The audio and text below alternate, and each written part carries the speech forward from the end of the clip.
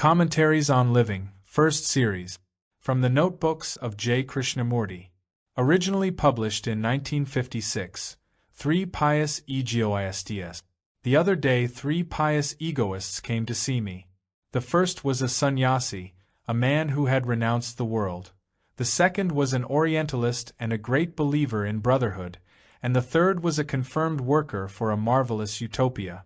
Each of the 3 was strenuous in his own work and looked down on the other's attitudes and activities, and each was strengthened by his own conviction.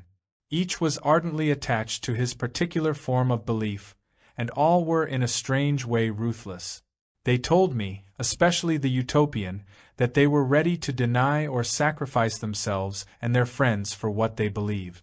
They appeared meek and gentle, particularly the man of brotherhood, but there was a hardness of heart and that peculiar intolerance which is characteristic of the superior. They were the chosen, the interpreters. They knew and were certain. The sannyasi said, in the course of a serious talk, that he was preparing himself for his next life. This life, he declared, had very little to offer him, for he had seen through all the illusions of worldliness and had forsaken worldly ways.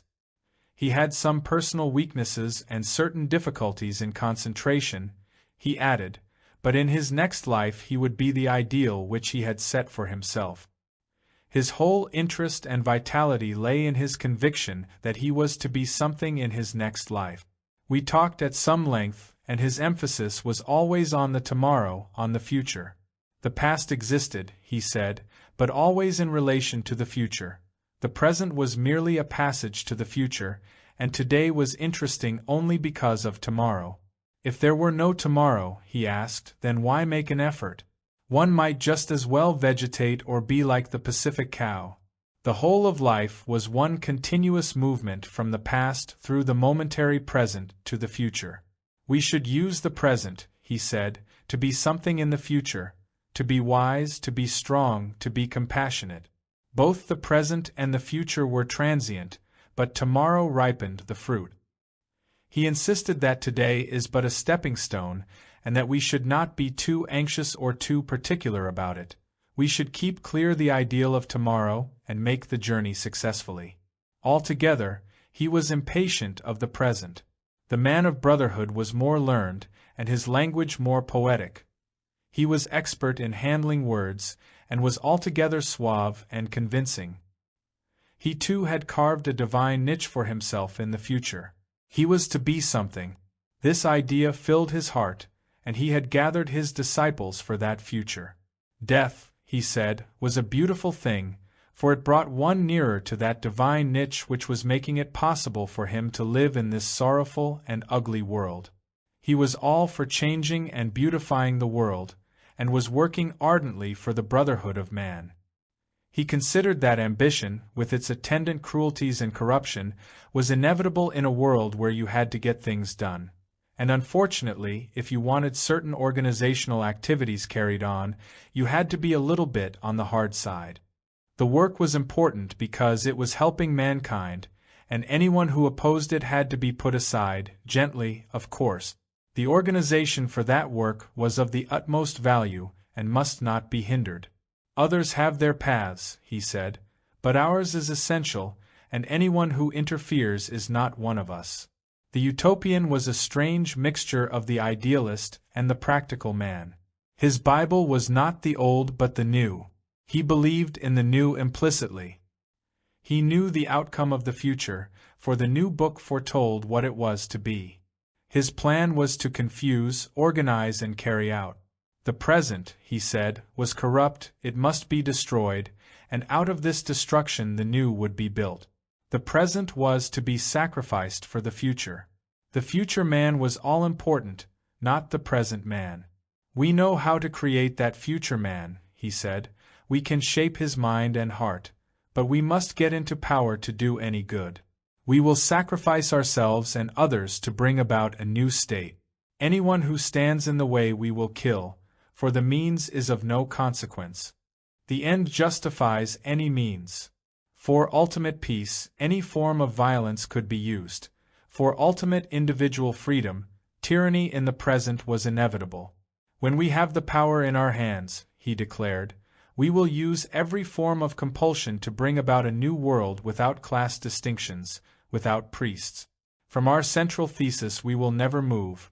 We are fixed there, but our strategy and tactics will vary depending upon changing circumstances. We plan, organize, and act to destroy the present man for the future man. The sannyasi, the man of brotherhood, and the utopian all live for tomorrow, for the future.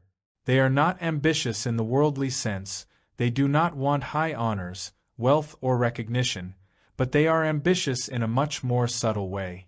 The utopian has identified himself with a group which he thinks will have the power to reorient the world. The man of brotherhood aspires to be exalted, and the sannyasi to attain his goal. All are consumed with their own becoming, with their own achievement and expansion. They do not see that this desire denies peace, brotherhood, and supreme happiness. Ambition in any form, for the group, for individual salvation, or for spiritual achievement, is action postponed. Desire is ever of the future. The desire to become is inaction in the present. The now has greater significance than the tomorrow. In the now is all time, and to understand the now is to be free of time. Becoming is the continuation of time, of sorrow. Becoming does not contain being. Being is always in the present, and being is the highest form of transformation. Becoming is merely modified continuity, and there is radical transformation only in the present, in being. Identification. Why do you identify yourself with another, with a group, with a country? Why do you call yourself a Christian, a Hindu, a Buddhist, or why do you belong to one of the innumerable sects? Religiously and politically one identifies oneself with this or with that group through tradition or habit, through impulse, prejudice, imitation, and laziness. This identification puts an end to all creative understanding, and then one becomes a mere tool in the hands of the party boss, the priest, or the favored leader. The other day someone said that he was a Krishnamurtiite, whereas so-and-so belonged to another group. As he was saying it, he was utterly unconscious of the implications of this identification. He was not by any means a foolish person. He was well-read, cultured, and all the rest of it. Nor was he sentimental or emotional over the matter. On the contrary, he was clear and definite. Why had he become a Krishnamurtiite? He had followed others, belonged to many wearisome groups and organizations, and at last found himself identified with this particular person. From what he said, it appeared that the journey was over. He had taken a stand, and that was the end of the matter. He had chosen, and nothing could shake him. He would now comfortably settle down and follow eagerly all that had been said and was going to be said. When we identify ourselves with another, is that an indication of love? Does identification imply experimentation? Does not identification put an end to love and to experiment? Identification, surely, is possession, the assertion of ownership, and ownership denies love, does it not? To own is to be secure. Possession is defense, making oneself invulnerable. In identification there is resistance, whether gross or subtle. And is love a form of self-protective resistance? Is there love when there is defense? Love is vulnerable, pliable, receptive. It is the highest form of sensitivity, and identification makes for insensitivity. Identification and love do not go together, for the one destroys the other. Identification is essentially a thought process by which the mind safeguards and expands itself, and in becoming something it must resist and defend, it must own and discard. In this process of becoming, the mind or the self grows tougher and more capable, but this is not love. Identification destroys freedom, and only in freedom can there be the highest form of sensitivity. To experiment, need there be identification? Does not the very act of identification put an end to inquiry, to discovery? The happiness that truth brings cannot be if there is no experimentation in self-discovery. Identification puts an end to discovery. It is another form of laziness. Identification is vicarious experience, and hence utterly false. To experience, all identification must cease. To experiment, there must be no fear. Fear prevents experience. It is fear that makes for identification, identification with another, with a group, with an ideology, and so on. Fear must resist, suppress. And in a state of self-defense, how can there be venturing on the uncharted sea? Truth or happiness cannot come without undertaking the journey into the ways of the self. You cannot travel far if you are anchored. Identification is a refuge. A refuge needs protection, and that which is protected is soon destroyed. Identification brings destruction upon itself, and hence the constant conflict between various identifications. The more we struggle for or against identification, the greater is the resistance to understanding. If one is aware of the whole process of identification, outward as well as inner, if one sees that its outward expression projected by the inner demand, then there is a possibility of discovery and happiness. He who has identified himself can never know freedom, in which alone all truth comes into being. Gossip and worry. How oddly similar are gossip and worry. They are both the outcome of a restless mind.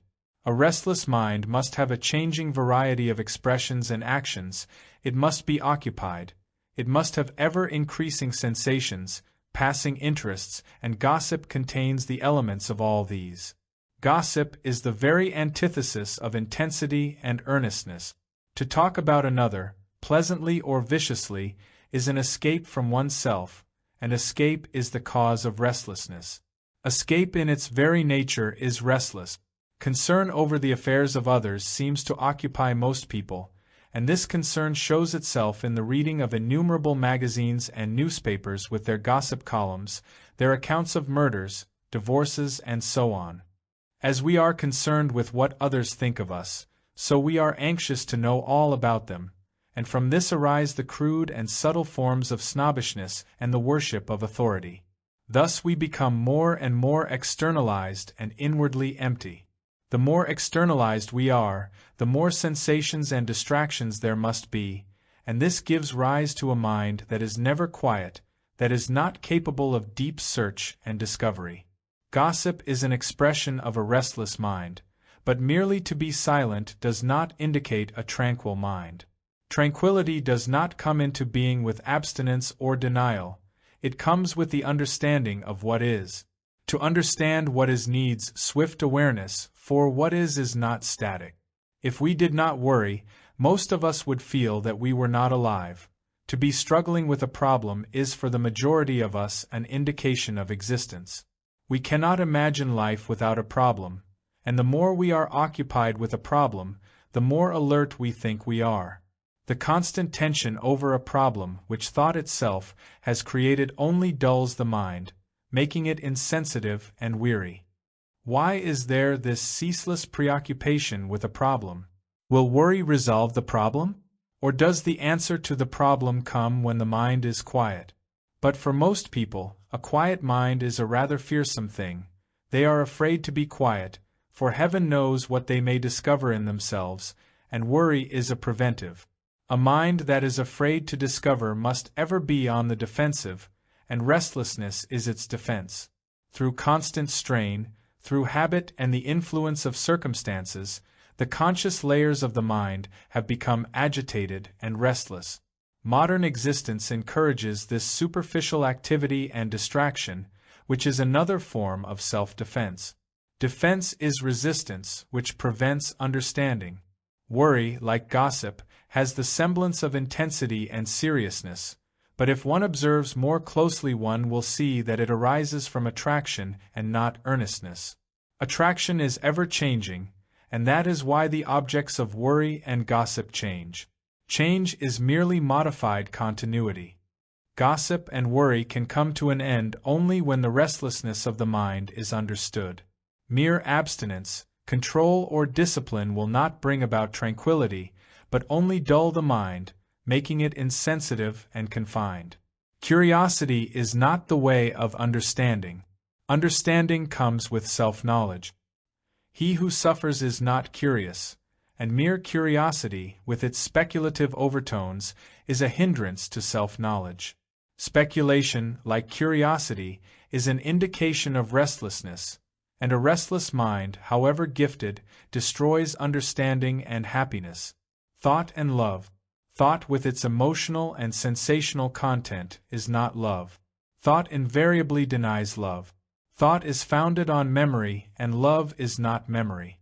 When you think about someone you love, that thought is not love.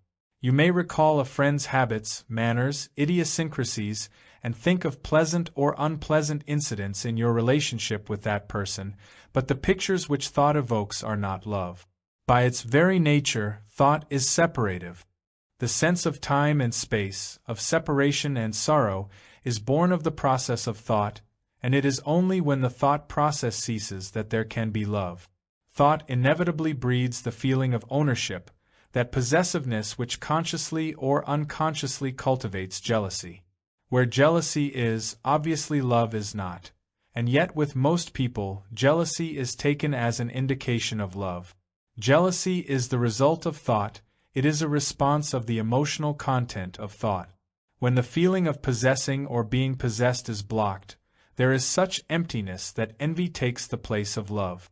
It is because thought plays the role of love that all the complications and sorrows arise. If you did not think of another, you would say that you did not love that person. But is it love when you do think of the person? If you did not think of a friend whom you think you love, you would be rather horrified, would you not? If you did not think of a friend who is dead, you would consider yourself disloyal, without love, and so on. You would regard such a state as callous, indifferent, and so you would begin to think of that person. You would have photographs, images made by the hand or by the mind. But thus to fill your heart with the things of the mind is to leave no room for love. When you are with a friend, you do not think about him. It is only in his absence that thought begins to recreate scenes and experiences that are dead. This revival of the past is called love. So, for most of us, love is death, a denial of life. We live with the past, with the dead, therefore we ourselves are dead, though we call it love. The process of thought ever denies love. It is thought that has emotional complications, not love. Thought is the greatest hindrance to love. Thought creates a division between what is and what should be, and on this division morality is based. But neither the moral nor the immoral know love.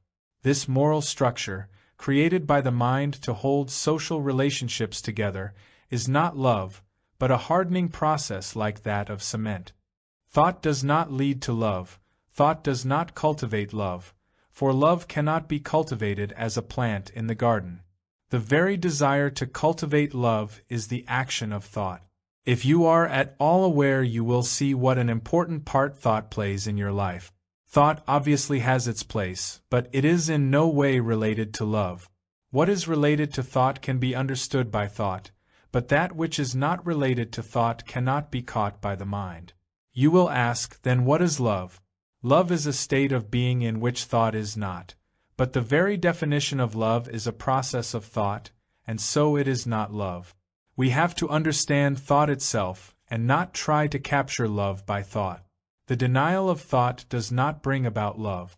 There is freedom from thought only when its deep significance is fully understood, and for this, profound self-knowledge is essential, not vain and superficial assertions.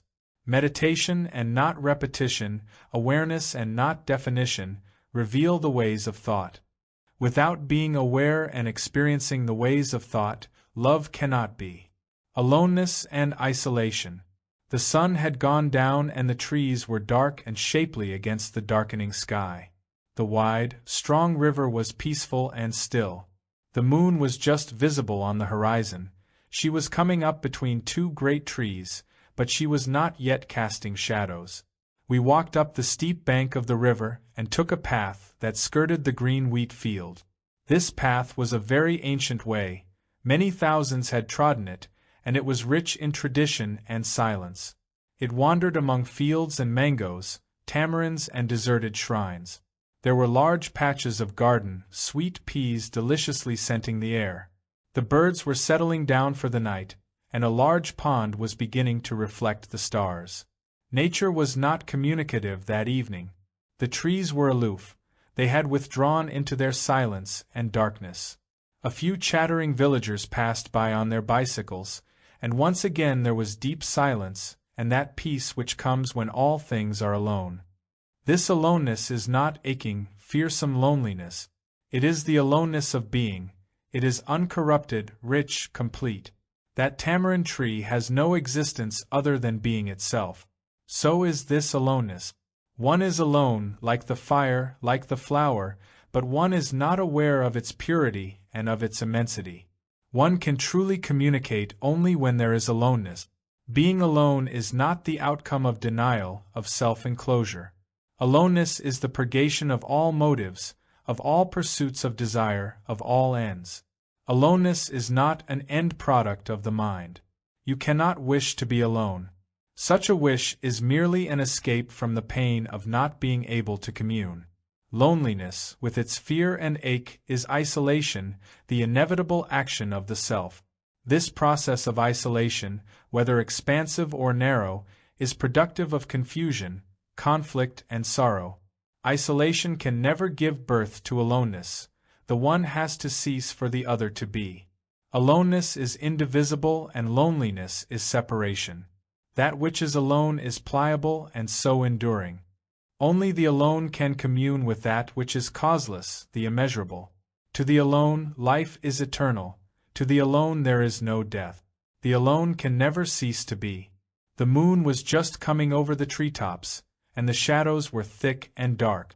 A dog began to bark as we passed the little village and walked back along the river. The river was so still that it caught the stars and the lights of the long bridge among its waters. High up on the bank children were standing and laughing, and a baby was crying. The fishermen were cleaning and coiling their net. A night bird flew silently by. Someone began to sing on the other bank of the wide river, and his words were clear and penetrating. Again the all-pervading aloneness of life. Pupil and master.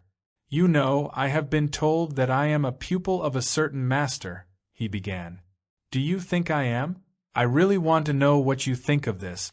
I belong to a society of which you know, and the outer heads who represent the inner leaders or masters have told me that because of my work for the society I have been made a pupil. I have been told that I have an opportunity to become a first-degree initiate in this life. He took all this very seriously and we talked at some length. Reward in any form is extremely gratifying, especially a so-called spiritual reward when one is somewhat indifferent to the honors of the world. Or when one is not very successful in this world, it is very gratifying to belong to a group especially chosen by someone who is supposed to be a highly advanced spiritual being, for then one is part of a team working for a great idea, and naturally one must be rewarded for one's obedience and for the sacrifices one has made for the cause. If it is not a reward in that sense, it is a recognition of one's spiritual advancement, or, as in a well-run organization, one's efficiency is acknowledged in order to stimulate one to do better. In a world where success is worshipped, this kind of self-advancement is understood and encouraged.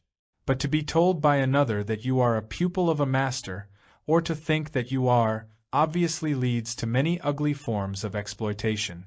Unfortunately, both the exploiter and the exploited feel elated in their mutual relationship. This expanding self-gratification is considered spiritual advancement, and it becomes especially ugly and brutal when you have intermediaries between the pupil and the master, when the master is in a different country or is otherwise inaccessible and you are not in direct physical contact with him.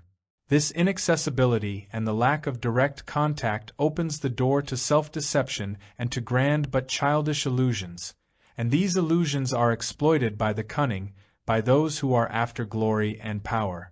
Reward and punishment exist only when there is no humility. Humility is not an end result of spiritual practices and denials. Humility is not an achievement, it is not a virtue to be cultivated. A virtue that is cultivated ceases to be a virtue, for then it is merely another form of achievement, a record to be made. A cultivated virtue is not the abnegation of the self, but a negative assertion of the self. Humility is unaware of the division of the superior and the inferior, of the master and the pupil. As long as there is a division between the master and the pupil, between reality and yourself, understanding is not possible. In the understanding of truth, there is no master or pupil, neither the advanced nor the lowly. Truth is the understanding of what is from moment to moment without the burden or the residue of the past moment. Reward and punishment only strengthen the self, which denies humility. Humility is in the present, not in the future. You cannot become humble. The very becoming is the continuation of self-importance, which conceals itself in the practice of a virtue. How strong is our will to succeed, to become! How can success and humility go together? Yet that is what the spiritual exploiter and exploited pursue, and therein lie conflict and misery. Do you mean to say that the master does not exist, and that my being a pupil is an illusion, a make-believe? He asked. Whether the master exists or not is so trivial. It is important to the exploiter, to the secret schools and societies, but to the man who is seeking truth, which brings supreme happiness, surely this question is utterly irrelevant. The rich man and the coolie are as important as the master and the pupil. Whether the masters exist or do not exist, whether there are the distinctions of initiates, pupils and so on, is not important, but what is important is to understand yourself. Without self-knowledge, your thought, that which you reason out, has no basis. Without first knowing yourself, how can you know what is true? Illusion is inevitable without self-knowledge. It is childish to be told and to accept that you are this or that. Beware of the man who offers you a reward in this world or in the next. The rich and the poor. It was hot and humid, and the noise of the very large town filled the air. The breeze from the sea was warm, and there was the smell of tar and petrol. With the setting of the sun, red in the distant waters, it was still unyieldingly hot. The large group that filled the room presently left, and we went out into the street. The parrots, like bright green flashes of light, were coming home to roost. Early in the morning they flew to the north, where there were orchards, green fields and open country, and in the evening they came back to pass the night in the trees of the city. Their flight was never smooth but always reckless, noisy and brilliant. They never flew straight like other birds, but were forever veering off to the left or the right, or suddenly dropping into a tree.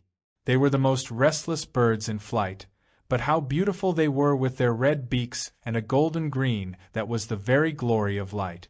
The vultures, heavy and ugly, circled and settled down for the night on the palm trees. A man came along playing the flute. He was a servant of some kind. He walked up the hill, still playing, and we followed him. He turned into one of the side streets, never ceasing to play. It was strange to hear the song of the flute in a noisy city, and its sound penetrated deep into the heart. It was very beautiful, and we followed the flute player for some distance. We crossed several streets and came to a wider one, better lighted. Farther on, a group of people were sitting cross-legged at the side of the road, and the flute player joined them. So did we, and we all sat around while he played. They were mostly chauffeurs, servants, night watchmen, with several children and a dog or two. Cars passed by, one driven by a chauffeur. A lady was inside, beautifully dressed and alone, with the inside light on. Another car drew up. The chauffeur got out and sat down with us. They were all talking and enjoying themselves, laughing and gesticulating, but the song of the flute never wavered, and there was delight. Presently we left and took a road that led to the sea past the well-lit houses of the rich. The rich have a peculiar atmosphere of their own. However cultured, unobtrusive, ancient and polished, the rich have an impenetrable and assured aloofness, that inviolable certainty and hardness that is difficult to break down. They are not the possessors of wealth, but are possessed by wealth, which is worse than death. Their conceit is philanthropy. They think they are trustees of their wealth. They have charities, create endowments. They are the makers, the builders, the givers. They build churches, temples, but their God is the God of their gold. With so much poverty and degradation, one must have a very thick skin to be rich. Some of them come to question, to argue, to find reality. For the rich as for the poor, it is extremely difficult to find reality. The poor crave to be rich and powerful, and the rich are already caught in the net of their own action, and yet they believe and venture near. They speculate not only upon the market but upon the ultimate. They play with both, but are successful only with what is in their hearts. Their beliefs and ceremonies, their hopes and fears have nothing to do with reality, for their hearts are empty. The greater the outward show, the greater the inward poverty. To renounce the world of wealth, comfort and position is a comparatively simple matter. But to put aside the craving to be, to become, demands great intelligence and understanding. The power that wealth gives is a hindrance to the understanding of reality, as is also the power of gift and capacity. This particular form of confidence is obviously an activity of the self, and though it is difficult to do so, this kind of assurance and power can be put aside. But what is much more subtle and more hidden is the power and the drive that lie in the craving to become. Self-expansion in any form, whether through wealth or through virtue, is a process of conflict, causing antagonism and confusion.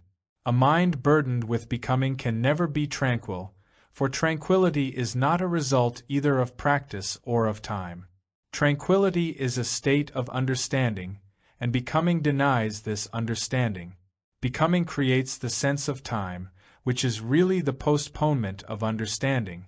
The I shall be is an illusion born of self-importance. The sea was as restless as the town, but its restlessness had depth and substance. The evening star was on the horizon. We walked back through a street crowded with buses, cars and people. A man lay naked and asleep on the sidewalk. He was a beggar, exhausted, fatally undernourished, and it was difficult to awaken him. Beyond lay the green lawns and bright flowers of a public garden. Ceremonies and conversion. In a large enclosure, among many trees, was a church. People, brown and white, were going in. Inside there was more light than in the European churches, but the arrangements were the same. The ceremony was in progress, and there was beauty. When it was over, very few of the brown talked to the white or the white to the brown, and we all went our different ways. On another continent there was a temple, and they were singing a Sanskrit chant. The puja, a Hindu ceremony, was being performed. The congregation was of another cultural pattern. The tonality of Sanskrit words is very penetrating and powerful. It has a strange weight and depth. You can be converted from one belief to another, from one dogma to another, but you cannot be converted to the understanding of reality. Belief is not reality. You can change your mind, your opinion, but truth or God is not a conviction. It is an experience not based on any belief or dogma, or on any previous experience. If you have an experience born of belief, your experience is the conditioned response of that belief. If you have an experience unexpectedly, spontaneously, and build further experience upon the first, then experience is merely a continuation of memory which responds to contact with the present. Memory is always dead, coming to life only in contact with the living present. Conversion is change from one belief or dogma to another, from one ceremony to a more gratifying one, and it does not open the door to reality. On the contrary, gratification is a hindrance to reality. And yet that is what organized religions and religious groups are attempting to do, to convert you to a more reasonable or a less reasonable dogma, superstition or hope. They offer you a better cage. It may or may not be comfortable, depending on your temperament, but in any case it is a prison. Religiously and politically, at different levels of culture, this conversion is going on all the time. Organizations, with their leaders, thrive on keeping man in the ideological patterns they offer, whether religious or economic. In this process lies mutual exploitation. Truth is outside of all patterns, fears, and hope. If you would discover the supreme happiness of truth, you must break away from all ceremonies and ideological patterns. The mind finds security and strength in religious and political patterns, and this is what gives stamina to the organizations. There are always the diehards and the new recruit. These keep the organizations, with their investments and properties, going, and the power and prestige of the organizations attract those who worship success and worldly wisdom. When the mind finds the old patterns are no longer satisfying and life-giving, it becomes converted to other more comforting and strengthening beliefs and dogmas. So the mind is the product of environment recreating and sustaining itself on sensations and identifications. And that is why the mind clings to codes of conduct, patterns of thought, and so on. As long as the mind is the outcome of the past, it can never discover truth or allow truth to come into being. In holding to organizations, it discards the search for truth. Obviously, rituals offer to the participants an atmosphere in which they feel good. Both collective and individual rituals give a certain quietness to the mind. They offer a vital contrast to the everyday, humdrum life. There is a certain amount of beauty and orderliness in ceremonies, but fundamentally they are stimulants, and as with all stimulants, they soon dull the mind and heart. Rituals become habit, they become a necessity, and one cannot do without them. This necessity is considered a spiritual renewal, a gathering of strength to face life, a weekly or daily meditation, and so on.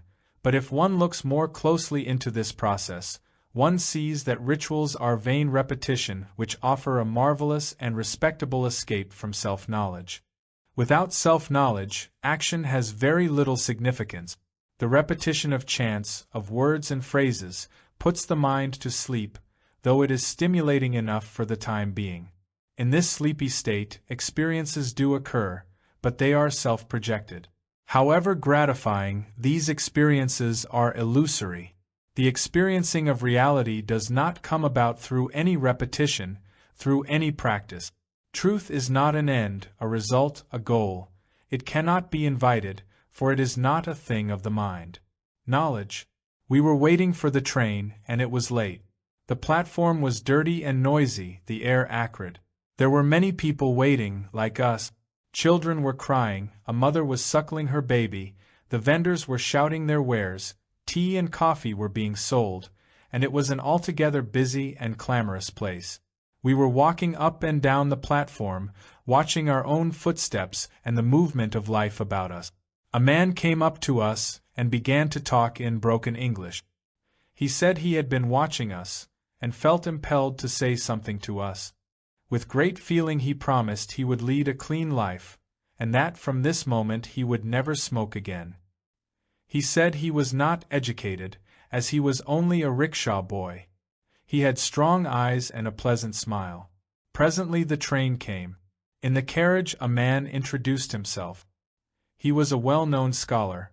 He knew many languages and could quote freely in them. He was full of years and knowledge, well-to-do and ambitious. He talked of meditation, but he gave the impression that he was not speaking from his own experience. His God was the God of books. His attitude towards life was traditional and conformatory. He believed in early, prearranged marriage and in a strict code of life. He was conscious of his own caste or class and of the differences in the intellectual capacity of the caste. He was strangely vain in his knowledge and position. The sun was setting, and the train was passing through lovely country. The cattle were coming home, and there was golden dust. There were huge, black clouds on the horizon, and the crack of distant thunder. What joy a green field holds, and how pleasant is that village in the fold of a curving mountain. Darkness was setting in. A big, blue deer was feeding in the fields. He did not even look up as the train roared by. Knowledge is a flash of light between two darknesses, but knowledge cannot go above and beyond that darkness. Knowledge is essential to technique, as coal to the engine, but it cannot reach out into the unknown. The unknown is not to be caught in the net of the known. Knowledge must be set aside for the unknown to be, but how difficult that is! We have our being in the past, Our thought is founded upon the past. The past is the known, and the response of the past is ever overshadowing the present, the unknown. The unknown is not the future, but the present. The future is but the past pushing its way through the uncertain present. This gap, this interval, is filled with the intermittent light of knowledge, covering the emptiness of the present, but this emptiness holds the miracle of life. Addiction to knowledge is like any other addiction. It offers an escape from the fear of emptiness, of loneliness, of frustration, the fear of being nothing. The light of knowledge is a delicate covering under which lies a darkness that the mind cannot penetrate. The mind is frightened of this unknown, and so it escapes into knowledge, into theories, hopes, imagination, and this very knowledge is a hindrance to the understanding of the unknown. To put aside knowledge is to invite fear, and to deny the mind, which is the only instrument of perception one has, is to be vulnerable to sorrow, to joy. But it is not easy to put aside knowledge. To be ignorant is not to be free of knowledge. Ignorance is the lack of self-awareness, and knowledge is ignorance when there is no understanding of the ways of the self. Understanding of the self is freedom from knowledge. There can be freedom from knowledge only when the process of gathering, the motive of accumulation, is understood. The desire to store up is the desire to be secure, to be certain. This desire for certainty through identification, through condemnation and justification, is the cause of fear, which destroys all communion. When there is communion, there is no need for accumulation. Accumulation is self-enclosing resistance, and knowledge strengthens this resistance. The worship of knowledge is a form of idolatry, and it will not dissolve the conflict and misery of our life. The cloak of knowledge conceals but can never liberate us from our ever-increasing confusion and sorrow. The ways of the mind do not lead to truth and its happiness. To know is to deny the unknown. Respectability. He asserted that he was not greedy, that he was satisfied with little, and that life had been good to him, though he suffered the usual miseries of human existence. He was a quiet man, unobtrusive, hoping not to be disturbed from his easy ways. He said that he was not ambitious, but prayed to God for the things he had, for his family, and for the even flow of his life. He was thankful not to be plunged into problems and conflicts, as his friends and relations were. He was rapidly becoming very respectable and happy in the thought that he was one of the elite. He was not attracted to other women, and he had a peaceful family life, though there were the usual wrangles of husband and wife. He had no special vices, prayed often and worshipped God. "What is the matter with me?" he asked, "as I have no problems?" He did not wait for a reply, but smiling in a satisfied and somewhat mournful way proceeded to tell of his past, what he was doing, and what kind of education he was giving to his children. He went on to say that he was not generous, but gave a little here and there. He was certain that each one must struggle to make a position for himself in the world. Respectability is a curse. It is an evil that corrodes the mind and heart. It creeps upon one unknowingly and destroys love.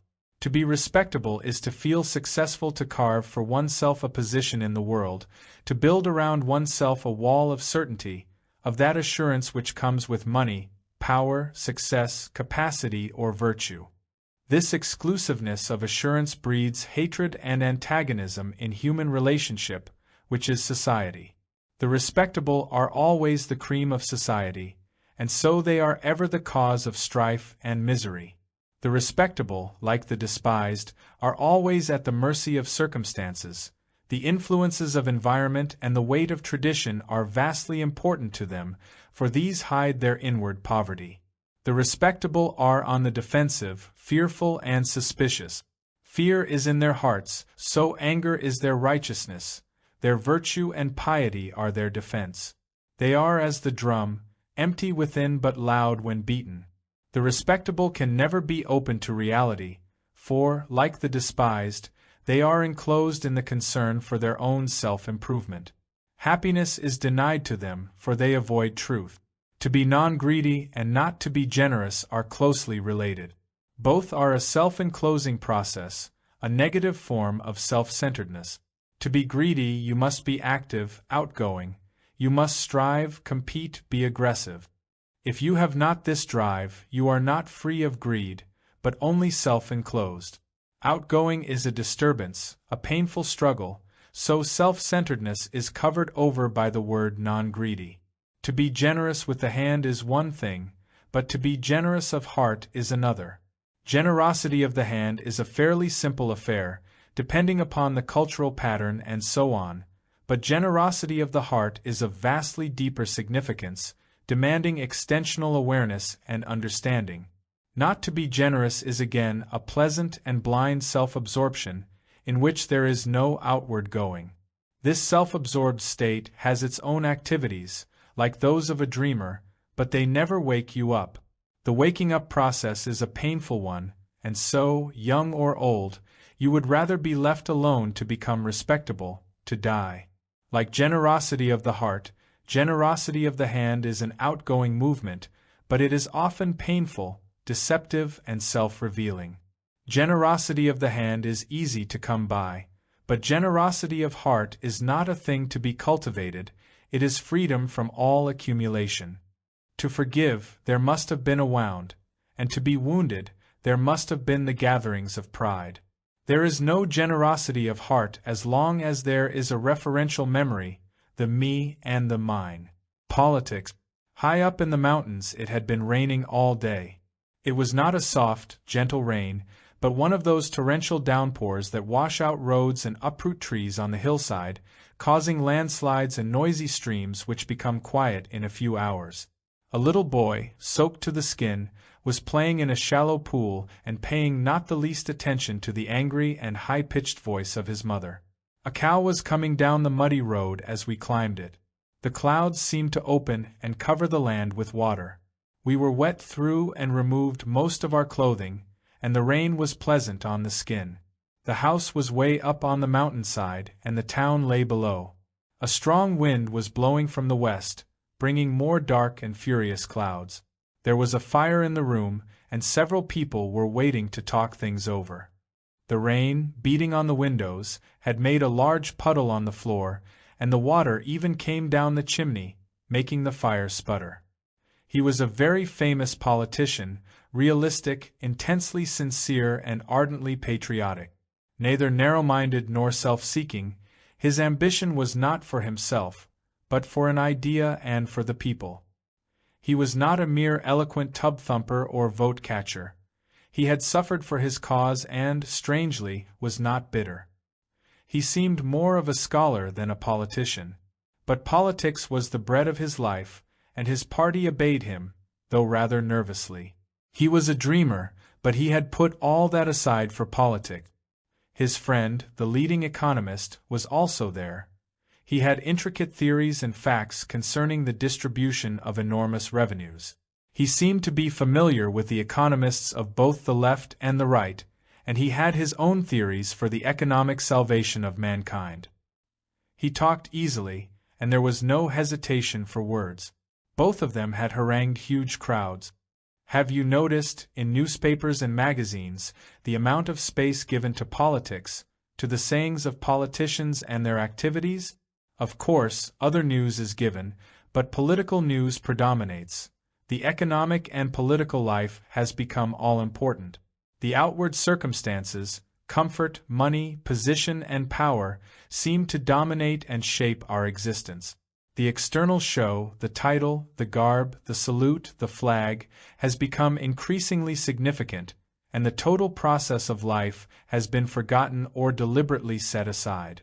It is so much easier to throw oneself into social and political activity than to understand life as a whole, to be associated with any organized thought, with political or religious activity, offers a respectable escape from the pettiness and drudgery of everyday life. With a small heart you can talk of big things and of the popular leaders. You can hide your shallowness with the easy phrases of world affairs. Your restless mind can happily and with popular encouragement settle down to propagate the ideology of a new or of an old religion. Politics is the reconciliation of effects, and as most of us are concerned with effects, the external has assumed dominant significance. By manipulating effects we hope to bring about order and peace, but, unfortunately, it is not as simple as all that. Life is a total process, the inner as well as the outer. The outer definitely affects the inner, but the inner invariably overcomes the outer. What you are, you bring about outwardly. The outer and the inner cannot be separated and kept in watertight compartments, for they are constantly interacting upon each other. But the inner craving, the hidden pursuits and motives, are always more powerful. Life is not dependent upon political or economic activity. Life is not a mere outward show, any more than a tree is the leaf or the branch. Life is a total process whose beauty is to be discovered only in its integration. This integration does not take place on the superficial level of political and economic reconciliations. It is to be found beyond causes and effects. Because we play with causes and effects and never go beyond them, except verbally, our lives are empty, without much significance. It is for this reason that we have become slaves to political excitement and to religious sentimentalism. There is hope only in the integration of the several processes of which we are made up. This integration does not come into being through any ideology, or through following any particular authority, religious or political. It comes into being only through extensive and deep awareness. This awareness must go into the deeper layers of consciousness and not be content with surface responses. Experiencing. The valley was in the shadow, and the setting sun touched the faraway mountain tops. Their evening glow seemed to come from within. To the north of the long road, the mountains were bare and barren, exposed by the fire. To the south, the hills were green and heavy with bushes and trees. The road ran straight, dividing the long and graceful valley. The mountains on this particular evening seemed so close, so unreal, so light and tender. Heavy birds were circling effortlessly high in the heavens. Ground squirrels were lazily crossing the road, and there was the hum of a distant airplane. On both sides of the road were orange orchards, well ordered and well kept. After the hot day the smell of purple sage was very strong, and so was the smell of sunburnt earth and hay. The orange trees were dark, with their bright fruit. The quail were calling, and a road runner disappeared into the bush. A long snake lizard, disturbed by the dog, wriggled off into the dry weeds. The evening stillness was creeping over the land. Experience is one thing, and experiencing is another. Experience is a barrier to the state of experiencing. However pleasant or ugly the experience, it prevents the flowering of experiencing. Experience is already in the net of time, it is already in the past, it has become a memory which comes to life only as a response to the present. Life is the present, it is not the experience. The weight and the strength of experience shadow the present, and so experiencing becomes the experience. The mind is the experience, the known, and it can never be in the state of experiencing, for what it experiences is the continuation of experience. The mind only knows continuity, and it can never receive the new as long as its continuity exists. What is continuous can never be in a state of experiencing. Experience is not the means to experiencing, which is a state without experience. Experience must cease for experiencing to be. The mind can invite only its own self-projection, the known. There cannot be the experiencing of the unknown until the mind ceases to experience. Thought is the expression of experience. Thought is a response of memory, and as long as thinking intervenes, there can be no experiencing. There is no means, no method to put an end to experience, for the very means is a hindrance to experiencing. To know the end is to know continuity, and to have a means to the end is to sustain the known. The desire for achievement must fade away. It is this desire that creates the means and the end. Humility is essential for experiencing. But how eager is the mind to absorb the experiencing into experience? How swift it is to think about the new and thus make of it the old. So it establishes the experiencer and the experienced, which gives birth to the conflict of duality.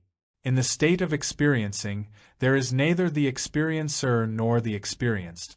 The tree, the dog, and the evening star are not to be experienced by the experiencer, they are the very movement of experiencing.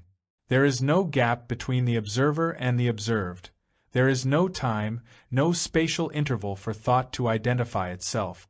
Thought is utterly absent, but there is being. This state of being cannot be thought of or meditated upon, it is not a thing to be achieved. The experiencer must cease to experience, and only then is there being. In the tranquility of its movement is the timeless. Virtue. The sea was very calm, and there was hardly a ripple on the white sands. Around the wide bay, to the north, was the town, and to the south were palm trees, almost touching the water. Just visible beyond the bar were the first of the sharks, and beyond them the fishermen's boats, a few logs tied together with stout rope. They were making for a little village, south of the palm trees. The sunset was brilliant, not where one would expect it, but in the east. It was a counter-sunset, and the clouds, massive and shapely, were lit with all the colors of the spectrum. It was really quite fantastic, and almost painful to bear. The waters caught the brilliant colors and made a path of exquisite light to the horizon. There were a few fishermen walking back to their villages from the town, but the beach was almost deserted and silent. A single star was above the clouds. On our way back, a woman joined us and began to talk of serious things. She said she belonged to a certain society whose members meditated and cultivated the essential virtues. Each month a particular virtue was chosen, and during the days that followed it was cultivated and put into practice. From her attitude and speech it appeared that she was well grounded in self-discipline and somewhat impatient with those who were not of her mood and purpose. Virtue is of the heart and not of the mind. When the mind cultivates virtue, it is cunning calculation, it is a self-defense, a clever adjustment to environment. Self-perfection is the very denial of virtue. How can there be virtue if there is fear? Fear is of the mind and not of the heart. Fear hides itself under different forms: virtue, respectability, adjustment, service, and so on. Fear will always exist in the relationships and activities of the mind. The mind is not separate from its activities, but it separates itself, thus giving itself continuity and permanence. As a child practices the piano, so the mind cunningly practices virtue to make itself more permanent and dominant in meeting life, or to attain what it considers to be the highest. There must be vulnerability to meet life, and not the respectable wall of self-enclosing virtue. The highest cannot be attained. There is no path, no mathematically progressive growth to it. Truth must come, you cannot go to truth, and your cultivated virtue will not carry you to it. What you attain is not truth, but your own self-projected desire, and in truth alone is there happiness. The cunning adaptability of the mind in its own self-perpetuation sustains fear. It is this fear that must be deeply understood, not how to be virtuous. A petty mind may practice virtue, but it will still remain petty. Virtue is then an escape from its own pettiness, and the virtue it gathers will also be petty. If this pettiness is not understood, how can there be the experiencing of reality? How can a petty, virtuous mind be open to the immeasurable? In comprehending the process of the mind, which is the self, virtue comes into being. Virtue is not accumulated resistance. It is the spontaneous awareness and the understanding of what is. Mind cannot understand. It may translate what is understood into action, but it is not capable of understanding. To understand, there must be the warmth of recognition and reception, which only the heart can give when the mind is silent. But the silence of the mind is not the result of cunning calculation. The desire for silence is the curse of achievement, with its endless conflicts and pains. The craving to be, negatively or positively, is the denial of virtue of the heart. Virtue is not conflict and achievement, prolonged practice and result, but a state of being which is not the outcome of self-projected desire. There is no being if there is a struggle to be. In the struggle to be there is resistance and denial, mortification and renunciation, but the overcoming of these is not virtue. Virtue is the tranquility of freedom from the craving to be, and this tranquility is of the heart, not of the mind. Through practice, compulsion, resistance, the mind may make itself quiet, but such a discipline destroys virtue of the heart, without which there is no peace, no blessing. For virtue of the heart is understanding. Simplicity of the heart. The skies were open and full. There were not the big, wide-winged birds that float so easily from valley to valley, nor even a passing cloud. The trees were still and the curving folds of the hills were rich in shadow. The eager deer, consumed with curiosity, was watching, and suddenly darted away at our approach. Under a bush, of the same color as the earth, was a flat-horned toad, bright-eyed and motionless. To the west the mountains were sharp and clear against the setting sun. Far below was a big house. It had a swimming pool, and some people were in it. There was a lovely garden surrounding the house. The place looked prosperous and secluded, and had that peculiar atmosphere of the rich. Farther down a dusty road was a small shack in a dry field. Poverty, squalor and toil, even at that distance, were visible. Seen from that height the two houses were not far apart. Ugliness and beauty were touching each other. Simplicity of the heart is of far greater importance and significance than simplicity of possessions. To be content with few things is a comparatively easy matter. To renounce comfort, or to give up smoking and other habits, does not indicate simplicity of heart. To put on a loincloth in a world that is taken up with clothes, comforts and distractions, does not indicate a free being. There was a man who had given up the world and its ways, but his desires and passions were consuming him. He had put on the robes of a monk, but he did not know peace. His eyes were everlastingly seeking, and his mind was riven by his doubts and hopes. Outwardly you discipline and renounce, you chart your course, step by step, to reach the end. You measure the progress of your achievement according to the standards of virtue, how you have given up this or that, how controlled you are in your behavior, how tolerant and kind you are, and so on and on. You have learnt the art of concentration, and you withdraw into a forest, a monastery or a darkened room to meditate. You pass your days in prayer and watchfulness. Outwardly you have made your life simple, and through this thoughtful and calculated arrangement you hope to reach the bliss that is not of this world. But is reality reached through external controls and sanctions? Though outward simplicity, the putting aside of comfort, is obviously necessary, will this gesture open the door to reality? To be occupied with comfort and success burdens the mind and the heart, and there must be freedom to travel. But why are we so concerned with this outward gesture? Why are we so eagerly determined to give an outward expression of our intention? Is it the fear of self-deception, or of what another might say? Why do we wish to convince ourselves of our integrity? Does not this whole problem lie in the desire to be sure, to be convinced of our own importance in becoming? The desire to be is the beginning of complexity. Driven by the ever-increasing desire to be, inwardly and outwardly, we accumulate or renounce, cultivate or deny.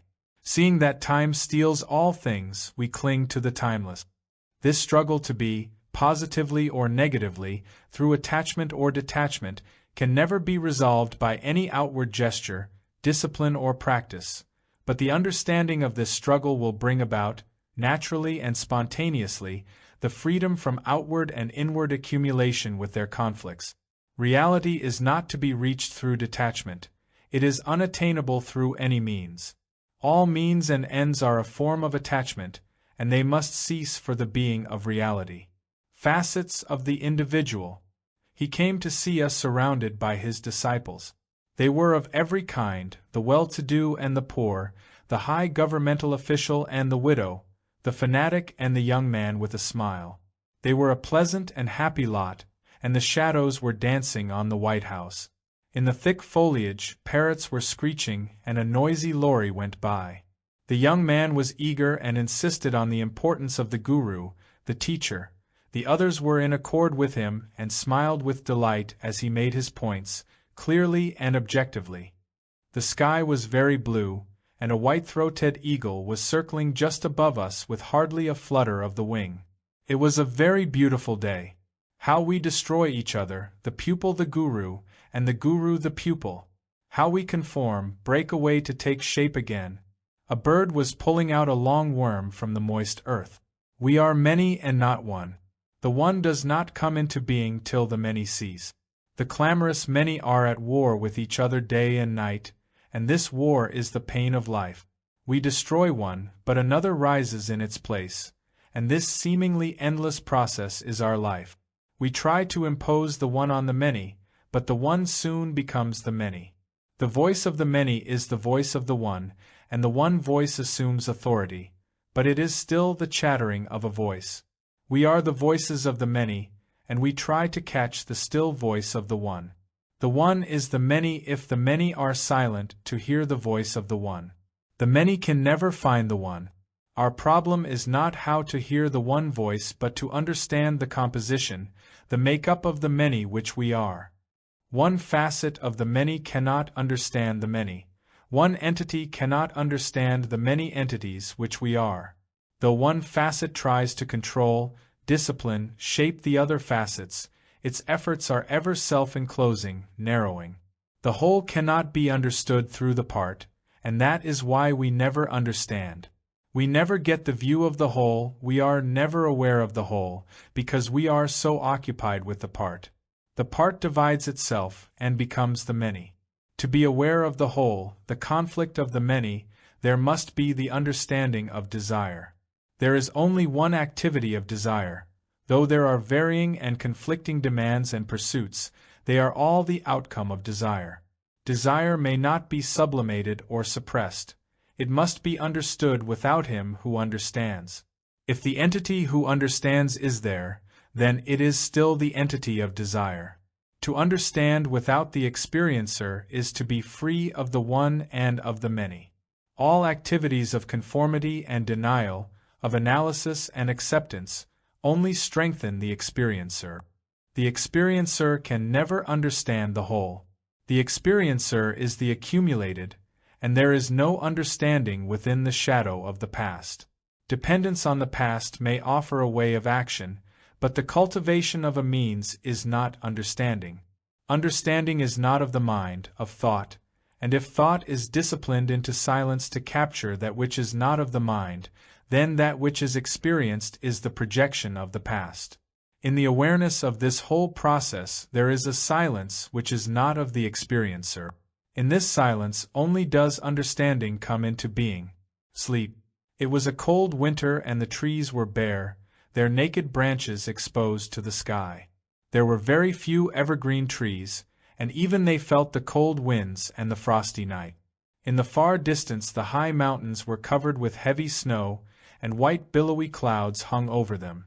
The grass was brown, for there had been no rain for many months, and the spring rains were still distant. The earth was dormant and fallow. There was no cheery movement of nesting birds in green hedges, and the paths were hard and dusty. On the lake there were a few ducks, pausing on their way to the south. The mountains held the promise of a new spring, and the earth was dreaming of it. What would happen if sleep were denied to us? Would we have more time to fight, to intrigue, to make mischief? Would we be more cruel and ruthless? Would there be more time for humility, compassion, and frugality? Would we be more creative? Sleep is a strange thing, but extraordinarily important.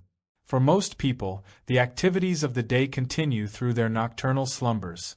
Their sleep is the continuation of their life, dull or exciting, an extension at a different level of the same insipidity or meaningless strife. The body is refreshed by sleep. The internal organism, having a life of its own, renews itself. During sleep, desires are quiescent, and so do not interfere with the organism.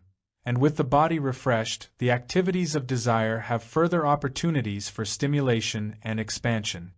Obviously, the less one interferes with the internal organism, the better, The less the mind takes charge of the organism, the more healthy and natural is its function. But disease of the organism is another matter, produced by the mind or by its own weakness. Sleep is of great significance. The more the desires are strengthened, the less the meaning of sleep. Desires, positive or negative, are fundamentally always positive, and sleep is the temporary suspension of this positive. Sleep is not the opposite of desire, sleep is not negation, but a state which desire cannot penetrate.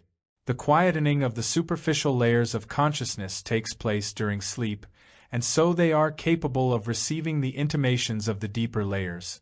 But this is only a partial comprehension of the whole problem. It is obviously possible for all the layers of consciousness to be in communication with each other during waking hours and also during sleep. And of course this is essential. This communication frees the mind from its own self-importance, and so the mind does not become the dominant factor. Thus it loses, freely and naturally, its self-enclosing efforts and activities. In this process the impetus to become is completely dissolved, the accumulative momentum exists no longer. But there is something more that takes place in sleep. There is found an answer to our problems. When the conscious mind is quiet, it is capable of receiving an answer, which is a simple affair. But what is far more significant and important than all this is the renewal, which is not a cultivation. One can deliberately cultivate a gift, a capacity, or develop a technique, a pattern of action and behavior, but this is not renewal. Cultivation is not creation. This creative renewal does not take place if there is any kind of effort on the part of a becomer. The mind must voluntarily lose all accumulative impulse, the storing up of experience as a means to further experience and achievement. It is the accumulative, self-protective urge that breeds the curve of time and prevents creative renewal. Consciousness as we know it is of time, it is a process of recording and storing experience at its different levels. Whatever takes place within this consciousness is its own projection, it has its own quality and is measurable. During sleep, either this consciousness is strengthened or something wholly different takes place. For most of us, sleep strengthens experience. It is a process of recording and storing in which there is expansion but not renewal. Expansiveness gives a feeling of elation, of inclusive achievement, of having understood, and so on, but all this is not creative renewal. This process of becoming must wholly come to an end, not as a means to further experience, but as an ending in itself. During sleep, and often during waking hours, when becoming has entirely ceased, when the effect of a cause has come to an end, then that which is beyond time, beyond the measure of cause and effect, comes into being. Love in relationship. The path went by a farm and climbed a hill overlooking the various buildings, the cows with their calves, the chickens, the horses, and many farm machines. It was a pleasant path, wandering through the woods, and it was often used by deer and other wild animals who left their footprints here and there in the soft earth. When it was very still, the voices from the farm, the laughter and the sound of the radio, would be carried to quite a distance. It was a well-kept farm, and there was an air of tidiness about it. Often the voices were raised in anger, followed by the silence of children. There was a song among the trees, and the angry voices even broke through this song. Suddenly, a woman came out of the house, banging the door. She went over to the cowshed and began beating a cow with a stick. The sharp noise of this beating came up the hill. How easy it is to destroy the thing we love! How quickly a barrier comes between us, a word, a gesture, a smile. Health, mood and desire cast a shadow, and what was bright becomes dull and burdensome. Through usage we wear ourselves out, and that which was sharp and clear becomes wearisome and confused. Through constant friction, hope and frustration, that which was beautiful and simple becomes fearful and expectant. Relationship is complex and difficult, and few can come out of it unscathed. Though we would like it to be static, enduring, continuous, relationship is a movement, a process which must be deeply and fully understood and not made to conform to an inner or outer pattern. Conformity, which is the social structure, loses its weight and authority only when there is love. Love in relationship is a purifying process as it reveals the ways of the self. Without this revelation, relationship has little significance. But how we struggle against this revelation? The struggle takes many forms: dominance or subservience, fear or hope, jealousy or acceptance, and so on and on. The difficulty is that we do not love. And if we do love, we want it to function in a particular way, we do not give it freedom. We love with our minds and not with our hearts. Mind can modify itself, but love cannot. Mind can make itself invulnerable, but love cannot. Mind can always withdraw, be exclusive, become personal or impersonal. Love is not to be compared and hedged about. Our difficulty lies in that which we call love, which is really of the mind. We fill our hearts with the things of the mind, and so keep our hearts ever empty and expectant. It is the mind that clings, that is envious, that holds and destroys. Our life is dominated by the physical centers and by the mind. We do not love and let it alone, but crave to be loved. We give in order to receive, which is the generosity of the mind and not of the heart. The mind is ever seeking certainty, security. And can love be made certain by the mind?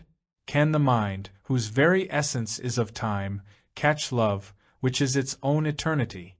But even the love of the heart has its own tricks, for we have so corrupted our heart that it is hesitant and confused. It is this that makes life so painful and wearisome.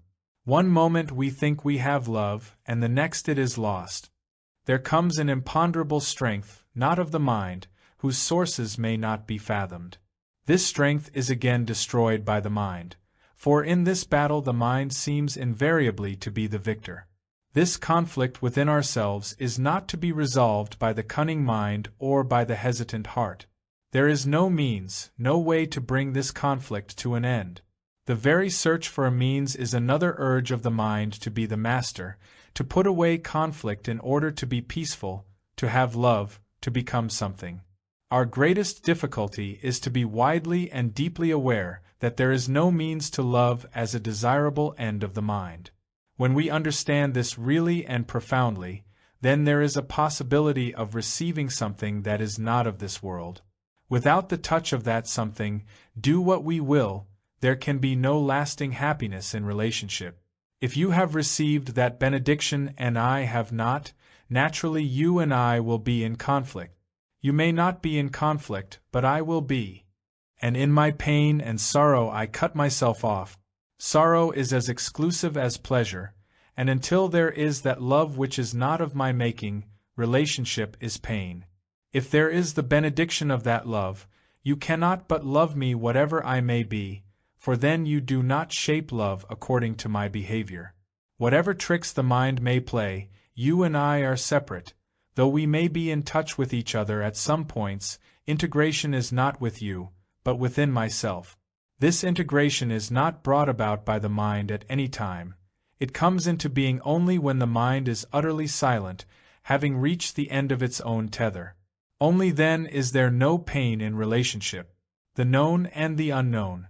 The long evening shadows were over the still waters, and the river was becoming quiet after the day. Fish were jumping out of the water, and the heavy birds were coming to roost among the big trees. There was not a cloud in the sky, which was silver blue. A boat full of people came down the river. They were singing and clapping, and a cow called in the distance. There was the scent of evening. A garland of marigold was moving with the water, which sparkled in the setting sun. How beautiful and alive it all was, the river, the birds, the trees, and the villagers. We were sitting under a tree, overlooking the river. Near the tree was a small temple, and a few lean cows wandered about. The temple was clean and well swept, and the flowering bush was watered and cared for. A man was performing his evening rituals, and his voice was patient and sorrowful. Under the last rays of the sun, the water was the color of newborn flowers. Presently someone joined us and began to talk of his experiences. He said he had devoted many years of his life to the search for God, had practiced many austerities and renounced many things that were dear. He had also helped considerably in social work, in building a school, and so on. He was interested in many things, but his consuming interest was the finding of God, and now, after many years, his voice was being heard, and it guided him in little as well as big things. He had no will of his own, but followed the inner voice of God. It never failed him, though he often corrupted its clarity.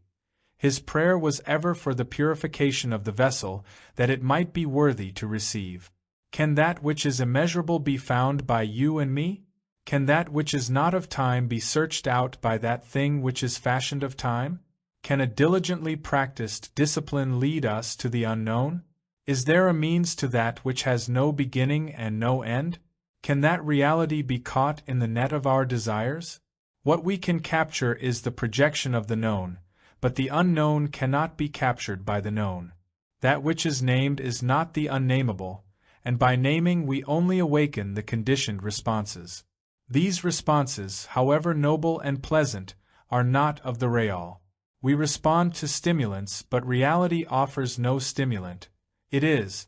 The mind moves from the known to the known, and it cannot reach out into the unknown. You cannot think of something you do not know. It is impossible.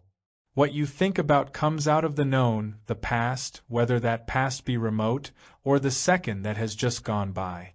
This past is thought, shaped and conditioned by many influences, modifying itself according to circumstances and pressures, but ever remaining a process of time.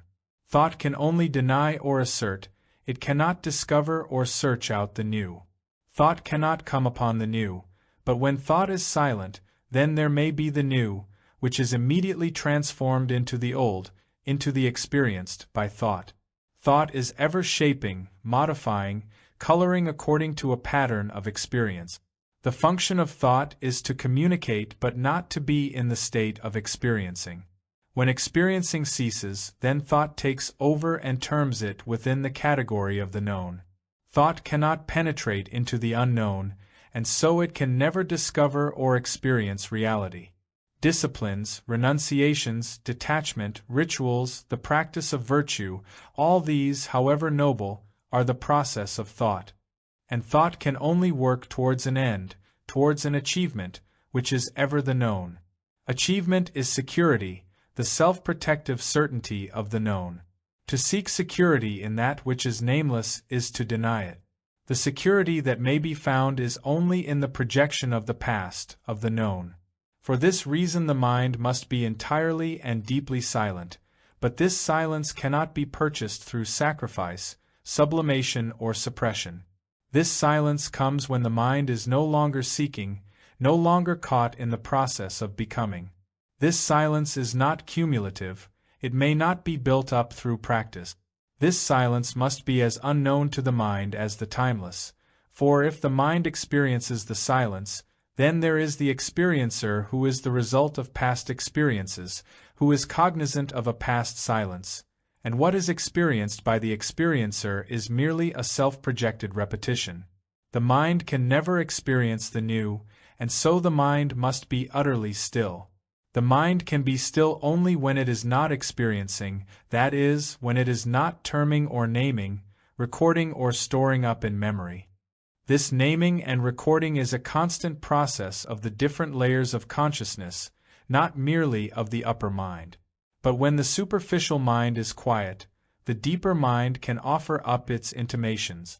When the whole consciousness is silent and tranquil, free from all becoming, which is spontaneity, then only does the immeasurable come into being. The desire to maintain this freedom gives continuity to the memory of the becomer, which is a hindrance to reality. Reality has no continuity. It is from moment to moment ever new, ever fresh. What has continuity can never be creative. The upper mind is only an instrument of communication, it cannot measure that which is immeasurable. Reality is not to be spoken of, and when it is no longer reality. This is meditation, the search for truth. He had come a very long way, many thousands of miles by boat and plane. He spoke only his own language, and with the greatest of difficulties was adjusting himself to this new and disturbing environment. He was entirely unaccustomed to this kind of food and to this climate. Having been born and bred in a very high altitude, the damp heat was telling on him. He was a well-read man, a scientist of sorts, and had done some writing. He seemed to be well acquainted with both Eastern and Western philosophies, and had been a Roman Catholic. He said he had been dissatisfied with all this for a long time, but had carried on because of his family. His marriage was what could be considered a happy one, and he loved his 2 children. They were in college now in that faraway country, and had a bright future. But this dissatisfaction with regard to his life and action had been steadily increasing through the years, and a few months ago it had reached a crisis. He had left his family, making all the necessary arrangements for his wife and children, and now here he was. He had just enough money to carry on, and had come to find God. He said that he was in no way unbalanced, and was clear in his purpose. Balance is not a matter to be judged by the frustrated, or by those who are successful. The successful may be the unbalanced, and the frustrated become bitter and cynical, or they find an escape through some self-projected illusion. Balance is not in the hands of the analysts. To fit into the norm does not necessarily indicate balance. The norm itself may be the product of an unbalanced culture. An acquisitive society, with its patterns and norms, is unbalanced, whether it is of the left or of the right, whether its acquisitiveness is vested in the state or in its citizens. Balance is non-acquisitiveness. The idea of balance and non-balance is still within the field of thought and so cannot be the judge. Thought itself, the conditioned response with its standards and judgments, is not true. Truth is not an idea, a conclusion. Is God to be found by seeking him out? Can you search after the unknowable? To find, you must know what you are seeking. If you seek to find, what you find will be a self-projection. It will be what you desire, and the creation of desire is not truth. To seek truth is to deny it. Truth has no fixed abode. There is no path, no guide to it, and the word is not truth. Is truth to be found in a particular setting, in a special climate, among certain people? Is it here and not there?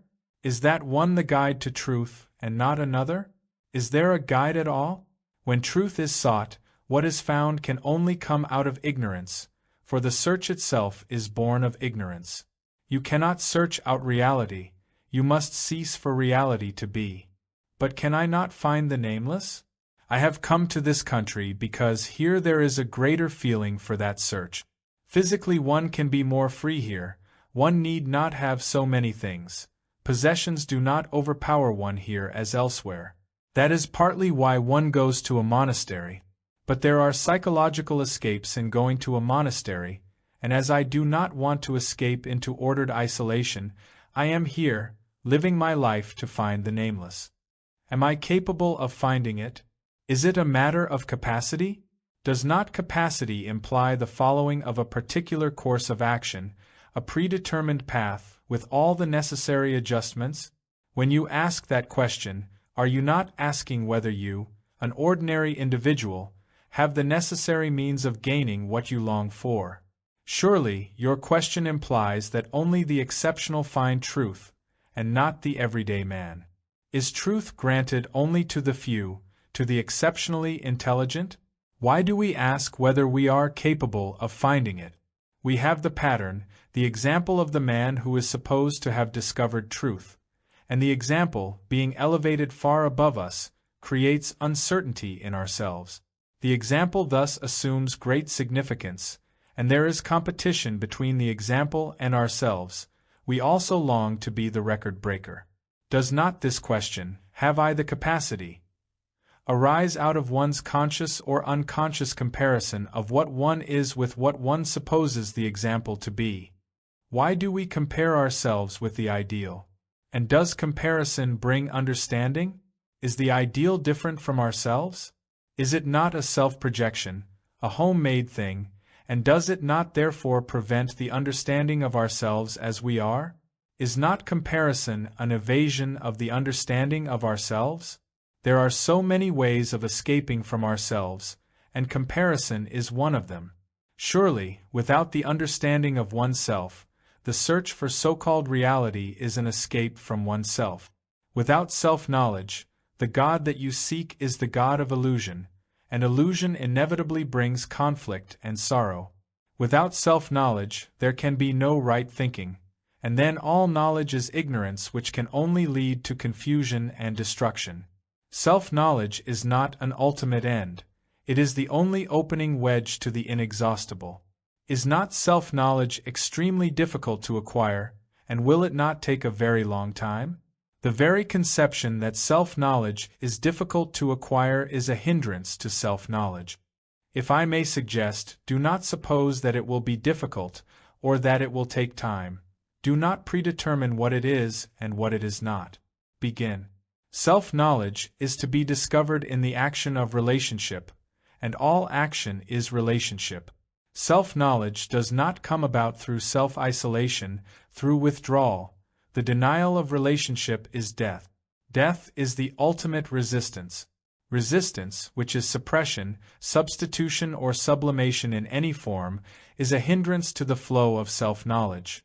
But resistance is to be discovered in relationship, in action. Resistance, whether negative or positive, with its comparisons and justifications, its condemnations and identifications, is the denial of what is. What is the implicit, and awareness of the implicit without any choice is the unfoldment of it. This unfoldment is the beginning of wisdom. Wisdom is essential for the coming into being of the unknown, the inexhaustible. Sensitivity. It was a lovely garden, with sunken lawns and old shady trees. The house was large, with spacious rooms, airy and well-proportioned. The trees gave shelter to many birds and many squirrels, and to the fountain came birds of every size, sometimes eagles, but mostly crows, sparrows and noisy parrots. The house and garden were secluded, the more so as they were enclosed within high, white walls. It was pleasant within those walls, and beyond them was the noise of the road and the village. The road passed the gates, and a few yards along that road was the village, on the outskirts of a large town. The village was foul, with open gutters along its main, narrow lane. The houses were thatched, the front steps decorated, and children were playing in the lane.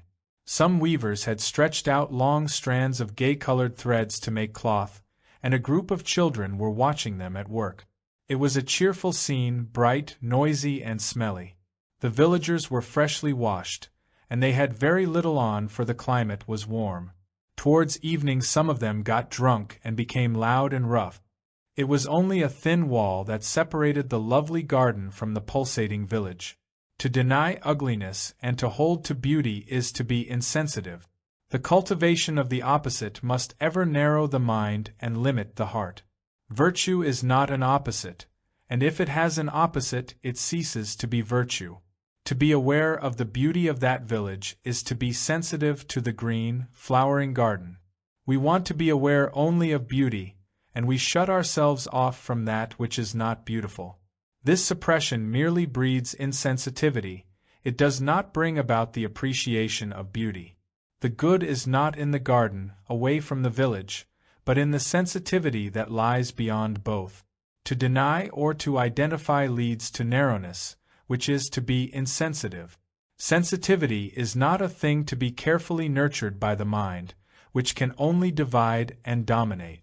There is good and evil, but to pursue the one and to avoid the other does not lead to that sensitivity which is essential for the being of reality.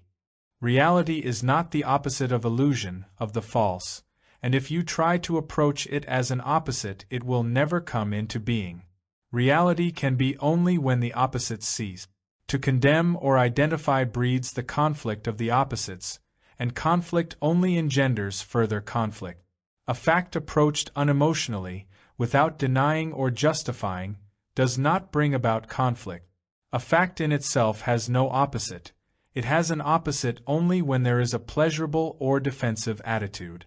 It is this attitude that builds the walls of insensitivity and destroys action. If we prefer to remain in the garden, there is a resistance to the village, and where there is resistance there can be no action, either in the garden or towards the village. There may be activity, but not action. Activity is based on an idea, and action is not. Ideas have opposites, and movement within the opposites is mere activity, however prolonged or modified. Activity can never be liberating. Activity has a past and a future, but action has not. Action is always in the present, and is therefore immediate. Reform is activity, not action, and what is reformed needs further reform. Reformation is inaction, an activity born as an opposite. Action is from moment to moment, and, oddly enough, it has no inherent contradiction, but activity, though it may appear to be without a break, is full of contradiction. The activity of revolution is riddled with contradictions, and so can never liberate. Conflict, choice, can never be a liberating factor. If there is choice, there is activity and not action, for choice is based on idea. Mind can indulge in activity, but it cannot act. Action springs from quite a different source. The moon came up over the village, making shadows across the garden. The individual and society. We were walking along a crowded street. The sidewalks were heavy with people, and the smell of exhaust from the cars and buses filled our nostrils. The shops displayed many costly and shoddy things. The sky was pale silver, and it was pleasant in the park as we came out of the noisy thoroughfare. We went deeper into the park and sat down. He was saying that the state, with its militarization and legislation, was absorbing the individual almost everywhere, and that worship of the state was now taking the place of the worship of God. In most countries the state was penetrating into the very intimate lives of its people. They were being told what to read and what to think. The state was spying upon its citizens, keeping a divine eye on them, taking over the function of the church.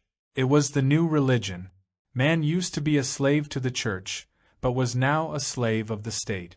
Before it was the church, and now it was the state that controlled his education, and neither was concerned with the liberation of man. What is the relationship of the individual to society? Obviously, society exists for the individual, and not the other way round. Society exists for the fruition of man. It exists to give freedom to the individual so that he may have the opportunity to awaken the highest intelligence. This intelligence is not the mere cultivation of a technique or of knowledge. It is to be in touch with that creative reality which is not of the superficial mind. Intelligence is not a cumulative result, but freedom from progressive achievement and success. Intelligence is never static. It cannot be copied and standardized, and hence cannot be taught. Intelligence is to be discovered in freedom. The collective will and its action, which is society, does not offer this freedom to the individual, for society, not being organic, is ever static. Society is made up, put together for the convenience of man. It has no independent mechanism of its own. Men may capture society, guide it, shape it, tyrannize over it, depending upon their psychological states, but society is not the master of man. It may influence him, but man always breaks it down. There is conflict between man and society because man is in conflict within himself, and the conflict is between that which is static and that which is living. Society is the outward expression of man. The conflict between himself and society is the conflict within himself. This conflict, within and without, will ever exist until the highest intelligence is awakened. We are social entities as well as individuals. We are citizens as well as men, separate becomers in sorrow and pleasure. If there is to be peace, we have to understand the right relationship between the man and the citizen. Of course, the state would prefer us to be entirely citizens, but that is the stupidity of governments. We ourselves would like to hand over the man to the citizen, for to be a citizen is easier than to be a man. To be a good citizen is to function efficiently within the pattern of a given society. Efficiency and conformity are demanded of the citizen as they toughen him, make him ruthless, and then he is capable of sacrificing the man to the citizen. A good citizen is not necessarily a good man, but a good man is bound to be a right citizen, not of any particular society or country. Because he is primarily a good man, his actions will not be antisocial, he will not be against another man. He will live in cooperation with other good men. He will not seek authority, for he has no authority. He will be capable of efficiency without its ruthlessness. The citizen attempts to sacrifice the man, but the man who is searching out the highest intelligence will naturally shun the stupidities of the citizen. So the state will be against the good man, the man of intelligence, but such a man is free from all governments and countries. The intelligent man will bring about a good society, but a good citizen will not give birth to a society in which man can be of the highest intelligence. The conflict between the citizen and the man is inevitable if the citizen predominates, and any society which deliberately disregards the man is doomed. There is reconciliation between the citizen and the man only when the psychological process of man is understood. The state, the present society, is not concerned with the inner man, but only with the outer man, the citizen. It may deny the inner man, but he always overcomes the outer, destroying the plans cunningly devised for the citizen. The state sacrifices the present for the future, ever safeguarding itself for the future. It regards the future as all-important and not the present. But to the intelligent man, the present is of the highest importance, the now and not the tomorrow. What is can be understood only with the fading of tomorrow. The understanding of what is brings about transformation in the immediate present. It is this transformation that is of supreme importance, and not how to reconcile the citizen with the man. When this transformation takes place, the conflict between the man and the citizen ceases.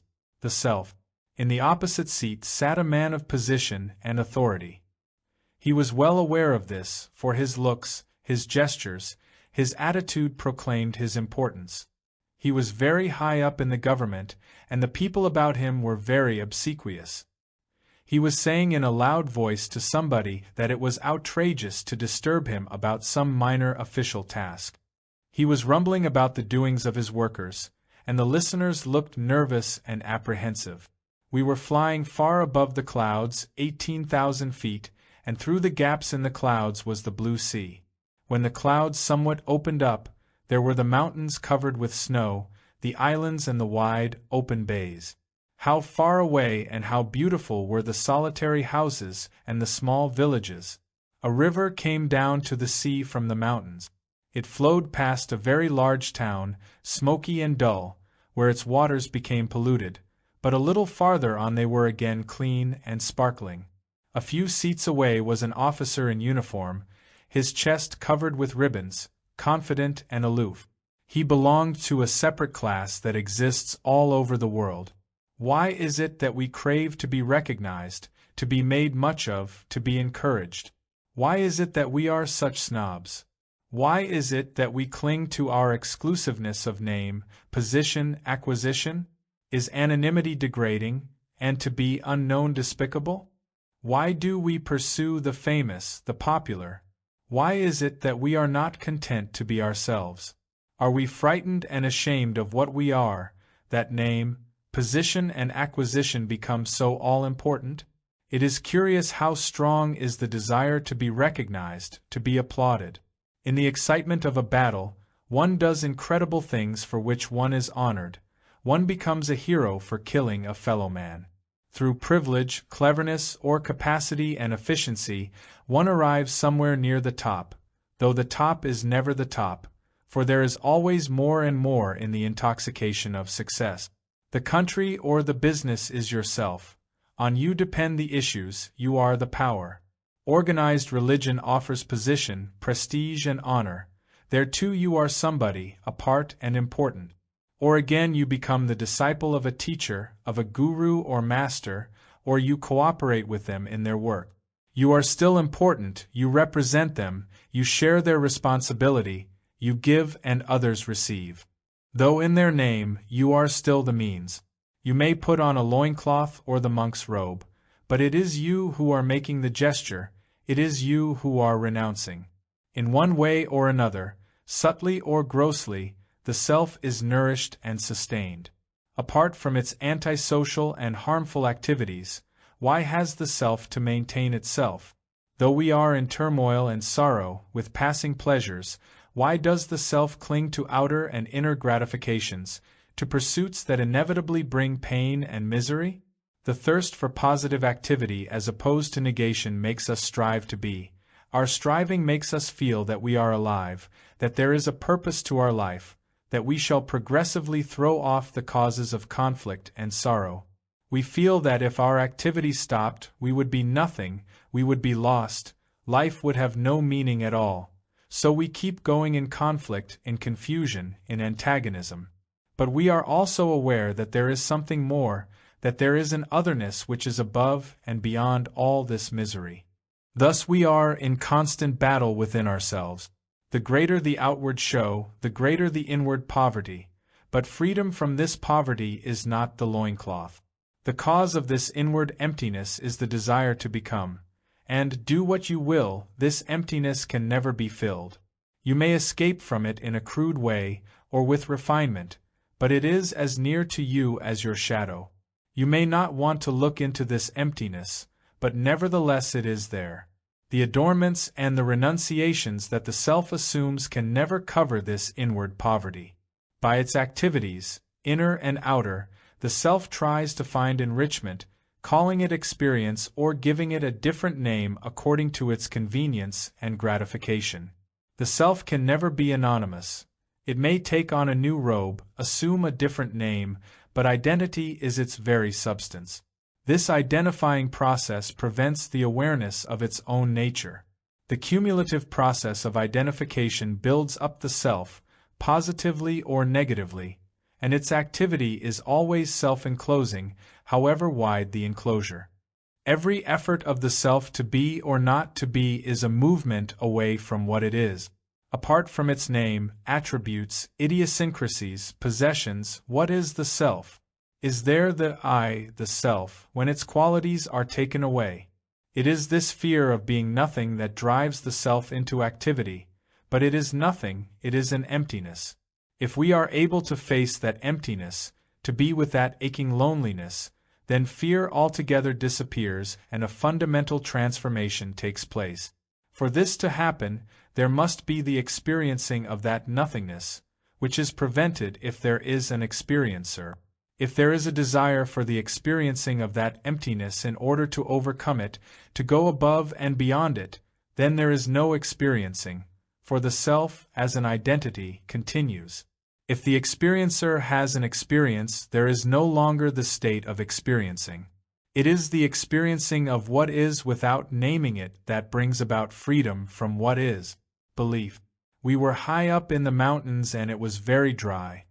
There had been no rain for many months, and the little streams were silent. The pine trees were turning brown, and some were already dead, but the wind was among them. The mountains stretched out, fold after fold, to the horizon. Most of the wild life had gone away to cooler and better pastures. Only the squirrels and a few jays remained. There were other smaller birds, but they were silent during the day. A dead pine was bleached white after many summers. It was beautiful even in death, graceful and strong without the blur of sentiment. The earth was hard and the paths were rocky and dusty. She said that she had belonged to several religious societies, but had finally settled down in one. She had worked for it as a lecturer and propagandist practically all over the world. She said she had given up family, comfort, and a great many other things for the sake of this organization. She had accepted its beliefs, its doctrines and precepts, had followed its leaders, and tried to meditate. She was regarded highly by the members as well as by the leaders. Now, she continued, having heard what I had said about beliefs, organizations, the dangers of self-deception, and so on, she had withdrawn from this organization and its activities. She was no longer interested in saving the world, but was occupying herself with her small family and its troubles, and took only a distant interest in the troubled world. She was inclined to be bitter, though outwardly kind and generous, for she said her life seemed so wasted. After all her past enthusiasm and work, where was she? What had happened to her? Why was she so dull and weary, and at her age so concerned with trivial things?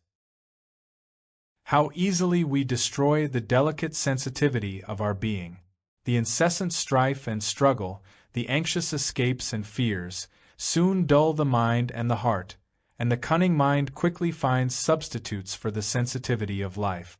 Amusements, family, politics, beliefs and gods take the place of clarity and love. Clarity is lost by knowledge and belief, and love by sensations. Does belief bring clarity? Does the tightly enclosing wall of belief bring understanding? What is the necessity of beliefs, and do they not darken the already crowded mind?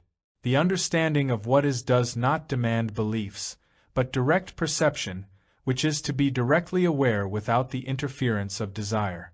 It is desire that makes for confusion, and belief is the extension of desire. The ways of desire are subtle, and without understanding them belief only increases conflict, confusion and antagonism. The other name for belief is faith, and faith is also the refuge of desire. We turn to belief as a means of action. Belief gives us that peculiar strength which comes from exclusion, and as most of us are concerned with doing, belief becomes a necessity. We feel we cannot act without belief, because it is belief that gives us something to live for, to work for. To most of us, life has no meaning but that which belief gives it. Belief has greater significance than life. We think that life must be lived in the pattern of belief, for without a pattern of some kind, how can there be action?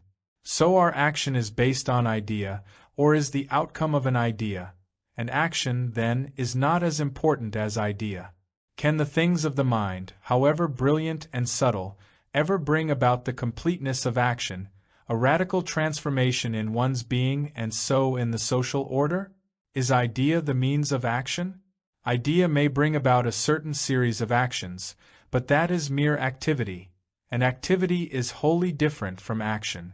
It is in this activity that one is caught, and when for some reason or other activity stops, then one feels lost and life becomes meaningless, empty. We are aware of this emptiness, consciously or unconsciously, and so idea and activity become all-important. We fill this emptiness with belief, and activity becomes an intoxicating necessity. For the sake of this activity, we will renounce, we will adjust ourselves to any inconvenience, to any illusion. The activity of belief is confusing and destructive. It may at first seem orderly and constructive, but in its wake there is conflict and misery. Every kind of belief, religious or political, prevents the understanding of relationship, and there can be no action without this understanding. Silence. It was a powerful motor and well-tuned. It took the hills easily, without a stutter, and the pickup was excellent. The road climbed steeply out of the valley and ran between orchards of orange and tall, wide-spreading walnut trees. On both sides of the road the orchards stretched for fully 40 miles, up to the very foot of the mountains. Becoming straight, the road passed through one or two small towns, and then continued into the open country, which was bright green with alfalfa. Again winding through many hills, the road finally came out on to the desert. It was a smooth road, the hum of the motor was steady, and the traffic was very light. There was an intense awareness of the country, of the occasional passing car, of the road signals, of the clear blue sky, of the body sitting in the car, but the mind was very still. It was not the quietness of exhaustion or of relaxation, but a stillness that was very alert. There was no point from which the mind was still, there was no observer of this tranquility, the experiencer was wholly absent. Though there was desultory conversation, there was no ripple in this silence. One heard the roar of the wind as the car sped along, yet this stillness was inseparable from the noise of the wind, from the sounds of the car, and from the spoken word. The mind had no recollection of previous stillnesses, of those silences it had known. It did not say, "This is tranquility." There was no verbalization, which is only the recognition and the affirmation of a somewhat similar experience. Because there was no verbalization, thought was absent. There was no recording, and therefore thought was not able to pick up the silence or to think about it, for the word stillness is not stillness. When the word is not, the mind cannot operate, and so the experiencer cannot store up as a means of further pleasure. There was no gathering process at work, nor was there approximation or assimilation. The movement of the mind was totally absent. The car stopped at the house. The barking of the dog, the unpacking of the car and the general disturbance in no way affected this extraordinary silence. There was no disturbance, and the stillness went on. The wind was among the pines, the shadows were long, and a wildcat sneaked away among the bushes. In this silence there was movement, and the movement was not a distraction. There was no fixed attention from which to be distracted. There is distraction when the main interest shifts, but in this silence there was absence of interest, and so there was no wandering away. Movement was not away from the silence, but was of it. It was the stillness, not of death, of decay, but of life in which there was a total absence of conflict. With most of us, the struggle of pain and pleasure, the urge of activity, gives us the sense of life, and if that urge were taken away, we should be lost and soon disintegrate. But this stillness and its movement was creation ever renewing itself. It was a movement that had no beginning and so had no ending, nor was it a continuity. Movement implies time, but here there was no time. Time is the more and the less, the near and the far, yesterday and tomorrow, but in this stillness all comparison ceased. It was not a silence that came to an end to begin again. There was no repetition. The many tricks of the cunning mind were wholly absent. If this silence were an illusion, the mind would have some relationship to it. It would either reject it or cling to it, reason it away or with subtle satisfaction identify itself with it. But since it has no relationship to this silence, the mind cannot accept or deny it. The mind can operate only with its own projections, with the things which are of itself, but it has no relationship with the things that are not of its own origin. This silence is not of the mind, and so the mind cannot cultivate or become identified with it. The content of this silence is not to be measured by words. Renunciation of riches. We were sitting in the shade of a large tree, overlooking a green valley. The woodpeckers were busy, and there were ants in a long line scurrying back and forth between two trees. The wind was from the sea, bringing the smell of a distant fog. The mountains were blue and dreamy. Often they had seemed so close, but now they were far away. A small bird was drinking from the little pool made by a leaky pipe.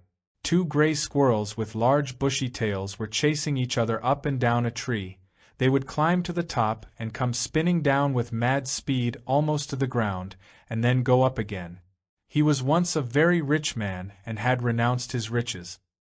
He had had a great many possessions and had enjoyed the burden of their responsibility, for he was charitable and not too hard of heart. He gave without stint and forgot what he gave. He was good to his helpers and saw to their benefits, and made money easily in a world that was bent on money-making. He was unlike those whose bank accounts and investments are bigger than themselves, who are lonely and afraid of people and their demands, who shut themselves off in the peculiar atmosphere of their wealth. He was not a threat to his family, nor did he yield easily, and he had many friends, but not because he was rich. He was saying that he had given up his possessions because it had struck him one day, as he was reading something, how vastly stupid were his money-making and his wealth. Now he had but few things and was trying to lead a simple life to find out what it was all about and whether there was something beyond the appetites of the physical centers. To be content with little is comparatively easy. To be free from the burden of many things is not difficult when one is on a journey looking for something else. The urgency of inward search clears away the confusion of many possessions, but being free from outer things does not mean a simple life. Outer simplicity and order do not necessarily mean inner tranquility and innocence. It is good to be simple outwardly, for it does give a certain freedom, It is a gesture of integrity. But why is it that we invariably begin with the outer and not with the inner simplicity? Is it to convince ourselves and others of our intention? Why do we have to convince ourselves? Freedom from things needs intelligence, not gestures and convictions, and intelligence is not personal. If one is aware of all the implications of many possessions, that very awareness liberates, and then there is no need for dramatic assertions and gestures. It is when this intelligent awareness is not functioning that we resort to disciplines and detachment. The emphasis is not on much or little, but on intelligence. And the intelligent man, being content with little, is free from many possessions. But contentment is one thing and simplicity is quite another. The desire for contentment or for simplicity is binding. Desire makes for complexity. Contentment comes with the awareness of what is, and simplicity with the freedom from what is.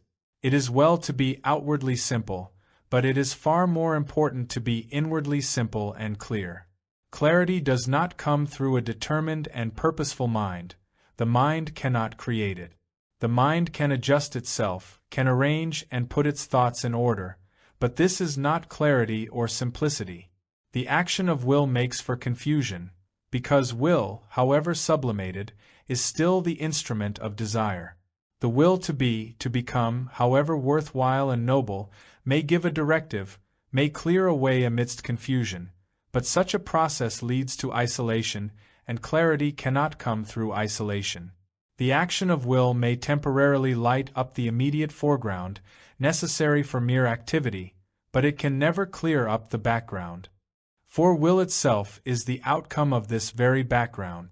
The background breeds and nourishes the will, and will may sharpen the background, heighten its potentialities, but it can never cleanse the background.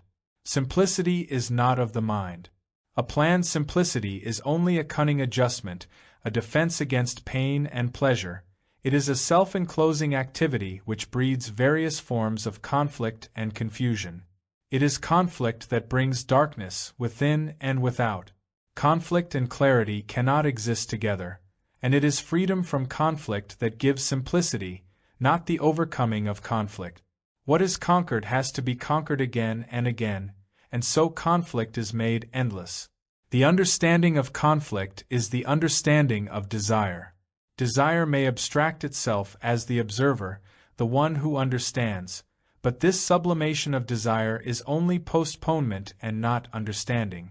The phenomenon of the observer and the observed is not a dual process, but a single one, and only in experiencing the fact of this unitary process is there freedom from desire, from conflict. The question of how to experience this fact should never arise. It must happen, and it happens only when there is alertness and passive awareness. You cannot know the actual experience of meeting a poisonous snake by imagining or speculating about it while sitting comfortably in your room. To meet the snake you must venture out beyond the paved streets and artificial lights. Thought may record, but it cannot experience the freedom from conflict, for simplicity or clarity is not of the mind. Repetition and sensation. The roar and smell of the city came in through the open window. In the large square garden, people were sitting in the shade reading the news, the global gossip. Pigeons strutted about their feet looking for titbits, and children were playing on the green lawns.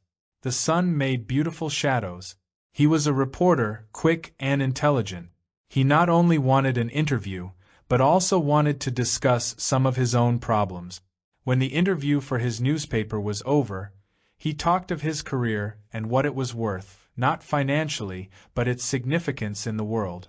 He was a big man, clever, capable, and confident. He was climbing rapidly in the newspaper world, and in it there was a future for him. Our minds are stuffed with so much knowledge that it is almost impossible to experience directly. The experience of pleasure and pain is direct, individual, but the understanding of the experience is after the pattern of others, of the religious and social authorities. We are the result of the thoughts and influences of others. We are conditioned by religious as well as political propaganda. The temple, the church and the mosque have a strange, shadowy influence in our lives, and political ideologies give apparent substance to our thought. We are made and destroyed by propaganda. Organized religions are first-rate propagandists, every means being used to persuade and then to hold. We are a mass of confused responses, and our center is as uncertain as the promised future. Mere words have an extraordinary significance for us. They have a neurological effect whose sensations are more important than what is beyond the symbol. The symbol, the image, the flag, the sound are all important. Substitution and not reality is our strength. We read about the experiences of others, we watch others play, we follow the example of others, we quote others. We are empty in ourselves and we try to fill this emptiness with words, sensations, hopes, and imagination, but the emptiness continues. Repetition, with its sensations, however pleasant and noble, is not the state of experiencing. The constant repetition of a ritual, of a word, of a prayer, is a gratifying sensation to which a noble term is given. But experiencing is not sensation, and sensory response soon yields place to actuality. The actual, the what is, cannot be understood through mere sensation. The senses play a limited part, but understanding or experiencing lies beyond and above the senses. Sensation becomes important only when experiencing ceases. Then words are significant and symbols dominate. Then the gramophone becomes enchanting. Experiencing is not a continuity. For what has continuity is sensation, at whatever level. The repetition of sensation gives the appearance of a fresh experience, but sensations can never be new. The search of the new does not lie in repetitive sensations. The new comes into being only when there is experiencing, and experiencing is possible only when the urge and the pursuit of sensation have ceased. The desire for the repetition of an experience is the binding quality of sensation, and the enrichment of memory is the expansion of sensation. The desire for the repetition of an experience, whether your own or that of another, leads to insensitivity, to death. Repetition of a truth is a lie. Truth cannot be repeated, it cannot be propagated or used. That which can be used and repeated has no life in itself, it is mechanical, static. A dead thing can be used, but not truth. You may kill and deny truth first, and then use it, but it is no longer truth. The propagandists are not concerned with experiencing. They are concerned with the organization of sensation, religious or political, social or private. The propagandist, religious or secular, cannot be a speaker of truth.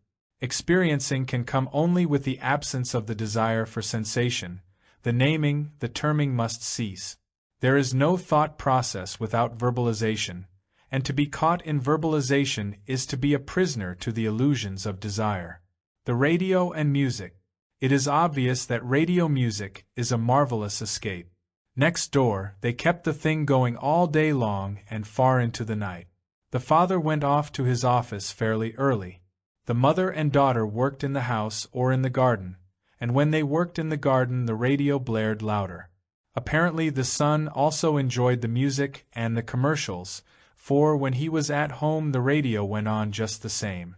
By means of the radio one can listen endlessly to every kind of music, from the classical to the very latest.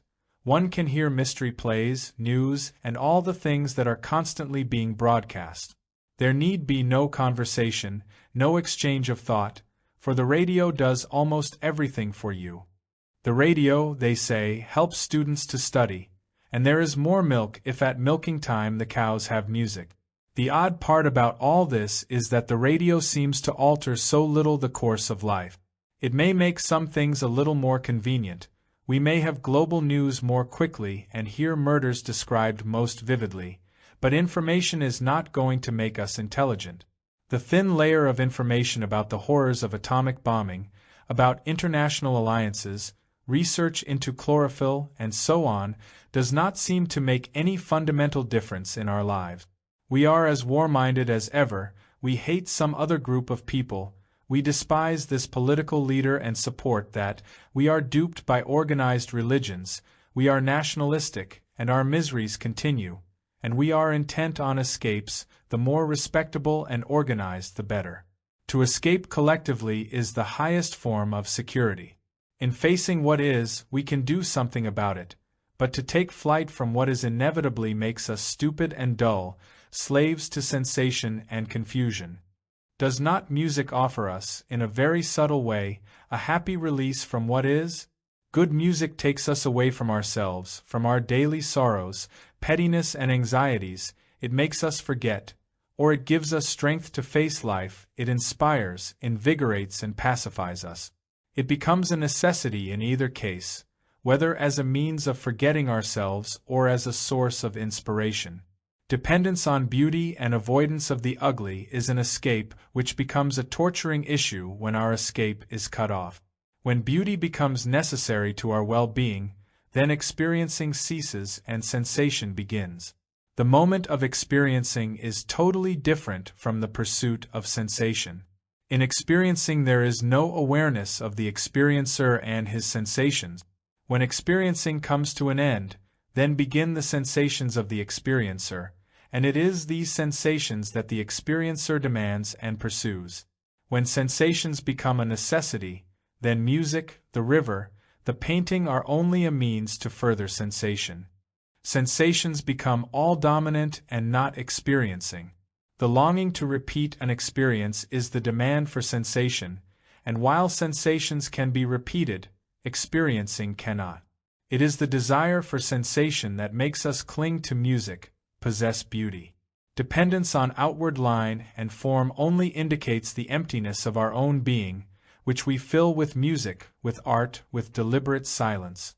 It is because this unvarying emptiness is filled or covered over with sensations that there is the everlasting fear of what is, of what we are.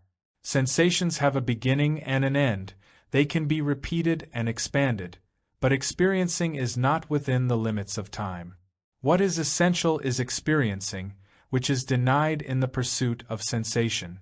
Sensations are limited, personal, they cause conflict and misery, but experiencing, which is wholly different from the repetition of an experience, is without continuity.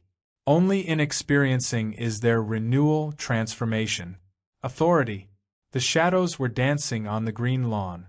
And though the sun was hot, the sky was very blue and soft. From across the fence a cow was looking at the green lawn and at the people. The gathering of people was strange to her, but the green grass was familiar, though the rains were long gone and the earth was burnt brown. A lizard was picking off flies and other insects on the trunk of an oak. The distant mountains were hazy and inviting. She said, under the trees after the talk, that she had come to listen in case the teacher of teachers spoke. She had been very earnest, but now that earnestness had become obstinacy. This obstinacy was covered over by smiles and by reasonable tolerance, a tolerance that had been very carefully thought out and cultivated. It was a thing of the mind and so could be inflamed into violent, angry intolerance. She was big and soft-spoken, but there lurked condemnation, nourished by her convictions and beliefs. She was suppressed and hard, but had given herself over to brotherhood and to its good cause. She added, after a pause, that she would know when the teacher spoke, for she and her group had some mysterious way of knowing it, which was not given to others. The pleasure of exclusive knowledge was so obvious in the way she said it, in the gesture and the tilt of the head. Exclusive, private knowledge offers deeply satisfying pleasure. To know something that others do not know is a constant source of satisfaction. It gives one the feeling of being in touch with deeper things which afford prestige and authority. You are directly in contact, you have something which others have not, and so you are important not only to yourself but to others. The others look up to you, a little apprehensively, because they want to share what you have, but you give, always knowing more. You are the leader, the authority, and this position comes easily, for people want to be told, to be led. The more we are aware that we are lost and confused, the more eager we are to be guided and told. So authority is built up in the name of the state, in the name of religion, in the name of a master or a party leader. The worship of authority, whether in big or little things, is evil, the more so in religious matters. There is no intermediary between you and reality, and if there is one, he is a perverter, a mischief maker. It does not matter who he is, whether the highest savior or your latest guru or teacher. The one who knows does not know. He can know only his own prejudices, his self-projected beliefs and sensory demands. He cannot know truth, the immeasurable. Position and authority can be built up, cunningly cultivated, but not humility. Virtue gives freedom, but cultivated humility is not virtue, it is mere sensation and therefore harmful and destructive. It is a bondage to be broken again and again. It is important to find out, not who is the master, the saint, the leader, but why you follow. You only follow to become something, to gain, to be clear. Clarity cannot be given by another. Confusion is in us. We have brought it about, and we have to clear it away. We may achieve a gratifying position, an inward security, a place in the hierarchy of organized belief. But all this is self-enclosing activity leading to conflict and misery. You may feel momentarily happy in your achievement, you may persuade yourself that your position is inevitable, that it is your lot, but as long as you want to become something, at whatever level, there is bound to be misery and confusion. Being as nothing is not negation. The positive or negative action of will, which is desire sharpened and heightened, always leads to strife and conflict. It is not the means of understanding. The setting up of authority and the following of it is the denial of understanding. When there is understanding there is freedom, which cannot be bought or given by another. What is bought can be lost, and what is given can be taken away, and so authority and its fear are bred. Fear is not to be put away by appeasements and candles. It ends with the cessation of the desire to become. Meditation. He had practiced for a number of years what he called meditation. He had followed certain disciplines after reading many books on the subject, and had been to a monastery of some kind where they meditated several hours a day. He was not sentimental about it, nor was he blurred by the tears of self-sacrifice. He said that, though after these many years his mind was under control, it still sometimes got out of control, that there was no joy in his meditation, and that the self-imposed disciplines were making him rather hard and arid. Somehow he was very dissatisfied with the whole thing. He had belonged to several so-called religious societies, but now he had finished with them all and was seeking independently the God they all promised. He was getting on in years and was beginning to feel rather weary. Right meditation is essential for the purgation of the mind, for without the emptying of the mind there can be no renewal. Mere continuity is decay. The mind withers away by constant repetition, by the friction of wrong usage, by sensations which make it dull and weary. The control of the mind is not important. What is important is to find out the interests of the mind. The mind is a bundle of conflicting interests, and merely to strengthen one interest against another is what we call concentration, the process of discipline. Discipline is the cultivation of resistance, and where there is resistance there is no understanding. A well-disciplined mind is not a free mind, and it is only in freedom that any discovery can be made. There must be spontaneity to uncover the movements of the self, at whatever level it may be placed. Though there may be unpleasant discoveries, the movements of the self must be exposed and understood, but disciplines destroy the spontaneity in which discoveries are made. Disciplines, however exacting, fix the mind in a pattern. The mind will adjust itself to that for which it has been trained, but that to which it adjusts itself is not the real. Disciplines are mere impositions and so can never be the means of denudation.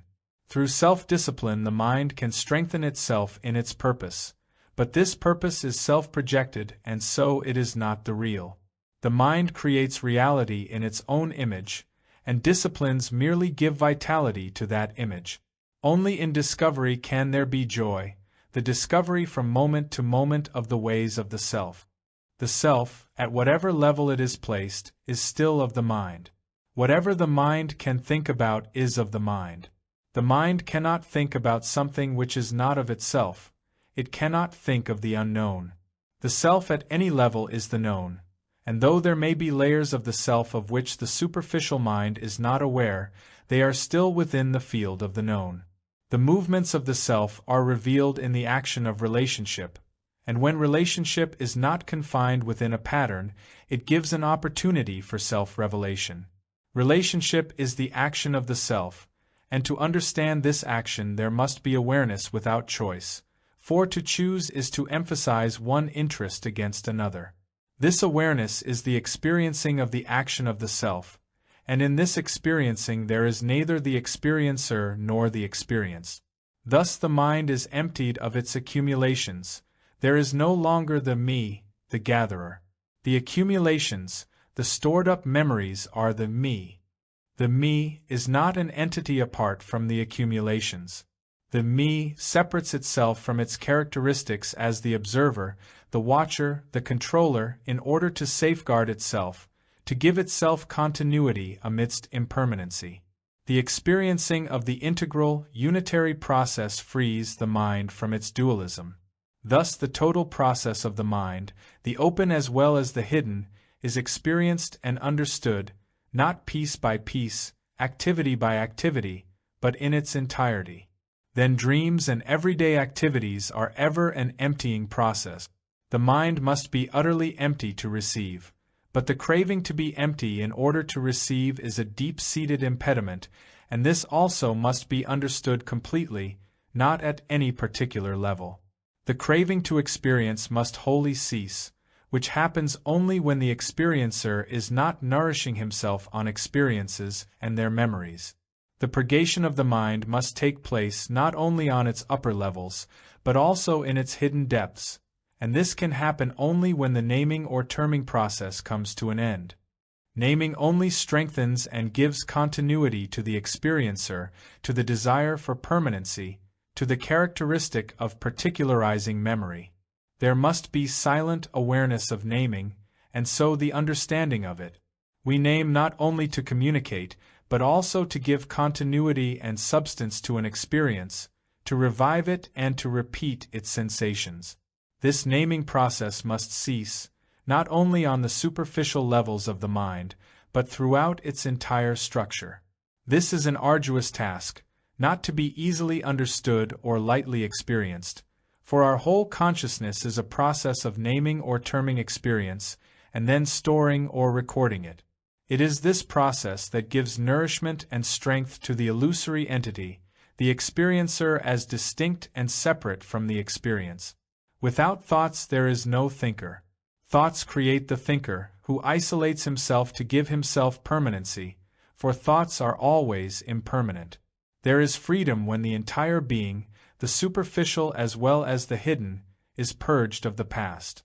Will is desire, and if there is any action of the will, any effort to be free, to denude oneself, then there can never be freedom, the total purgation of the whole being.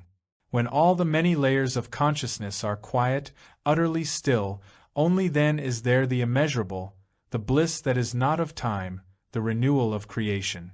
Anger. Even at that altitude the heat was penetrating.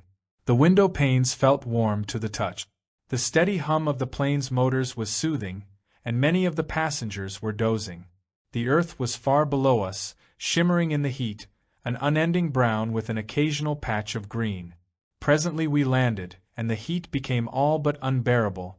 It was literally painful, and even in the shade of a building the top of one's head felt as if it would burst. The summer was well along, and the country was almost a desert.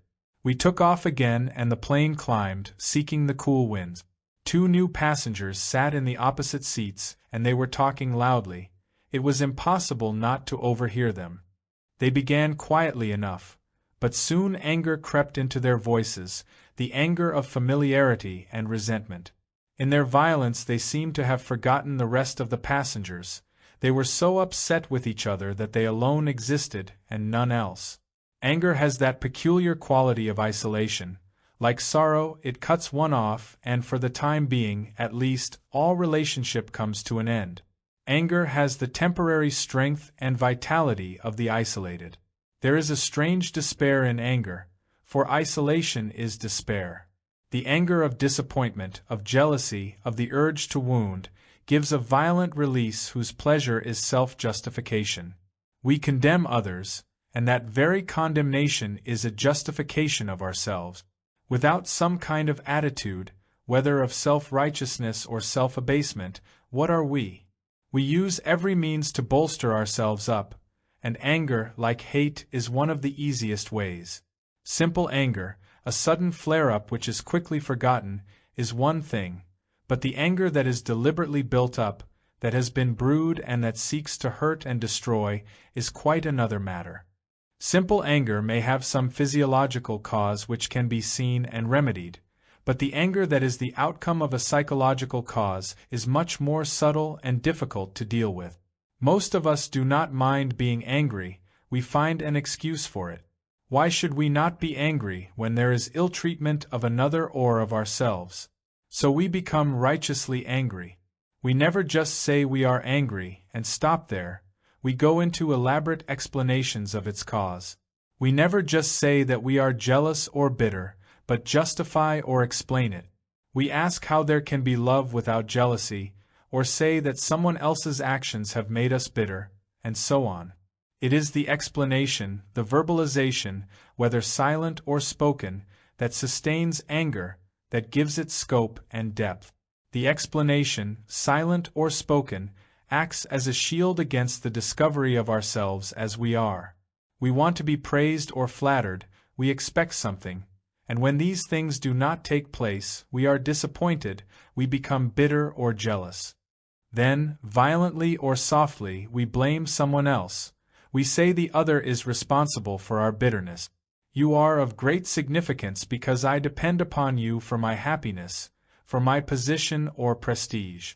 Through you I fulfill, so you are important to me. I must guard you, I must possess you. Through you I escape from myself, and when I am thrown back upon myself, being fearful of my own state, I become angry. Anger takes many forms: disappointment, resentment, bitterness, jealousy, and so on. The storing up of anger, which is resentment, requires the antidote of forgiveness, but the storing up of anger is far more significant than forgiveness. Forgiveness is unnecessary when there is no accumulation of anger. Forgiveness is essential if there is resentment, but to be free from flattery and from the sense of injury, without the hardness of indifference, makes for mercy, charity. Anger cannot be got rid of by the action of will, for will is part of violence. Will is the outcome of desire, the craving to be. And desire in its very nature is aggressive, dominant. To suppress anger by the exertion of will is to transfer anger to a different level, giving it a different name, but it is still part of violence. To be free from violence, which is not the cultivation of non-violence, there must be the understanding of desire. There is no spiritual substitute for desire. It cannot be suppressed or sublimated. There must be a silent and choiceless awareness of desire, and this passive awareness is the direct experiencing of desire without an experiencer giving it a name. Psychological security. He said he had gone into the question very thoroughly, had read as much as he could of what had been written on the subject, and he was convinced that there were masters in different parts of the world. They did not show themselves physically except to their special disciples, but they were in communication with others through other means. They exerted a beneficent influence and guided the leaders of the world's thought and action, though the leaders themselves were unaware of it. And they brought about revolution and peace.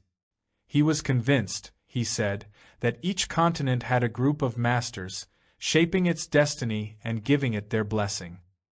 He had known several pupils of the masters, at least they had told him they were, he added guardedly. He was entirely earnest and desired more knowledge about the masters. Was it possible to have direct experience, direct contact with them? How still the river was! 2 brilliant little kingfishers were flying up and down close to the bank and just above the surface. There were some bees gathering water for their hives, and a fisherman's boat lay in the middle of the stream. The trees along the river were thick with leaves, and their shadows were heavy and dark. In the fields the newly planted rice was a vivid green, and there were white rice birds calling. It was a very peaceful scene, and it seemed a pity to talk over our petty little problems. The sky was the tender blue of evening. The noisy towns were far away. There was a village across the river, and a winding path went meandering along the bank. A boy was singing in a clear, high voice which did not disturb the tranquility of the place. We are an odd people. We wander in search of something in far-off places when it is so close to us. Beauty is ever there, never here. Truth is never in our homes but in some distant place. We go to the other side of the world to find the master, and we are not aware of the servant. We do not understand the common things of life, the everyday struggles and joys, and yet we attempt to grasp the mysterious and the hidden. We do not know ourselves, but we are willing to serve or follow him who promises a reward, a hope, a utopia. As long as we are confused, what we choose must also be confused. We cannot perceive clearly when we are half blind, and what we then see is only partial and so not real. We know all this, and yet our desires, our cravings are so strong that they drive us into illusions and endless miseries. Belief in the master creates the master, and experience is shaped by belief. Belief in a particular pattern of action, or in an ideology, does produce what is longed for. But at what cost and at what suffering? If an individual has capacity, then belief becomes a potent thing in his hands, a weapon more dangerous than a gun. For most of us, belief has greater meaning than actuality. The understanding of what is does not require belief. On the contrary, belief, idea, prejudice is a definite hindrance to understanding. But we prefer our beliefs, our dogmas. They warm us, they promise, they encourage. If we understood the way of our beliefs and why we cling to them, one of the major causes of antagonism would disappear.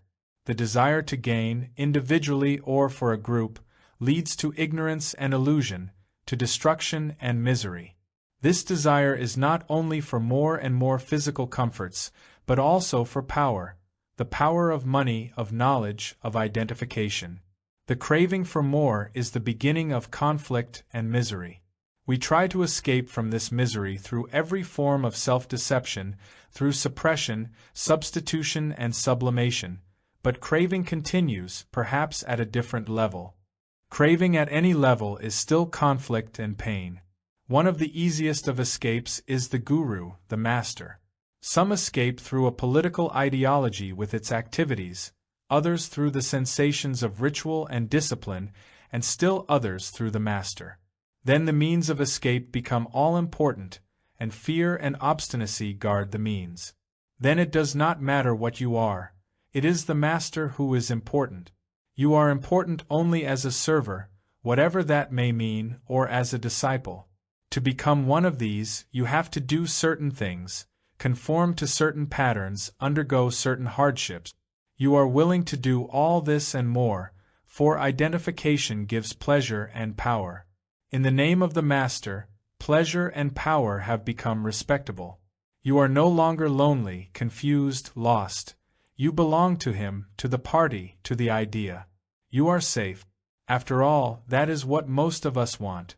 To be safe, to be secure. To be lost with the many is a form of psychological security.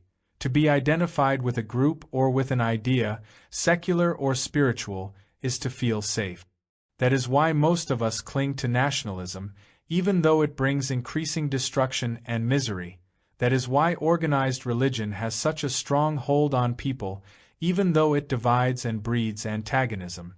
The craving for individual or group security brings on destruction, and to be safe psychologically engenders illusion. Our life is illusion and misery, with rare moments of clarity and joy, so anything that promises a haven we eagerly accept. Some see the futility of political utopias and so turn religious, which is to find security and hope in masters, in dogmas, in ideas. As belief shapes experience, the masters become an inescapable reality. Once it has experienced the pleasure which identification brings, the mind is firmly entrenched and nothing can shake it, for its criterion is experience. But experience is not reality. Reality cannot be experienced, it is. If the experiencer thinks he experiences reality, then he knows only illusion. All knowledge of reality is illusion. Knowledge or experience must cease for the being of reality. Experience cannot meet reality. Experience shapes knowledge, and knowledge bends experience. They must both cease for reality to be. Separateness. He was a small and aggressive man, a professor at one of the universities. He had read so much that it was difficult for him to know where his own thoughts began and the thoughts of others ended. He said he had been an ardent nationalist and in a way had suffered for it. He had also been a practicing religionist, but now he had thrown away all that rubbish, thank God, and was free of superstition.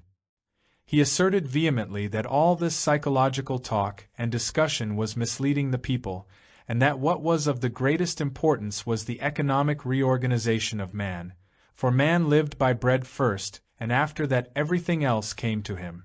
There must be a violent revolution and a new classless society established.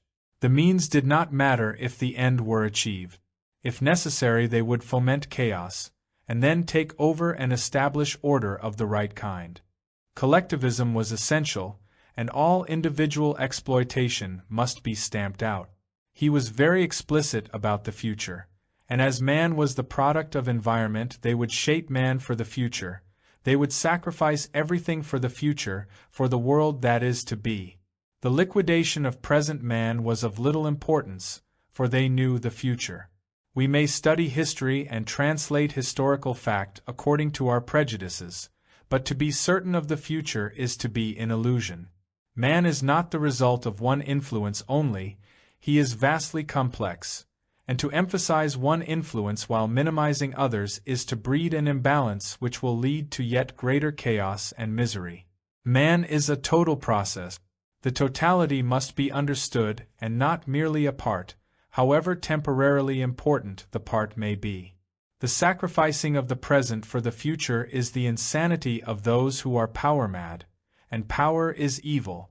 These take to themselves the rights of human direction, they are the new priests. Means and end are not separate, they are a joint phenomenon, the means create the end. Through violence there can never be peace. A police state cannot produce a peaceful citizen. Through compulsion, freedom cannot be achieved. A classless society cannot be established if the party is all-powerful. It can never be the outcome of dictatorship. All this is obvious. The separateness of the individual is not destroyed through his identification with the collective or with an ideology. Substitution does not do away with the problem of separateness, nor can it be suppressed. Substitution and suppression may work for the time being, but separateness will erupt again more violently. Fear may temporarily push it into the background, but the problem is still there. The problem is not how to get rid of separateness, but why each one of us gives so much importance to it. The very people who desire to establish a classless society are by their acts of power and authority breeding division. You are separate from me, and I from another, and that is a fact. But why do we give importance to this feeling of separateness, with all its mischievous results? Though there is a great similarity between us all, yet we are dissimilar, and this dissimilarity gives each one the sense of importance in being separate, the separate family, name, property, and the feeling of being a separate entity. This separateness, this sense of individuality has caused enormous harm, and hence the desire for collective work and action, the sacrificing of the individual to the whole, and so on. Organized religions have tried to submit the will of the particular to that of the whole, and now the party, which assumes the role of the state, is doing its best to submerge the individual. Why is it that we cling to the feeling of separateness? Our sensations are separate and we live by sensations. We are sensations. Deprive us of sensations, pleasurable or painful, and we are not. Sensations are important to us, and they are identified with separateness. Private life and life as the citizen have different sensations at different levels, and when they clash there is conflict. But sensations are always at war with each other, whether in private life or in that of the citizen. Conflict is inherent in sensation.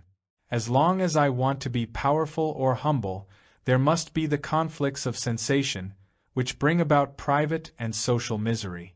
The constant desire to be more or to be less gives rise to the feeling of individuality and its separateness. If we can remain with this fact without condemning or justifying it, we will discover that sensations do not make up our whole life.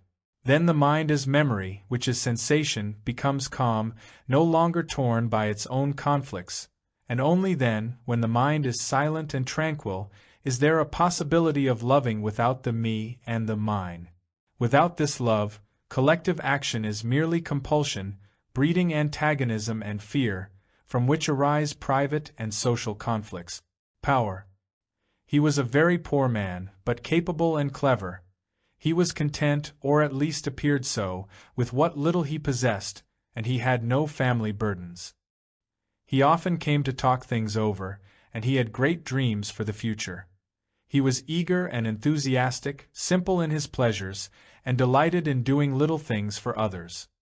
He was not, he said, greatly attracted to money or to physical comfort, but he liked to describe what he would do if he had money, how he would support this or that, how he would start the perfect school, and so on. He was rather dreamy and easily carried away by his own enthusiasm and by that of others. Several years passed, and then one day he came again. There was a strange transformation in him. The dreamy look had gone. He was matter-of-fact, definite, almost brutal in his opinions, and rather harsh in his judgments. He had traveled, and his manner was highly polished and sophisticated. He turned his charm on and off. He had been left a lot of money, and was successful in increasing it many times, and he had become an altogether changed man. He hardly ever comes now, and when on rare occasions we do meet, he is distant and self-enclosed. Both poverty and riches are a bondage. The consciously poor and the consciously rich are the playthings of circumstances. Both are corruptible, for both seek that which is corrupting, power. Power is greater than possessions. Power is greater than wealth and ideas. These do give power, but they can be put away, and yet the sense of power remains. One may beget power through simplicity of life, through virtue, through the party, through renunciation, but such means are a mere substitution, and they should not deceive one.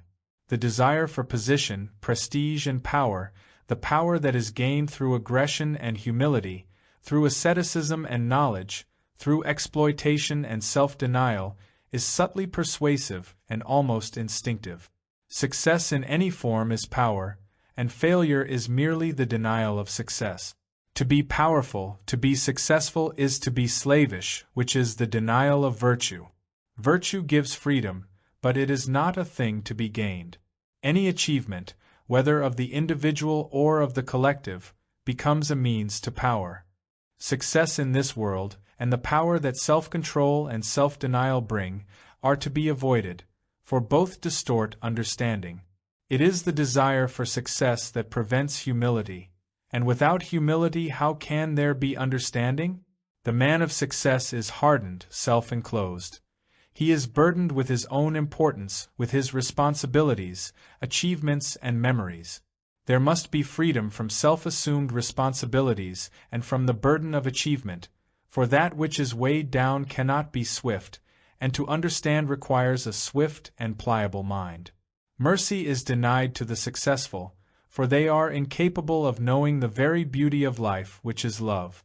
The desire for success is the desire for domination. To dominate is to possess, and possession is the way of isolation. This self-isolation is what most of us seek, through name, through relationship, through work, through ideation. In isolation there is power, but power breeds antagonism and pain, for isolation is the outcome of fear, and fear puts an end to all communion. Communion is relationship, and however pleasurable or painful relationship may be, in it there is the possibility of self-forgetfulness. Isolation is the way of the self, and all activity of the self brings conflict and sorrow. Sincerity. There was a little patch of green lawn, with brilliant flowers along its borders. It was beautifully kept and a great deal of care was given to it, for the sun did its best to burn the lawn and wither the flowers. Beyond this delicious garden, past many houses, was the blue sea, sparkling in the sun, and on it was a white sail. The room overlooked the garden, the houses and the treetops, and from its window, in the early morning and early evening, the sea was pleasant to look upon. During the day its waters became bright and hard, but there was always a sail, even at high noon. The sun would go down into the sea, making a bright red path. There would be no twilight. The evening star would hover over the horizon and disappear. The slip of the young moon would capture the evening, but she too would disappear into the restless sea, and darkness would be upon the waters. He spoke at length of God, of his morning and evening prayers, of his fasts, his vows, his burning desires. He expressed himself very clearly and definitely. There was no hesitation for the right word. His mind was well trained, for his profession demanded it. He was a bright-eyed and alert man, though there was a certain rigidity about him. Obstinacy of purpose and absence of pliability were shown in the way he held his body. He was obviously driven by an extraordinarily powerful will, and though he smiled easily, his will was ever on the alert, watchful and dominant. He was very regular in his daily life, and he broke his established habits only by sanction of the will. Without will, he said, there could be no virtue. Will was essential to break down evil. The battle between good and evil was everlasting, and will alone held evil at bay. He had a gentle side too, for he would look at the lawn and the gay flowers, and smile, but he never let his mind wander beyond the pattern of will and its action. Though he sedulously avoided harsh words, anger and any show of impatience, his will made him strangely violent. If beauty fitted into the pattern of his purpose, he would accept it, but there always lurked the fear of sensuality, whose ache he tried to contain. He was well read and urbane, and his will went with him like his shadow. Sincerity can never be simple. Sincerity is the breeding ground of the will, and will cannot uncover the ways of the self.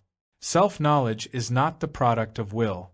Self-knowledge comes into being through awareness of the moment-by-moment responses to the movement of life. Will shuts off these spontaneous responses, which alone reveal the structure of the self. Will is the very essence of desire, and to the understanding of desire, will becomes a hindrance. Will in any form, whether of the upper mind or of the deep-rooted desires, can never be passive, and it is only in passivity, in alert silence, that truth can be. Conflict is always between desires, at whatever level the desires may be placed. The strengthening of one desire in opposition to the others only breeds further resistance, and this resistance is will. Understanding can never come through resistance. What is important is to understand desire, and not to overcome one desire by another.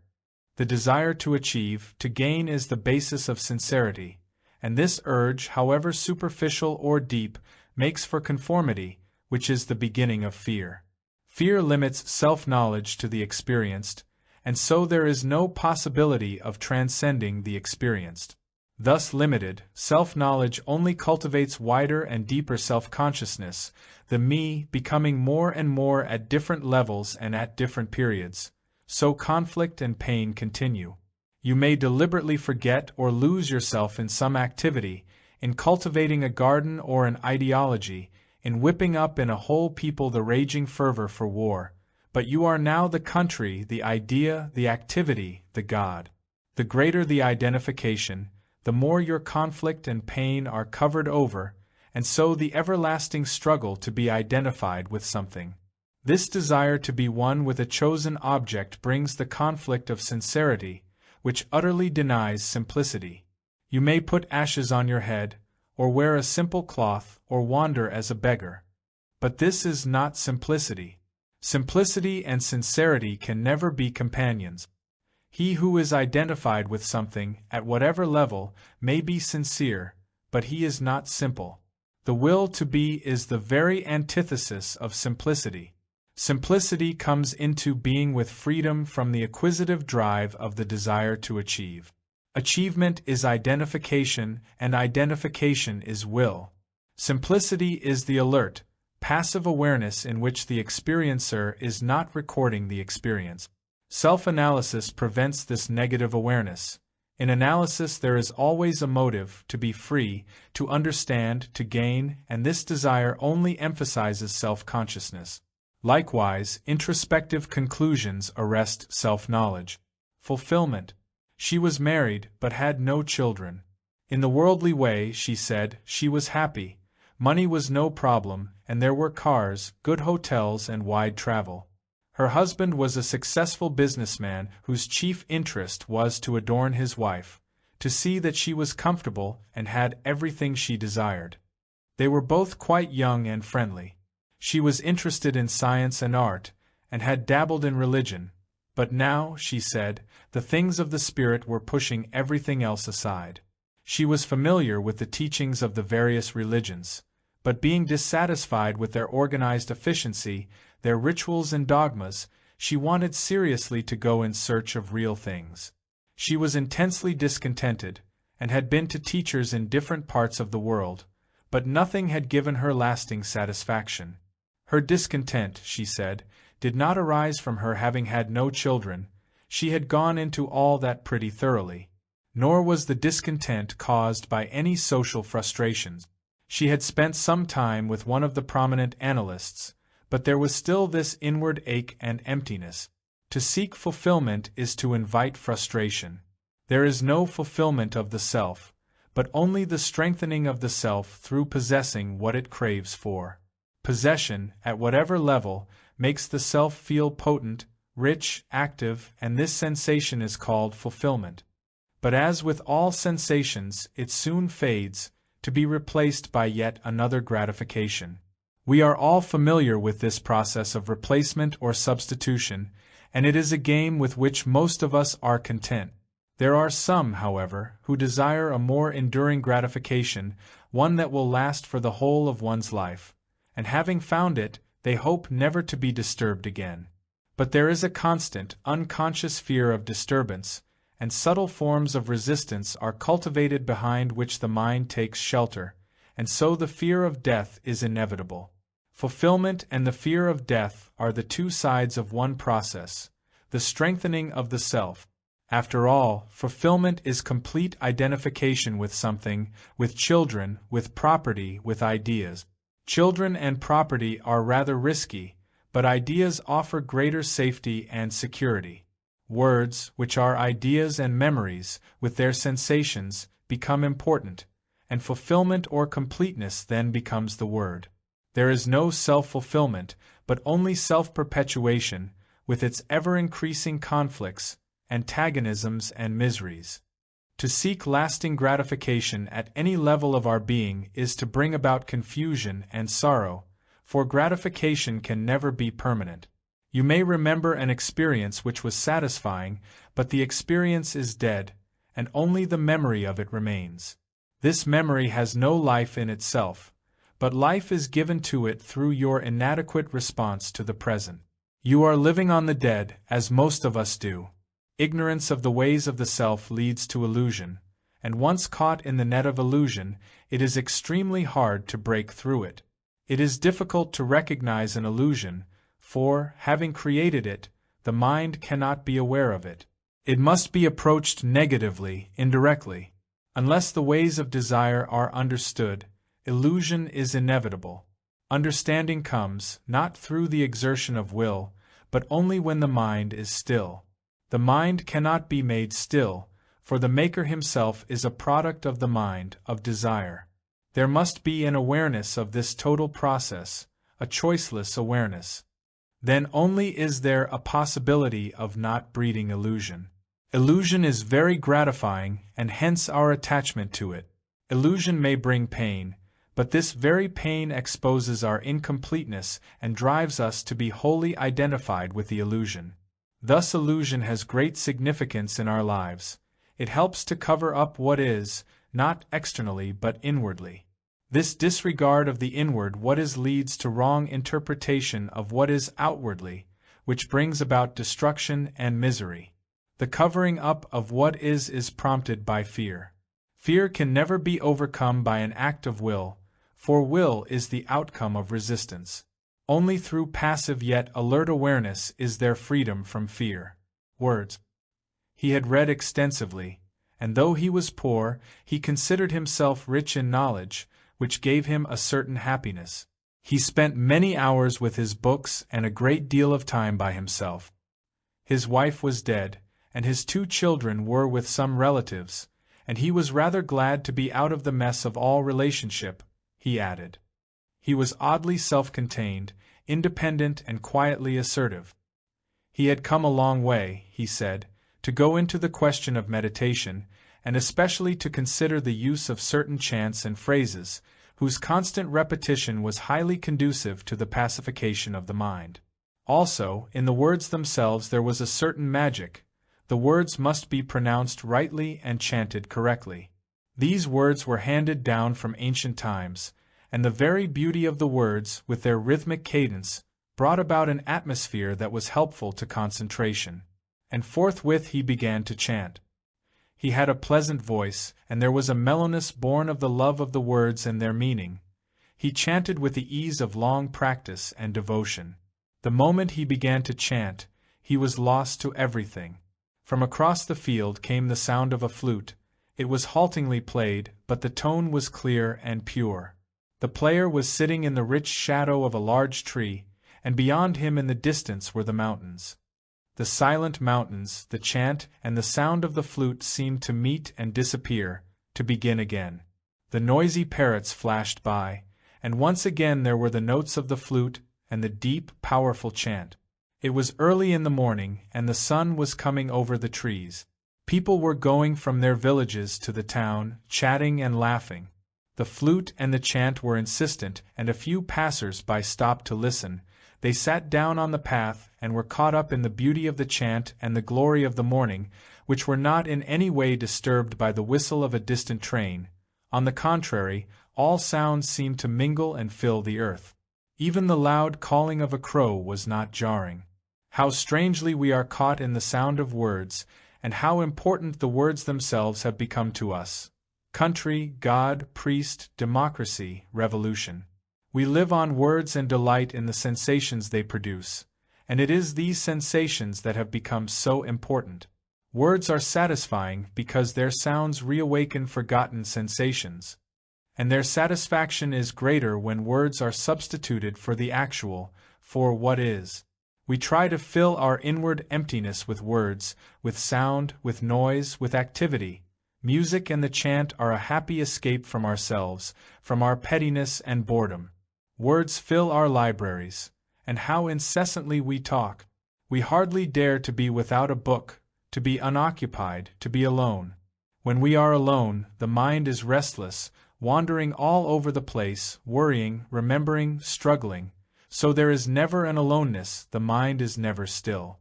Obviously, the mind can be made still by the repetition of a word, of a chant, of a prayer. The mind can be drugged, put to sleep. It can be put to sleep pleasantly or violently, and during this sleep there may be dreams. But a mind that is made quiet by discipline, by ritual, by repetition, can never be alert, sensitive, and free. This bludgeoning of the mind, subtly or crudely, is not meditation. It is pleasant to chant and to listen to one who can do it well. But sensation lives only on further sensation, and sensation leads to illusion. Most of us like to live on illusions. There is pleasure in finding deeper and wider illusions. But it is fear of losing our illusions that makes us deny or cover up the real, the actual. It is not that we are incapable of understanding the actual. What makes us fearful is that we reject the actual and cling to the illusion. Getting caught deeper and deeper in illusion is not meditation, nor is decorating the cage which holds us. Awareness, without any choice, of the ways of the mind, which is the breeder of illusion, is the beginning of meditation.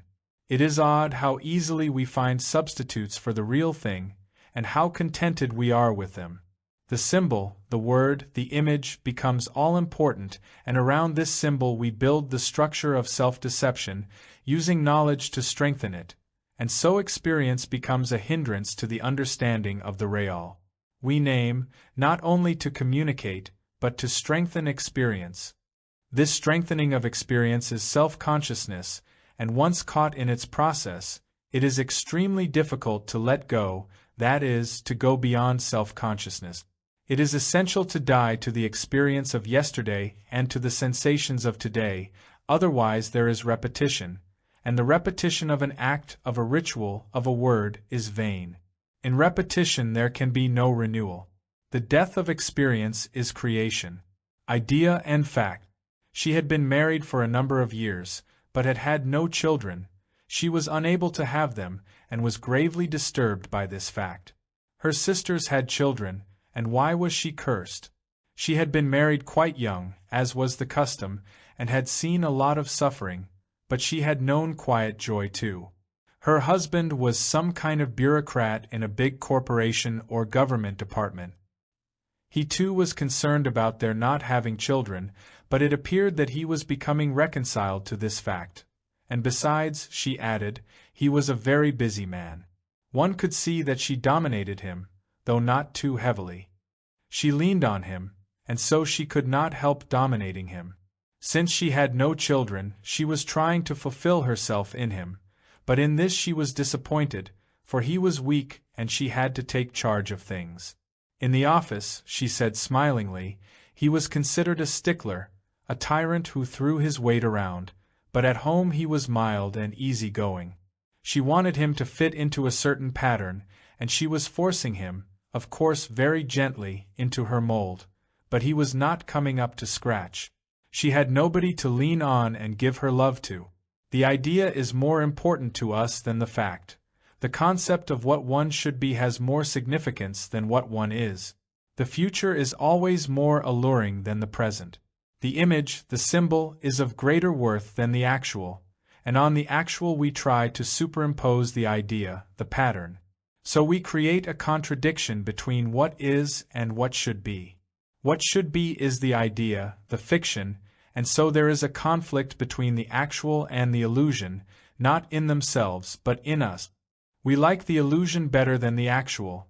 The idea is more appealing, more satisfying, and so we cling to it. Thus the illusion becomes the real and the actual becomes the false, and in this conflict between the so-called real and the so-called false we are caught. Why do we cling to the idea, deliberately or unconsciously, and put aside the actual? The idea, the pattern, is self-projected. It is a form of self-worship, of self-perpetuation, and hence gratifying. The idea gives power to dominate, to be assertive, to guide, to shape, and in the idea, which is self-projected, there is never the denial of the self, the disintegration of the self. So the pattern or idea enriches the self, and this is also considered to be love. I love my son or my husband and I want him to be this or that, I want him to be something other than he is. If we are to understand what is, the pattern or idea must be put aside. To set aside the idea becomes difficult only when there is no urgency in the understanding of what is. Conflict exists in us between the idea and what is because the self-projected idea offers greater satisfaction than what is. It is only when what is, the actual, has to be faced that the pattern is broken, so it is not a matter of how to be free from the idea, but of how to face the actual.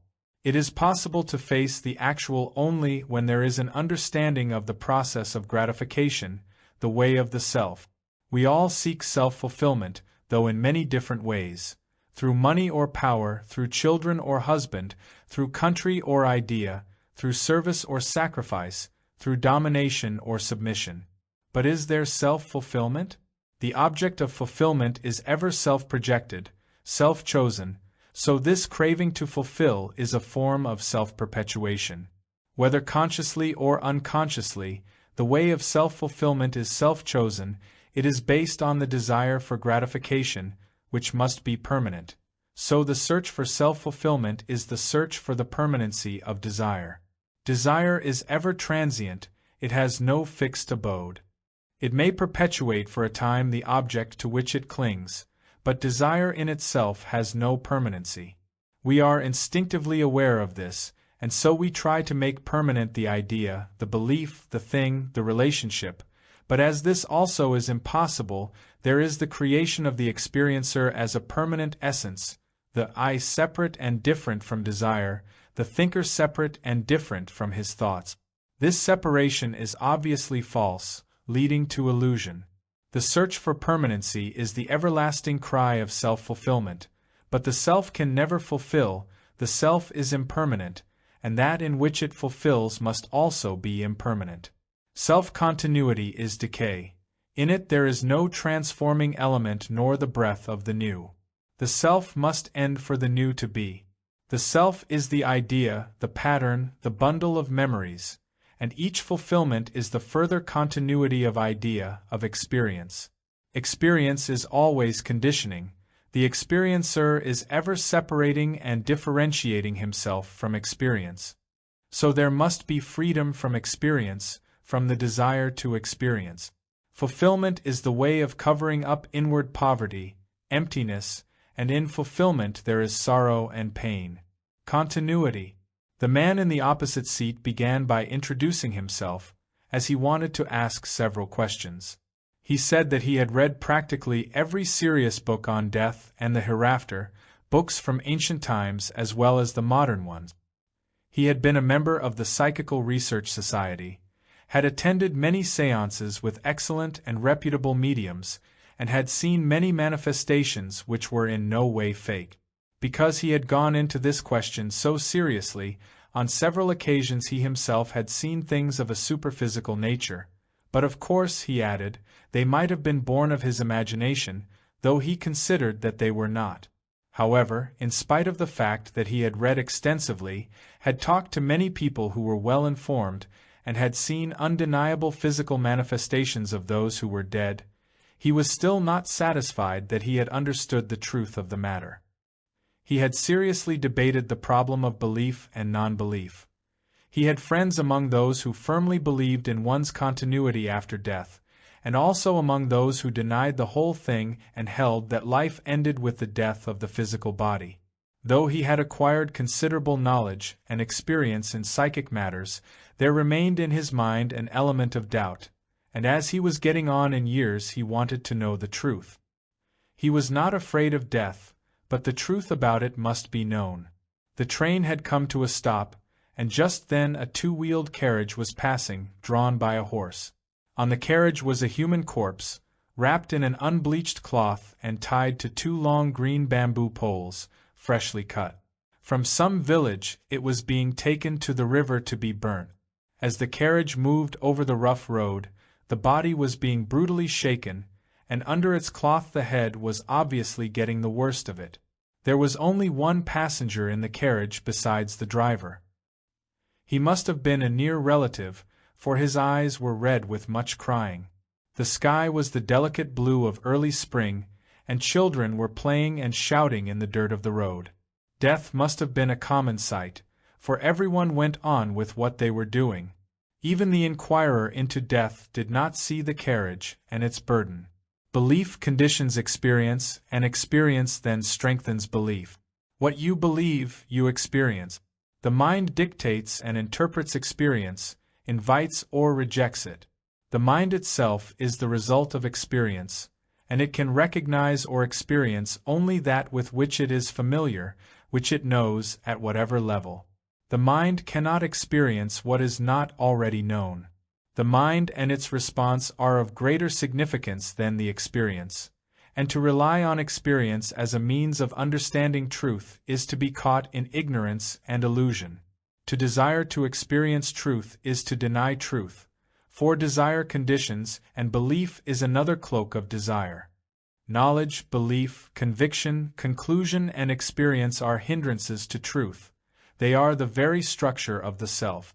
The self cannot be if there is no cumulative effect of experience, and the fear of death is the fear of not being, of not experiencing. If there were the assurance, the certainty of experiencing, there would be no fear. Fear exists only in the relationship between the known and the unknown. The known is ever trying to capture the unknown, but it can capture only that which is already known. The unknown can never be experienced by the known. The known, the experienced, must cease for the unknown to be. The desire to experience truth must be searched out and understood, but if there is motive in the search, then truth does not come into being. Can there be search without a motive, conscious or unconscious? With a motive, is there search? If you already know what you want, if you have formulated an end, then search is a means to achieve that end, which is self-projected. Then search is for gratification, not for truth, and the means will be chosen according to the gratification. The understanding of what is needs no motive. The motive and the means prevent understanding. Search, which is choiceless awareness, is not for something. It is to be aware of the craving for an end and of the means to it.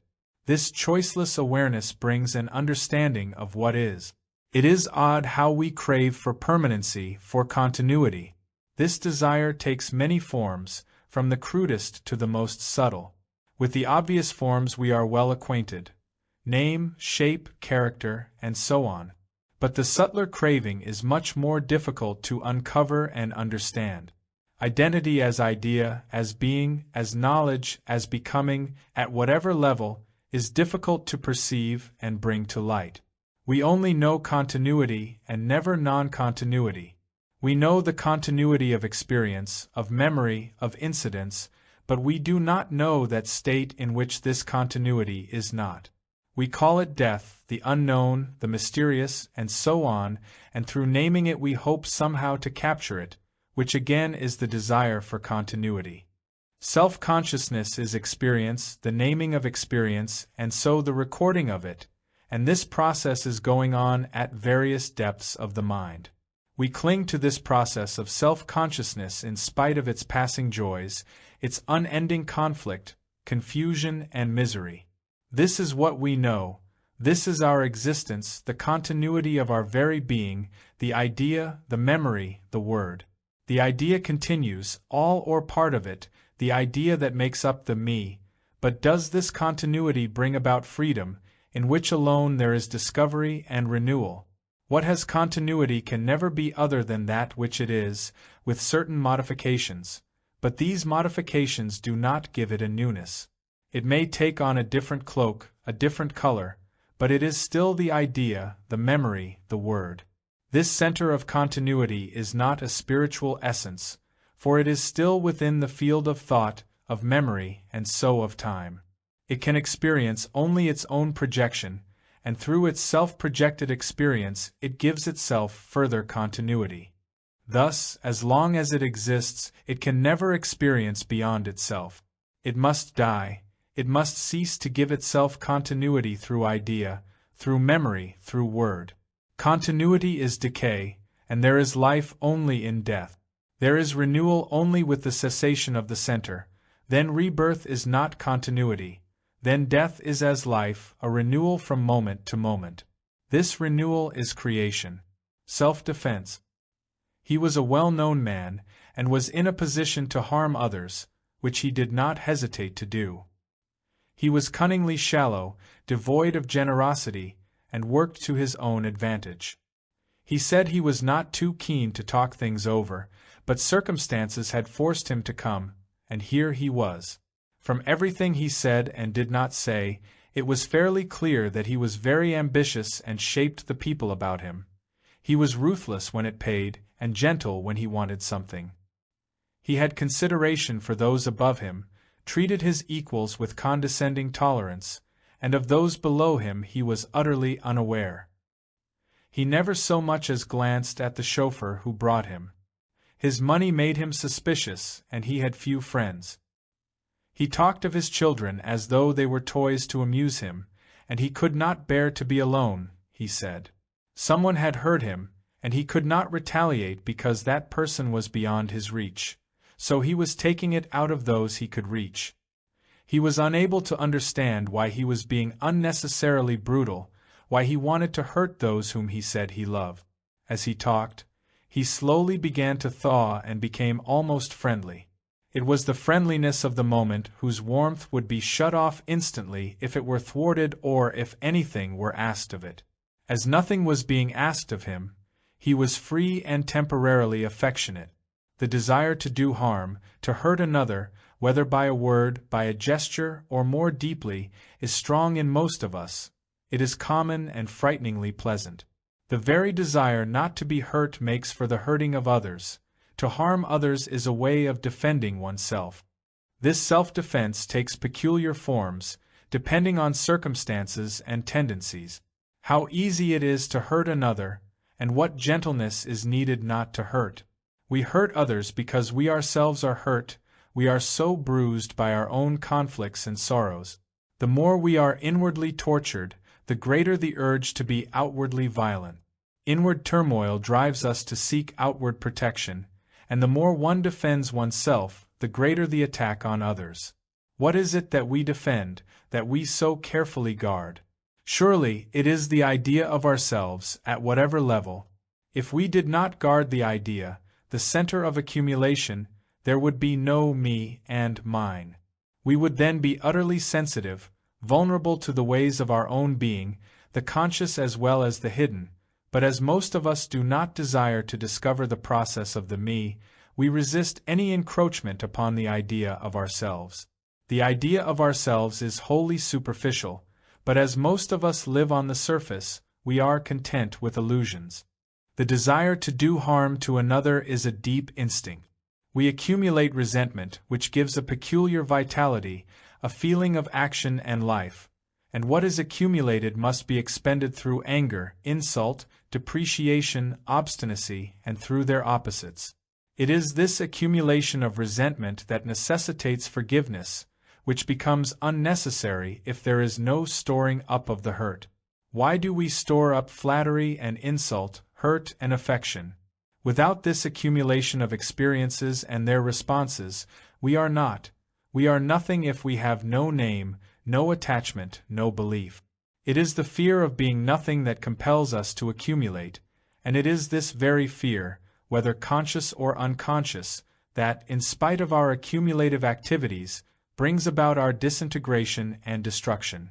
If we can be aware of the truth of this fear, then it is the truth that liberates us from it, and not our purposeful determination to be free.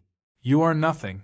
You may have your name and title, your property and bank account, you may have power and be famous. But in spite of all these safeguards, you are as nothing. You may be totally unaware of this emptiness, this nothingness, or you may simply not want to be aware of it. But it is there, do what you will to avoid it. You may try to escape from it in devious ways, through personal or collective violence, through individual or collective worship, through knowledge or amusement, but whether you are asleep or awake, it is always there. You can come upon your relationship to this nothingness and its fear only by being choicelessly aware of the escapes. You are not related to it as a separate, individual entity. You are not the observer watching it. Without you, the thinker, the observer, it is not. You and nothingness are one. You and nothingness are a joint phenomenon, not two separate processes. If you, the thinker, are afraid of it and approach it as something contrary and opposed to you, then any action you may take towards it must inevitably lead to illusion and so to further conflict and misery. When there is the discovery, the experiencing of that nothingness as you, then fear, which exists only when the thinker is separate from his thoughts and so tries to establish a relationship with them, completely drops away. Only then is it possible for the mind to be still, and in this tranquility, truth comes into being. My path and your path. He was a scholar, spoke many languages, and was addicted to knowledge as another is to drink. He was everlastingly quoting the sayings of others to bolster up his own opinions. He dabbled in science and art, and when he gave his opinion it was with a shake of the head and a smile that conveyed in a subtle way that it was not merely his opinion, but the final truth. He said he had his own experiences which were authoritative and conclusive to him. You have your experiences too, but you cannot convince me, he said. You go your way and I mine. There are different paths to truth, and we shall all meet there some day. He was friendly in a distant way, but firm. To him, the masters, though not actual, visible gurus, were a reality, and to become their disciple was essential. He, with several others, conferred discipleship on those who were willing to accept this path and their authority. But he and his group did not belong to those who, through spiritualism, found guides among the dead. To find the masters you had to serve, work, sacrifice, obey and practice certain virtues, and of course belief was necessary. To rely on experience as a means to the discovery of what is to be caught in illusion. Desire, craving, conditions experience, and to depend on experience as a means to the understanding of truth is to pursue the way of self-aggrandizement. Experience can never bring freedom from sorrow. Experience is not an adequate response to the challenge of life. The challenge must be met newly, freshly, for the challenge is always new. To meet the challenge adequately, the conditioning memory of experience must be set aside. The responses of pleasure and pain must be deeply understood. Experience is an impediment to truth, for experience is of time, it is the outcome of the past. And how can a mind which is the result of experience, of time, understand the timeless? The truth of experience does not depend on personal idiosyncrasies and fancies. The truth of it is perceived only when there is awareness without condemnation, justification, or any form of identification. Experience is not an approach to truth. There is no your experience or my experience, but only the intelligent understanding of the problem. Without self-knowledge, experience breeds illusion. With self-knowledge, experience, which is the response to challenge, does not leave a cumulative residue as memory. Self-knowledge is the discovery from moment to moment of the ways of the self, its intentions and pursuits, its thoughts and appetites. There can never be your experience and my experience. The very term, my experience, indicates ignorance and the acceptance of illusion. But many of us like to live in illusion, because there is great satisfaction in it. It is a private heaven which stimulates us and gives a feeling of superiority. If I have capacity, gift or cunning, I become a leader, an intermediary, a representative of that illusion. And as most people love the avoidance of what is, there is built up an organization with properties and rituals, with vows and secret gatherings. Illusion is clothed according to tradition, keeping it within the field of respectability. And as most of us seek power in one form or another, the hierarchical principle is established. The novice and the initiate, the pupil and the master, and even among the masters there are degrees of spiritual growth. Most of us love to exploit and be exploited, and this system offers the means, whether hidden or open. To exploit is to be exploited. The desire to use others for your psychological necessities makes for dependence, and when you depend you must hold, possess, and what you possess possesses you. Without dependence, subtle or gross, without possessing things, people and ideas, you are empty, a thing of no importance.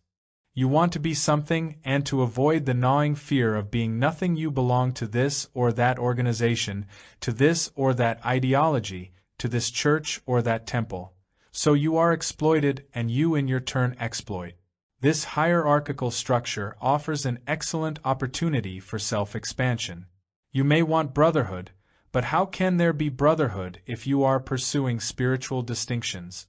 You may smile at worldly titles, but when you admit the Master, the Savior, the Guru in the realm of the Spirit, are you not carrying over the worldly attitude? Can there be hierarchical divisions or degrees in spiritual growth, in the understanding of truth, in the realization of God? Love admits no division. Either you love or do not love. But do not make the lack of love into a long drawn-out process whose end is love. When you know you do not love, when you are choicelessly aware of that fact, then there is a possibility of transformation. But to sedulously cultivate this distinction between the master and the pupil, between those who have attained and those who have not, between the Savior and the sinner, is to deny love.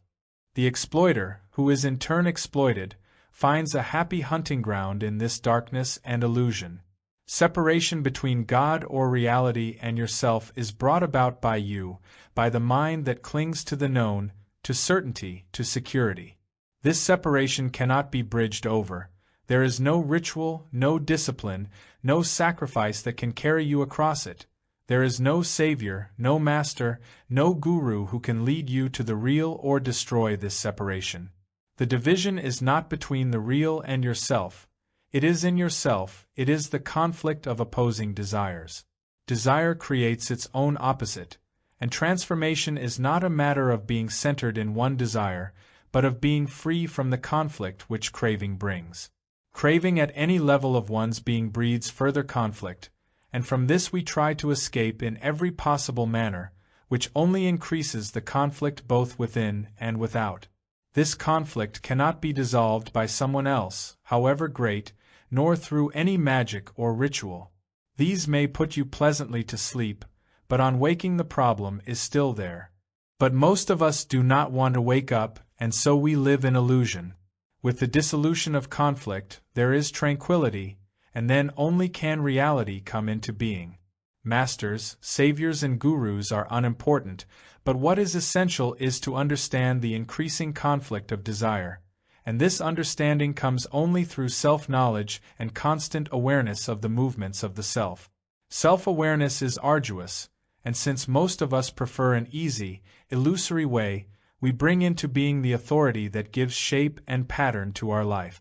This authority may be the collective, the state, or it may be the personal, the master, the savior, the guru. Authority of any kind is blinding, it breeds thoughtlessness, and as most of us find that to be thoughtful is to have pain, we give ourselves over to authority. Authority engenders power, and power always becomes centralized and therefore utterly corrupting. It corrupts not only the wielder of power, but also him who follows it. The authority of knowledge and experience is perverting, whether it be vested in the master, his representative, or the priest. It is your own life, this seemingly endless conflict, that is significant and not the pattern or the leader. The authority of the master and the priest takes you away from the central issue, which is the conflict within yourself. Suffering can never be understood and dissolved through the search for a way of life. Such a search is mere avoidance of suffering, the imposition of a pattern, which is escape, and what is avoided only festers, bringing more calamity and pain. The understanding of yourself, however painful or passingly pleasurable, is the beginning of wisdom. There is no path to wisdom. If there is a path, then wisdom is the formulated, it is already imagined, known. Can wisdom be known or cultivated? Is it a thing to be learnt, to be accumulated? If it is, then it becomes mere knowledge, a thing of experience and of the book. Experience and knowledge are the continuous chain of responses and so can never comprehend the new, the fresh, the uncreated. Experience and knowledge, being continuous, make a path to their own self-projections, and hence they are constantly binding. Wisdom is the understanding of what is from moment to moment, without the accumulation of experience and knowledge. What is accumulated does not give freedom to understand, and without freedom there is no discovery, and it is this endless discovery that makes for wisdom. Wisdom is ever new, ever fresh, and there is no means of gathering it. The means destroys the freshness, the newness, the spontaneous discovery. The many paths to one reality are the invention of an intolerant mind. They are the outcome of a mind that cultivates tolerance. I follow my path, and you follow yours, but let us be friends, and we shall eventually meet. Will you and I meet if you are going north and I south? Can we be friendly if you have one set of beliefs and I another, if I am a collective murderer and you are peaceful? To be friendly implies relationship in work, in thought, but is there any relationship between the man who hates and the man who loves? Is there any relationship between the man in illusion and the one who is free? The free man may try to establish some kind of relationship with the one in bondage, but he who is in illusion can have no relationship with the man who is free. The separate, clinging to their separateness, try to establish a relationship with others who are also self-enclosed, but such attempts invariably breed conflict and pain. To avoid this pain, the clever ones invent tolerance, each looking over his self-enclosing barrier and attempting to be kind and generous. Tolerance is of the mind, not of the heart. Do you talk of tolerance when you love? But when the heart is empty, then the mind fills it with its cunning devices and fears. There is no communion where there is tolerance. There is no path to truth.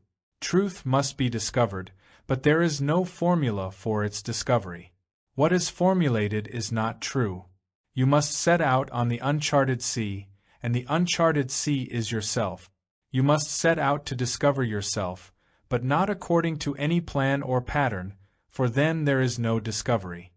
Discovery brings joy, not the remembered, comparative joy, but joy that is ever new. Self-knowledge is the beginning of wisdom, in whose tranquility and silence there is the immeasurable. Awareness. There were immense clouds, like billowy white waves, and the sky was serene and blue. Many hundreds of feet below where we stood was the blue curving bay, and far off was the mainland. It was a lovely evening, calm and free, and on the horizon was the smoke of a steamer. The orange groves stretched to the foot of the mountain, and their fragrance filled the air. The evening was turning blue, as it always did. The air itself became blue, and the white houses lost their brilliance in that delicate color. The blue of the sea seemed to spill over and cover the land, and the mountains above were also a transparent blue. It was an enchanted scene, and there was immense silence. Though there were a few noises of the evening, they were within this silence, they were part of the silence, as we were too. This silence was making everything new, washing away the centuries of squalor and pain from the heart of things. One's eyes were cleansed, and the mind was of that silence. A donkey brayed. The echoes filled the valley, and the silence accepted them. The end of the day was the death of all yesterdays, and in this death there was a rebirth, without the sadness of the past. Life was new in the immensity of silence. In the room a man was waiting, anxious to talk things over. He was peculiarly intense, but sat quietly. He was obviously a city dweller, and his smart clothes made him seem rather out of place in that small village and in that room. He talked of his activities, the difficulties of his profession, the trivialities of family life, and the urgency of his desires. All these problems he could grapple with as intelligently as another, but what really bothered him were his sexual appetites. He was married and had children, but there was more to it. His sexual activities had become a very serious problem to him, and were driving him almost crazy. He had talked to certain doctors and analysts, but the problem still existed, and he must somehow get to the bottom of it. How eager we are to solve our problems! How insistently we search for an answer, a way out, a remedy!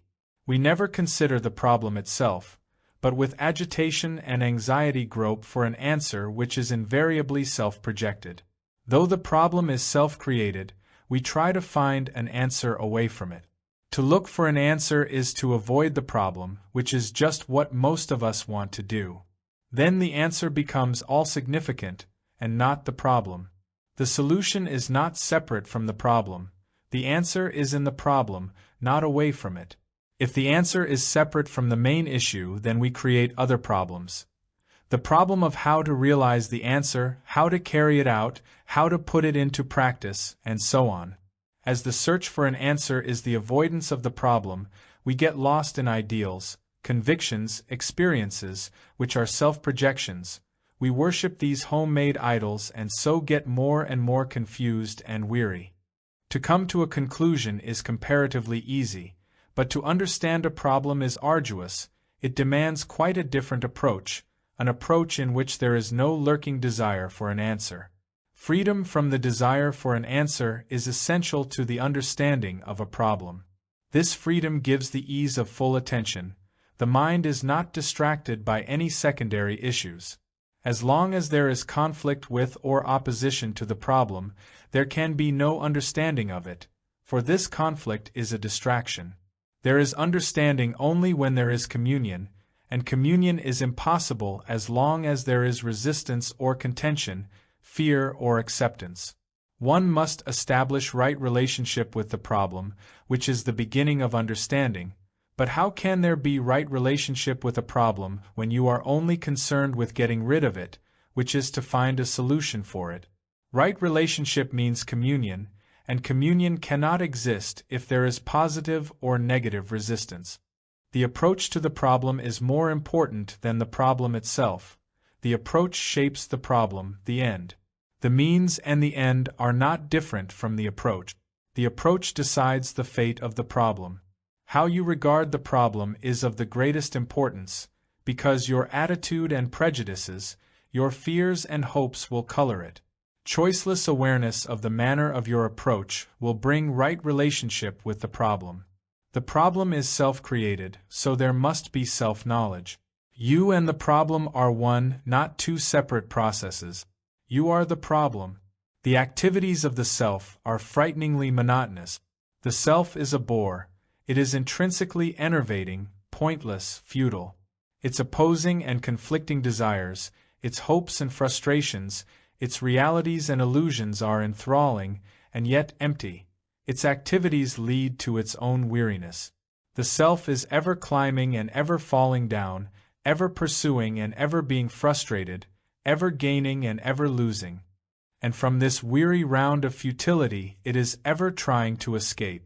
It escapes through outward activity or through gratifying illusions, through drink, sex, radio, books, knowledge, amusements, and so on. Its power to breed illusion is complex and vast. These illusions are homemade, self-projected. They are the ideal, the idolatrous conception of masters and saviors, the future as a means of self-aggrandizement, and so on. In trying to escape from its own monotony, the self pursues inward and outward sensations and excitements. These are the substitutes for self-abnegation, and in the substitutes it hopefully tries to get lost. It often succeeds, but the success only increases its own weariness. It pursues one substitute after another, each creating its own problem, its own conflict and pain. Self-forgetfulness is sought within and without. Some turn to religion and others to work and activity. But there is no means of forgetting the self. The inner or outward noise can suppress the self, but it soon comes up again in a different form, under a different guise. For what is suppressed must find a release.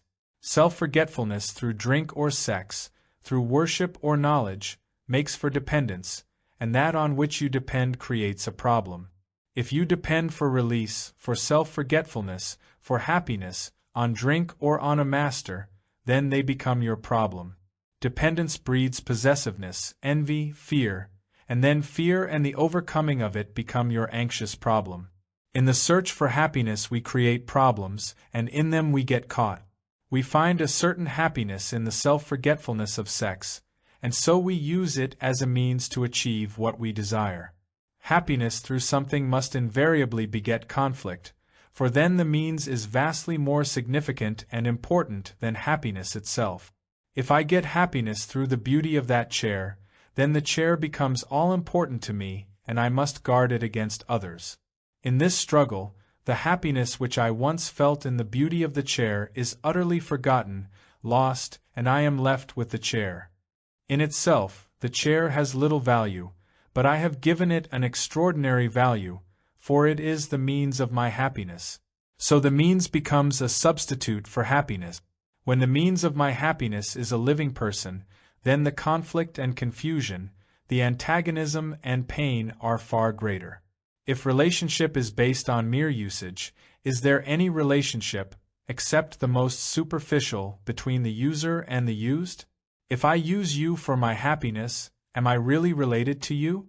Relationship implies communion with another on different levels. And is there communion with another when he is only a tool, a means of my happiness? In thus using another, am I not really seeking self-isolation, in which I think I shall be happy? This self-isolation I call relationship, but actually there is no communion in this process. Communion can exist only where there is no fear, and there is gnawing fear and pain where there is usage and so dependence. As nothing can live in isolation, The attempts of the mind to isolate itself lead to its own frustration and misery. To escape from this sense of incompleteness, we seek completeness in ideas, in people, in things. And so we are back again where we started, in the search for substitute. Problems will always exist where the activities of the self are dominant. To be aware which are and which are not the activities of the self needs constant vigilance. This vigilance is not disciplined attention, but an extensive awareness which is choiceless. Disciplined attention gives strength to the self. It becomes a substitute and a dependence. Awareness, on the other hand, is not self-induced, nor is it the outcome of practice. It is understanding the whole content of the problem, the hidden as well as the superficial. The surface must be understood for the hidden to show itself. The hidden cannot be exposed if the surface mind is not quiet. This whole process is not verbal, nor is it a matter of mere experience. Verbalization indicates dullness of mind, and experience, being cumulative, makes for repetitiousness. Awareness is not a matter of determination, for purposive direction is resistance, which tends towards exclusiveness. Awareness is the silent and choiceless observation of what is. In this awareness the problem unrolls itself, and thus it is fully and completely understood. A problem is never solved on its own level. Being complex, it must be understood in its total process. To try to solve a problem on only one level, physical or psychological, leads to further conflict and confusion. For the resolution of a problem, there must be this awareness, this passive alertness which reveals its total process. Love is not sensation. Sensations give birth to thought through words and symbols. Sensations and thought replace love. They become the substitute for love. Sensations are of the mind, as sexual appetites are. The mind breeds the appetite, the passion, through remembrance, from which it derives gratifying sensations.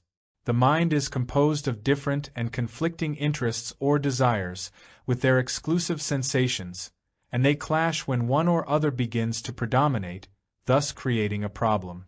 Sensations are both pleasant and unpleasant, and the mind holds to the pleasant, thus becoming a slave to them. This bondage becomes a problem because the mind is the repository of contradictory sensations. The avoidance of the painful is also a bondage, with its own illusions and problems.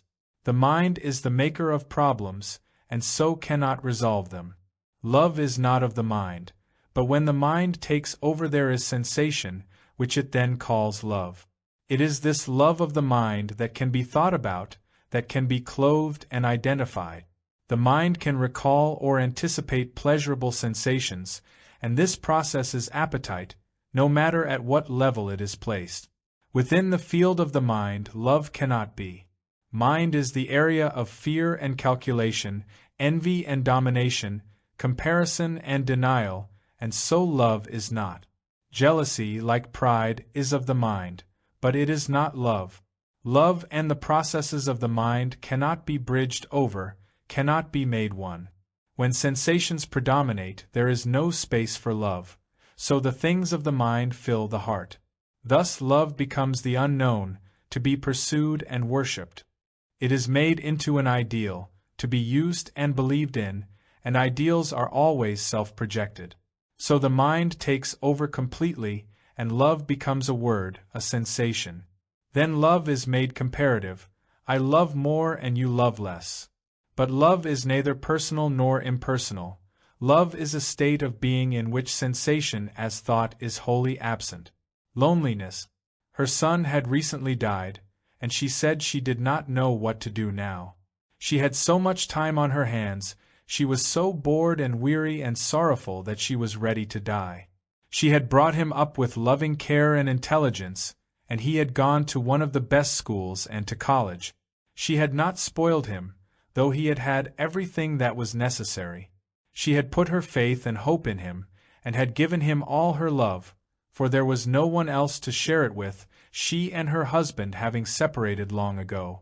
Her son had died through some wrong diagnosis and operation, though, she added smilingly, The doctors said that the operation was successful. Now she was left alone, and life seemed so vain and pointless. She had wept when he died, until there were no more tears, but only a dull and weary emptiness. She had had such plans for both of them, but now she was utterly lost. The breeze was blowing from the sea, cool and fresh, and under the tree it was quiet. The colors on the mountains were vivid, and the blue jays were very talkative. A cow wandered by, followed by her calf, and a squirrel dashed up a tree, wildly chattering. It sat on a branch and began to scold, and the scolding went on for a long time, its tail bobbing up and down. It had such sparkling bright eyes and sharp claws. A lizard came out to warm itself and caught a fly. The treetops were gently swaying, and a dead tree against the sky was straight and splendid. It was being bleached by the sun. There was another dead tree beside it, dark and curving, more recent in its decay. A few clouds rested on the distant mountains. What a strange thing is loneliness, and how frightening it is! We never allow ourselves to get too close to it, and if by chance we do, we quickly run away from it. We will do anything to escape from loneliness, to cover it up. Our conscious and unconscious preoccupation seems to be to avoid it or to overcome it. Avoiding and overcoming loneliness are equally futile. Though suppressed or neglected, the pain, the problem, is still there. You may lose yourself in a crowd and yet be utterly lonely. You may be intensely active, but loneliness silently creeps upon you. Put the book down, and it is there. Amusements and drinks cannot drown loneliness. You may temporarily evade it, but when the laughter and the effects of alcohol are over, the fear of loneliness returns. You may be ambitious and successful, you may have vast power over others, you may be rich in knowledge, you may worship and forget yourself in the rigmarole of rituals, but do what you will, the ache of loneliness continues. You may exist only for your son, for the master, for the expression of your talent. But like the darkness, loneliness covers you. You may love or hate, escape from it according to your temperament and psychological demands, but loneliness is there, waiting and watching, withdrawing only to approach again. Loneliness is the awareness of complete isolation, and are not our activities self-enclosing? Though our thoughts and emotions are expansive, are they not exclusive and dividing? Are we not seeking dominance in our relationships, in our rights and possessions, thereby creating resistance? Do we not regard work as yours and mine? Are we not identified with the collective, with the country, or with the few? Is not our whole tendency to isolate ourselves, to divide and separate? The very activity of the self, at whatever level, is the way of isolation, and loneliness is the consciousness of the self without activity. Activity, whether physical or psychological, becomes a means of self-expansion, and when there is no activity of any kind, there is an awareness of the emptiness of the self. It is this emptiness that we seek to fill, and in filling it we spend our life, whether at a noble or ignoble level. There may seem to be no sociological harm in filling this emptiness at a noble level, but illusion breeds untold misery and destruction, which may not be immediate. The craving to fill this emptiness, or to run away from it, which is the same thing, cannot be sublimated or suppressed, for who is the entity that is to suppress or sublimate? Is not that very entity another form of craving? The objects of craving may vary, but is not all craving similar? You may change the object of your craving from drink to ideation, but without understanding the process of craving, illusion is inevitable. There is no entity separate from craving. There is only craving, there is no one who craves. Craving takes on different masks at different times, depending on its interest. The memory of these varying interests meets the new, which brings about conflict, and so the chooser is born, establishing himself as an entity separate and distinct from craving. But the entity is not different from its qualities. The entity who tries to fill or run away from emptiness, incompleteness, loneliness, is not different from that which he is avoiding. He is it. He cannot run away from himself. All that he can do is to understand himself. He is his loneliness, his emptiness, and as long as he regards it as something separate from himself, he will be in illusion and endless conflict. When he directly experiences that he is his own loneliness, then only can there be freedom from fear. Fear exists only in relationship to an idea. An idea is the response of memory as thought. Thought is the result of experience, and though it can ponder over emptiness, have sensations with regard to it, it cannot know emptiness directly. The word loneliness, with its memories of pain and fear, prevents the experiencing of it afresh. The word is memory, and when the word is no longer significant, then the relationship between the experiencer and the experienced is wholly different. Then that relationship is direct and not through a word, through memory. Then the experiencer is the experience, which alone brings freedom from fear. Love and emptiness cannot abide together. When there is the feeling of loneliness, love is not. You may hide emptiness under the word love, but when the object of your love is no longer there or does not respond, then you are aware of emptiness, you are frustrated. We use the word love as a means of escaping from ourselves, from our own insufficiency. We cling to the one we love, we are jealous, we miss him when he is not there and are utterly lost when he dies. And then we seek comfort in some other form, in some belief, in some substitute. Is all this love? Love is not an idea, the result of association. Love is not something to be used as an escape from our own wretchedness, and when we do so use it, we make problems which have no solutions. Love is not an abstraction, but its reality can be experienced only when idea, mind, is no longer the supreme factor. Consistency. He was obviously intelligent, active, and given to reading a few select books. Though married, he was not a family man. He called himself an idealist and a social worker. He had been to prison for political reasons and had many friends. He was not concerned with making a name either for himself or for the party, which he recognized as the same thing. He was really interested in doing social work which might lead to some human happiness. He was what you might call a religious man, but not sentimental or superstitious, nor a believer in any particular doctrine or ritual. He said he had come to talk over the problem of contradiction, not only within himself but in nature and in the world. It seemed to him that this contradiction was inevitable, the intelligent and the stupid, the conflicting desires within oneself, the word in conflict with the act and the act with the thought. This contradiction he had found everywhere. To be consistent is to be thoughtless. It is easier and safer to follow a pattern of conduct without deviation, to conform to an ideology or a tradition, than to risk the pain of thought. To obey authority, inner or outer, needs no questioning. It obviates thought with its anxieties and disturbances. To follow our own conclusions, experiences, determinations, creates no contradictions within us. We are being consistent to our own purpose.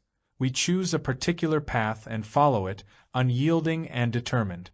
Do not most of us seek a way of life which is not too disturbing, in which at least there is psychological security? And how we respect a man who lives up to his ideal. We make examples of such men, they are to be followed and worshipped. The approximation to an ideal, though it requires a certain amount of exertion and struggle, is on the whole pleasurable and gratifying, for after all ideals are homemade, self-projected. You choose your hero, religious or worldly, and follow him. The desire to be consistent gives a peculiar strength and satisfaction, for in sincerity there is security. But sincerity is not simplicity, and without simplicity there can be no understanding. To be consistent to a well-thought-out pattern of conduct gratifies the urge for achievement, and in its success there is comfort and security. The setting up of an ideal and the constant approximation to it cultivates resistance, and adaptability is within the limits of the pattern. Consistency offers safety and certainty, and that is why we cling to it with desperation. To be in self-contradiction is to live in conflict and sorrow. The self, in its very structure, is contradictory. It is made up of many entities with different masks, each in opposition to the others. The whole fabric of the self is the result of contradictory interests and values, of many varying desires at different levels of its being, and these desires all beget their own opposites. The self, the me, is a network of complex desires, each desire having its own impetus and aim, often in opposition to other hopes and pursuits. These masks are taken on according to stimulating circumstances and sensations. So within the structure of the self, contradiction is inevitable. This contradiction within us breeds illusion and pain, and to escape from it we resort to all manner of self-deceptions which only increase our conflict and misery. When the inner contradiction becomes unbearable, consciously or unconsciously we try to escape through death, through insanity, or we give ourselves over to an idea, to a group, to a country, to some activity that will completely absorb our being, or we turn to organized religion with its dogmas and rituals. So this split in ourselves leads either to further self-expansion or to self-destruction, insanity. Trying to be other than what we are cultivates contradiction. The fear of what is breeds the illusion of its opposite, and in the pursuit of the opposite we hope to escape from fear. Synthesis is not the cultivation of the opposite. Synthesis does not come about through opposition, for all opposites contain the elements of their own opposites. The contradiction in ourselves leads to every kind of physical and psychological response, whether gentle or violent, respectable or dangerous. And consistency only further confuses and obscures the contradiction. The one-pointed pursuit of a single desire, of a particular interest, leads to self-enclosing opposition. Contradiction within brings conflict without, and conflict indicates contradiction. Only through understanding the ways of desire is there freedom from self-contradiction. Integration can never be limited to the upper layers of the mind. It is not something to be learnt in a school. It does not come into being with knowledge or with self-immolation. Integration alone brings freedom from consistency and contradiction, but integration is not a matter of fusing into one all desires and multiple interests. Integration is not conformity to a pattern, however noble and cunning. It must be approached not directly, positively, but obliquely, negatively. To have a conception of integration is to conform to a pattern, which only cultivates stupidity and destruction. To pursue integration is to make of it an ideal, a self-projected goal. Since all ideals are self-projected, they inevitably cause conflict and enmity. What the self projects must be of its own nature, and therefore contradictory and confusing. Integration is not an idea, a mere response of memory, and so it cannot be cultivated. The desire for integration comes into being because of conflict, but through cultivating integration, conflict is not transcended. You may cover up, deny contradiction, or be unconscious of it, but it is there, waiting to break out. Conflict is our concern, and not integration. Integration, like peace, is a byproduct, not an end in itself. It is merely a result, and so of secondary importance. In understanding conflict, there will not only be integration and peace, but something infinitely greater. Conflict cannot be suppressed or sublimated, nor is there a substitute for it. Conflict comes with craving, with the desire to continue, to become more, which does not mean that there must be stagnating contentment. More is the constant cry of the self. It is the craving for sensation, whether of the past or of the future. Sensation is of the mind, and so the mind is not the instrument for the understanding of conflict. Understanding is not verbal, it is not a mental process, and therefore not a matter of experience. Experience is memory, and without word, symbol, image, there is no memory. You may read volumes about conflict, but it can have nothing to do with the understanding of conflict. To understand conflict, thought must not interfere. There must be an awareness of conflict without the thinker. The thinker is the chooser who invariably takes sides with the pleasant, the gratifying, and thereby sustains conflict. He may get rid of one particular conflict, but the soil is there for further conflict. The thinker justifies or condemns, and so prevents understanding. With the thinker absent, there is the direct experiencing of conflict, but not as an experience which an experiencer is undergoing. In the state of experiencing there is neither the experiencer nor the experienced. Experiencing is direct, then relationship it direct and not through memory. It is this direct relationship that brings understanding. Understanding brings freedom from conflict, and with freedom from conflict there is integration, action and idea. He was mild and gentle, with a ready and pleasant smile. He was dressed very simply, and his manner was quiet and unobtrusive. He said that he had practiced non-violence for many years and was well aware of its power and spiritual significance.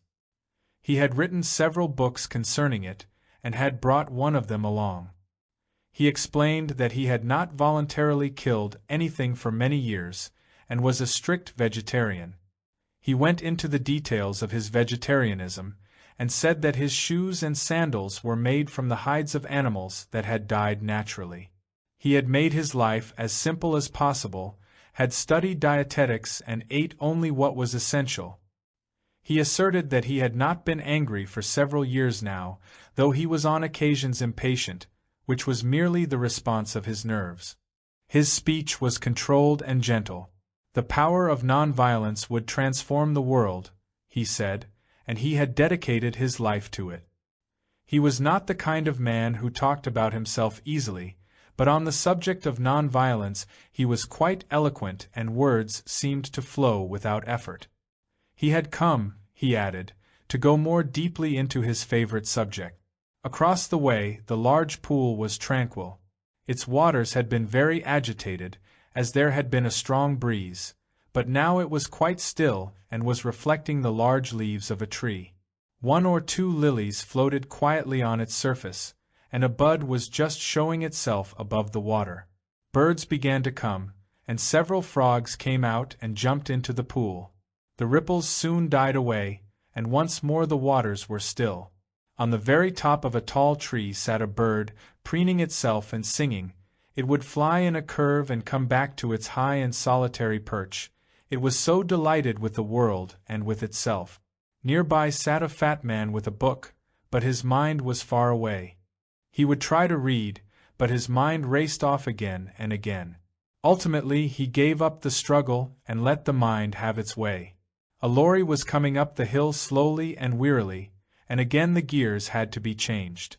We are so concerned with the reconciliation of effects, with the outward gesture and appearance. We seek first to bring about outward order.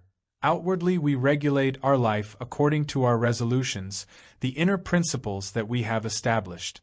Why do we force the outer to conform to the inner? Why do we act according to an idea? Is idea stronger, more powerful than action? The idea is first established, reasoned out or intuitively felt, and then we try to approximate action to the idea. We try to live up to it, put it into practice, discipline ourselves in the light of it, the everlasting struggle to bring action within the limits of idea. Why is there this incessant and painful struggle to shape action according to idea? What is the urge to make the outer conform to the inner? Is it to strengthen the inner, or to gain assurance from the outer when the inner is uncertain? In deriving comfort from the outer, does not the outer assume greater significance and importance? The outer reality has significance, but when it is looked upon as a gesture of sincerity, does it not indicate more than ever that idea is dominant? Why has idea become all-powerful? To make us act? Does idea help us to act, or does it hinder action? Surely, idea limits action. It is the fear of action that brings forth idea. In idea there is safety, in action there is danger. To control action, which is limitless, idea is cultivated. To put a brake on action, idea comes into being. Think what would happen if you were really generous in action. So you have the generosity of the heart opposed by the generosity of the mind. You go so far only, for you do not know what will happen to you tomorrow. Idea governs action. Action is full, open, extensive, and fear, as idea, steps in and takes charge. So idea becomes all-important and not action. We try to make action conform to idea. The idea or ideal is non-violence, and our actions, gestures, thoughts are molded according to that pattern of the mind. What we eat, what we wear, what we say becomes very significant, for by it we judge our sincerity. Sincerity becomes important, and not being non-violent. Your sandals and what you eat become consumingly interesting, and being non-violent is forgotten. Idea is always secondary, and the secondary issues dominate the primary. You can write, lecture, gossip about idea. There is great scope in idea for self-expansion, but there is no self-expansive gratification in being non-violent. Idea, being self-projected, is stimulating and gratifying, positively or negatively, but being non-violent has no glamour. Non-violence is a result, a byproduct, and not an end in itself. It is an end in itself only when idea predominates. Idea is always a conclusion, an end, a self-projected goal. Idea is movement within the known, but thought cannot formulate what it is to be non-violent. Thought can ponder over non-violence, but it cannot be non-violent. Non-violence is not an idea. It cannot be made into a pattern of action. Life in a city. It was a well-proportioned room, quiet and restful. The furniture was elegant and in very good taste. The carpet was thick and soft. There was a marble fireplace with a fire in it. There were old vases from different parts of the world, and on the walls were modern paintings as well as some by the old master. Considerable thought and care had been spent on the beauty and comfort of the room, which reflected wealth and taste. The room overlooked a small garden, with a lawn that must have been mowed and rolled for many, many years. Life in a city is strangely cut off from the universe. Man-made buildings have taken the place of valleys and mountains, and the roar of traffic has been substituted for that of boisterous streams. At night one hardly ever sees the stars, even if one wishes to, for the city lights are too bright, and during the day the sky is limited and held. Something definitely happens to the city dwellers. They are brittle and polished, they have churches and museums, drinks and theaters, beautiful clothes and endless shops. There are people everywhere, on the streets, in the buildings, in the rooms. A cloud passes across the sky, and so few look up. There is rush and turmoil. But in this room there was quiet and sustained dignity. It had that atmosphere peculiar to the rich, the feeling of aloof security and assurance, and the long freedom from want. He was saying that he was interested in philosophy, both of the East and of the West, and how absurd it was to begin with the Greeks, as though nothing existed before them, and presently he began to talk of his problem, how to give and to whom to give. The problem of having money, with its many responsibilities, was somewhat disturbing him. Why was he making a problem of it? Did it matter to whom he gave, and with what spirit? Why had it become a problem? His wife came in, smart, bright, and curious. Both of them seemed well-read, sophisticated and worldly wise. They were clever and interested in many things. They were the product of both town and country, but mostly their hearts were in the town. That one thing, compassion, seemed so far away. The qualities of the mind were deeply cultivated. There was a sharpness, a brutal approach, but it did not go very far. She wrote a little, and he was some kind of politician, and how easily and confidently they spoke.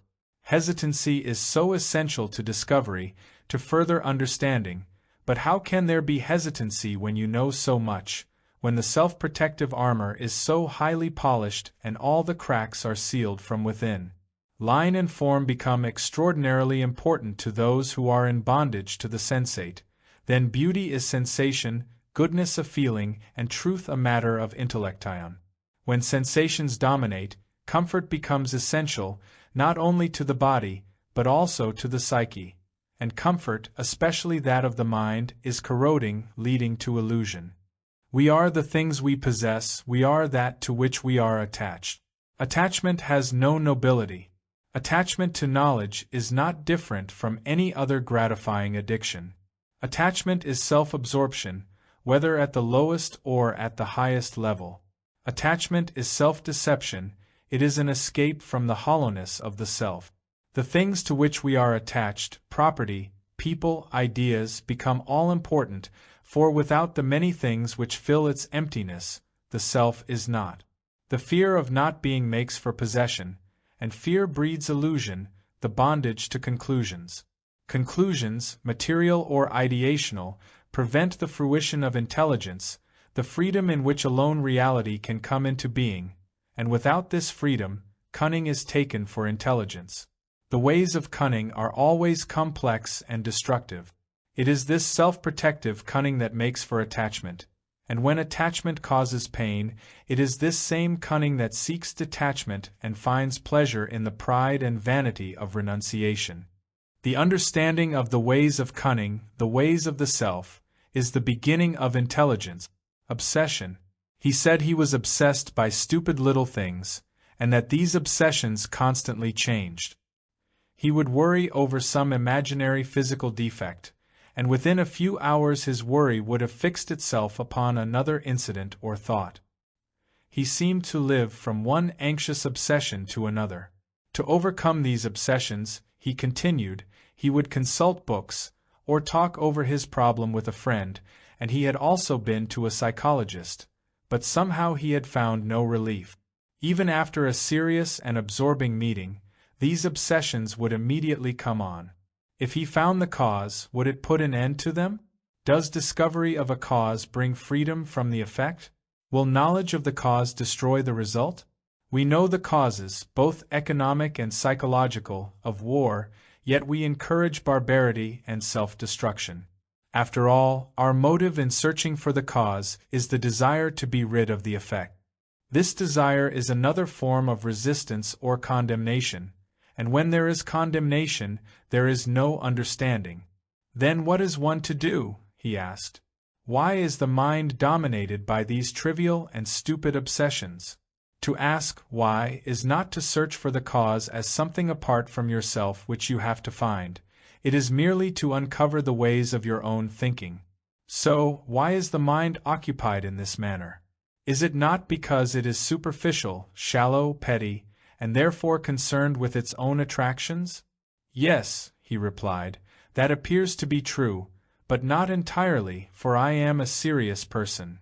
Apart from these obsessions, what is your thought occupied with? With my profession, he said. I have a responsible position. The whole day and sometimes far into the night, my thoughts are taken up with my business. I read occasionally, but most of my time is spent with my profession. Do you like what you are doing? Yes, but it is not completely satisfactory. All my life I have been dissatisfied with what I am doing, but I cannot give up my present position, for I have certain obligations, and besides, I am getting on in years. What bothers me are these obsessions, and my increasing resentment towards my work as well as towards people. I have not been kind. I feel increasing anxiety about the future, and I never seem to have any peace.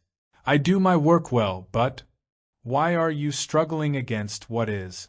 The house in which I live may be noisy, dirty, the furniture may be hideous, and there may be an utter lack of beauty about the whole thing, but for various reasons I may have to live there. I cannot go away to another house. It is then not a question of acceptance, but of seeing the obvious fact. If I do not see what is, I shall worry myself sick about that vase, about that chair or that picture. They will become my obsessions, and there will be resentment against people, against my work, and so on. If I could leave the whole thing and start over again, it would be a different matter. But I cannot. It is no good my rebelling against what is the actual. The recognition of what is does not lead to smug contentment and ease. When I yield to what is, there is not only the understanding of it, but there also comes a certain quietness to the surface mind. If the surface mind is not quiet, it indulges in obsessions, actual or imaginary. It gets caught up in some social reform or religious conclusion, the master, the savior, the ritual, and so on. It is only when the surface mind is quiet that the hidden can reveal itself. The hidden must be exposed, but this is not possible if the surface mind is burdened with obsessions, worries. Since the surface mind is constantly in some kind of agitation, conflict is inevitable between the upper and the deeper levels of the mind, and as long as this conflict is not resolved, obsessions increase. After all, obsessions are a means of escape from our conflict. All escapes are similar, though it is obvious that some are socially more harmful. When one is aware of the total process of obsession or of any other problem, only then is there freedom from the problem. To be extensively aware, there must be no condemnation or justification of the problem. Awareness must be choiceless. To be so aware demands wide patience and sensitivity. It requires eagerness and sustained attention so that the whole process of thinking can be observed and understood. The spiritual leader. He said that his guru was too great a man to be described, and that he had been a pupil of his for many years. This teacher, he went on, imparted his teachings through brutal shocks, through foul language, through insults and actions that were contradictory, and he added that many important people were among the followers. The very crudeness of the procedure forced people to think, it made them sit up and take notice, which was considered necessary because most people were asleep and needed to be shaken. This teacher said the most awful things about God, and it seemed that his pupils had to drink a great deal, as the teacher himself drank heavily at most meals. The teachings, however, were profound. They had been kept secret at one time, but now they were being made available to all. The late autumnal sun was pouring in through the window, and one could hear the roar of the busy street. The leaves in their death were brilliant, and the air was fresh and keen. As with all cities, there was an atmosphere of depression and unnameable sorrow in contrast to the light of the evening, and the artificial gaiety was even more sorrowful. We seem to have forgotten what it is to be natural, to smile freely. Our faces are so closed with worry and anxiety. But the leaves sparkled in the sun and a cloud passed by. Even in so-called spiritual movements the social divisions are maintained. How eagerly a titled person is welcomed and given the front seat. How the followers hang around the famous. How hungry we are for distinctions and labels. This craving for distinction becomes what we call spiritual growth. Those who are near and those who are far, the hierarchical division as the master and the initiate, the pupil and the novice. This craving is obvious and somewhat understandable in the everyday world, but when the same attitude is carried over into a world where these stupid distinctions have no meaning whatever, it reveals how deeply we are conditioned by our cravings and appetites. Without understanding these cravings, it is utterly vain to seek to be free from pride. But, he continued, we need guides, gurus, masters. You may be beyond them, but we ordinary people need them, otherwise we shall be like lost sheep. We choose our leaders, political or spiritual, out of our own confusion, and so they also are confused. We demand to be coaxed and comforted, to be encouraged and gratified, so we choose a teacher who will give us what we crave for. We do not search out reality, but go after gratification and sensation. It is essentially for self-glorification that we create the teacher, the master, and we feel lost, confused, and anxious when the self is denied. If you have no direct physical teacher, you fabricate one who is far away, hidden and mysterious. The former is dependent on various physical and emotional influences, and the latter is self-projected, a homemade ideal. But both are the outcome of your choice, and choice is inevitably based on bias, prejudice. You may prefer to give a more respectable and comforting name to your prejudice, but it is out of your confusion and appetites that you choose. If you are seeking gratification, you will naturally find what you desire, but do not let us call it truth. Truth comes into being when gratification, the desire for sensation, comes to an end. You have not convinced me that I do not need a master, he said. Truth is not a matter of argumentation and conviction, it is not the outcome of opinion. But the master helps me to overcome my greed, my envy, he insisted. Can another, however great, help to bring about a transformation in you? If he can, you are not transformed, you are merely dominated, influenced. This influence may last a considerable time, but you are not transformed. You have been overcome. And whether you are overcome by envy or by a so-called noble influence, you are still a slave, you are not free. We like to be slavish, to be possessed by someone, whether by a master or by anyone else, because there is security in this possession. The master becomes the refuge. To possess is to be possessed, but possession is not freedom from greed. I must resist greed, he said. I must fight it, make every effort to destroy it, and only then will it go. From what you say, you have been in conflict with greed for a great many years, and yet you are not free from it. Do not say that you have not tried hard enough, which is the obvious response. Can you understand anything through conflict? To conquer is not to understand. What you conquer has to be conquered again and again, but there is freedom from that which is fully understood. To understand, there must be awareness of the process of resistance. To resist is so much easier than to understand, and besides, we are educated to resist. In resistance there need be no observation, no consideration, no communication.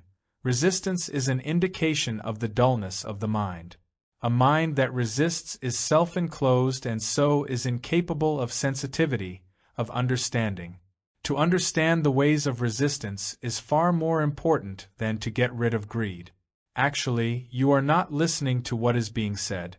You are considering your various commitments which have grown out of your years of struggle and resistance.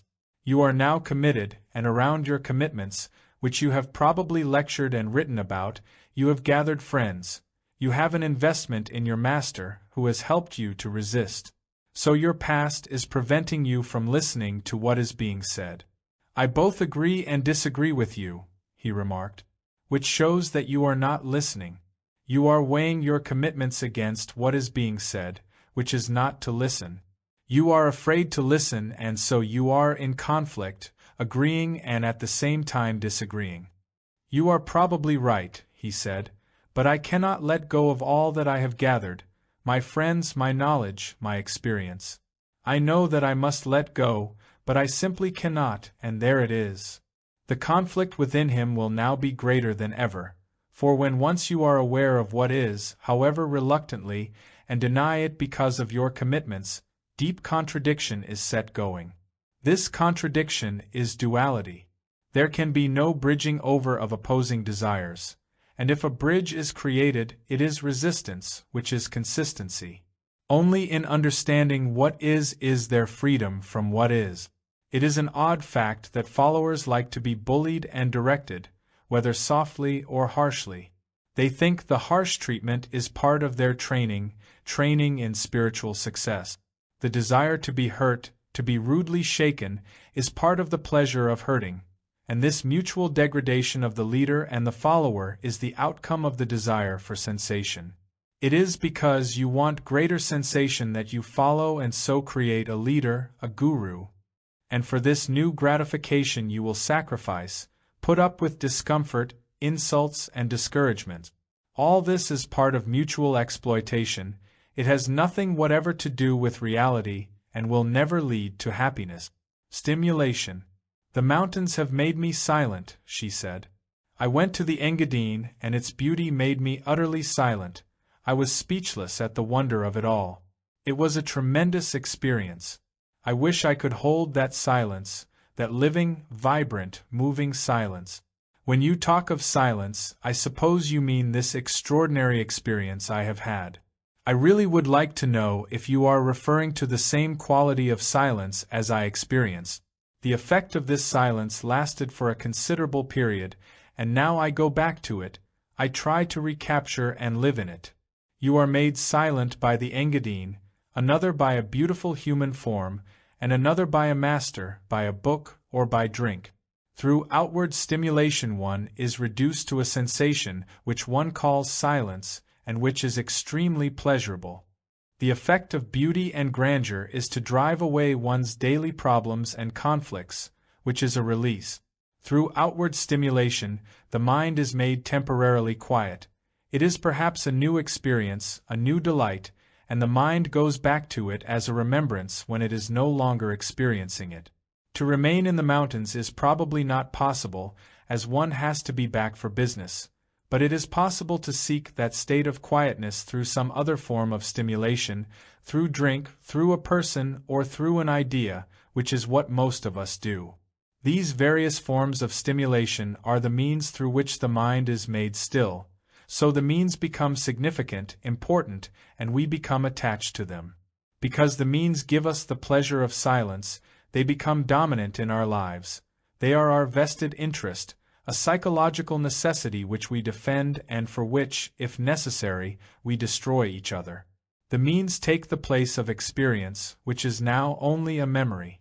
Stimulations may vary, each having a significance according to the conditioning of the person. But there is a similarity in all stimulations: the desire to escape from what is, from our daily routine, from a relationship that is no longer alive, and from knowledge which is always becoming stale. You choose one kind of escape, I another, and my particular brand is always assumed to be more worthwhile than yours. But all escape, whether in the form of an ideal, the cinema, or the church, is harmful, leading to illusion and mischief. Psychological escapes are more harmful than the obvious ones, being more subtle and complex and therefore more difficult to discover. The silence that is brought about through stimulation, the silence that is made up through disciplines, control, resistances, positive or negative, is a result, an effect, and so not creative. It is dead. There is a silence which is not a reaction, a result, a silence which is not the outcome of stimulation, of sensation, a silence which is not put together, not a conclusion. It comes into being when the process of thought is understood. Thought is the response of memory, of determined conclusions, conscious or unconscious. This memory dictates action according to pleasure and pain. So ideas control action, and hence there is conflict between action and idea. This conflict is always with us, and as it intensifies there is an urge to be free from it, but until this conflict is understood and resolved, any attempt to be free from it is an escape. As long as action is approximating to an idea, conflict is inevitable. Only when action is free from idea does conflict cease. But how can action ever be free from idea? Surely there can be no action without there being ideation first. Action follows idea, and I cannot possibly imagine any action which is not the result of idea. Idea is the outcome of memory. Idea is the verbalization of memory. Idea is an inadequate reaction to challenge, to life. Adequate response to life is action, not ideation. We respond ideationally in order to safeguard ourselves against action. Ideas limit action. There is safety in the field of ideas, but not in action, so action is made subservient to idea. Idea is the self-protective pattern for action. In intense crisis there is direct action, freed from idea. It is against this spontaneous action that the mind has disciplined itself, and as with most of us the mind is dominant, ideas act as a brake on action and hence there is friction between action and ideation. I find my mind wandering off to that happy experience of the Engadine. Is it an escape to relive that experience in memory? Obviously. The actual is your life in the present. This crowded street, your business, your immediate relationship. If these were pleasing and gratifying, the Engadine would fade away. But as the actual is confusing and painful, you turn to an experience which is over and dead. You may remember that experience, but it is finished. You give it life only through memory. It is like pumping life into a dead thing. The present being dull, shallow, we turn to the past or look to a self-projected future. This escape from the present inevitably leads to illusion. To see the present as it actually is, without condemnation or justification, is to understand what is, and then there is action which brings about a transformation in what is. Problems and escapes. I have many serious problems, and I seem to make them more tortuous and painful by trying to solve them. I am at my wit's end, and I do not know what to do. Added to all this, I am deaf and have to use this beastly thing as an aid to my hearing. I have several children and a husband who has left me. I am really concerned over my children, as I want them to avoid all the miseries I have been through. How anxious we are to find an answer to our problems. We are so eager to find an answer that we cannot study the problem. It prevents our silent observation of the problem. The problem is the important thing and not the answer. If we look for an answer, we will find it. But the problem will persist, for the answer is irrelevant to the problem. Our search is for an escape from the problem, and the solution is a superficial remedy, so there is no understanding of the problem. All problems arise from one source, and without understanding the source, any attempt to solve the problems will only lead to further confusion and misery. One must first be very clear that one's intention to understand the problem is serious, that one sees the necessity of being free of all problems, for only then can the maker of problems be approached. Without freedom from problems, there can be no tranquility, and tranquility is essential for happiness, which is not an end in itself. As the pool is still when the breezes stop, so the mind is still with the cessation of problems. But the mind cannot be made still. If it is dead, it is a stagnant pool. When this is clear, then the maker of problems can be observed. The observation must be silent and not according to any predetermined plan based on pleasure and pain. But you are asking the impossible.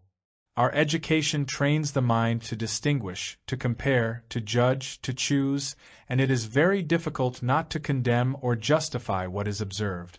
How can one be free of this conditioning and observe silently? If you see that silent observation, passive awareness is essential for understanding, then the truth of your perception liberates you from the background. It is only when you do not see the immediate necessity of passive and yet alert awareness that the how, the search for a means to dissolve the background, arises. It is truth that liberates, not the means or the system. The truth that silent observation alone brings understanding must be seen, then only are you free from condemnation and justification. When you see danger, you do not ask how you are to keep away from it. It is because you do not see the necessity of being passively aware that you ask how. Why do you not see the necessity of it? I want to, but I have never thought along these lines before. All I can say is that I want to get rid of my problems because they are a real torture to me. I want to be happy like any other person. Consciously or unconsciously we refuse to see the essentiality of being passively aware because we do not really want to let go of our problems, for what would we be without them? We would rather cling to something we know, however painful, than risk the pursuit of something that may lead who knows where. With the problems, at least, we are familiar, but the thought of pursuing the maker of them, not knowing where it may lead, creates in us fear and dullness. The mind would be lost without the worry of problems. It feeds on problems, whether they are world or kitchen problems, political or personal, religious or ideological. So our problems make us petty and narrow. A mind that is consumed with world problems is as petty as the mind that worries about the spiritual progress it is making. Problems burden the mind with fear, for problems give strength to the self, to the me and the mine. Without problems, without achievements and failures, the self is not. But without the self, how can one exist at all? It is the source of all action. As long as action is the outcome of desire, of memory, of fear, of pleasure and pain, it must inevitably breed conflict, confusion and antagonism. Our action is the outcome of our conditioning, at whatever level, and our response to challenge, being inadequate and incomplete, must produce conflict, which is the problem. Conflict is the very structure of the self. It is entirely possible to live without conflict, the conflict of greed, of fear, of success, but this possibility will be merely theoretical and not actual until it is discovered through direct experiencing. To exist without greed is possible only when the ways of the self are understood. Do you think my deafness is due to my fears and repressions? Doctors have assured me that there is nothing structurally wrong, and is there any possibility of recovering my hearing? I have been suppressed, in one way or another, all my life. I have never done anything that I really wanted to do. Inwardly and outwardly it is easier to repress than to understand. To understand is arduous, especially for those who have been heavily conditioned from childhood. Although strenuous, repression becomes a matter of habit. Understanding can never be made into a habit, a matter of routine. It demands constant watchfulness, alertness. To understand, there must be pliability, sensitivity, a warmth that has nothing to do with sentimentality. Suppression in any form needs no quickening of awareness. It is the easiest and the stupidest way to deal with responses. Suppression is conformity to an idea, to a pattern, and it offers superficial security, respectability. Understanding is liberating, but suppression is always narrowing, self-enclosing. Fear of authority, of insecurity, of opinion builds up an ideological refuge, with its physical counterpart, to which the mind turns. This refuge, at whatever level it may be placed, ever sustains fear. And from fear there is substitution, sublimation or discipline, which are all a form of repression. Repression must find an outlet, which may be a physical ailment or some kind of ideological illusion. The price is paid according to one's temperament and idiosyncrasies. I have noticed that whenever there is something unpleasant to be heard, I take refuge behind this instrument, which thereby helps me to escape into my own world. But how is one to be free from the repression of years? Will it not take a long time? It is not a question of time, of dredging into the past, or of careful analysis. It is a matter of seeing the truth of repression. By being passively aware, without any choice, of the whole process of repression, the truth of it is immediately seen. The truth of repression cannot be discovered if we think in terms of yesterday and tomorrow. Truth is not to be comprehended through the passage of time. Truth is not a thing to be attained. It is seen or it is not seen, it cannot be perceived gradually. The will to be free from repression is a hindrance to understanding the truth of it, for will is desire, whether positive or negative, and with desire there can be no passive awareness. It is desire or craving that brought about the repression, and this same desire, though now called will, can never free itself from its own creation. Again, the truth of will must be perceived through passive yet alert awareness. The analyzer, though he may separate himself from it, is part of the analyzed, and as he is conditioned by the thing he analyses, he cannot free himself from it. Again, the truth of this must be seen. It is truth that liberates, not will and effort. What is and what should be? I am married and have children, she said, but I seem to have lost all love. I am slowly drying up. Although I engage in social activities, they are a kind of pastime, and I see their futility. Nothing seems to interest me deeply and fully. I recently took a long holiday from my family routine and social activities, and I tried to paint, but my spirit was not in it. I feel utterly dead, uncreative, depressed, and deeply discontented. I am still young, but the future seems to be complete blackness. I have thought of suicide, but somehow I see the utter stupidity of it. I am getting more and more confused, and my discontent seems to have no end. What are you confused about? Is your problem that of relationship? No, it is not. I have been through that, and have come out of it not too bruised, but I am confused and nothing seems to satisfy me. Have you a definite problem, or are you merely discontented generally? There must be deep down some anxiety, some fear, and probably you are not aware of it. Do you want to know what it is? Yes, that is why I have come to you. I really cannot go on the way I am. Nothing seems to be of any importance, and I get quite ill periodically. Your illness may be an escape from yourself, from your circumstances. I am pretty sure it is. But what am I to do? I am really quite desperate. Before I leave, I must find a way out of all this. Is the conflict between two actualities, or between the actual and the fictitious? Is your discontent mere dissatisfaction, which is easily gratified, or is it a causeless misery? Dissatisfaction soon finds a particular channel through which it is gratified. Dissatisfaction is quickly canalized, but discontent cannot be assuaged by thought. Does this so-called discontent arise from not finding satisfaction? If you found satisfaction, would your discontent disappear? Is it that you are really seeking some kind of permanent gratification? No, it is not that. I am really not seeking any kind of gratification, at least I do not think I am. All I know is that I am in confusion and conflict, and I cannot seem to find a way out of it. When you say you are in conflict, it must be in relation to something, in relation to your husband, to your children, to your activities.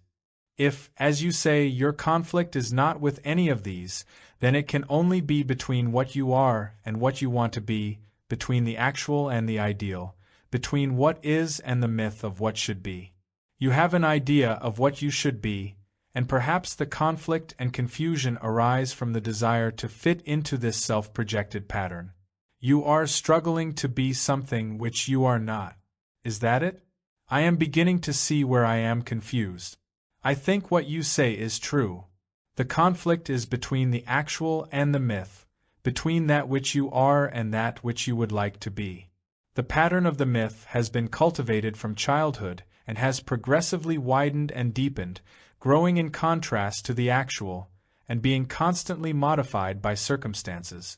This myth, like all ideals, goals, utopias, is in contradiction to what is the implicit, the actual. So the myth is an escape from that which you are.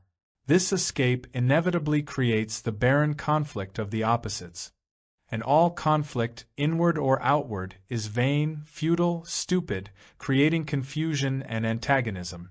So, if I may say so, your confusion arises from the conflict between what you are and the myth of what you should be. The myth, the ideal, is unreal. It is a self-projected escape. It has no actuality. The actual is what you are. What you are is much more important than what you should be. You can understand what is, but you cannot understand what should be. There is no understanding of an illusion, there is only understanding of the way it comes into being. The myth, the fictitious, the ideal, has no validity. It is a result, an end, and what is important is to understand the process through which it has come into being. To understand that which you are, whether pleasant or unpleasant, the myth, the ideal, the self-projected future state, must entirely cease. Then only can you tackle what is. To understand what is, there must be freedom from all distraction. Distraction is the condemnation or justification of what is. Distraction is comparison. It is resistance or discipline against the actual. Distraction is the very effort or compulsion to understand. All distractions are a hindrance to the swift pursuit of what is. What is not static. It is in constant movement, and to follow it the mind must not be tethered to any belief, to any hope of success or fear of failure. Only in passive yet alert awareness can that which is unfold. This unfoldment is not of time. Contradiction. He was a well-known and well-established politician, somewhat arrogant, and hence his impatience. Highly educated, he was rather ponderous and tortuous in his expositions.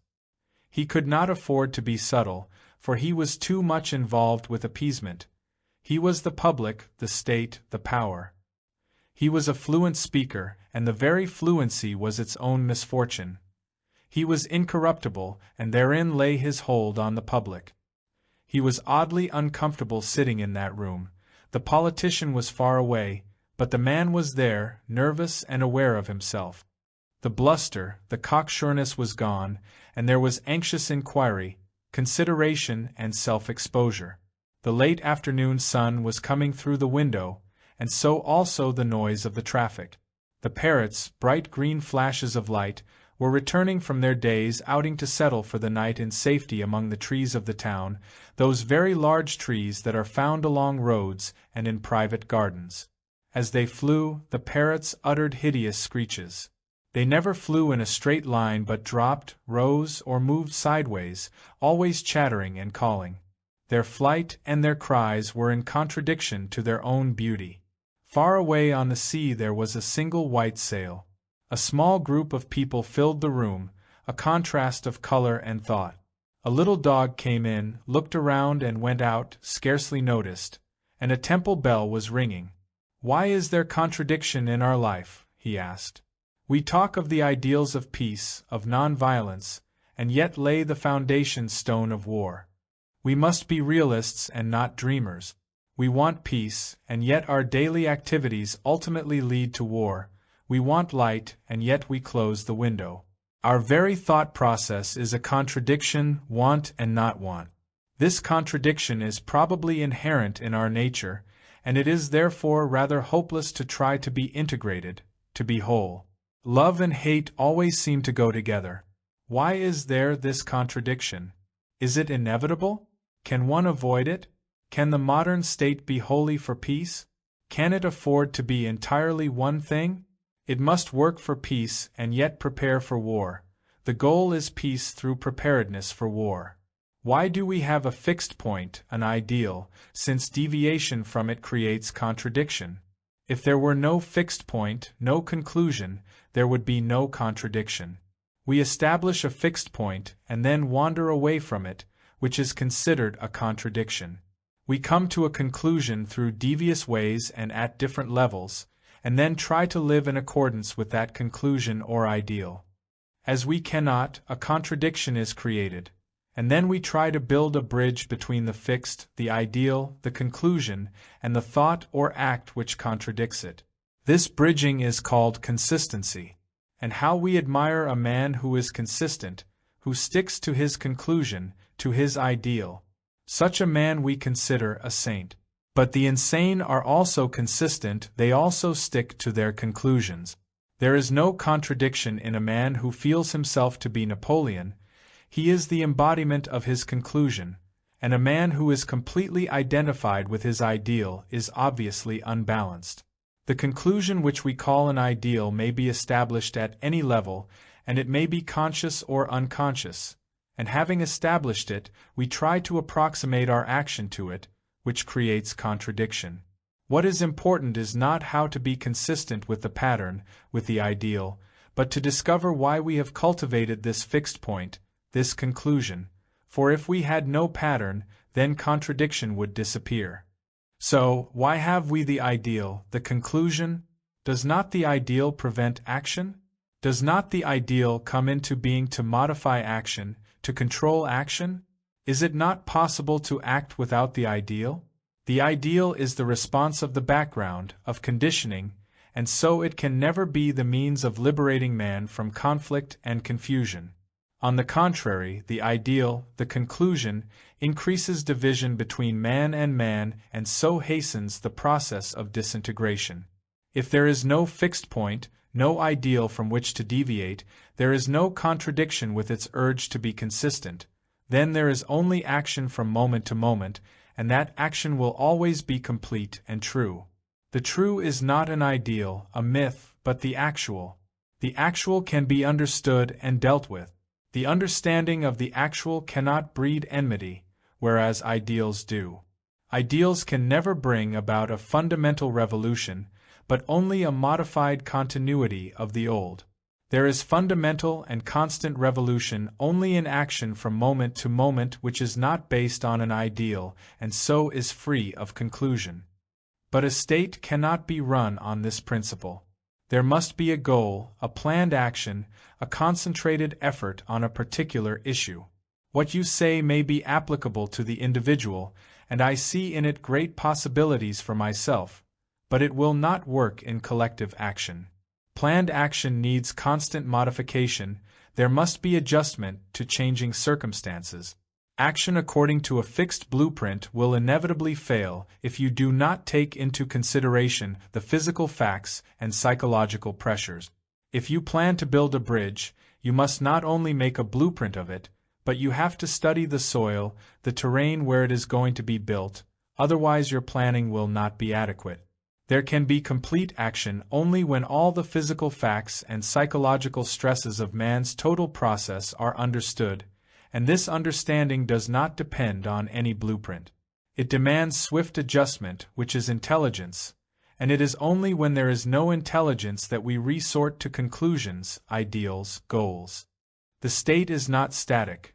Its leaders may be, but the state, like the individual, is living, dynamic, and what is dynamic cannot be put in the straitjacket of a blueprint.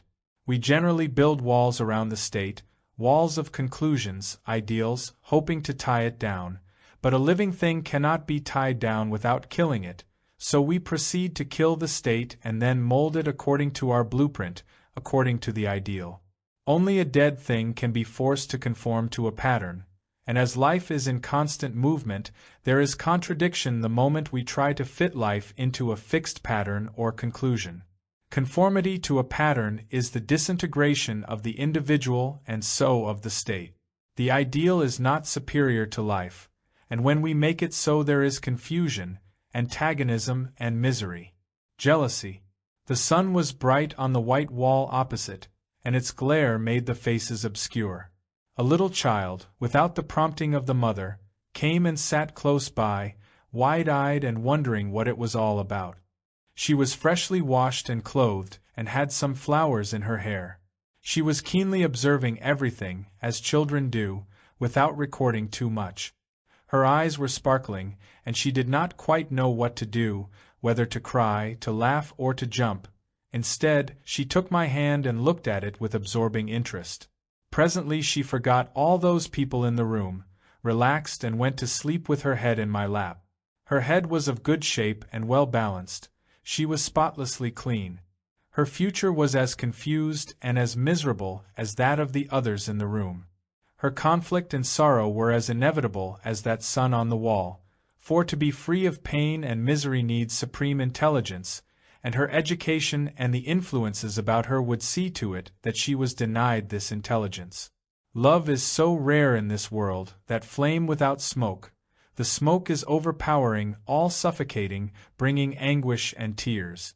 Through the smoke, the flame is rarely seen, and when the smoke becomes all-important, the flame dies. Without that flame of love, life has no meaning, it becomes dull and weary. But the flame cannot be in the darkening smoke. The two cannot exist together. The smoke must cease for the clear flame to be. The flame is not a rival of the smoke. It has no rival. The smoke is not the flame, it cannot contain the flame. Nor does the smoke indicate the presence of the flame, for the flame is free of smoke. Cannot love and hate exist together? Is not jealousy an indication of love? We hold hands, and then the next minute scold. We say hard things, but soon embrace. We quarrel, then kiss and are reconciled. Is not all this love? The very expression of jealousy is an indication of love. They seem to go together, like light and darkness. The swift anger and the caress, are these not the fullness of love? The river is both turbulent and calm. It flows through shadow and sunlight, and therein lies the beauty of the river. What is it that we call love? It is this whole field of jealousy, of lust, of harsh words, of caress, of holding hands, of quarreling and making up. These are the facts in this field of so-called love. Anger and caress are everyday facts in this field, are they not? And we try to establish a relationship between the various facts, or we compare one fact with another. We use one fact to condemn or justify another within this same field, or we try to establish a relationship between a fact within the field and something outside of it. We do not take each fact separately, but try to find an interrelationship between them. Why do we do this? We can understand a fact only when we do not use another fact in the same field as a medium of understanding, which merely creates conflict and confusion. But why do we compare the various facts in the same field? Why do we carry over the significance of one fact to offset or to explain another? I am beginning to grasp what you mean. But why do we do this? Do we understand a fact through the screen of idea, through the screen of memory? Do I understand jealousy because I have held your hand? The holding of the hand is a fact, as jealousy is a fact. But do I understand the process of jealousy because I have a remembrance of holding your hand? Is memory an aid to understanding? Memory compares, modifies, condemns, justifies, or identifies, but it cannot bring understanding. We approach the facts in the field of so-called love with idea, with conclusion. We do not take the fact of jealousy as it is and silently observe it, but we want to twist the fact according to the pattern, to the conclusion, and we approach it in this way because we really do not wish to understand the fact of jealousy. The sensations of jealousy are as stimulating as a caress, but we want stimulation without the pain and discomfort that invariably go with it. So there is conflict, confusion and antagonism within this field which we call love. But is it love? Is love an idea, a sensation, a stimulation? Is love jealousy? Is not reality held in illusion? Does not darkness encompass or hide light? Is not God held in bondage? These are mere ideas, opinions, and so they have no validity. Such ideas only breed enmity, they do not cover or hold reality. Where there is light, darkness is not. Darkness cannot conceal light. If it does, there is no light. Where jealousy is, love is not. Idea cannot cover love. To commune, there must be relationship. Love is not related to idea, and so idea cannot commune with love. Love is a flame without smoke. Spontaneity. She was among a group of people who had come to discuss some serious matter. She must have come out of curiosity, or was brought along by a friend. Well dressed, she held herself with some dignity, and she evidently considered herself very good-looking. She was completely self-conscious, conscious of her body, of her looks, of her hair and the impression she was making on others. Her gestures were studied, and from time to time she took different attitudes which she must have thought out with great care. Her whole appearance had about it the air of a long-cultivated pose into which she was determined to fit, whatever might happen. The others began to talk of serious things, and during the whole hour or more she maintained her pose. One saw among all those serious and intent faces this self-conscious girl, trying to follow what was being said and to join in the discussion, but no words came out of her. She wanted to show that she too was aware of the problem that was being discussed, but there was bewilderment in her eyes, for she was incapable of taking part in the serious conversation. One saw her quickly withdraw into herself, still maintaining the long-cultivated pose. All spontaneity was being sedulously destroyed. Each one cultivates a pose. There is the walk and the pose of a prosperous businessman, the smile of one who has arrived. There is the look and the pose of an artist. There is the pose of a respectful disciple, and the pose of a disciplined ascetic. Like that self-conscious girl, the so-called religious man assumes a pose, the pose of self-discipline which he has sedulously cultivated through denials and sacrifices. She sacrifices spontaneity for effect, and he immolates himself to achieve an end. Both are concerned with a result, though at different levels, and while his result may be considered socially more beneficial than hers, fundamentally they are similar, one is not superior to the other. Both are unintelligent, for both indicate pettiness of mind. A petty mind is always petty, it cannot be made rich, abundant. Though such a mind may adorn itself or seek to acquire virtue, it remains what it is, a petty, shallow thing, and through so-called growth, experience, it can only be enriched in its own pettiness.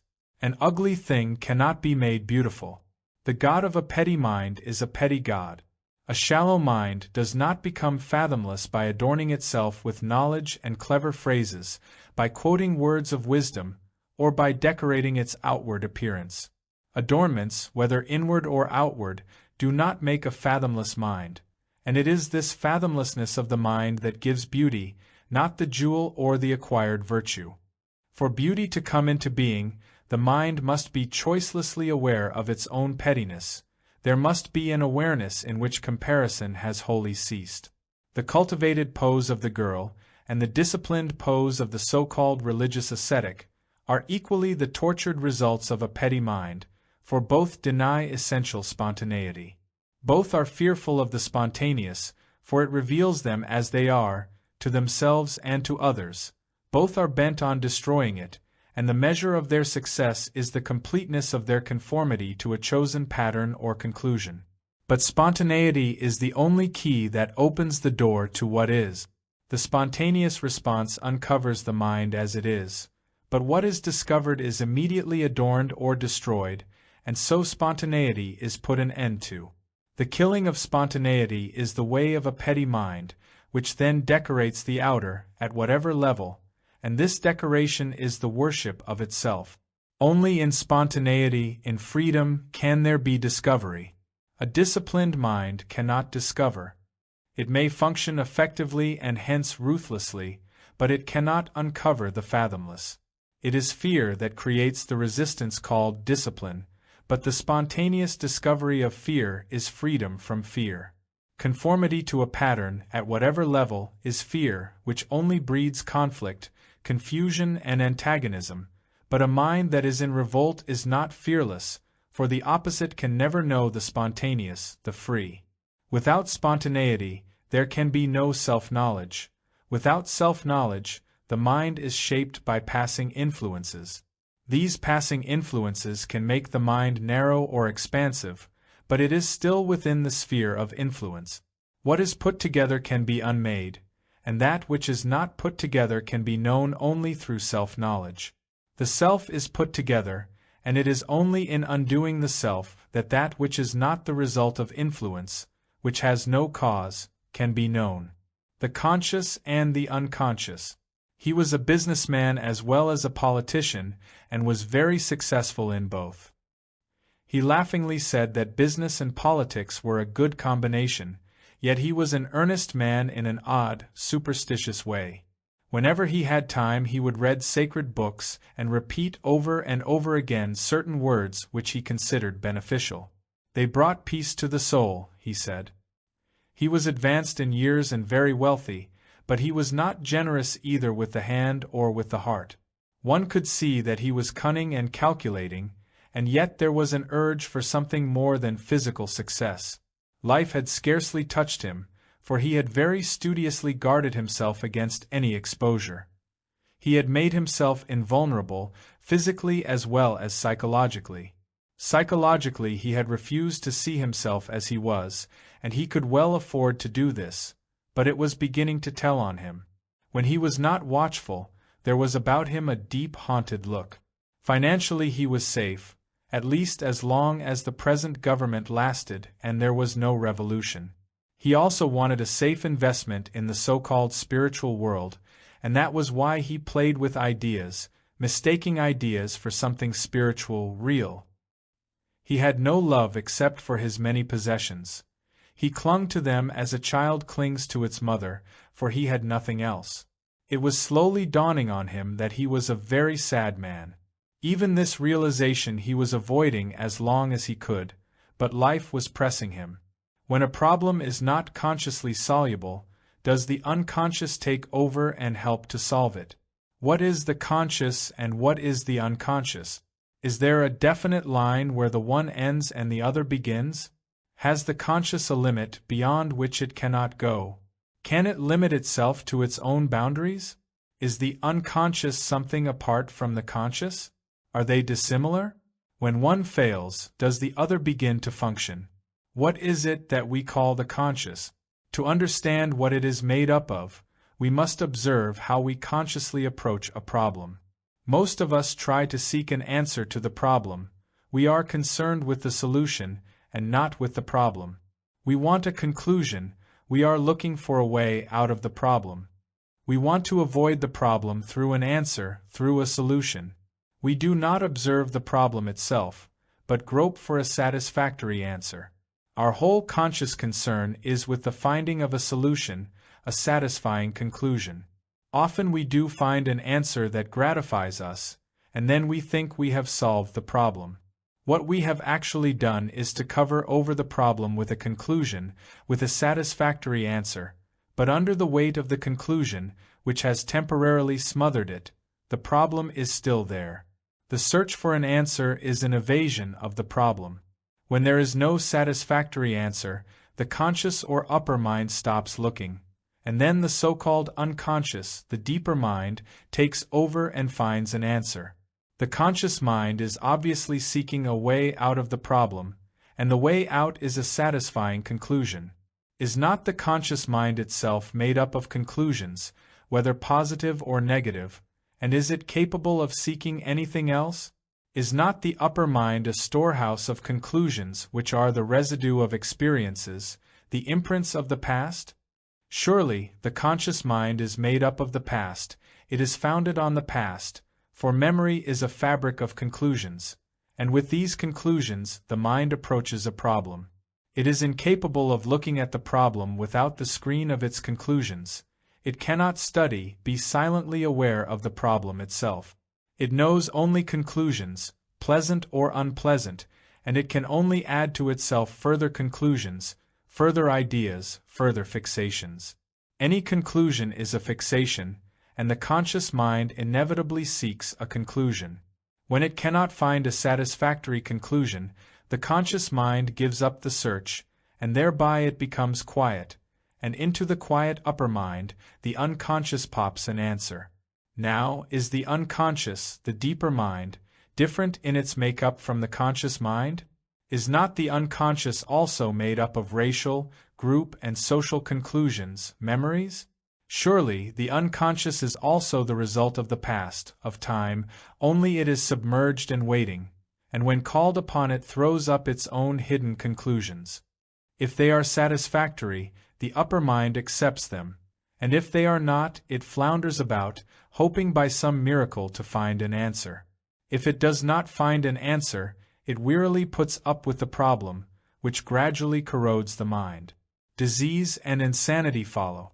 The upper and the deeper mind are not dissimilar. They are both made up of conclusions, memories, they are both the outcome of the past. They can supply an answer, a conclusion, but they are incapable of dissolving the problem.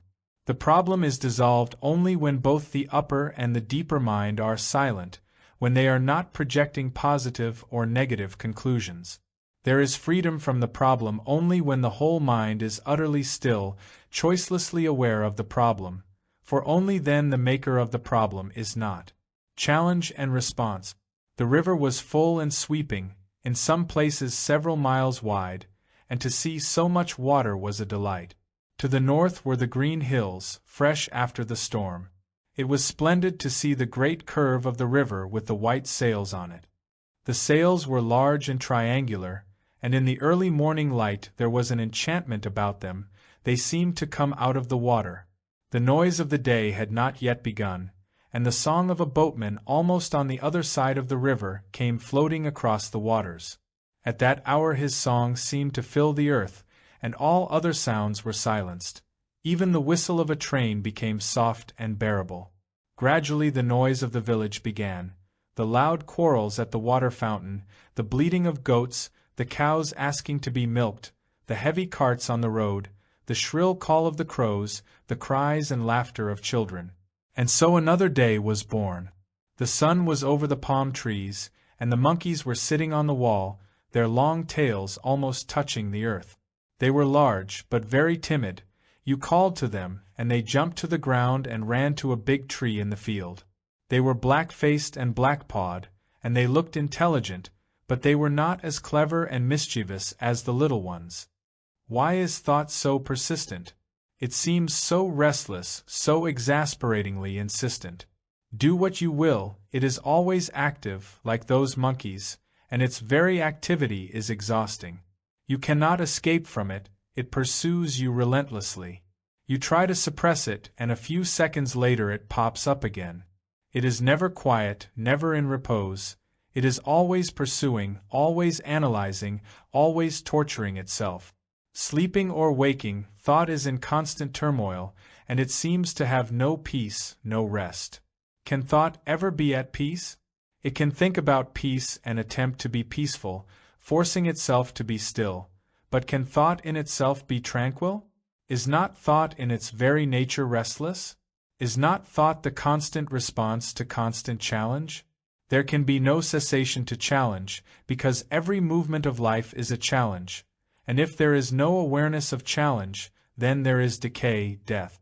Challenge and response is the very way of life. Response can be adequate or inadequate, and it is inadequacy of response to challenge that provokes thought with its restlessness. Challenge demands action, not verbalization. Verbalization is thought. The word, the symbol, retards action. An idea is the word, as memory is the word. There is no memory without the symbol, without the word. Memory is word, thought, and can thought be the true response to challenge? Is challenge an idea? Challenge is always new, fresh, and can thought, idea, ever be new? When thought meets the challenge, which is ever new, is not that response the outcome of the old, the past? When the old meets the new, inevitably the meeting is incomplete, and this incompleteness is thought in its restless search for completeness. Can thought, idea, ever be complete? Thought, idea, is the response of memory, and memory is ever incomplete.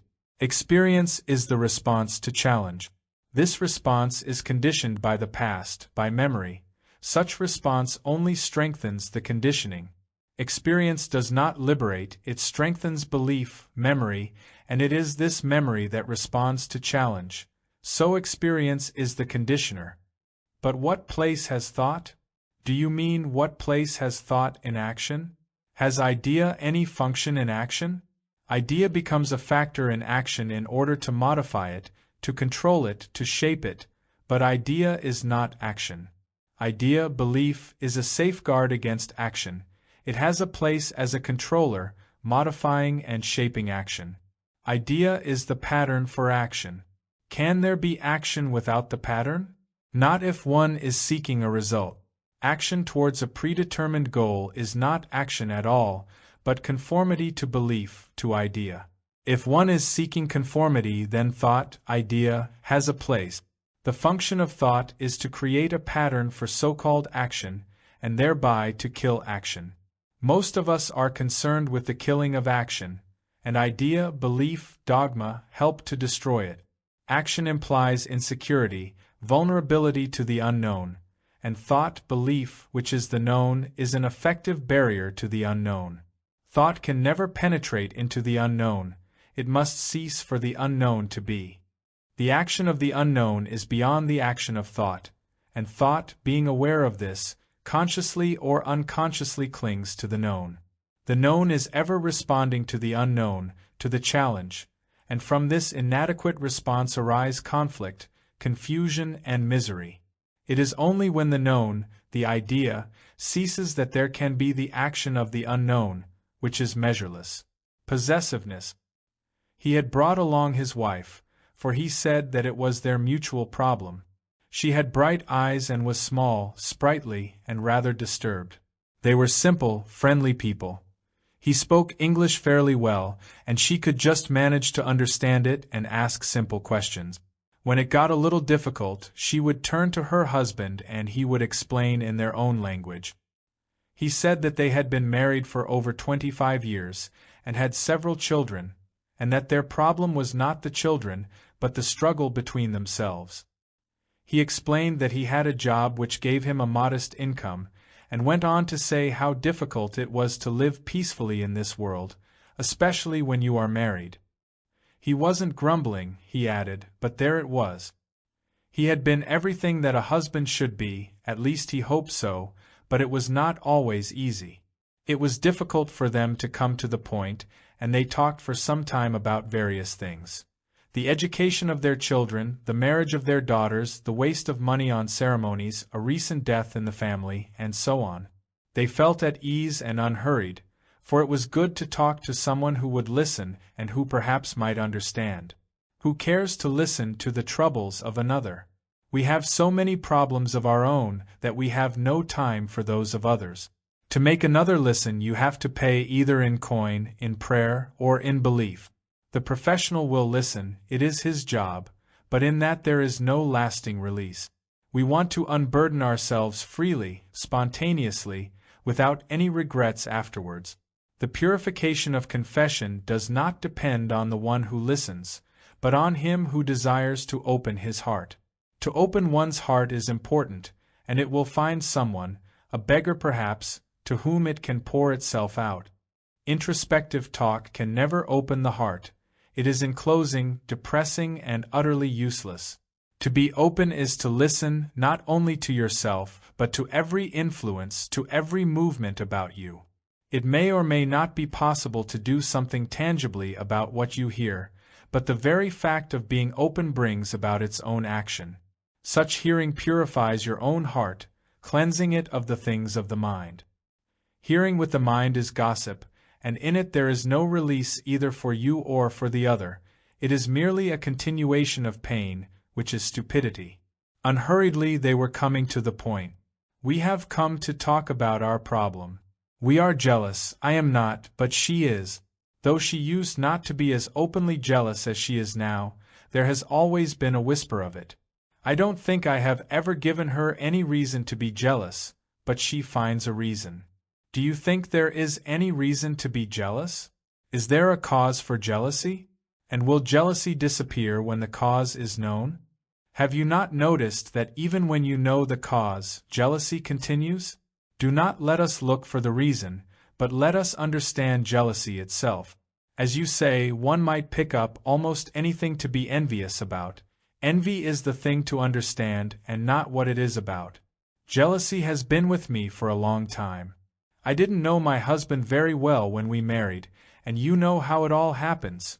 Jealousy gradually crept in, like smoke in the kitchen.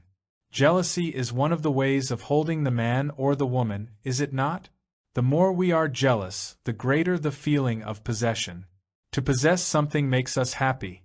To call something, even a dog, exclusively our own makes us feel warm and comfortable. To be exclusive in our possession gives assurance and certainty to ourselves. To own something makes us important. It is this importance we cling to. To think that we own, not a pencil or a house, but a human being, makes us feel strong and strangely content. Envy is not because of the other, but because of the worth, the importance of ourselves. But I am not important, I am nobody. My husband is all that I have. Even my children don't count. We all have only one thing to which we cling, though it takes different forms. You cling to your husband, others to their children, and yet others to some belief. But the intention is the same. Without the object to which we cling we feel so hopelessly lost, do we not? We are afraid to feel all alone. This fear is jealousy, hate, pain. There is not much difference between envy and hate. But we love each other. Then how can you be jealous? We do not love, and that is the unfortunate part of it. You are using your husband, as he is using you, to be happy, to have a companion, not to feel alone. You may not possess much, but at least you have someone to be with. This mutual need and use we call love. But this is dreadful. It is not dreadful, only we never look at it. We call it dreadful, give it a name and quickly look away, which is what you are doing. I know, but I don't want to look. I want to carry on as I am, even though it means being jealous, because I cannot see anything else in life. If you saw something else you would no longer be jealous of your husband, would you? But you would cling to the other thing as now you are clinging to your husband, so you would be jealous of that too. You want to find a substitute for your husband, and not freedom from jealousy. We are all like that. Before we give up one thing, we want to be very sure of another. When you are completely uncertain, then only is there no place for envy. There is envy when there is certainty, when you feel that you have something. Exclusiveness is this feeling of certainty. To own is to be envious. Ownership breeds hatred. We really hate what we possess, which is shown in jealousy. Where there is possession there can never be love. To possess is to destroy love. I am beginning to see. I have really never loved my husband, have I? I am beginning to understand. And she wept. Self-esteem. She had come with 3 of her friends. They were all earnest and had the dignity of intelligence. One was quick to grasp, another was impatient in his quickness, and the third was eager, but the eagerness was not sustained. They made a good group, for they all shared the problem of their friend, and no one offered advice or weighty opinions. They all wanted to help her do whatever she thought was the right thing, and not merely act according to tradition, public opinion or personal inclination. The difficulty was, what was the right thing to do? She herself was not sure, she felt disturbed and confused. But there was much pressure for immediate action. A decision had to be made, and she could not postpone it any longer. It was a question of freedom from a particular relationship. She wanted to be free, and she repeated this several times. There was quietness in the room. The nervous agitation had subsided, and they were all eager to go into the problem without expecting a result, a definition of the right thing to do.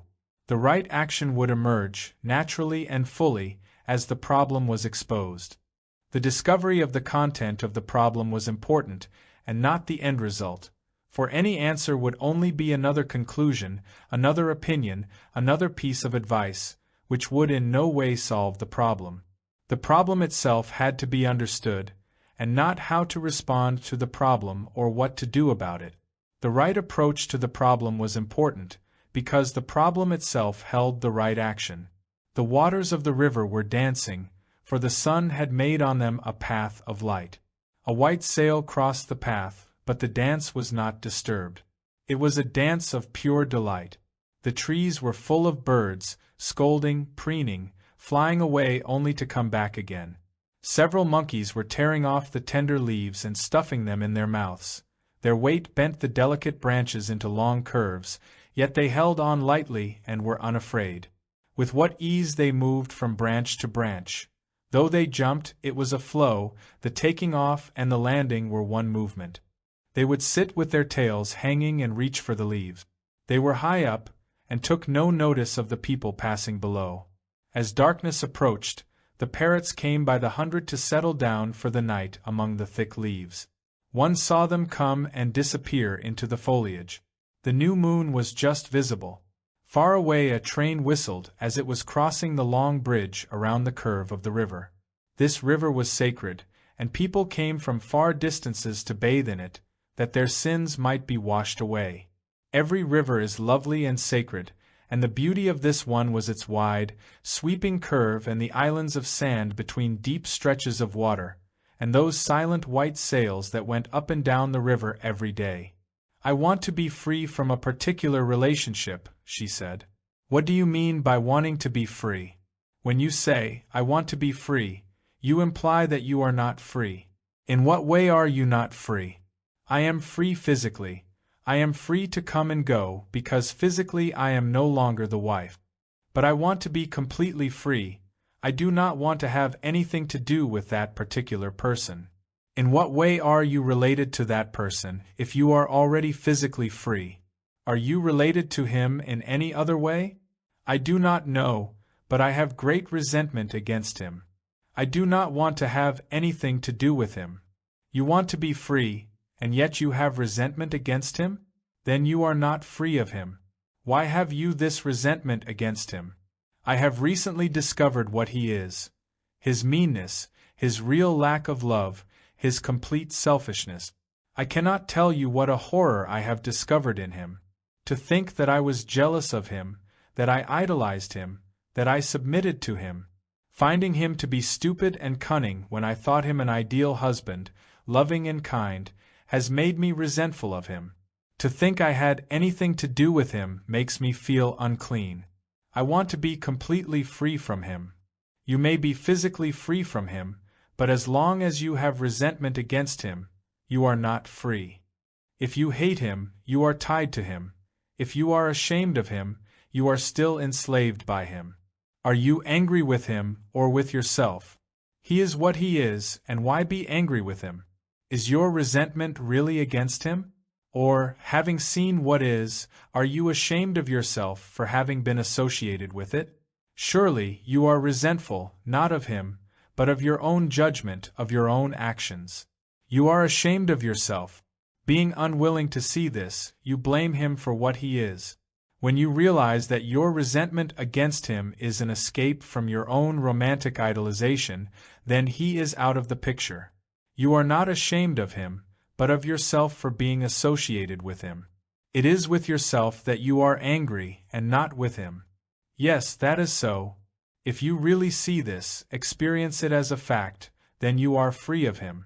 He is no longer the object of your enmity. Hate binds as love does.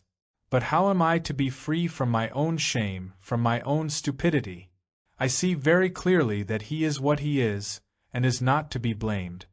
But how am I to be free of this shame, this resentment which has been slowly ripening in me and has come to fullness in this crisis? How am I to wipe out the past? Why you desire to wipe out the past is of more significance than knowing how to wipe it out. The intention with which you approach the problem is more important than knowing what to do about it. Why do you want to wipe out the memory of that association? I dislike the memory of all those years. It has left a very bad taste in my mouth. Is that not a good enough reason? Not quite, is it? Why do you want to wipe out those past memories? Surely, not because they leave a bad taste in your mouth. Even if you were able through some means to wipe out the past, you might again be caught in actions that you would be ashamed of. Merely wiping out the unpleasant memories does not solve the problem, does it? I thought it did, but what is the problem then? Are you not making it unnecessarily complex? It is already complex enough, at least my life is. Why add another burden to it? Are we adding a further burden, or are we trying to understand what is and be free of it? Please have a little patience. What is the urge that is prompting you to wipe out the past? It may be unpleasant, but why do you want to wipe it out? You have a certain idea or picture of yourself which these memories contradict, and so you want to get rid of them. You have a certain estimation of yourself, have you not? Of course, otherwise. We all place ourselves at various levels, and we are constantly falling from these heights. It is the falls we are ashamed of. Self-esteem is the cause of our shame, of our fall. It is this self-esteem that must be understood, and not the fall. If there is no pedestal on which you have put yourself, how can there be any fall? Why have you put yourself on a pedestal called self-esteem, human dignity, the ideal, and so on? If you can understand this, then there will be no shame of the past. It will have completely gone. You will be what you are without the pedestal. If the pedestal is not there, the height that makes you look down or look up, then you are what you have always avoided. It is this avoidance of what is, of what you are, that brings about confusion and antagonism, shame and resentment. You do not have to tell me or another what you are, but be aware of what you are, whatever it is, pleasant or unpleasant. Live with it without justifying or resisting it. Live with it without naming it, for the very term is a condemnation or an identification. Live with it without fear, for fear prevents communion, and without communion you cannot live with it. To be in communion is to love. Without love you cannot wipe out the past. With love there is no past. Love and time is not. Fear. She had traveled a long way, half across the world. There was a wary look about her, a guarded approach, a tentative opening that would close up at any suggestion of too deep an inquiry. She was not timid, but she was unwilling, though not consciously, to expose her inward state. Yet she wanted to talk about herself and her problems, and had come all that distance expressly to do so. She was hesitant, uncertain of her words, aloof, and at the same time eager to talk about herself. She had read many books on psychology, and while she had never been analyzed, she was entirely capable of analyzing herself. In fact, she said that from childhood she was used to analyzing her own thoughts and feelings. Why are you so intent upon analyzing yourself? I do not know, but I have always done it ever since I can remember. Is analysis a way of protecting yourself, against emotional explosions and consequent regrets? I am pretty sure that is why I analyze, constantly interrogate. I do not want to get caught up in all the mess about me, personal and general. It is too hideous, and I want to keep out of it. I see now that I have used analysis as a means of keeping myself intact, of not getting caught in the social and family turmoil. Have you been able to avoid getting caught? I am not at all sure. I have succeeded in some directions, but in others I do not think I have. In talking about all this, I see what an extraordinary thing I have done. I have never looked at it all so clearly before. Why are you protecting yourself so cleverly, and against what? You say, against the mess around you, but what is there in the mess against which you have to protect yourself? If it is a mess and you see it clearly as such, then you do not have to guard yourself against it.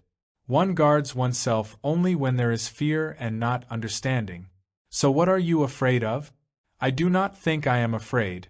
I simply do not want to get entangled in the miseries of existence. I have a profession that supports me, but I want to be free of the rest of the entanglements, and I think I am.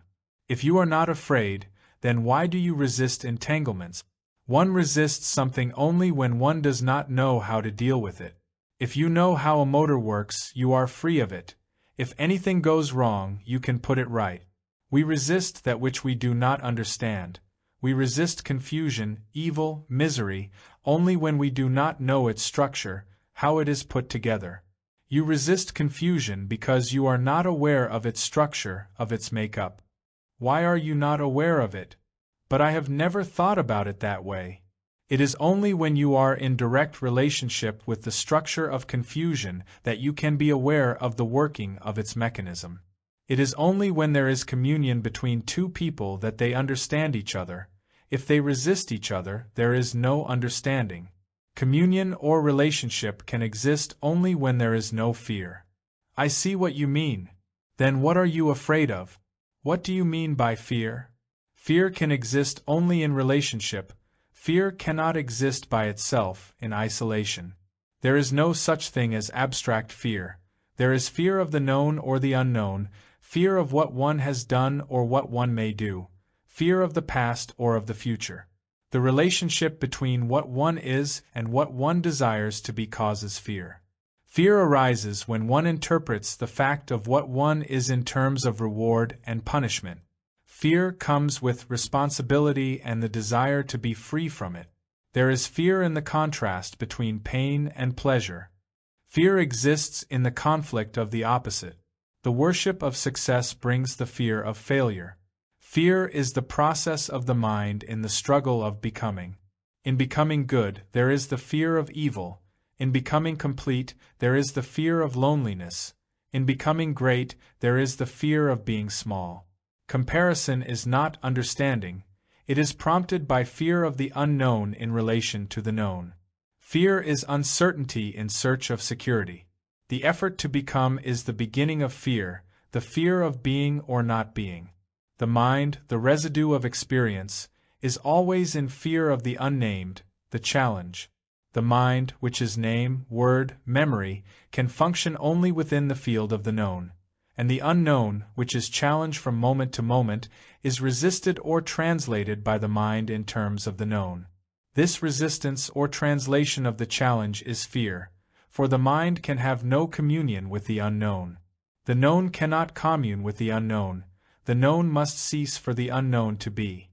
The mind is the maker of fear, and when it analyses fear, seeking its cause in order to be free from it, the mind only further isolates itself and thereby increases fear. When you use analysis to resist confusion, you are increasing the power of resistance, and resistance of confusion only increases the fear of it, which hinders freedom. In communion there is freedom, but not in fear. How am I to love? We were high up on the side of a mountain overlooking the valley, and the large stream was a silver ribbon in the sun. Here and there the sun came through the thick foliage, and there was the scent of many flowers. It was a delicious morning, and the dew was still heavy on the ground. The scented breeze was coming across the valley, bringing the distant noise of people, the sound of bells and of an occasional water horn. In the valley the smoke was going straight up, and the breeze was not strong enough to disperse it. The column of smoke was a lovely thing to watch. It rose from the bottom of the valley and tried to reach up to the very heavens, like that ancient pine.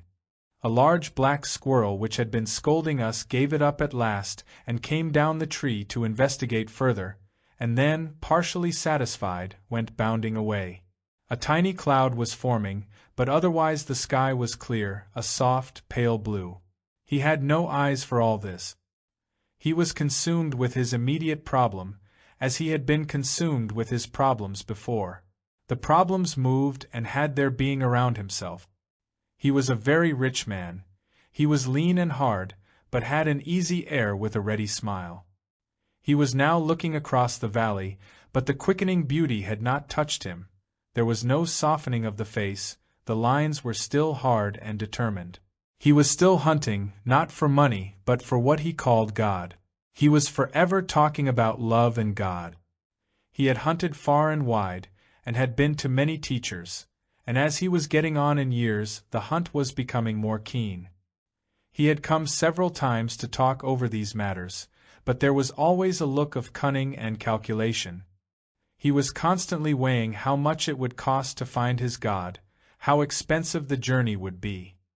He knew that he could not take with him what he had, but could he take something else, a coin that had value where he was going? He was a hard man, and there was never a gesture of generosity either of the heart or of the hand. He was always very hesitant to give the little extra. He felt everyone must be worthy of his reward, as he had been worthy. But he was there that morning to further expose himself, for there was trouble brewing, serious disturbances were taking place in his otherwise successful life. The goddess of success was not with him altogether. "I am beginning to realize what I am," he said. "I have these many years subtly opposed and resisted you. You talk against the rich, you say hard things about us, and I have been angry with you, but I have been unable to hit you back, for I cannot get at you. I have tried in different ways, but I cannot lay my hands on you. But what do you want me to do? I wish to God I had never listened to you or come anywhere near you. I now have sleepless nights, and I always slept so well before. I have torturing dreams, and I rarely used to dream at all. I have been afraid of you, I have silently cursed you, but I cannot go back. What am I to do? I have no friends, as you pointed out, nor can I buy them as I used to. I am too exposed by what has happened. Perhaps I can be your friend. You have offered help, and here I am. What am I to do? To be exposed is not easy. And has one exposed oneself? Has one opened that cupboard which one has so carefully locked, stuffing into it the things which one does not want to see? Does one want to open it and see what is there? I do, but how am I to go about it? Does one really want to, or is one merely playing with the intention? Once opened, however little, it cannot be closed again.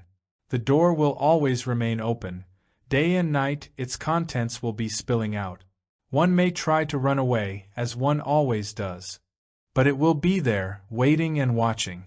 Does one really want to open it? Of course I do, that is why I have come. I must face it, for I am coming to the end of things. What am I to do? Open and look. To accumulate wealth one must injure, be cruel, ungenerous. There must be ruthlessness, cunning calculation, dishonesty. There must be the search for power, that egocentric action which is merely covered over by such pleasant-sounding words as responsibility, duty, efficiency, rights. Yes, that is all true and more. There has been no consideration of anyone. The religious pursuits have been mere cloaks of respectability. Now that I look at it, I see that everything revolved around me. I was the center, though I pretended not to be. I see all that. But what am I to do? First one must recognize things for what they are. But beyond all this, how can one wipe these things away if there is no affection, no love, that flame without smoke? It is this flame alone that will wipe away the contents of the cupboard, and nothing else. No analysis, no sacrifice, no renunciation can do it. When there is this flame, then it will no longer be a sacrifice, a renunciation. Then you will meet the storm without waiting for it. But how am I to love? I know I have no warmth for people. I have been ruthless, and they are not with me who should be with me. I am utterly alone, and how am I to know love? I am not a fool to think that I can get it by some conscious act, by it through some sacrifice, some denial. I know I have never loved, and I see that if I had, I would not be in this situation. What am I to do?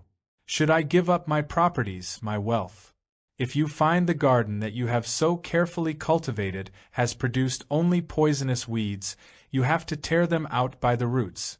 You have to pull down the walls that have sheltered them. You may or may not do it, for you have extensive gardens, cunningly walled in and well guarded. You will do it only when there is no bartering, but it must be done, for to die rich is to have lived in vain.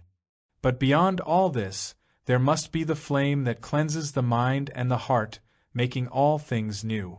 That flame is not of the mind, it is not a thing to be cultivated.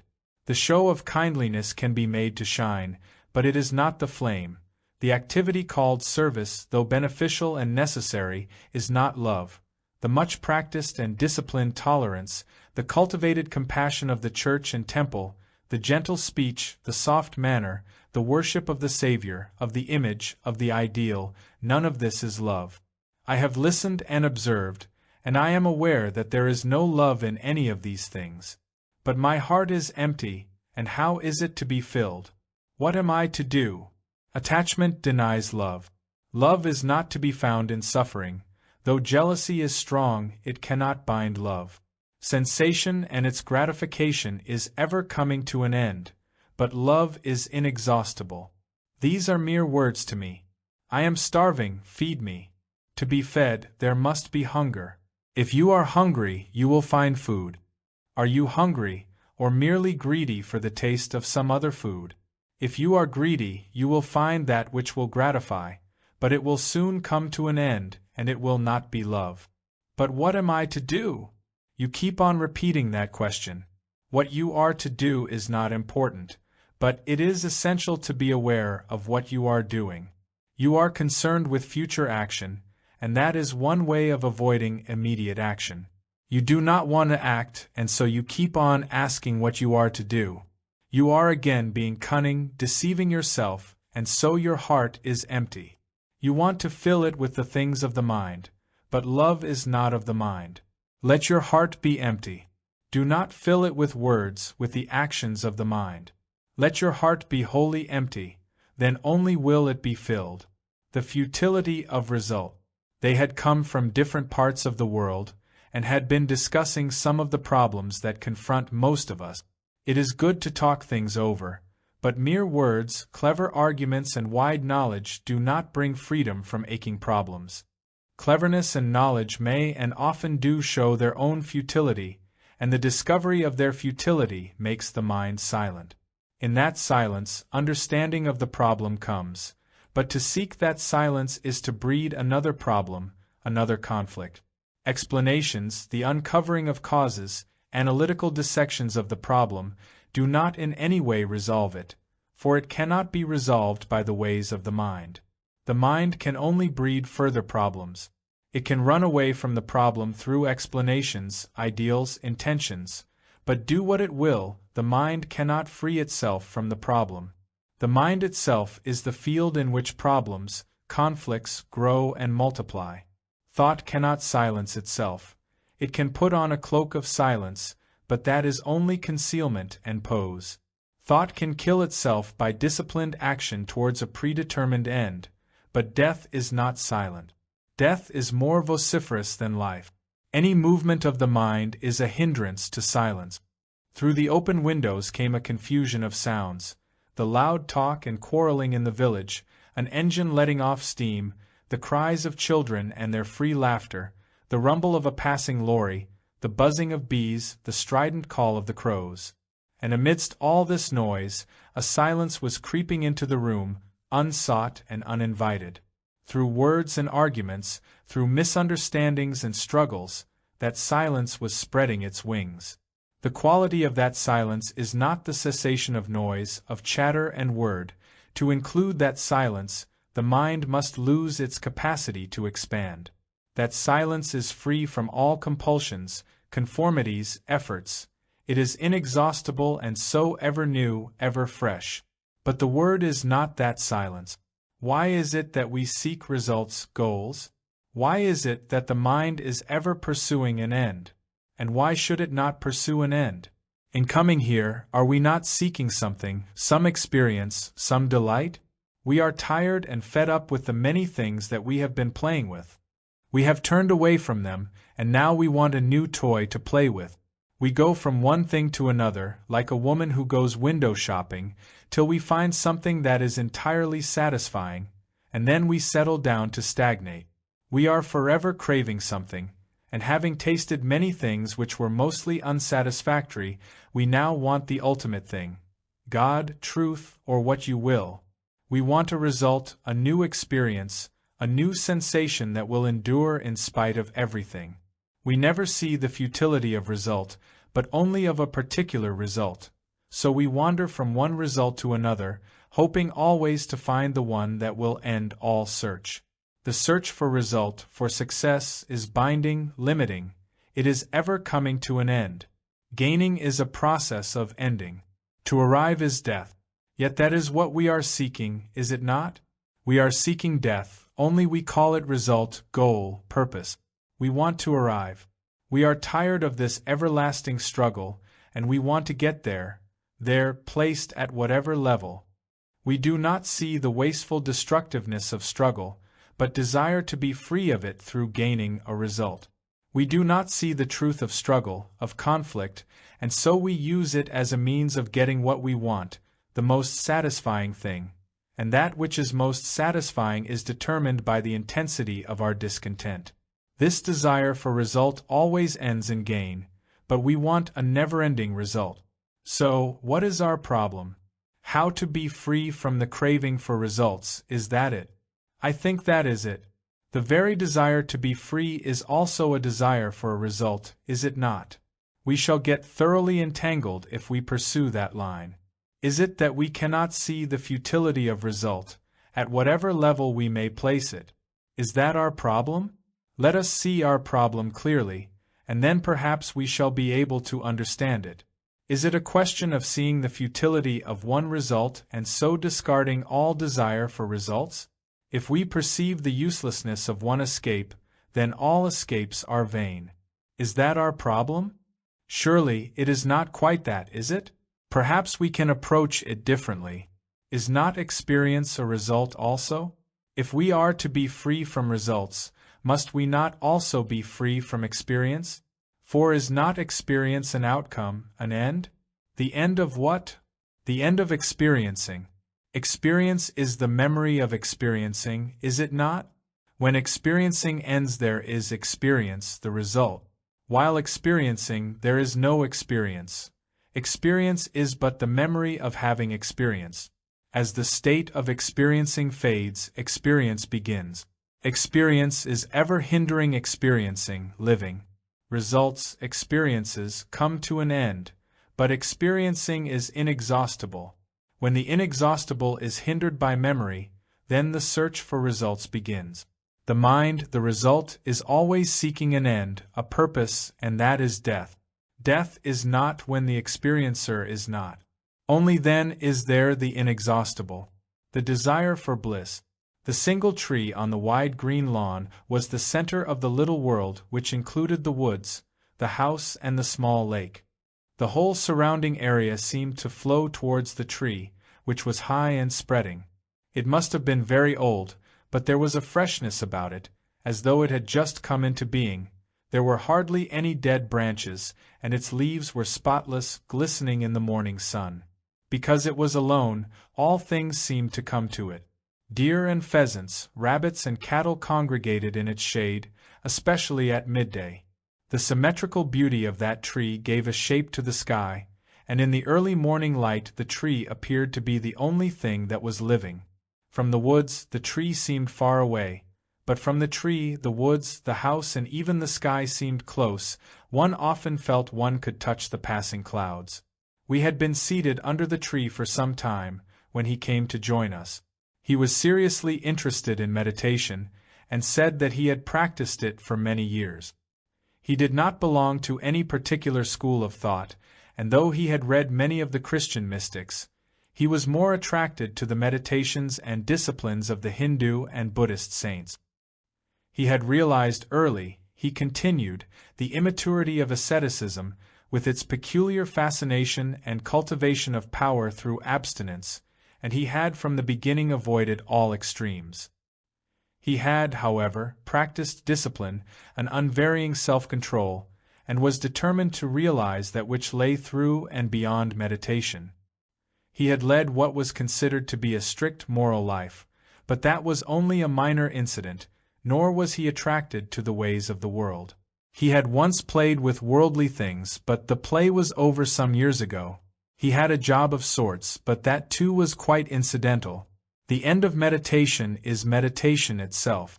The search for something through and beyond meditation is end-gaining, and that which is gained is again lost. Seeking a result is the continuation of self-projection. Result, however lofty, is the projection of desire. Meditation as a means to arrive, to gain, to discover, only gives strength to the meditator. The meditator is the meditation. Meditation is the understanding of the meditator. I meditate to find ultimate reality, or to allow that reality to manifest itself. It is not exactly a result I am seeking, but that bliss which occasionally one senses.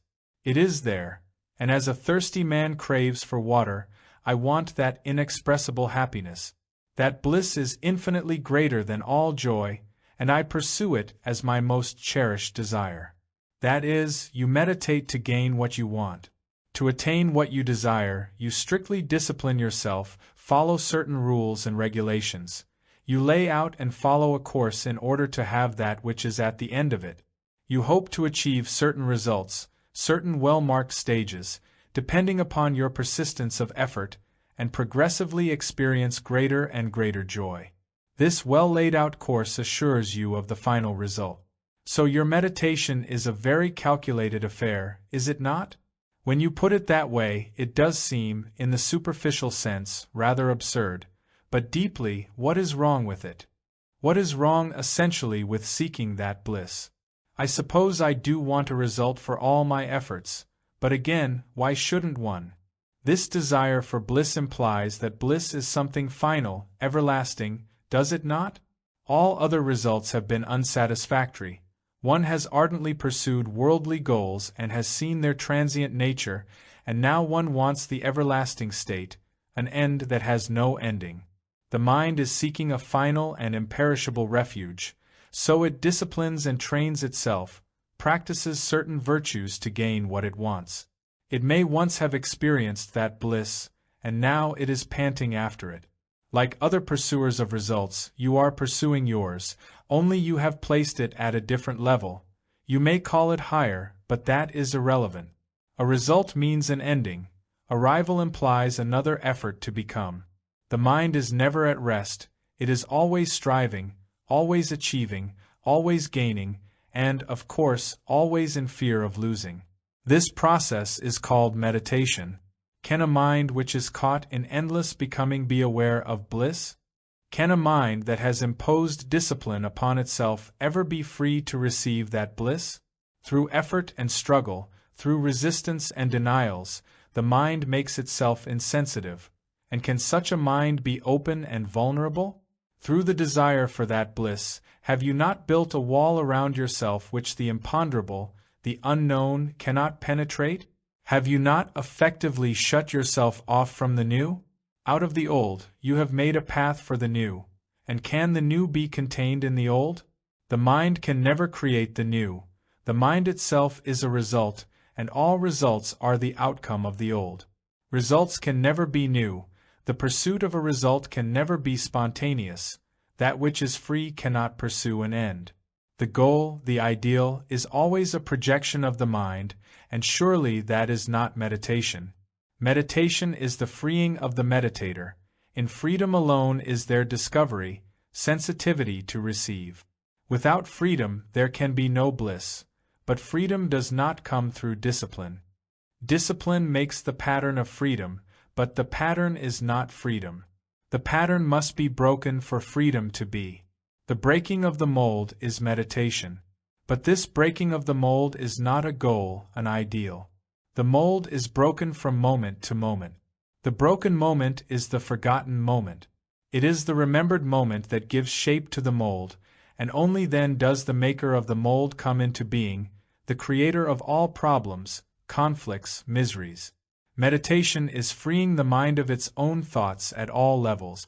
Thought creates the thinker. The thinker is not separate from thought. They are a unitary process, and not two separate processes. The separate processes only lead to ignorance and illusion. The meditator is the meditation. Then the mind is alone, not made alone. It is silent, not made silent. Only to the alone can the causeless come. Only to the alone is there bliss. Thought and consciousness. All things were withdrawing into themselves. The trees were enclosing themselves in their own being. The birds were folding their wings to brood over their day's wanderings. The river had lost its glow, and the waters were no longer dancing but quiet and closed. The mountains were distant and unapproachable, and man had withdrawn into his house. Night had come, and there was the stillness of isolation. There was no communion. Each thing had closed itself, set itself apart. The flower, the sound, the talk, everything was unexposed, invulnerable. There was laughter, but it was isolated and distant. The talk was muffled and from within. Only the stars were inviting, open and communicating, but they too were very far away. Thought is always an outward response, it can never respond deeply. Thought is always the outer. Thought is always an effect, and thinking is the reconciliation of effects. Thought is always superficial, though it may place itself at different levels. Thought can never penetrate the profound, the implicit. Thought cannot go beyond itself, and every attempt to do so is its own frustration. What do you mean by thought? Thought is response to any challenge. Thought is not action, doing. Thought is an outcome, the result of a result. It is the result of memory. Memory is thought, and thought is the verbalization of memory. Memory is experience. The thinking process is the conscious process, the hidden as well as the open. This whole thinking process is consciousness. The waking and the sleeping, the upper and the deeper levels are all part of memory, experience. Thought is not independent. There is no independent thinking. Independent thinking is a contradiction in terms. Thought, being a result, opposes or agrees, compares or adjusts, condemns or justifies, and therefore it can never be free. A result can never be free.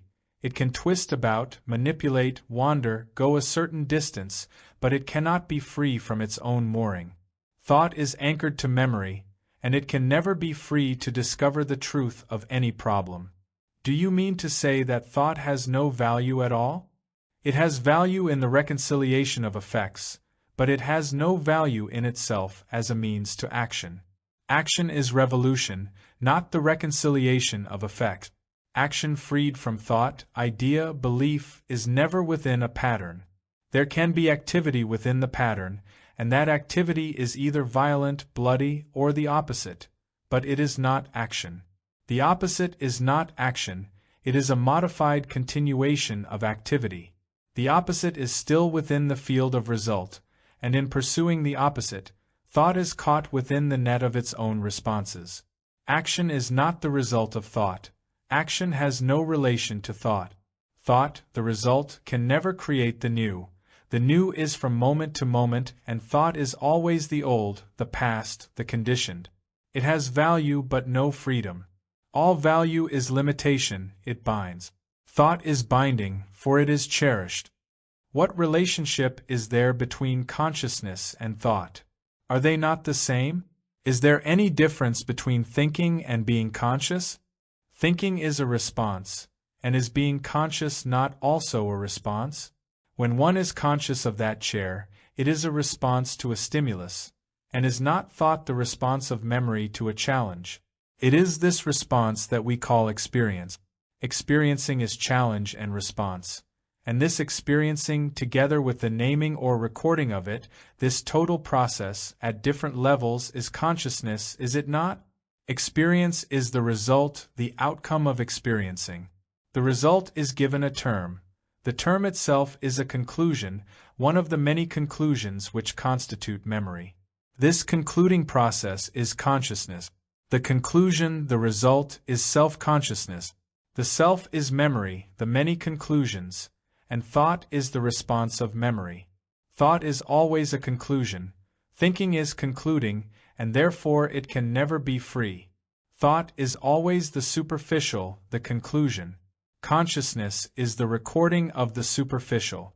The superficial separates itself as the outer and the inner, but this separation does not make thought any the less superficial. But is there not something which is beyond thought, beyond time, something that is not created by the mind? Either you have been told about that state, have read about it, or there is the experiencing of it. The experiencing of it can never be an experience, a result. It cannot be thought about, and if it is a remembrance and not experiencing. You can repeat what you have read or heard, but the word is not the thing, and the word, the very repetition, prevents the state of experiencing. That state of experiencing cannot be as long as there is thinking. Thought, the result, the effect, can never know the state of experiencing. Then how is thought to come to an end? See the truth that thought, the outcome of the known, can never be in the state of experiencing.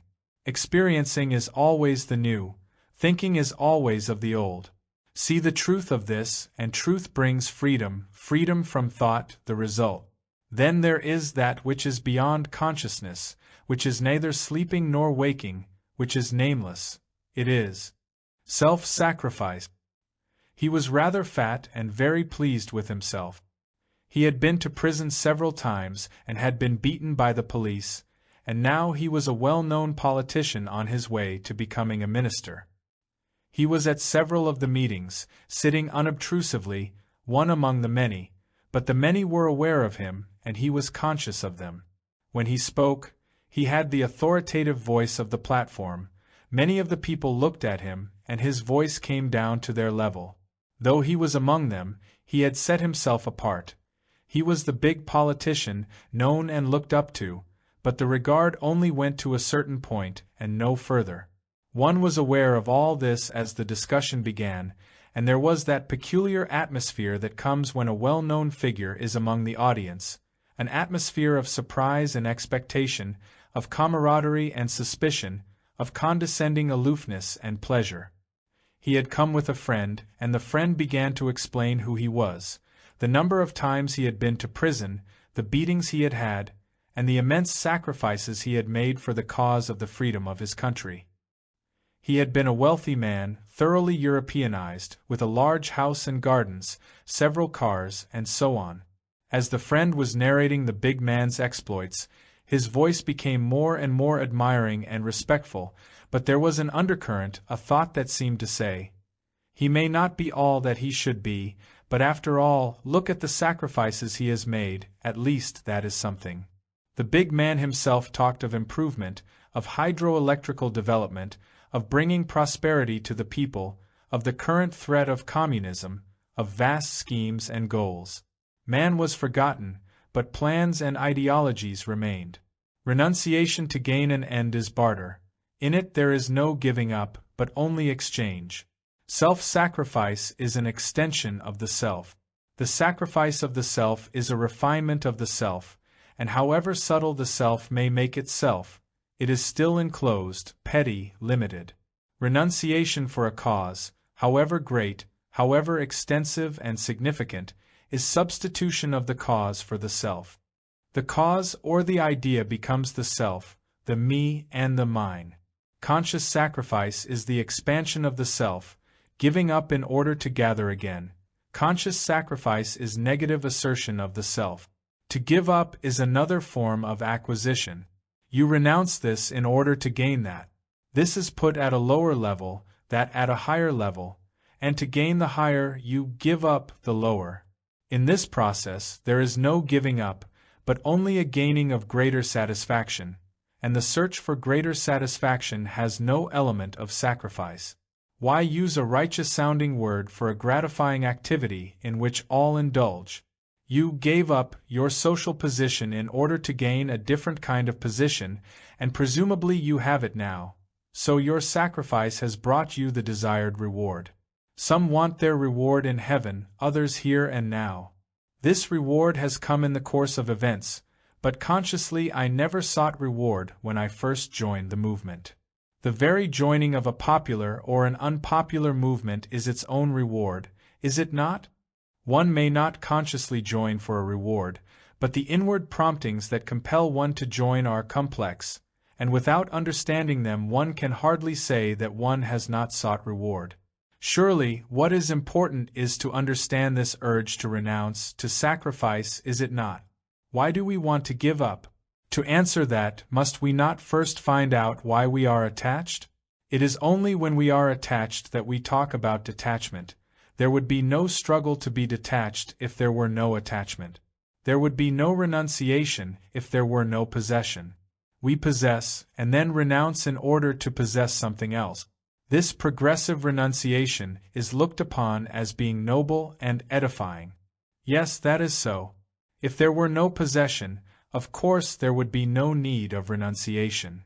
So, renunciation, self-sacrifice, is not a gesture of greatness, to be praised and copied. We possess because without possession we are not. Possessions are many and varied. One who possesses no worldly things may be attached to knowledge, to ideas. Another may be attached to virtue, another to experience, another to name and fame, and so on. Without possessions, the me is not. The me is the possession, the furniture, the virtue, the name. In its fear of not being, the mind is attached to name, to furniture, to value, and it will drop these in order to be at a higher level, the higher being the more gratifying, the more permanent. The fear of uncertainty, of not being, makes for attachment, for possession. When the possession is unsatisfactory or painful, we renounce it for a more pleasurable attachment. The ultimate gratifying possession is the word God, or its substitute, the state. But it is a natural thing to be afraid of being nothing. You are suggesting, I take it, that one should love to be nothing. As long as you are attempting to become something, as long as you are possessed by something, there will inevitably be conflict, confusion, and increasing misery. You may think that you yourself, in your achievement and success, will not be caught in this mounting disintegration. But you cannot escape it, for you are of it. Your activities, your thoughts, the very structure of your existence is based on conflict and confusion, and therefore on the process of disintegration. As long as you are unwilling to be nothing, which in fact you are, you must inevitably breed sorrow and antagonism. The willingness to be nothing is not a matter of renunciation, of enforcement, inner or outer, but of seeing the truth of what is. Seeing the truth of what is brings freedom from the fear of insecurity, the fear which breeds attachment and leads to the illusion of detachment, renunciation. The love of what is the beginning of wisdom. Love alone shares, it alone can commune, but renunciation and self-sacrifice are the ways of isolation and illusion. The flame and the smoke. It had been warm all day and it was a trial to be out. The glare of the road and of the water, already harsh and penetrating, was made more intense by the white houses, and the earth that had been green was now bright golden and parched. The rains would not come for many months. The little stream had dried up and was now a winding ribbon of sand. Some cattle were in the shade of the trees, and the boy who was looking after them sat apart, flinging stones and singing in his loneliness. The village was some miles away, and he was by himself. He was thin and underfed, but cheerful, and his song was not too sad. Beyond the hill was the house, and we reached it as the sun was going down. From the roof one could see the green tops of the palms, stretching in an unending wave to the yellow sands. The palms cast a yellow shade, and their green was golden. Beyond the yellow sands was the green-gray sea. White waves were crowding on to the beach, but the deep waters were quiet. The clouds over the sea were taking on color, though the sun was setting far away from them. The evening star was just showing herself. A cool breeze had come up, but the roof was still warm. A small group had gathered, and they must have been there for some time. I am married and the mother of several children, but I have never felt love. I am beginning to wonder if it exists at all. We know sensations, passions, excitements and satisfying pleasures, but I wonder if we know love. We often say that we love, but there is always a withholding. Physically we may not withhold, we may give ourselves completely at first, but even then there is a withholding. The giving is a gift of the senses, but that which alone can give is unawakened, far away. We meet and get lost in the smoke, but that is not the flame. Why is it that we have not got the flame? Why is the flame not burning without smoke? I wonder if we have become too clever, too knowing to have that perfume. I suppose I am too well-read, too modern and stupidly superficial. In spite of clever talk, I suppose I am really dull. But is it a matter of dullness? Is love a bright ideal, the unattainable which becomes attainable only if the conditions are fulfilled? Has one the time to fulfill all the conditions? We talk about beauty, write about it, paint it, dance it, preach it, but we are not beautiful, nor do we know love. We know only the words. To be open and vulnerable is to be sensitive. Where there is a withholding, there is insensitivity. The vulnerable is the insecure, the free from tomorrow. The open is the implicit, the unknown. That which is open and vulnerable is beautiful. The enclosed is dull and insensitive. Dullness, like cleverness, is a form of self-protection. We open this door, but keep that one closed, for we want the fresh breeze only through a particular opening. We never go outside or open all the doors and windows at the same time. Sensitivity is not a thing you get in time. The dull can never become the sensitive. The dull is always the dull. Stupidity can never become intelligent. The attempt to become intelligent is stupid. That is one of our difficulties, is it not? We are always trying to become something, and dullness remains. Then what is one to do? Do nothing but be what you are, insensitive. To do is to avoid what is, and the avoidance of what is the grossest form of stupidity. Whatever it does, stupidity is still stupidity. The insensitive cannot become the sensitive. All it can do is to be aware of what it is, to let the story of what it is unfold. Do not interfere with insensitivity, for that which interferes is the insensitive, the stupid. Listen, and it will tell you its story. Do not translate or act, but listen without interruption or interpretation right to the end of the story.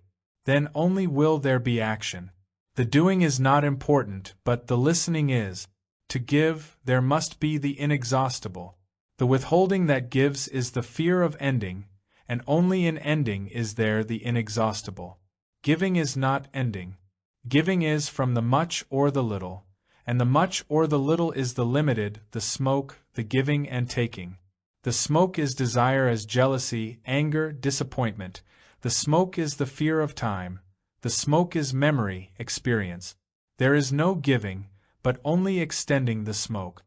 Withholding is inevitable, for there is nothing to give. Sharing is not giving. The consciousness of sharing or giving puts an end to communion. The smoke is not the flame, but we mistake it for the flame. Be aware of the smoke, that which is, without blowing away the smoke to see the flame.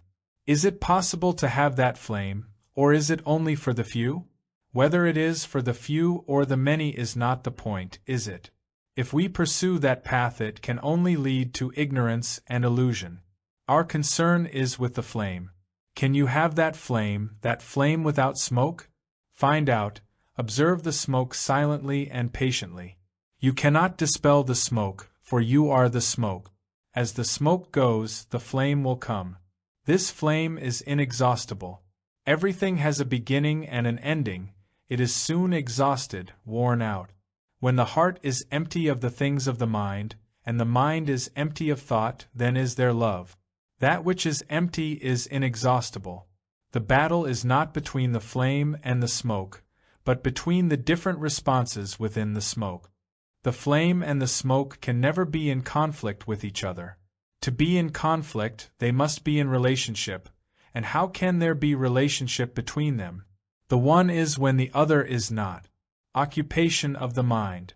It was a narrow street, fairly crowded, but without too much traffic. When a bus or a car passed, one had to go to the very edge, almost into the gutter. There were a few very small shops, and a small temple without doors. This temple was exceptionally clean, and the local people were there, though not in large numbers. At the side of one of the shops a boy was sitting on the ground making garlands and small bouquets of flowers. He must have been 12 or 14.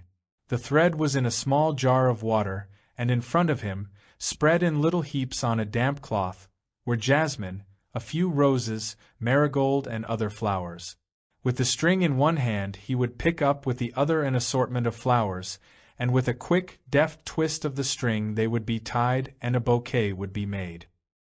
He was paying hardly any attention to what his hands were doing. His eyes would wander over to the passing people, smile in recognition of someone, come back to his hands, and wander off again. Presently he was joined by another boy, and they began talking and laughing, but his hands never left off their task. By now there was quite a pile of tied flowers, but it was a little too early to sell them. The boy stopped, got up and went off, but soon returned with another boy smaller than himself, perhaps his brother. Then he resumed his pleasant work with the same ease and rapidity. Now people were coming to buy, one by one or in group. They must have been his regular customers, for there were smiles, and a few words were exchanged. From then on he never moved from his place for over an hour. There was the fragrance of many flowers, and we smiled at each other.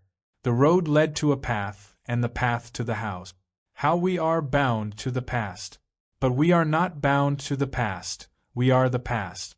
And what a complicated thing the past is, layer upon layer of undigested memories, both cherished and sorrowful. It pursues us day and night, and occasionally there is a breakthrough, revealing a clear light. The past is like a shadow, making things dull and weary. In that shadow, the present loses its clarity, its freshness, and tomorrow is the continuation of the shadow. The past, the present, and the future are tied together by the long string of memory. The whole bundle is memory, with little fragrance. Thought moves through the present to the future and back again. Like a restless animal tied to a post, it moves within its own radius, narrow or wide, but it is never free of its own shadow.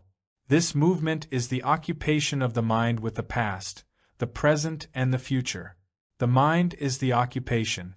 If the mind is not occupied, it ceases to exist. Its very occupation is its existence.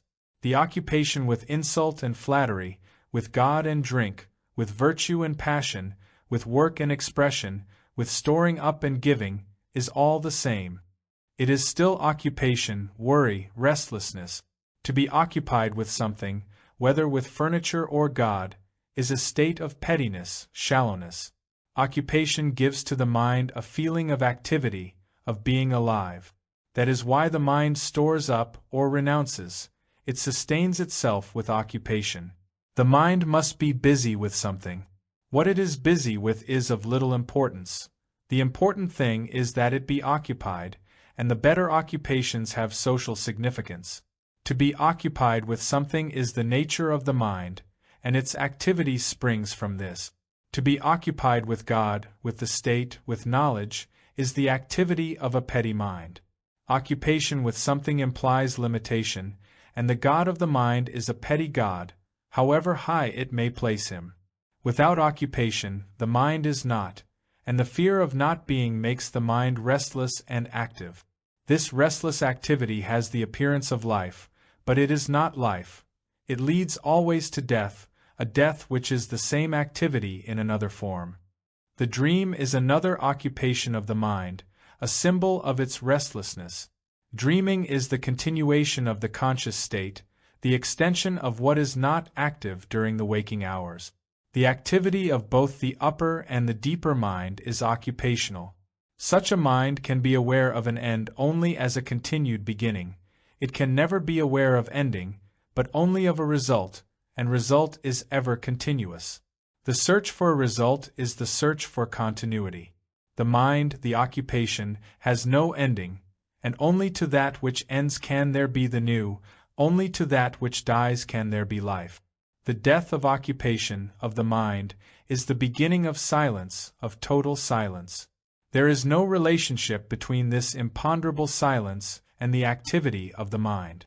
To have relationship, there must be contact, communion, but there is no contact between silence and the mind. The mind cannot commune with silence. It can have contact only with its own self-projected state, which it calls silence. But this silence is not silence, it is merely another form of occupation. Occupation is not silence. There is silence only with the death of the mind's occupation with silence. Silence is beyond the dream, beyond the occupation of the deeper mind. The deeper mind is a residue, the residue of the past, open or hidden. This residual past cannot experience silence. It can dream about it, as it often does, but the dream is not the real. The dream is often taken for the real, but the dream and the dreamer are the occupation of the mind. The mind is a total process, and not an exclusive part. The total process of activity, residual and acquiring, cannot commune with that silence which is inexhaustible. Cessation of thought. He was a scholar, well versed in the ancient literature, and made a practice of quoting from the ancients to top off his own thoughts. One wondered if he really had any thoughts independent of the books. Of course, there is no independent thought. All thought is dependent, conditioned. Thought is the verbalization of influences. To think is to be dependent. Thought can never be free. But he was concerned with learning. He was burdened with knowledge, and carried it highly. He began right away talking in Sanskrit, and was very surprised and even somewhat shocked to find that Sanskrit was not at all understood. He could hardly believe it. What you say at the various meetings shows that you have either read extensively in Sanskrit or have studied the translations of some of the great teachers, he said. When he found it was not so, and that there had not been any reading of religious, philosophical or psychological books, he was openly incredulous. It is odd what importance we give to the printed word, to so-called sacred book. The scholars, as the laymen, are gramophones. They go on repeating, however often the records may be changed. They are concerned with knowledge, and not with experiencing. Knowledge is an impediment to experiencing. But knowledge is a safe haven, the preserve of a few. And as the ignorant are impressed by knowledge, the knower is respected and honored. Knowledge is an addiction, as drink. Knowledge does not bring understanding. Knowledge can be taught, but not wisdom. There must be freedom from knowledge for the coming of wisdom. Knowledge is not the coin for the purchase of wisdom, but the man who has entered the refuge of knowledge does not venture out, for the word feeds his thought and he is gratified with thinking. Thinking is an impediment to experiencing, and there is no wisdom without experiencing. Knowledge, idea, belief stand in the way of wisdom. An occupied mind is not free, spontaneous, and only in spontaneity can there be discovery. An occupied mind is self-enclosing. It is unapproachable, not vulnerable, and therein lies its security. Thought, by its very structure, is self-isolating. It cannot be made vulnerable. Thought cannot be spontaneous, it can never be free. Thought is the continuation of the past, and that which continues cannot be free. There is freedom only in ending. An occupied mind creates what it is working on. It can turn out the bullock cart or the jet plane. We can think we are stupid, and we are stupid. We can think we are God, and we are our own conception. I am that. But surely it is better to be occupied with the things of God than with the things of the world, is it not? What we think, we are. But it is the understanding of the process of thought that is important, and not what we think about. Whether we think about God or about drink is not important. Each has its particular effect, but in both cases thought is occupied with its own self-projection. Ideas, ideals, goals, and so on are all the projections or extensions of thought. To be occupied with one's own projections, at whatever level, is to worship the self. The self with a capital S is still a projection of thought. Whatever thought is occupied with, that it is, and what it is nothing else but thought. So it is important to understand the thought process. Thought is response to challenge, is it not? Without challenge there is no thought. The process of challenge and response is experience, and experience verbalized is thought. Experience is not only of the past, but also of the past in conjunction with the present. It is the conscious as well as the hidden. This residue of experience is memory, influence, and the response of memory of the past is thought. But is that all there is to thought? Are there not greater depths to thought than the mere response of memory? Thought can and does place itself at different levels, the stupid and the profound, the noble and the base. But it is still thought, is it not? The God of thought is still of the mind, of the word. The thought of God is not God, it is merely the response of memory. Memory is long-lasting, and so may appear to be deep, but by its very structure it can never be deep. Memory may be concealed, not in immediate view, but that does not make it profound. Thought can never be profound, or anything more than what it is. Thought can give to itself greater value, but it remains thought. When the mind is occupied with its own self-projection, it has not gone beyond thought, it has only assumed a new role, a new pose. Under the cloak it is still thought. But how can one go beyond thought? That is not the point, is it? One cannot go beyond thought, for the One, the maker of effort, is the result of thought. In uncovering the thought process, which is self-knowledge, the truth of what is puts an end to the thought process. The truth of what is not to be found in any book, ancient or modern. What is found is the word, but not truth. Then how is one to find truth? One cannot find it. The effort to find truth brings about a self-projected end, and that end is not truth. A result is not truth. Result is the continuation of thought, extended or projected. Only when thought ends is there truth. There is no ending of thought through compulsion, through discipline, through any form of resistance. Listening to the story of what is brings its own liberation. It is truth that liberates, not the effort to be free. Desire and conflict. It was a pleasant group. Most of them were eager, and there were a few who listened to refute. Listening is an art not easily come by, but in it there is beauty and great understanding. We listen with the various depths of our being, but our listening is always with a preconception or from a particular point of view. We do not listen simply. There is always the intervening screen of our own thoughts, conclusions and prejudices. We listen with pleasure or resistance, with grasping or rejection, but there is no listening. To listen there must be an inward quietness, a freedom from the strain of acquiring, a relaxed attention. This alert yet passive state is able to hear what is beyond the verbal conclusion. Words confuse, they are only the outward means of communication, but to commune beyond the noise of words, there must be in listening an alert passivity. Those who love may listen, but it is extremely rare to find a listener. Most of us are after results, achieving goals, we are forever overcoming and conquering, and so there is no listening. It is only in listening that one hears the song of the words. Is it possible to be free of all desire? Without desire, is there life? Is not desire life itself? To seek to be free of desire is to invite death, is it not? What is desire? When are we aware of it? When do we say we desire? Desire is not an abstraction, it exists only in relationship. Desire arises in contact, in relationship. Without contact, there is no desire.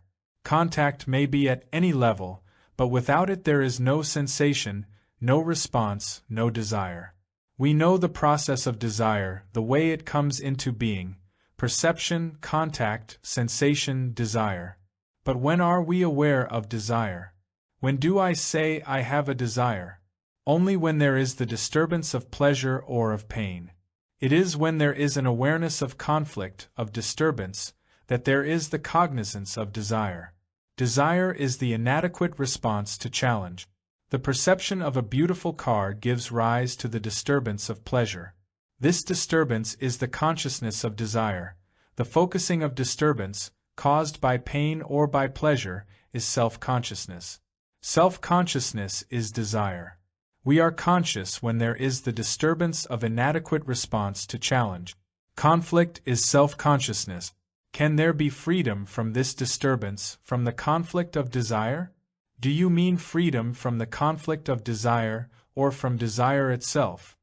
Are conflict and desire two separate states? If they are, our inquiry must lead to illusion. If there were no disturbance of pleasure or pain, of wanting, seeking, fulfilling, either negatively or positively, would there be desire? And do we want to get rid of disturbance? If we can understand this, then we may be able to grasp the significance of desire. Conflict is self-consciousness. The focusing of attention through disturbance is desire. Is it that you want to get rid of the conflicting element is desire, and keep the pleasurable element? Both pleasure and conflict are disturbing, are they not? Or do you think pleasure does not disturb? Pleasure is not disturbing. Is that true? Have you never noticed the pain of pleasure? Is not the craving for pleasure ever on the increase, ever demanding more and more? Is not the craving for more as disturbing as the urgency of avoidance? Both bring about conflict. We want to keep the pleasurable desire and avoid the painful, but if we look closely, both are disturbing. But do you want to be free from disturbance? If we have no desire, we will die. If we have no conflict, we will go to sleep. Are you speaking from experience, or have you merely an idea about it? We are imagining what it would be like to have no conflict, and so are preventing the experiencing of whatever that state is in which all conflict has ceased. Our problem is, what causes conflict? Can we not see a beautiful or an ugly thing without conflict coming into being? Can we not observe, listen without self-consciousness? Can we not live without disturbance? Can we not be without desire? Surely, we must understand the disturbance, and not seek a way of overcoming or exalting desire. Conflict must be understood, not ennobled or suppressed. What causes conflict? Conflict arises when the response is not adequate to the challenge, and this conflict is the focusing of consciousness as the self. The self, the consciousness focused through conflict, is experience. Experience is response to a stimulus or challenge. Without terming or naming, there is no experience. Naming is out of the storehouse, memory, and this naming is the process of verbalizing, the making of symbols, images, words, which strengthens memory. Consciousness, the focusing of the self through conflict, is the total process of experience, of naming, of recording. In this process, what is it that gives rise to conflict? Can we be free from conflict? And what is beyond conflict? It is naming that gives rise to conflict, is it not? You approach the challenge, at whatever level, with a record, with an idea, with a conclusion, with prejudice. That is, you name the experience. This terming gives quality to experience, the quality arising out of naming. Naming is the recording of memory. The past meets the new. Challenge is met by memory, the past. The responses of the past cannot understand the living, the new, the challenge. The responses of the past are inadequate, and from this arises conflict, which is self-consciousness. Conflict ceases when there is no process of naming. You can watch in yourself how the naming is almost simultaneous with the response. The interval between response and naming is experiencing. Experiencing, in which there is neither the experiencer nor the experienced, is beyond conflict. Conflict is the focusing of the self, and with the cessation of conflict there is the ending of all thought and the beginning of the inexhaustible. Action without purpose. He belonged to various and widely different organizations, and was active in them all. He wrote and talked, collected money, organized. He was aggressive, insistent, and effective. He was a very useful person, much in demand, and was forever going up and down the land. He had been through the political agitations, had gone to prison, followed the leaders, and now he was becoming an important person in his own right. He was all for the immediate carrying out of great schemes, and like all these educated people, he was versed in philosophy. He said he was a man of action, and not a contemplative. He used a Sanskrit phrase which was intended to convey a whole philosophy of action. The very assertion that he was a man of action implied that he was one of the essential elements of life, perhaps not he personally, but the type.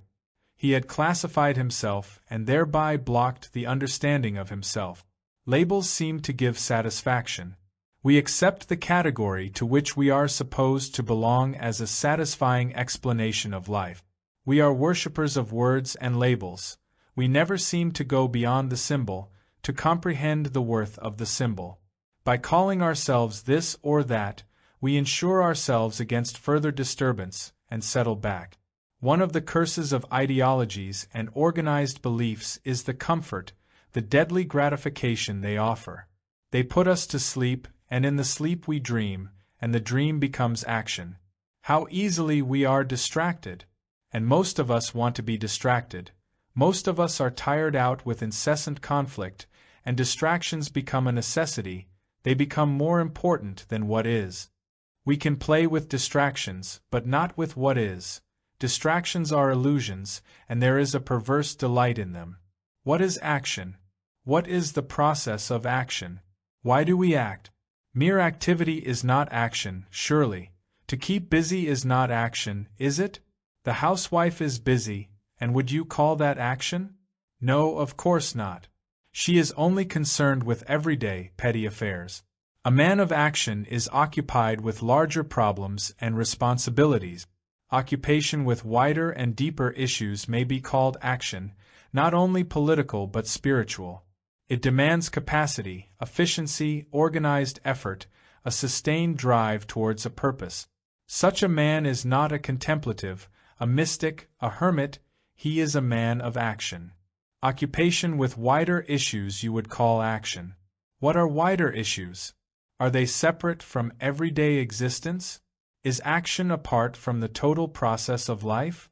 Is there action when there is no integration of all the many layers of existence? Without understanding and so integrating the total process of life, is not action mere destructive activity? Man is a total process, and action must be the outcome of this totality. But that would imply not only inaction, but indefinite postponement. There is an urgency of action, and it is no good philosophizing about it. We are not philosophizing, but only wondering if your so-called action is not doing infinite harm. Reform always needs further reform. Partial action is no action at all, it brings about disintegration. If you will have the patience we can find now, not in the future, that action which is total, integrated. Can purposive action be called action? To have a purpose, an ideal, and work towards it, is that action? When action is for a result, is it action? How else can you act? You call action that which has a result, an end in view, do you not? You plan the end, or you have an idea, a belief, and work towards it. Working towards an object, an end, a goal, factual or psychological, is what is generally called action. This process can be understood in relation to some physical fact, such as building a bridge. But is it as easily understood with regard to psychological purposes? Surely we are talking of the psychological purpose, the ideology, the ideal, or the belief towards which you are working. Would you call action this working towards a psychological purpose? Action without a purpose is no action at all, it is death. Inaction is death. Inaction is not the opposite of action, it is quite a different state, but for the moment that is irrelevant. We may discuss that later, but let us come back to our point. Working towards an end, an ideal, is generally called action, is it not? But how does the ideal come into being? Is it entirely different from what is? Is antithesis different and apart from thesis? Is the ideal of non-violence wholly other than violence? Is not the ideal self-projected?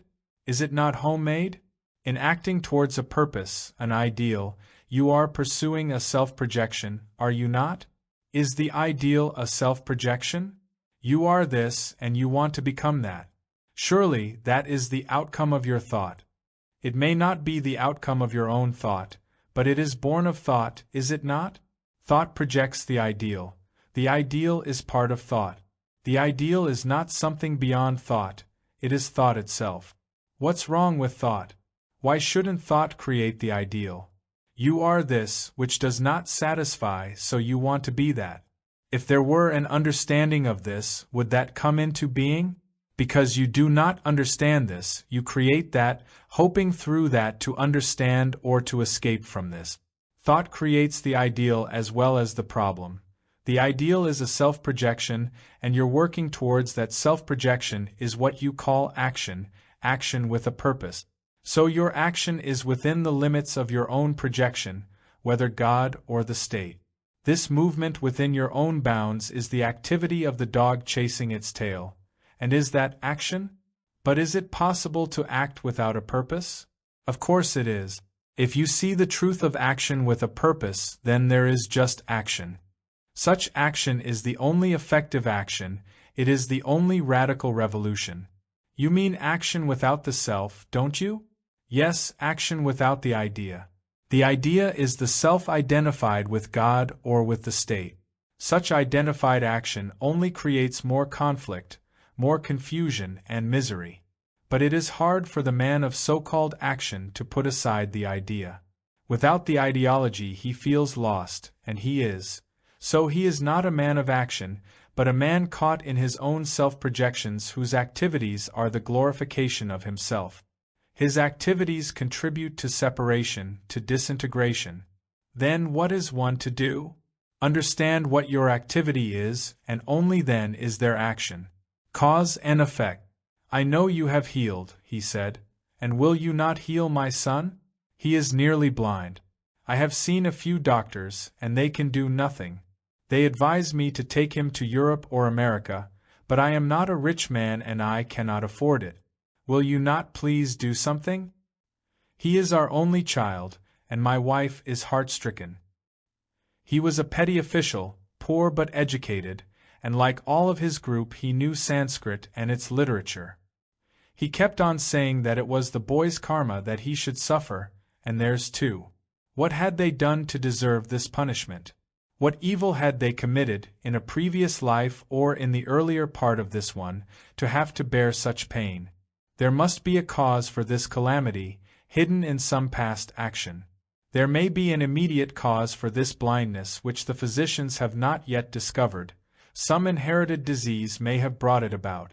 If the doctors cannot discover the physical cause, why do you seek a metaphysical one in the distant past?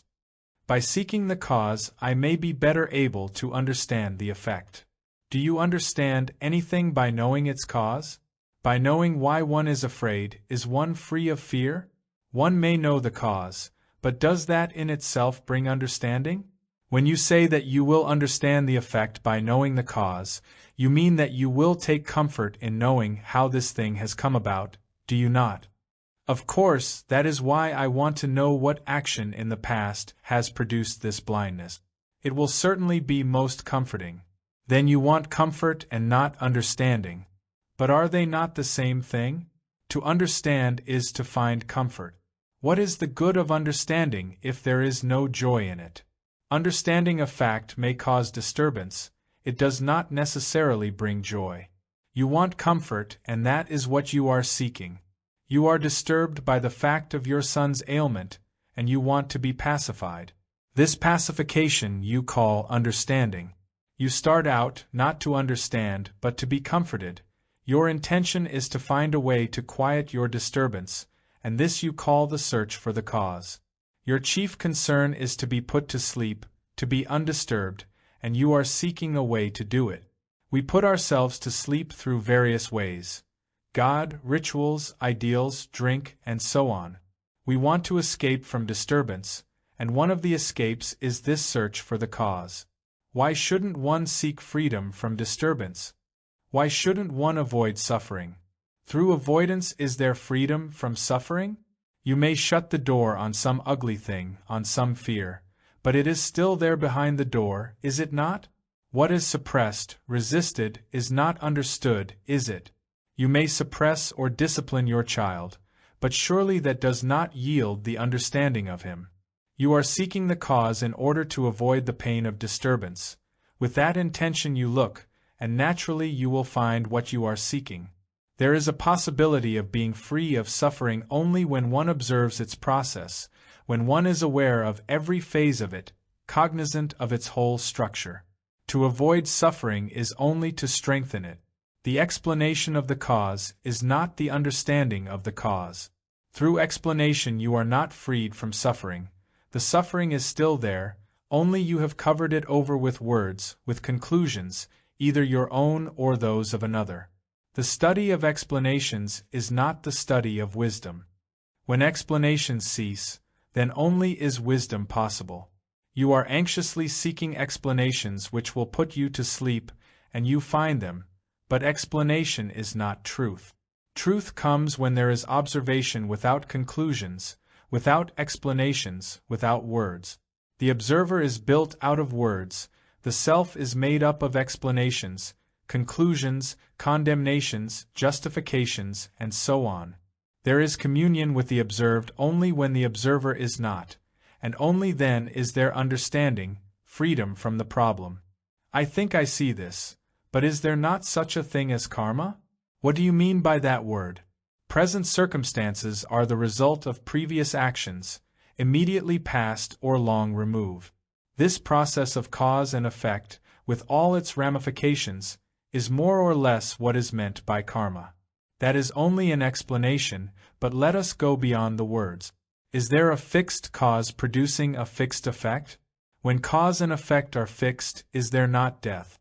Anything static, rigid, specialized must die. The specialized animals soon come to an end, do they not? Man is the unspecialized, and so there is a possibility of his continued existence. That which is pliable endures, that which is not pliable is broken. The acorn cannot become anything but an oak tree. The cause and the effect are in the acorn. But man is not so completely enclosed, specialized. Hence, if he does not destroy himself through various ways, he can survive. Are cause and effect fixed, stationary? When you use the word "and" between cause and effect, does it not imply that both are stationary? But is cause ever stationary? Is effect always unchangeable? Surely, cause-effect is a continuous process, is it not? Today is the result of yesterday, and tomorrow is the result of today. What was cause becomes effect, and what was effect becomes cause. It is a chain process, is it not?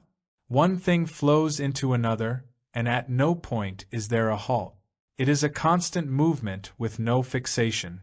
There are many factors that bring about this cause-effect-cause movement.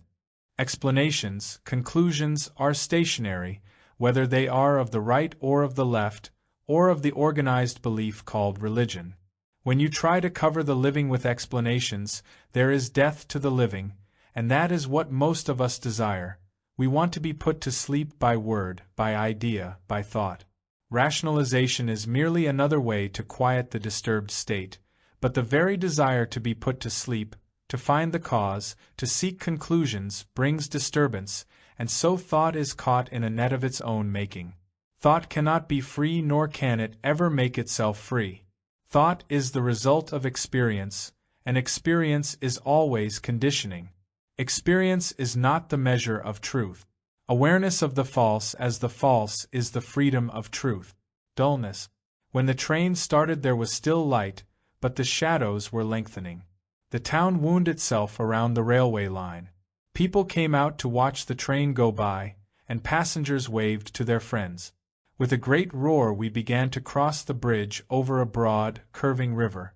It was several miles wide at this point, and the other shore was just visible in the fast-fading light. The train crossed the bridge very slowly, as though it were picking its way along. The spans were numbered, and there were 58 of them between the two shores. How beautiful were those waters, silent, rich and deeply flowing. There were islands of sand that looked pleasantly cool in the distance. The town, with its noise, dust and squalor, was being left behind, and the clean evening air was coming in through the windows, but there would be dust again as soon as we left the long bridge. The man in the lower berth was very talkative, and as we had a whole night before us, he felt he had a right to ask questions. He was a heavy-built man with large hands and feet. He began by talking about himself, his life, his troubles and his children. He was saying that India should become as prosperous as America. This overpopulation must be controlled, and the people must be made to feel their responsibility. He talked of the political situation and the war, and ended with an account of his own travels. How insensitive we are, how lacking in swift and adequate response, how little free to observe. Without sensitivity, how can there be pliability and a quickening perception? How can there be receptivity, an understanding free of striving? The very striving prevents understanding. Understanding comes with high sensitivity, but sensitivity is not a thing to be cultivated. That which is cultivated is a pose, an artificial veneer, and this coating is not sensitivity, it is a mannerism, shallow or deep according to influence. Sensitivity is not a cultural effect, the result of influence. It is a state of being vulnerable, open. The open is the implicit, the unknown, the imponderable. But we take care not to be sensitive. It is too painful, too exacting, it demands constant adjustment, which is consideration. To consider is to be watchful, but we would rather be comforted, put to sleep, made dull. The newspapers, the magazines, the books, through our addiction to reading, leave their dulling imprint, for reading is a marvelous escape, like drink or a ceremony. We want to escape from the pain of life, and dullness is the most effective way. The dullness brought about by explanations, by following a leader or an ideal, by being identified with some achievement, some label or characteristic. Most of us want to be made dull, and habit is very effective in putting the mind to sleep. The habit of discipline, of practice, of sustained effort to become, these are respectable ways of being made insensitive. But what could one do in life if one were sensitive? We would all shrivel up, and there would be no effective action. What do the dull and insensitive bring to the world? What is the outcome of their effective action? Wars, confusion within and without, ruthlessness and increasing misery for themselves and so for the world. The action of the unwatchful inevitably leads to destruction, to physical insecurity, to disintegration. But sensitivity is not easy to come by. Sensitivity is the understanding of the simple, which is highly complex. It is not a withdrawal, a shriveling up, an isolating process. To act with sensitivity is to be aware of the total process of the actor. To understand the total process of myself will take a long time, and meanwhile my business will go to ruin and my family will starve. Your family will not starve. Even if you have not saved up enough money, it is always possible to arrange that they shall be fed. Your business will undoubtedly go to ruin, but disintegration at other levels of existence is already taking place. You are only concerned with the outward breakup. You do not want to see or know what is happening within yourself. You disregard the inner and hope to build up the outer, yet the inner is always overcoming the outer. The outer cannot last without the fullness of the inner, but the fullness of the inner is not the repetitious sensation of organized religion nor the accumulation of facts called knowledge. The way of all these inner pursuits must be understood for the outer to survive, to be healthy. Do not say that you have no time, for you have plenty of time. It is not a matter of lack of time, but of disregard and disinclination. You have no inward richness, for you want the gratification of inner riches as you already have that of the outer. You are not seeking the wherewithal to feed your family, but the satisfaction of possessing. The man who possesses, whether property or knowledge, can never be sensitive, he can never be vulnerable or open. To possess is to be made dull, whether the possession is virtue or coins. To possess a person is to be unaware of that person. To seek and to possess reality is to deny it. When you try to become virtuous, you are no longer virtuous. Your seeking virtue is only the attainment of gratification at a different level. Gratification is not virtue, but virtue is freedom. How can the dull, the respectable, the unvirtuous be free? The freedom of aloneness is not the enclosing process of isolation. To be isolated in wealth or in poverty, in knowledge or in success, in idea or in virtue, is to be dull, insensitive. The dull, the respectable cannot commune, and when they do, it is with their own self-projections. To commune there must be sensitivity, vulnerability, the freedom from becoming which is freedom from fear. Love is not a becoming, a state of I shall be. That which is becoming cannot commune, for it is ever isolating itself. Love is the vulnerable, love is the open, the imponderable, the unknown. Clarity in action. It was a lovely morning, pure after the rains. There were tender new leaves on the trees, and the breeze from the sea had set them dancing. The grass was green and lush, and the cattle were hungrily eating it up, for after a few months there would not be a blade of it left. The fragrance of the garden filled the room, and children were shouting and laughing. The palm trees had golden coconuts, and the banana leaves, large and swaying, were not yet torn by age and wind. How beautiful the earth was, and what a poem of color! Past the village, beyond the big houses and the groves, was the sea, full of light and with thunderous waves. Far out there was a small boat, a few logs tied together, with a solitary man fishing. She was quite young, in her 20s, and recently married, but the passing years were already leaving their mark upon her. She said she was of good family, cultured and hard-working. She had taken her M.A. with honors, and one could see that she was bright and alert. Once started, she spoke easily and fluently, but she would suddenly become self-conscious and silent. She wanted to unburden herself, for she said she had not talked to anyone about her problem, not even to her parents. Gradually, bit by bit, her sorrow was put into words. Words convey meaning only at a certain level. They have a way of distorting, of not giving fully the significance of their symbol, of creating a deception that is entirely unintentional. She wanted to convey much more than merely what the words meant, and she succeeded. She could not speak of certain things, however hard she tried, but her very silence conveyed those pains and unbearable indignities of a relationship that had become merely a contract. She had been struck and left alone by her husband, and her young children were hardly companions. What was she to do? They were now living apart, and should she go back? What a strong hold respectability has on us! What will they say? Can one live alone, especially a woman, without their saying nasty things? Respectability is a cloak for the hypocrite. We commit every possible crime in thought, but outwardly we are irreproachable. She was courting respectability and was confused. It is strange how, when one is clear within oneself, whatever may happen is right.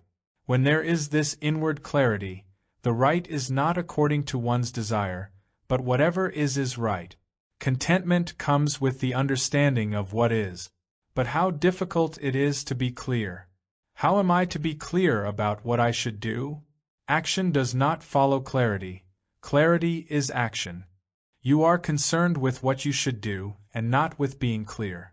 You are torn between respectability and what you should do, between the hope and what is. The dual desire for respectability and for some ideal action brings conflict and confusion, and only when you are capable of looking at what is there clarity. What is not what should be, which is desire distorted to a particular pattern. What is the actual, not the desirable but the fact. Probably you have never approached it this way. You have thought or cunningly calculated, weighing this against that, planning and counter-planning, which has obviously led to this confusion which makes you ask what you are to do. Whatever choice you may make in the state of confusion can only lead to further confusion. See this very simply and directly. If you do, then you will be able to observe what is without distortion. The implicit is its own action. If what is clear, then you will see that there is no choice but only action, and the question of what you should do will never arise. Such a question arises only when there is the uncertainty of choice. Action is not of choice. The action of choice is the action of confusion. I am beginning to see what you mean. I must be clear in myself, without the persuasion of respectability, without self-interested calculation, without the spirit of bargaining. I am clear, but it is difficult to maintain clarity, is it not? Not at all. To maintain is to resist. You are not maintaining clarity and opposing confusion. You are experiencing what is confusion, and you see that any action arising from it must inevitably be still more confusing. When you experience all this, not because another has said it but because you see it directly for yourself, then the clarity of what is there. You do not maintain clarity, it is there. I quite see what you mean. Yes, I am clear. It is all right. But what of love? We don't know what love means. I thought I loved, but I see I do not. From what you have told me, you married out of fear of loneliness and through physical urges and necessities. And you have found that all this is not love. You may have called it love to make it respectable, but actually it was a matter of convenience under the cloak of the word love. To most people, this is love with all its confusing smoke. The fear of insecurity, of loneliness, of frustration, of neglect in old age, and so on. But all this is merely a thought process, which is obviously not love. Thought makes for repetition, and repetition makes relationships stale. Thought is a wasteful process, it does not renew itself, it can only continue, and what has continuity cannot be the new, the fresh. Thought is sensation, thought is sensuous, thought is the sexual problem. Thought cannot end itself in order to be creative. Thought cannot become something other than it is, which is sensation. Thought is always the stale, the past, the old. Thought can never be new. As you have seen, love is not thought. Love is when the thinker is not.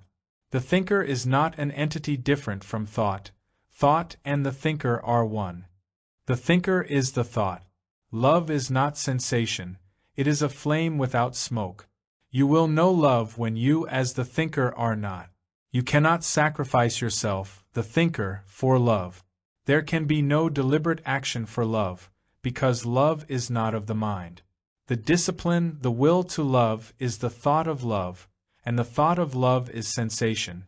Thought cannot think about love, for love is beyond the reaches of the mind.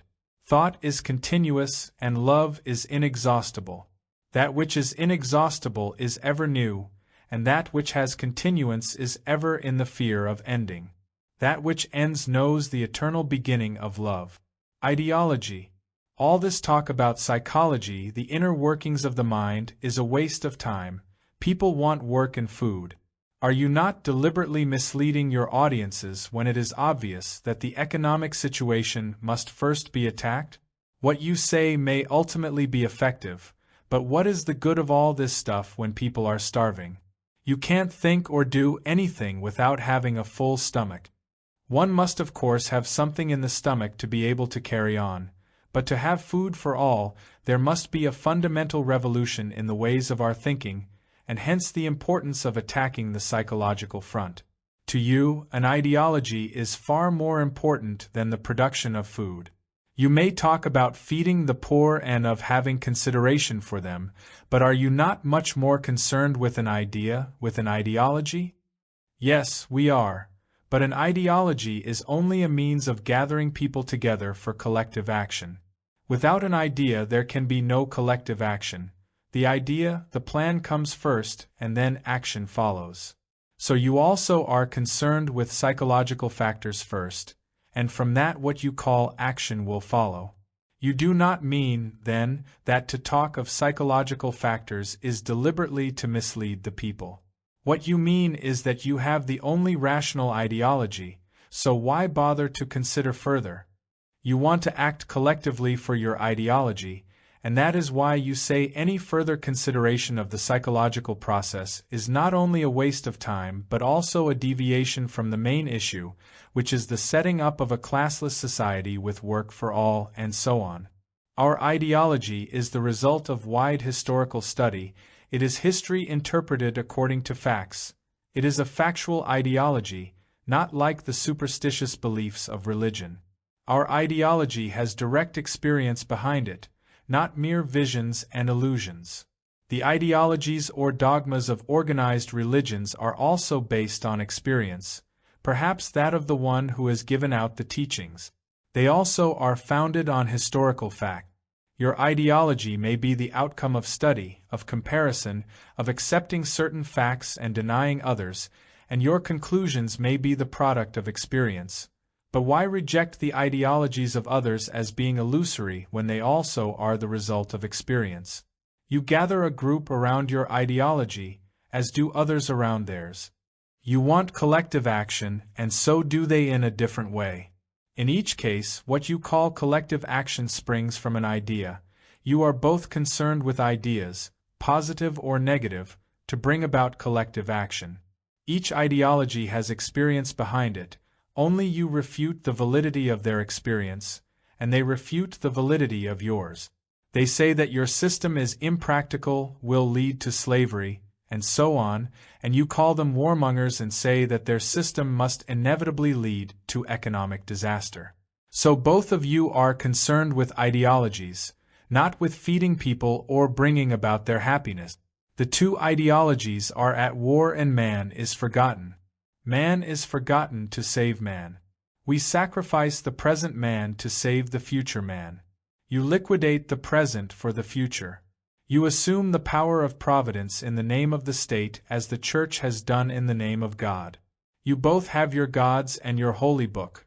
You both have the true interpreters, the priests, and woe to anyone who deviates from the true and the authentic. There is not much difference between you. You are both very similar. Your ideologies may vary, but the process is more or less the same. You both want to save the future man by sacrificing the present man, as though you knew all about the future, as though the future were a fixed thing and you had the monopoly of it. Yet you are both as uncertain of tomorrow as any other. There are so many imponderable facts in the present that make the future. You both promise a reward, a utopia, a heaven in the future.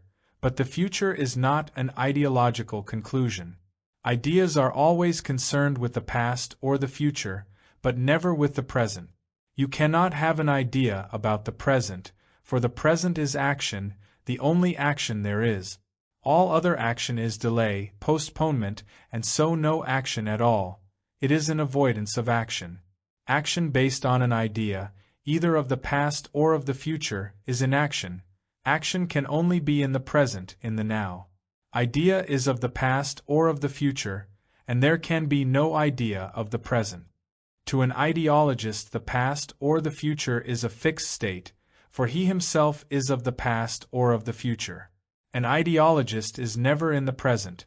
To him, life is always in the past or in the future, but never in the now. Idea is ever of the past, threading its way through the present to the future. For an ideologist the present is a passage to the future and so not important. The means do not matter at all, but only the end. Use any means to get to the end. The end is fixed, the future is known, therefore liquidate anyone who stands in the way of the end. Experience is essential for action, and ideas or explanations come from experience. Surely you do not deny experience. Action without the framework of idea is anarchical, it is chaos, leading straight to the asylum. Are you advocating action without the cohesive power of idea? How can you do anything without the idea first? As you say, the idea, the explanation, the conclusion, is the outcome of experience. Without experience there can be no knowledge. Without knowledge there can be no action. Does idea follow action, or is there idea first and then action? You say experience comes first and then action, is that it? What do you mean by experience? Experience is the knowledge of a teacher, of a writer, of a revolutionary, the knowledge which he has gathered from his studies and from experiences, either his own or those of another. From knowledge or experience ideas are constructed, and from this ideological structure flows action. Is experience the only criterion, the true standard of measurement? What do we mean by experience? Our talking together is an experience. You are responding to stimuli, and this response to challenge is experience, is it not? Challenge and response are almost a simultaneous process. They are a constant movement within the framework of a background. It is the background that responds to challenge, and this responding to challenge is experience, is it not? The response is from the background, from a conditioning. Experience is always conditioned, and so then is idea. Action based on idea is conditioned, limited action. Experience, idea, in opposition to another experience, idea, does not produce synthesis but only further opposition. Opposites can never produce a synthesis. An integration can take place only when there is no opposition, but ideas always breed opposition, the conflict of the opposites. Under no circumstances can conflict bring about a synthesis. Experience is the response of the background to challenge. The background is the influence of the past, and the past is memory. The response of memory is idea. An ideology built out of memory, called experience, knowledge, can never be revolutionary. It may call itself revolutionary, but it is only a modified continuity of the past. An opposite ideology or doctrine is still idea. An idea must ever be of the past. No ideology is the ideology, but if you said that your ideology is limited, prejudiced, conditioned like any other, no one would follow you. You must say it is the only ideology that can save the world, and as most of us are addicted to formulas, to conclusions, we follow and are thoroughly exploited, as the exploiter is also exploited. Action based on an idea can never be a freeing action, but is always binding. Action towards an end, a goal, is in the long run an action. In the short view it may assume the role of action, but such action is self-destructive, which is obvious in our daily life. But can one ever be free from all conditioning? We believe it is not possible. Again, the idea, the belief imprisons you. You believe, another does not believe. You are both prisoners to your belief, you both experience according to your conditioning. One can find out if it is possible to be free only by inquiring into the whole process of conditioning, of influence. The understanding of this process is self-knowledge. Through self-knowledge alone is there freedom from bondage, and this freedom is devoid of all belief, all ideology. Beauty. The village was dirty, but there was tidiness around each hut. The front steps were washed and decorated daily, and inside the hut was clean though somewhat smoky from the cooking. The whole family was there, father, mother and children, and the old lady must have been the grandmother. They all seemed so cheerful and strangely contented. Verbal communication was impossible, as we did not know their language. We sat down, and there was no embarrassment. They went on with their work, but the children came near, a boy and a girl, and sat down, smiling. The evening meal was nearly ready, and there was not too much of it. As we left, they all came out and watched. The sun was over the river, behind a vast, solitary cloud. The cloud was on fire and made the waters glow like remembered forest fires. The long rows of huts were divided by a whitish path, and on each side of the path were open, filthy gutters where every imaginable horror was being bred. One could see white worms struggling in the black slime. Children were playing on the path, completely absorbed in their games, laughing and shouting, indifferent to every passer-by. Along the embankment of the river, palms stood out against the burning sky. Pigs, goats and cattle were wandering about the huts, and the children would push a goat or a withered cow out of the way. The village was settling down for the coming darkness, and the children too were becoming quiet as their mothers called them. The large house had a lovely garden with high, white walls all around it. The garden was full of color and bloom, and a great deal of money and care must have gone into it. It was extraordinarily peaceful in that garden. Everything was flourishing, and the beauty of the large tree seemed to protect all the other things that were growing. The fountain must have been a delight to the many birds, but now it was quietly singing to itself, undisturbed and alone. Everything was enclosing itself for the night. She was a dancer, not by profession but by choice. She was considered by some to be a fairly good dancer. She must have felt proud of her art, for there was arrogance about her, not only the arrogance of achievement but also that of some inner recognition of her own spiritual worth. As another would be satisfied with outward success, she was gratified by her spiritual advancement. The advance of the spirit is a self-imposed deception, but it is very gratifying. She had jewels on, and her nails were red. Her lips were painted the appropriate color. She not only danced, but also gave talks on art, on beauty, and on spiritual achievement. Vanity and ambition were on her face. She wanted to be known both spiritually and as an artist, and now the spirit was gaining. She said she had no personal problems, but wanted to talk about beauty and the spirit. She did not care about personal problems, which were stupid anyhow, but was concerned with wider issues. What was beauty? Was it inner or outer? Was it subjective or objective, or a combination of both? She was so sure of her ground, and surety is the denial of the beautiful. To be certain is to be self-enclosed and invulnerable. Without being open, how can there be sensitivity? What is beauty? Are you waiting for a definition, for a formula, or do you desire to inquire? But must one not have the instrument for inquiry? Without knowing, without explanations, how can one inquire? We must know where we are going before we can go. Does not knowledge prevent inquiry? When you know, how can there be inquiry? Does not the very word, knowing, indicate a state in which inquiry has ceased?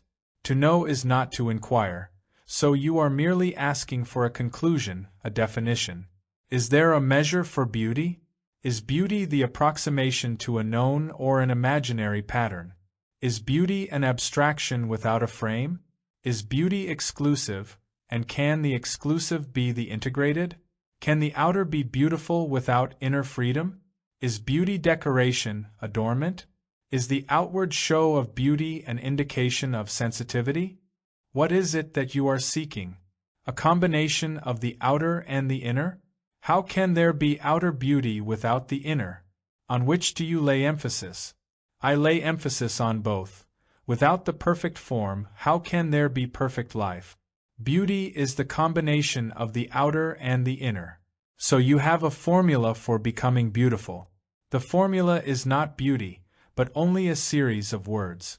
Being beautiful is not the process of becoming beautiful. What is it that you are seeking? The beauty of both form and spirit. There must be a lovely vase for the perfect flower. Can there be inner harmony, and so perhaps outer harmony, without sensitivity? Is not sensitivity essential for perception either of the ugly or the beautiful? Is beauty the avoidance of the ugly? Of course it is. Is virtue avoidance, resistance? If there is resistance, can there be sensitivity? Must there not be freedom for sensitivity? Can the self-enclosed be sensitive? Can the ambitious be sensitive, aware of beauty? Sensitivity, vulnerability to what is essential, is it not? We want to identify ourselves with what we call the beautiful and avoid what we call the ugly. We want to be identified with the lovely garden and shut our eyes to the smelly village. We want to resist and yet receive. Is not all identification resistance? To be aware of the village and the garden without resistance, without comparison, is to be sensitive. You want to be sensitive only to beauty, to virtue, and resist evil, the ugly. Sensitivity, vulnerability is a total process. It cannot be cut off at a particular gratifying level. But I am seeking beauty, sensitivity. Is that really so? If it is, then all concern about beauty must cease. This consideration, this worship of beauty is an escape from what is, from yourself, is it not? How can you be sensitive if you are unaware of what you are, of what is? The ambitious, the crafty, the pursuers of beauty, are only worshipping their own self-projections. They are wholly self-enclosed, they have built a wall around themselves, and as nothing can live in isolation, there is misery. This search for beauty and the incessant talk of art are respectable and highly regarded escapes from life, which is oneself. But music is not an escape. It is when it replaces the understanding of oneself. Without the understanding of oneself, all activity leads to confusion and pain. There is sensitivity only when there is the freedom which understanding brings, the understanding of the ways of the self, of thought. Integration.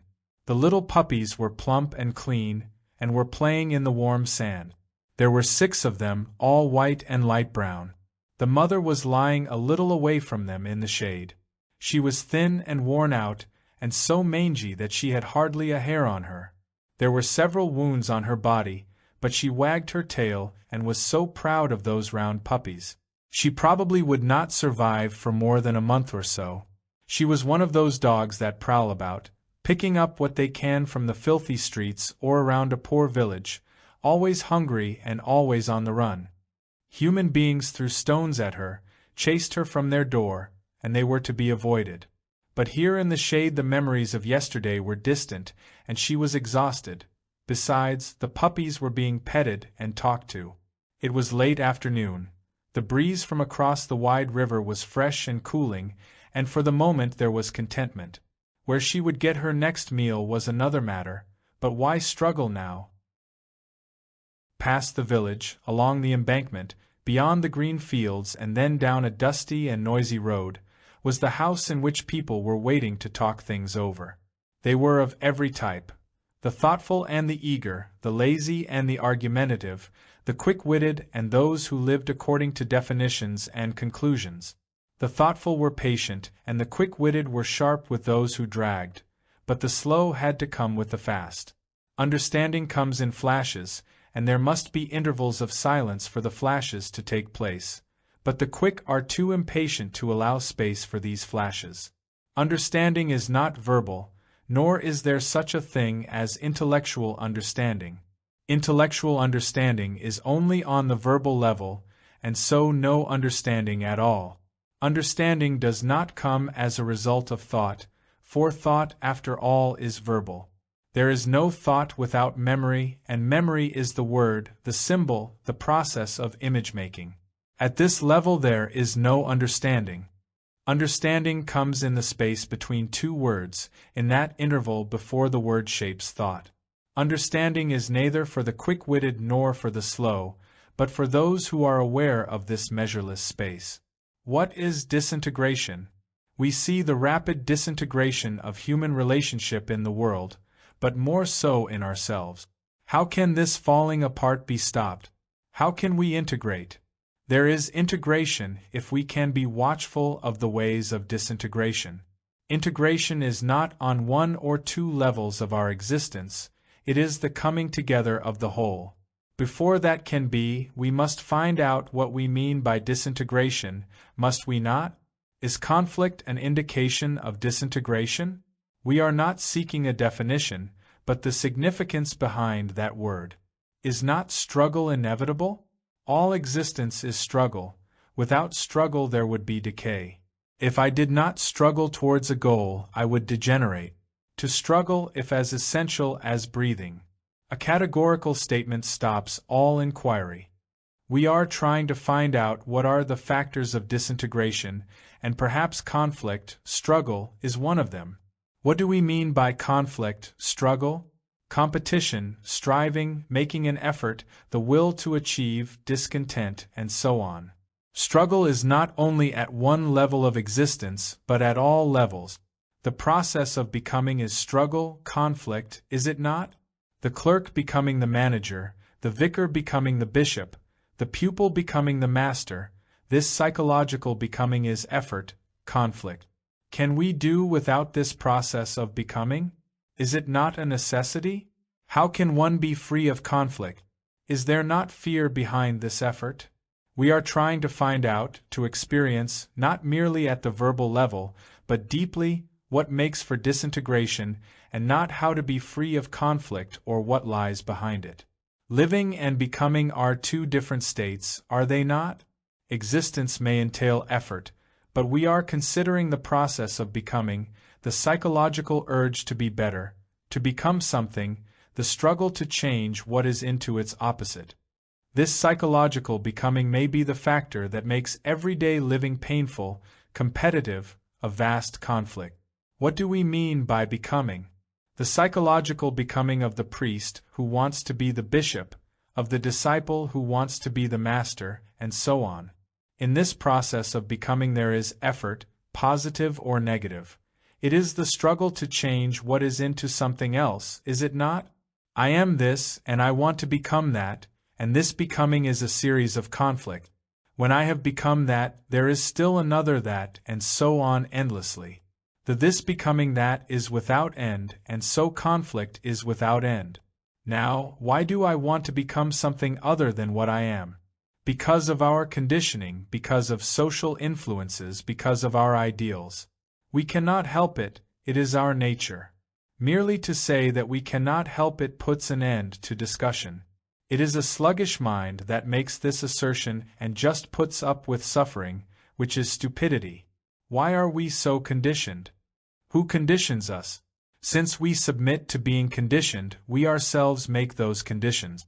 Is it the ideal that makes us struggle to become that when we are this? Is it the goal, the utopia, that makes for conflict? Would we degenerate if we did not struggle towards an end? Of course. We would stagnate, go from bad to worse. It is easy to fall into hell but difficult to climb to heaven. Again we have ideas, opinions about what would happen, but we do not directly experience the happening. Ideas prevent understanding, as do conclusions and explanations. Do ideas and ideals make us struggle to achieve, to become? I am this, and does the ideal make me struggle to become that? Is the ideal the cause of conflict? Is the ideal wholly dissimilar from what is? If it is completely different, if it has no relationship with what is, then what is cannot become the ideal. To become, there must be relationship between what is and the ideal, the goal. You say the ideal is giving us the impetus to struggle, so let us find out how the ideal comes into being. Is not the ideal a projection of the mind? I want to be like you. Is that a projection? Of course it is. The mind has an idea, perhaps pleasurable, and it wants to be like that idea, which is a projection of your desire. You are this, which you do not like, and you want to become that, which you like. The ideal is a self-projection. The opposite is an extension of what is. It is not the opposite at all, but a continuity of what is, perhaps somewhat modified. The projection is self-willed, and conflict is the struggle towards the projection. What is projects itself as the ideal and struggles towards it, and this struggle is called becoming. The conflict between the opposites is considered necessary, essential. This conflict is the what is trying to become what it is not, and what it is not is the ideal, the self-projection. You are struggling to become something, and that something is part of yourself. The ideal is your own projection. See how the mind has played a trick upon itself. You are struggling after words, pursuing your own projection, your own shadow.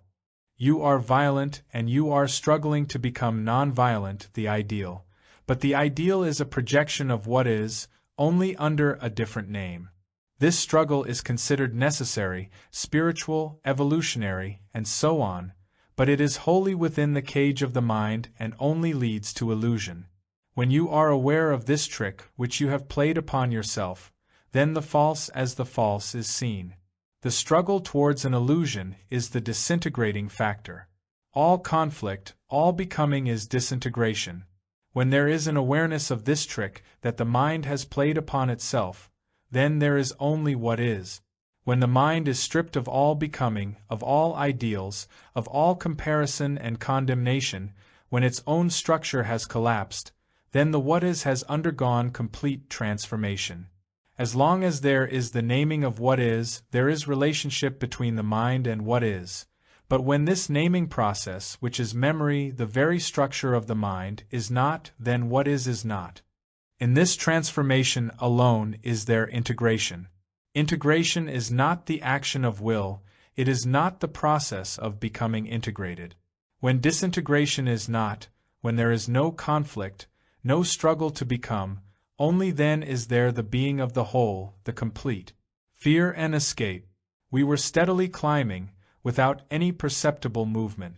Below us was a vast sea of clouds, white and dazzling, wave upon wave as far as the eye could see.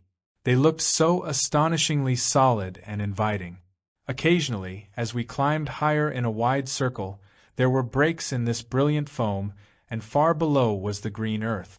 Above us was the clear blue sky of winter, soft and immeasurable.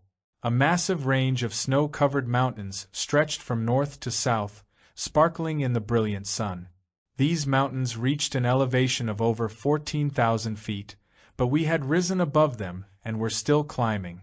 They were a familiar range of peaks, and they looked so near and serene. The higher peaks lay to the north, and we shot off to the south, having reached the required altitude of 20,000 feet. The passenger in the next seat was very talkative.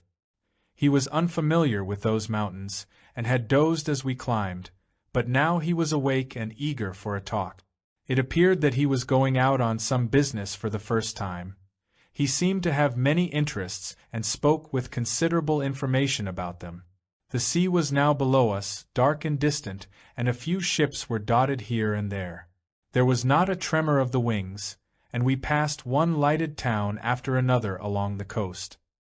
He was saying how difficult it was not to have fear, not particularly of a crash, but of all the accidents of life. He was married and had children, and there was always fear, not of the future alone, but of everything in general. It was a fear that had no particular object, and though he was successful, this fear made his life weary and painful. He had always been rather apprehensive, but now it had become extremely persistent, and his dreams were of a frightening nature. His wife knew of his fear, but she was not aware of its seriousness. Fear can exist only in relation to something. As an abstraction, fear is a mere word, and the word is not the actual fear. Do you know specifically of what you are afraid?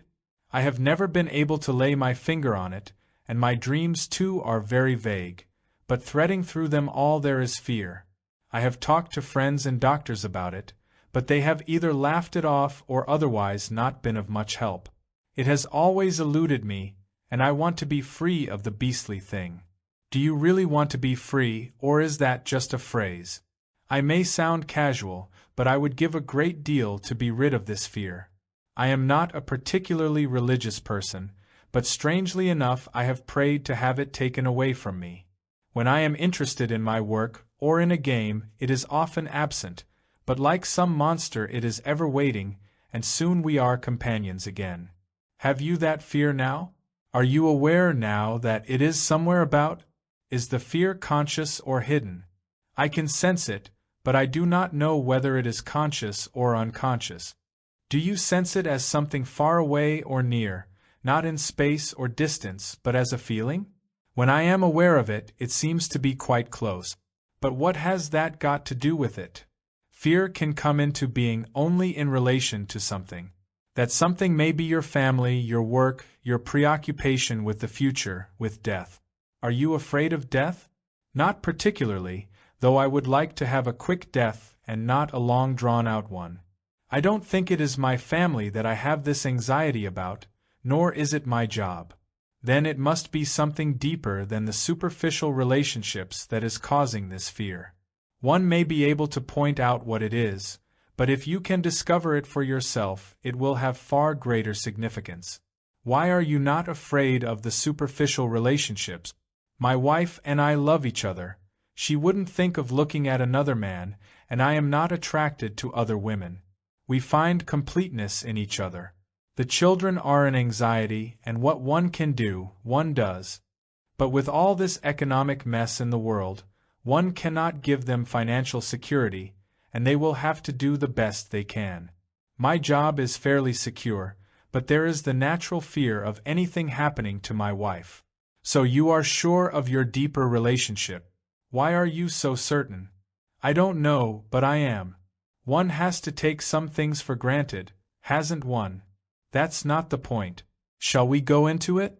What makes you so sure of your intimate relationship? When you say that you and your wife find completeness in each other, what do you mean? We find happiness in each other, companionship, understanding, and so on. In the deeper sense, we depend on each other. It would be a tremendous blow if anything happened to either of us. We are in that sense dependent. What do you mean by dependent? You mean that without her you would be lost, you would feel utterly alone, is that it? She would feel the same. So you are mutually dependent. But what is wrong with that? We are not condemning or judging, but only inquiring. Are you sure you want to go into all this? You are quite sure? All right, then let's go on. Without your wife, you would be alone, you would be lost in the deepest sense. So she is essential to you, is she not? You depend on her for your happiness, and this dependence is called love. You are afraid to be alone. She is always there to cover up the fact of your loneliness, as you cover up hers. But the fact is still there, is it not? We use each other to cover up this loneliness. We run away from it in so many ways, in so many different forms of relationship, and each such relationship becomes a dependence. I listen to the radio because music makes me happy, it takes me away from myself. Books and knowledge are also a very convenient escape from myself. And on all these things we depend. Why should I not escape from myself? I have nothing to be proud of, and by being identified with my wife, who is much better than I am, I get away from myself. Of course, the vast majority escape from themselves. But by escaping from yourself, you have become dependent. Dependence grows stronger, escapes more essential in proportion to the fear of what is. The wife, the book, the radio become extraordinarily important.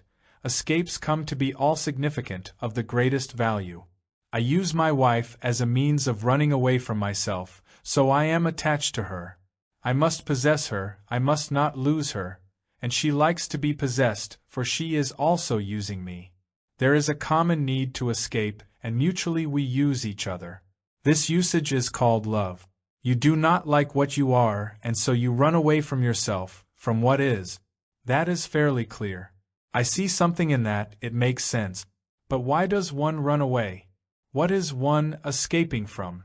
From your own loneliness, your own emptiness, from what you are. If you run away without seeing what is, you obviously cannot understand it. So first you have to stop running, escaping, and only then can you watch yourself as you are. But you cannot observe what is if you are always criticizing it, if you like or dislike it. You call it loneliness and run away from it, and the very running away from what is fear. You are afraid of this loneliness, of this emptiness, and dependence is the covering of it. So fear is constant. It is constant as long as you are running away from what is.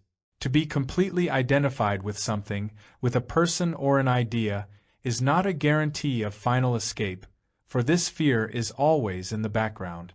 It comes through dreams, when there is a break in identification, and there is always a break in identification unless one is unbalanced. Then my fear arises from my own hollowness, my insufficiency. I see that all right, and it is true, but what am I to do about it? You cannot do anything about it. Whatever you do is an activity of escape. That is the most essential thing to realize. Then you will see that you are not different or separate from that hollowness. You are that insufficiency. The observer is the observed emptiness. Then if you proceed further, there is no longer calling it loneliness. The terming of it has ceased. If you proceed still further, which is rather arduous, the thing known as loneliness is not. There is a complete cessation of loneliness, emptiness, of the thinker as the thought. This alone puts an end to fear. Then what is love? Love is not identification. It is not thought about the love. You do not think about love when it is there. You think about it only when it is absent, when there is distance between you and the object of your love. When there is direct communion, there is no thought, no image, no revival of memory. It is when the communion breaks, at any level, that the process of thought, of imagination, begins. Love is not of the mind. The mind makes the smoke of envy, of holding, of missing, of recalling the past, of longing for tomorrow, of sorrow and worry, and this effectively smothers the flame. When the smoke is not, the flame is. The two cannot exist together. The thought that they exist together is merely a wish. A wish is a projection of thought, and thought is not love. Exploitation and activity. It was early in the morning, and the cheerful birds were making an awful lot of noise. The sun was just touching the treetops, and in the deep shade there were still no patches of light. A snake must recently have crossed the lawn, for there was a long, narrow clearing of the dew. The sky had not yet lost its color, and great white clouds were gathering. Suddenly the noise of the birds stopped, then increased with warning, scolding cries as a cat came and lay down under a bush. A big hawk had caught a white and black bird, and was tearing at it with its sharp, curving beak. It held its prey with eager ferocity, and became threatening as 2 or 3 crows came near. The hawk's eyes were yellow with narrow black slits, and they were watching the crows and us without blinking. Why shouldn't I be exploited? I don't mind being used for the cause, which has great significance, and I want to be completely identified with it. What they do with me is of little importance. You see, I am of no account. I can't do much in this world, and so I am helping those who can. But I have a problem of personal attachment which distracts me from the work. It is this attachment I want to understand. But why should you be exploited? Are you not as important as the individual or the group that is exploiting you? I don't mind being exploited for the cause, which I consider has great beauty and worth in the world. Those with whom I work are spiritual people with high ideals, and they know better than I do what should be done. Why do you think they are more capable of doing good than you are? How do you know they are spiritual, to use your own word, and have wider vision? After all, when you offered your services, you must have considered this matter. Or were you attracted, emotionally stirred, and so gave yourself to the work? It is a beautiful cause, and I offered my services because I felt that I must help it. You are like those men who join the army to kill or to be killed for a noble cause. Do they know what they are doing? Do you know what you are doing? How do you know that the cause you are serving is spiritual? Of course you are right. I was in the army for 4 years during the last war. I joined it, like many other men, out of a feeling of patriotism. I don't think I considered then the significance of killing. It was the thing to do, we just joined. But the people I am helping now are spiritual. Do you know what it means to be spiritual? For one thing, to be ambitious is obviously not spiritual. And are they not ambitious? I am afraid they are. I had never thought about these things, I only wanted to help something beautiful. Is it beautiful to be ambitious and cover it up with a lot of high-sounding words about masters, humanity, art, brotherhood? Is it spiritual to be burdened with self-centeredness which is extended to include the neighbor and the man across the waters? You are helping those who are supposed to be spiritual, not knowing what it is all about and willing to be exploited. Yes, it is quite immature, isn't it? I don't want to be disturbed in what I am doing, and yet I have a problem, and what you are saying is even more disturbing. Shouldn't you be disturbed? After all, it is only when we are disturbed, awakened, that we begin to observe and find out. We are exploited because of our own stupidity, which the clever ones use in the name of the country, of God, of some ideology. How can stupidity do good in the world, even though the crafty make use of it? When the cunning exploit stupidity, they also are stupid, for they too do not know where their activities are leading. The action of the stupid, of those who are unaware of the ways of their own thought, leads inevitably to conflict, confusion, and misery. Your problem may not necessarily be a distraction. Since it is there, how can it be? It is disturbing my dedicated work. Your dedication is not complete since you have a problem which you find distracting. Your dedication may be a thoughtless action, and the problem may be an indication, a warning not to get caught up in your present activities. But I like what I am doing, and that may be the whole trouble. We want to get lost in some form of activity. The more satisfying the activity, the more we cling to it. The desire to be gratified makes us stupid, and gratification at all levels is the same. There is no higher and lower gratification. Though we may consciously or unconsciously disguise our gratification in noble words, the very desire to be gratified makes us dull, insensitive. We get satisfaction, comfort, psychological security through some kind of activity, and gaining it or imagining that we have gained it, we do not desire to be disturbed. But there is always disturbance, unless we are dead, or understand the whole process of conflict, struggle. Most of us want to be dead, to be insensitive, for living is painful, and against that pain we build walls of resistance, the walls of conditioning. These seemingly protecting walls only breed further conflict and misery. Is it not important to understand the problem rather than to find a way out of it? Your problem may be the real, and your work may be an escape without much significance. This is all very disturbing, and I shall have to think about it very carefully. It was getting warm under the trees, and we left. But how can a shallow mind ever do good? Is not the doing of good the indication of a shallow mind? Is not the mind, however cunning, subtle, learned, always shallow? The shallow mind can never become the unfathomable. The very becoming is the way of shallowness. Becoming is the pursuit of the self-projected. The projection may be verbally of the highest, it may be an extensive vision, scheme or plan, yet it is ever the child of the shallow. Do what it will, the shallow can never become the deep. Any action on its part, any movement of the mind at any level, is still of the shallow.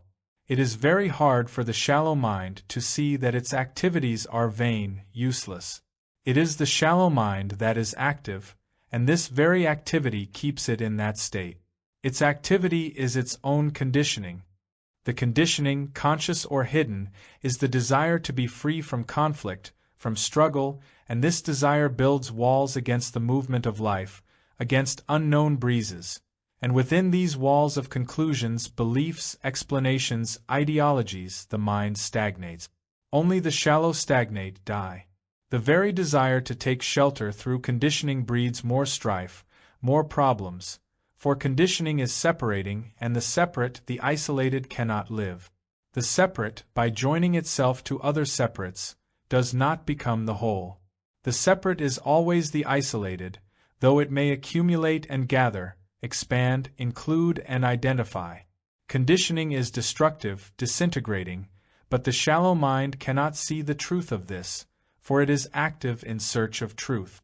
This very activity hinders the receiving of truth.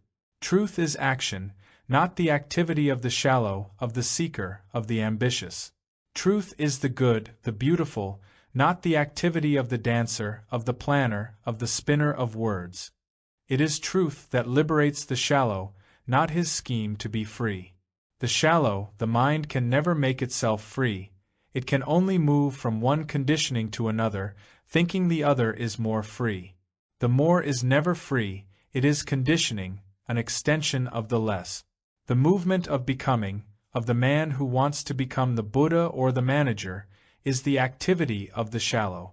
The shallow are ever afraid of what they are, but what they are is the truth. Truth is in the silent observation of what is, and it is truth that transforms what is. The learned or the wise. The rains had washed away the dust and heat of many months, and the leaves were sparklingly clean, with new leaves beginning to show. All through the night the frogs filled the air with their deep croaking. They would take a rest and start again. The river was swift flowing, and there was softness in the air. The rains were not over by any means. Dark clouds were gathering and the sun was hidden. The earth, the trees and the whole of nature seemed to be waiting for another purification. The road was dark brown, and the children were playing in the puddles. They were making mud pies or building castles and houses with surrounding walls. There was joy in the air after months of heat, and green grass was beginning to cover the earth. Everything was renewing itself. This renewal is innocence. The man considered himself vastly learned, and to him knowledge was the very essence of life. Life without knowledge was worse than death.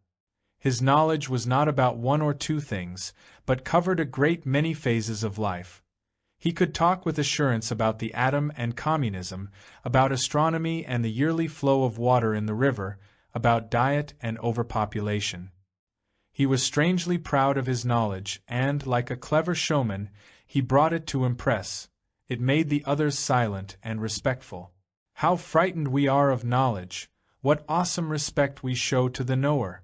His English was sometimes rather difficult to understand. He had never been outside of his own country, but he had books from other countries. He was addicted to knowledge as another might be to drink or to some other appetite. What is wisdom, if it is not knowledge? Why do you say that one must suppress all knowledge? Is not knowledge essential? Without knowledge, where would we be? We would still be as the primitives, knowing nothing of the extraordinary world we live in. Without knowledge, existence at any level would be impossible. Why are you so insistent in saying that knowledge is an impediment to understanding? Knowledge is conditioning. Knowledge does not give freedom. One may know how to build an airplane and fly to the other end of the world in a few hours, but this is not freedom. Knowledge is not the creative factor, for knowledge is continuous, and that which has continuity can never lead to the implicit, the imponderable, the unknown. Knowledge is a hindrance to the open, to the unknown. The unknown can never be clothed in the known. The known is always moving to the past. The past is ever overshadowing the present, the unknown. Without freedom, without the open mind, there can be no understanding. Understanding does not come with knowledge. In the interval between words, between thoughts, comes understanding. This interval is silence unbroken by knowledge. It is the open, the imponderable, the implicit. Is not knowledge useful, essential? Without knowledge, how can there be discovery? Discovery takes place, not when the mind is crowded with knowledge, but when knowledge is absent. Only then is there stillness and space, and in this state understanding or discovery comes into being. Knowledge is undoubtedly useful at one level, but at another it is positively harmful. When knowledge is used as a means of self-aggrandizement, to puff oneself up, then it is mischievous, breeding separation and enmity. Self-expansion is disintegration, whether in the name of God, of the state, or of an ideology. Knowledge at one level, though conditioning, is necessary. Language, technique, and so on. This conditioning is a safeguard, an essential for outer living. But when this conditioning is used psychologically, when knowledge becomes a means of psychological comfort, gratification, then it inevitably breeds conflict and confusion. Besides, what do we mean by knowing? What actually do you know? I know about a great many things. You mean you have lots of information, data about many things. You have gathered certain facts, and then what? Does information about the disaster of war prevent wars? You have, I am sure, plenty of data about the effects of anger and violence within oneself and in society. But has this information put an end to hate and antagonism? Knowledge about the effects of war may not put an immediate end to wars, but it will eventually bring about peace. People must be educated, they must be shown the effects of war, of conflict. People are yourself and another. You have this vast information, and are you any less ambitious, less violent, less self-centered? Because you have studied revolutions, the history of inequality, are you free from feeling superior, giving importance to yourself? Because you have extensive knowledge of the world's miseries and disasters, do you love? Besides, what is it that we know, of what have we knowledge? Knowledge is experience accumulated through the ages. In one form it is tradition, and in another it is instinct, both conscious and unconscious. The hidden memories and experiences, whether handed down or acquired, act as a guide and shape our action. These memories, both racial and individual, are essential because they help and protect man.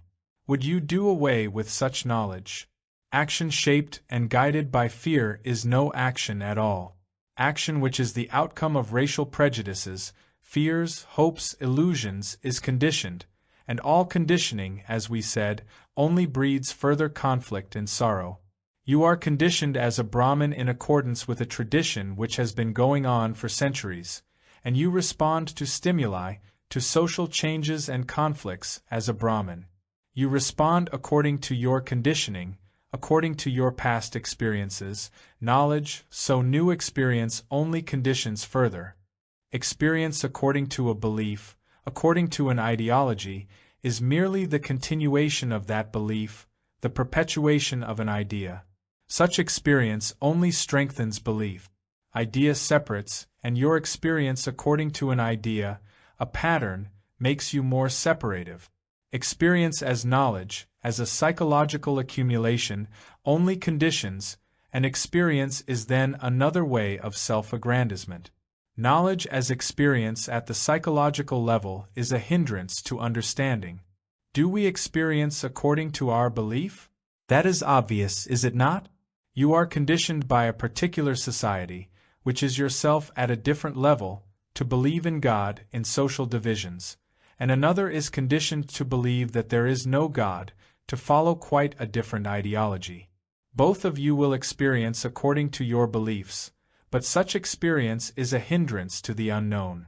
Experience, knowledge, which is memory, is useful at certain levels, but experience as a means of strengthening the psychological me, the ego, only leads to illusion and sorrow. And what can we know if the mind is filled with experiences, memories, knowledge? Can there be experiencing if we know? Does not the known prevent experiencing? You may know the name of that flower, but do you thereby experience the flower? Experiencing comes first, and the naming only gives strength to the experience. The naming prevents further experiencing. For the state of experiencing, must there not be freedom from naming, from association, from the process of memory? Knowledge is superficial, and can the superficial lead to the deep? Can the mind, which is the result of the known, of the past, ever go above and beyond its own projections? To discover, it must stop projecting. Without its projections, mind is not. Knowledge, the past, can project only that which is the known. The instrument of the known can never be the discoverer. The known must cease for discovery. The experience must cease for experiencing. Knowledge is a hindrance to understanding. What have we left if we are without knowledge, experience, memory? We are then nothing. Are you anything more than that now? When you say, without knowledge we are nothing, you are merely making a verbal assertion without experiencing that state, are you not? When you make that statement there is a sense of fear, the fear of being naked. Without these accretions you are nothing, which is the truth. And why not be that? Why all these pretensions and conceit? We have clothed this nothingness with fancies, with hopes, with various comforting ideas, but beneath these coverings we are nothing, not as some philosophical abstraction, but actually nothing. The experiencing of that nothingness is the beginning of wisdom. How ashamed we are to say we do not know. We cover the fact of not knowing with words and information. Actually, you do not know your wife, your neighbor. How can you when you do not know yourself? You have a lot of information, conclusions, explanations about yourself, but you are not aware of that which is the implicit. Explanations, conclusions, called knowledge, prevent the experiencing of what is. Without being innocent, how can there be wisdom? Without dying to the past, how can there be the renewing of innocence? Dying is from moment to moment. To die is not to accumulate. The experiencer must die to the experience. Without experience, without knowledge, the experiencer is not. To know is to be ignorant. Not to know is the beginning of wisdom. Stillness and will. There was hardly anyone on the long, curving beach. A few fishermen were going back to their village among the tall palms. As they walked they made thread, rolling the cotton on their naked thighs and winding it on the bobbin. It was a very fine thread and strong. Some of them walked with ease and grace, and others with dragging feet. They were ill-fed, thin, and burnt dark by the sun. A boy passed by singing, with long, cheerful strides, and the sea came rolling in. There was no strong breeze, but it was a heavy sea, with thunderous waves. The moon, almost full, was just rising out of the blue-green water, and the breakers were white against the yellow sands. How essentially simple life is, and how we complicate it. Life is complex, but we do not know how to be simple with it. Complexity must be approached simply, otherwise we shall never understand it. We know too much, and that is why life eludes us, and the too much is so little. With that little we meet the immense. And how can we measure the immeasurable? Our vanity dulls us, experience and knowledge bind us, and the waters of life pass us by. To sing with that boy, to drag wearily with those fishermen, to spin thread on one's thigh, to be those villagers and that couple in the car, to be all that, not as a trick of identity, needs love. Love is not complex, but the mind makes it so. We are too much with the mind, and the ways of love we do not know. We know the ways of desire and the will of desire, but we do not know love. Love is the flame without the smoke. We are too familiar with the smoke. It fills our heads and hearts, and we see darkly. We are not simple with the beauty of the flame. We torture ourselves with it. We do not live with the flame, following swiftly wherever it may lead. We know too much, which is always little, and we make a path for love. Love eludes us, but we have the empty frame. Those who know that they do not know are the simple. They go far, for they have no burden of knowledge. He was a sannyasi of some repute. He had the saffron robe and the distant look. He was saying that he had renounced the world many years ago, and was now approaching the stage when neither this world nor the other world interested him. He had practiced many austerities, driven the body hard and fast, and had extraordinary control over his breathing and nervous system. This had given him a great sense of power, though he had not sought it. Is not this power as detrimental to understanding as the power of ambition and vanity? Greed, like fear, breeds the power of action. All sense of power, of domination, gives strength to the self, to the me and the mine. And is not the self a hindrance to reality? The lower must be suppressed or made to conform to the higher. Conflict between the various desires of the mind and the body must be stilled. In the process of control, the writer tastes power, but power is used to climb higher or go deeper. Power is harmful only when used for oneself, and not when used to clear the way for the supreme. Will is power, it is the directive. When used for personal ends it is destructive, but when used in the right direction it is beneficial. Without will, there can be no action. Every leader uses power as a means to an end, and so does the ordinary man, but the leader says that he is using it for the good of the whole, while the everyday man is just out for himself. The goal of the dictator, of the man of power, of the leader, is the same as that of the led. They are similar, one is the expansion of the other, and both are self-projections. We condemn one and praise the other, but are not all goals the outcome of one's own prejudices, inclinations, fears and hopes? You use will, effort, power, to make way for the supreme. That supreme is fashioned out of desire, which is will. Will creates its own goal and sacrifices or suppresses everything to that end.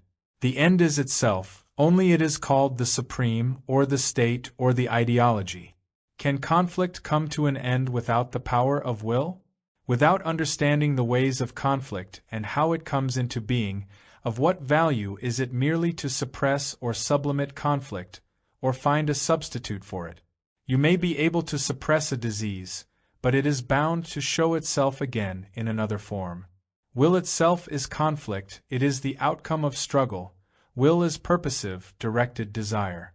Without comprehending the process of desire, merely to control it is to invite further burning, further pain.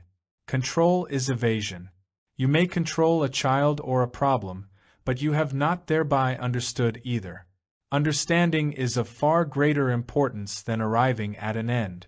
The action of will is destructive, for action towards an end is self-enclosing, separating, isolating. You cannot silence conflict, desire, for the maker of the effort is himself the product of conflict, of desire. The thinker and his thoughts are the outcome of desire, and without understanding desire, which is the self placed at any level, high or low, the mind is ever caught in ignorance. The way to the Supreme does not lie through will, through desire. The Supreme can come into being only when the maker of effort is not. It is will that breeds conflict, the desire to become or to make way for the Supreme. When the mind which is put together through desire comes to an end, not through effort, then in that stillness, which is not a goal, reality comes into being. But is not simplicity essential for that stillness? What do you mean by simplicity?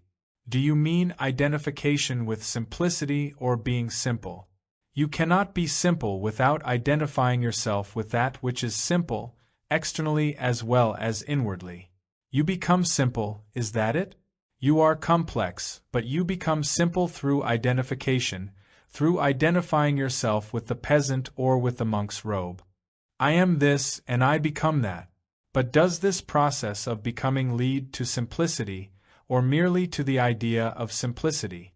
Identification with an idea called the simple is not simplicity, is it?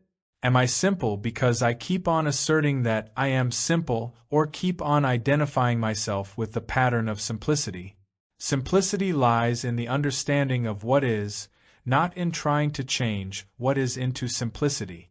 Can you change what is into something it is not? Can greed, whether for God, money, or drink, ever become non-greed? What we identify ourselves with is always the self-projected, whether it is the Supreme, the state, or the family. Identification at any level is the process of the self.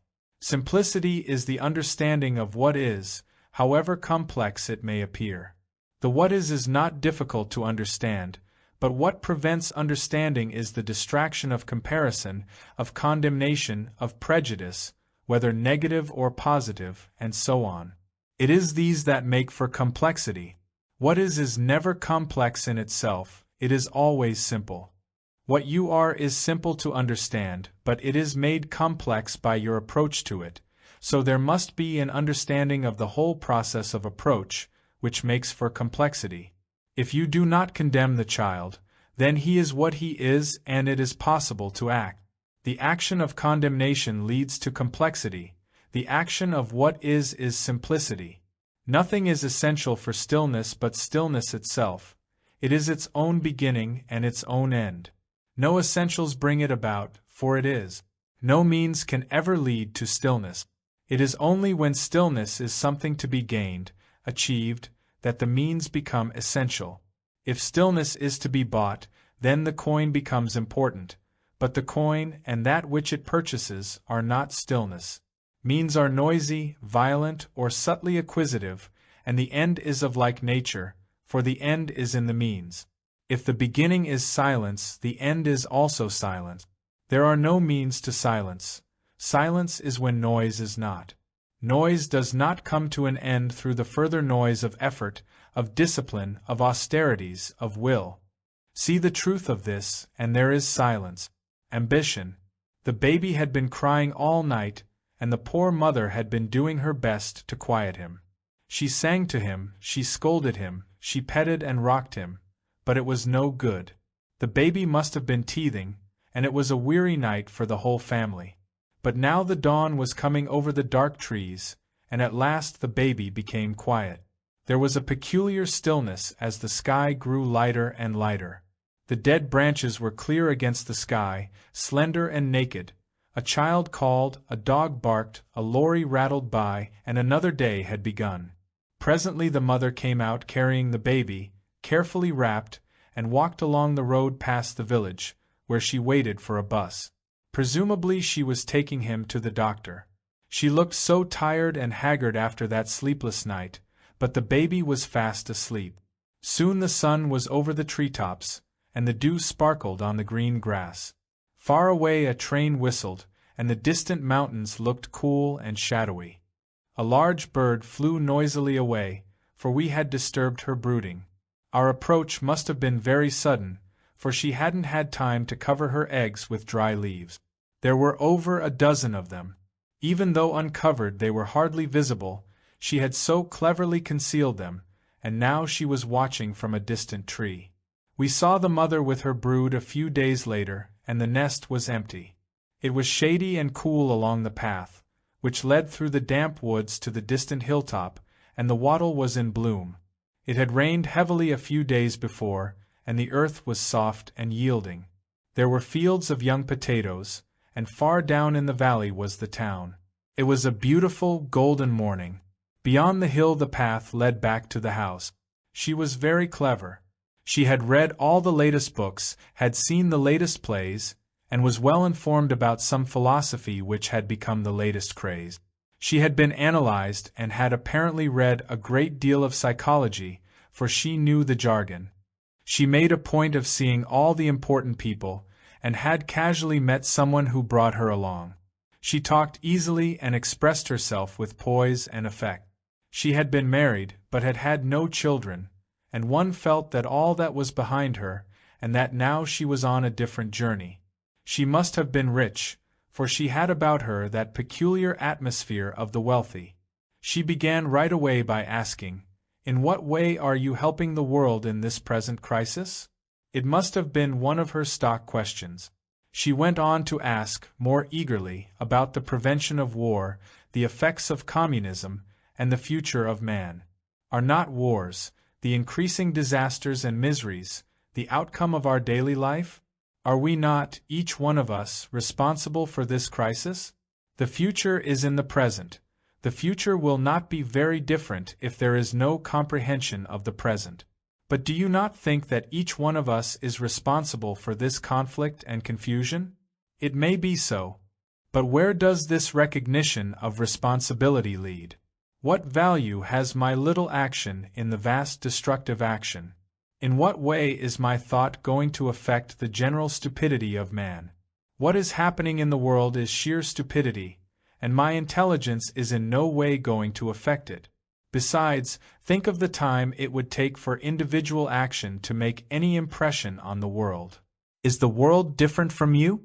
Has not the structure of society been built up by people like you and me? To bring about a radical change in the structure, must not you and I fundamentally transform ourselves? How can there be a deep revolution of values if it does not begin with us? To help in the present crisis, must one look for a new ideology, a new economic plan? Or must one begin to understand the conflict and confusion within oneself, which, in its projection, is the world? Can new ideologies bring unity between man and man? Do not beliefs set man against man? Must we not put away our ideological barriers, for all barriers are ideological, and consider our problems, not through the bias of conclusions and formulas, but directly and without prejudice? We are never directly in relationship with our problems, but always through some belief or formulation. We can solve our problems only when we are directly in relationship with them. It is not our problems which set man against man, but our ideas about them.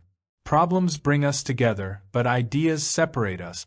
If one may ask, why are you so apparently concerned about the crisis? Oh, I don't know. I see so much suffering, so much misery, and I feel something must be done about it. Are you really concerned, or are you merely ambitious to do something? When you put it that way, I suppose I am ambitious to do something in which I shall succeed. So few of us are honest in our thinking. We want to be successful, either directly for ourselves or for the ideal, the belief with which we have identified ourselves. The ideal is our own projection, it is the product of our mind, and our mind experiences according to our conditioning. For these self-projections we work, we slave away and die. Nationalism, like the worship of God, is only the glorification of oneself. It is oneself that is important, actually or ideologically, and not the disaster and the misery. We really do not want to do anything about the crisis. It is merely a new topic for the clever, a field for the socially active and for the idealist. Why are we ambitious? If we were not, nothing would get done in the world. If we were not ambitious, we would still be driving about in horse carriages. Ambition is another name for progress. Without progress, we would decay, wither away. In getting things done in the world, we are also breeding wars and untold miseries. Is ambition progress? For the moment we are not considering progress, but ambition. Why are we ambitious? Why do we want to succeed, to be somebody? Why do we struggle to be superior? Why all this effort to assert oneself, whether directly or through an ideology or the state? Is not this self-assertion the main cause of our conflict and confusion? Without ambition, would we perish? Can we not physically survive without being ambitious? Who wants to survive without success, without recognition? Does not this desire for success, for applause, bring conflict both within and without? Would being free of ambition mean decay? Is it stagnation to have no conflict? We can drug ourselves, put ourselves to sleep with beliefs, with doctrines, and so have no deep conflict. For most of us, some kind of activity is the drug. Obviously, such a state is one of decay, disintegration. But when we are aware of the false as the false, does it bring death? To be aware that ambition in any form, whether for happiness, for God, or for success, is the beginning of conflict both within and without, surely does not mean the end of all action, the end of life. Why are we ambitious? I would be bored if I were not occupied in striving to achieve some kind of result. I used to be ambitious for my husband, and I suppose you would say it was for myself through my husband, and now I am ambitious for myself through an idea. I have never thought about ambition, I have just been ambitious. Why are we clever and ambitious? Is not ambition an urge to avoid what is? Is not this cleverness really stupid, which is what we are? Why are we so frightened of what is? What is the good of running away if whatever we are is always there? We may succeed in escaping, but what we are is still there, breeding conflict and misery. Why are we so frightened of our loneliness, of our emptiness? Any activity away from what is bound to bring sorrow and antagonism. Conflict is the denial of what is or the running away from what is. There is no conflict other than that. Our conflict becomes more and more complex and insoluble because we do not face what is. There is no complexity in what is, but only in the many escapes that we seek. Satisfaction. The sky was heavy with clouds and the day was warm, though the breeze was playing with the leaves. There was distant thunder, and a sprinkling of rain was laying the dust on the road. The parrots were flying about wildly, screeching their little heads off, and a big eagle was sitting on the topmost branch of a tree, preening itself and watching all the play that was going on down below. A small monkey was sitting on another branch, and the two of them watched each other at a safe distance. Presently a crow joined them. After its morning toilet the eagle remained very still for a while, and then flew off. Except for the human beings, it was a new day. Nothing was like yesterday. The trees and the parrots were not the same. The grass and the shrubs had a wholly different quality. The remembrance of yesterday only darkens today, and comparison prevents perception. How lovely were those red and yellow flowers! Loveliness is not of time.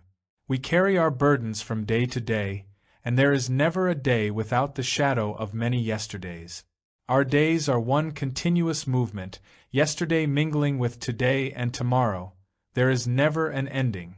We are frightened of ending, but without ending, how can there be the new? Without death, how can there be life? And how little we know of either. We have all the words, the explanations, and they satisfy us. Words distort ending, and there is ending only when the word is not. The ending that is of words we know, but the ending without words, the silence that is not of words, we never know. To know is memory. Memory is ever continuous, and desire is the thread that binds day to day. The end of desire is the new. Death is the new, and life as continuance is only memory, an empty thing. With the new, life and death are one. A boy was walking with long strides, singing as he walked. He smiled at all those he passed and seemed to have many friends. He was ill-clad, with a dirty cloth around his head, but he had a shining face and bright eyes. With his rapid strides he passed a fat man wearing a cap. The fat man waddled, head down, worried and anxious. He did not hear the song the boy was singing, nor even glance at the singer. The boy strode on through the big gates. Passing the beautiful gardens and crossing the bridge over the river, he rounded a bend towards the sea, where he was joined by some companions, and as darkness gathered they all began to sing together. The lights of a car lit up their faces, and their eyes were deep with unknown pleasures. It was raining heavily now, and everything was dripping wet. He was a doctor not only of medicine but also of psychology. Thin, quiet and self-contained, he had come from across the seas, and had been long enough in this country to be used to the sun and the heavy rains. He had worked, he said, as a doctor and psychologist during the war, and had helped as much as his capacity allowed, but he was dissatisfied with what he had given. He wanted to give much more, to help much more deeply. What he gave was so little, and there was something missing in it all. We sat without a word for a long period while he gathered the pressures of his distress. Silence is an odd thing. Thought does not make for silence, nor does it build it up. Silence cannot be put together, nor does it come with the action of will. Remembrance of silence is not silence. Silence was there in the room with throbbing stillness, and the talk did not disturb it. The talk had meaning in that silence, and silence was the background of the word. Silence gave expression to thought, but the thought was not silence. Thinking was not, but silence was, and silence penetrated, gathered and gave expression. Thinking can never penetrate, and in silence there is communion. The doctor was saying that he was dissatisfied with everything, with his work, with his capacities, with all the ideas he had so carefully cultivated. He had tried the various schools of thought, and was dissatisfied with them all. During the many months since he had arrived here, he had been to various teachers, but had come away with still greater dissatisfaction. He had tried many isms, including cynicism, but dissatisfaction was still there. Is it that you are seeking satisfaction and have not so far found it? Is the desire for satisfaction causing discontent? Searching implies the known. You say you are dissatisfied, and yet you are searching, you are looking for satisfaction, and you have not yet found it. You want satisfaction, which means that you are not dissatisfied. If you were really dissatisfied with everything, you would not be seeking a way out of it. Dissatisfaction which seeks to be satisfied soon finds what it wants in some kind of relationship with possessions, with a person, or with some ism. I have been through all that, yet I am completely dissatisfied.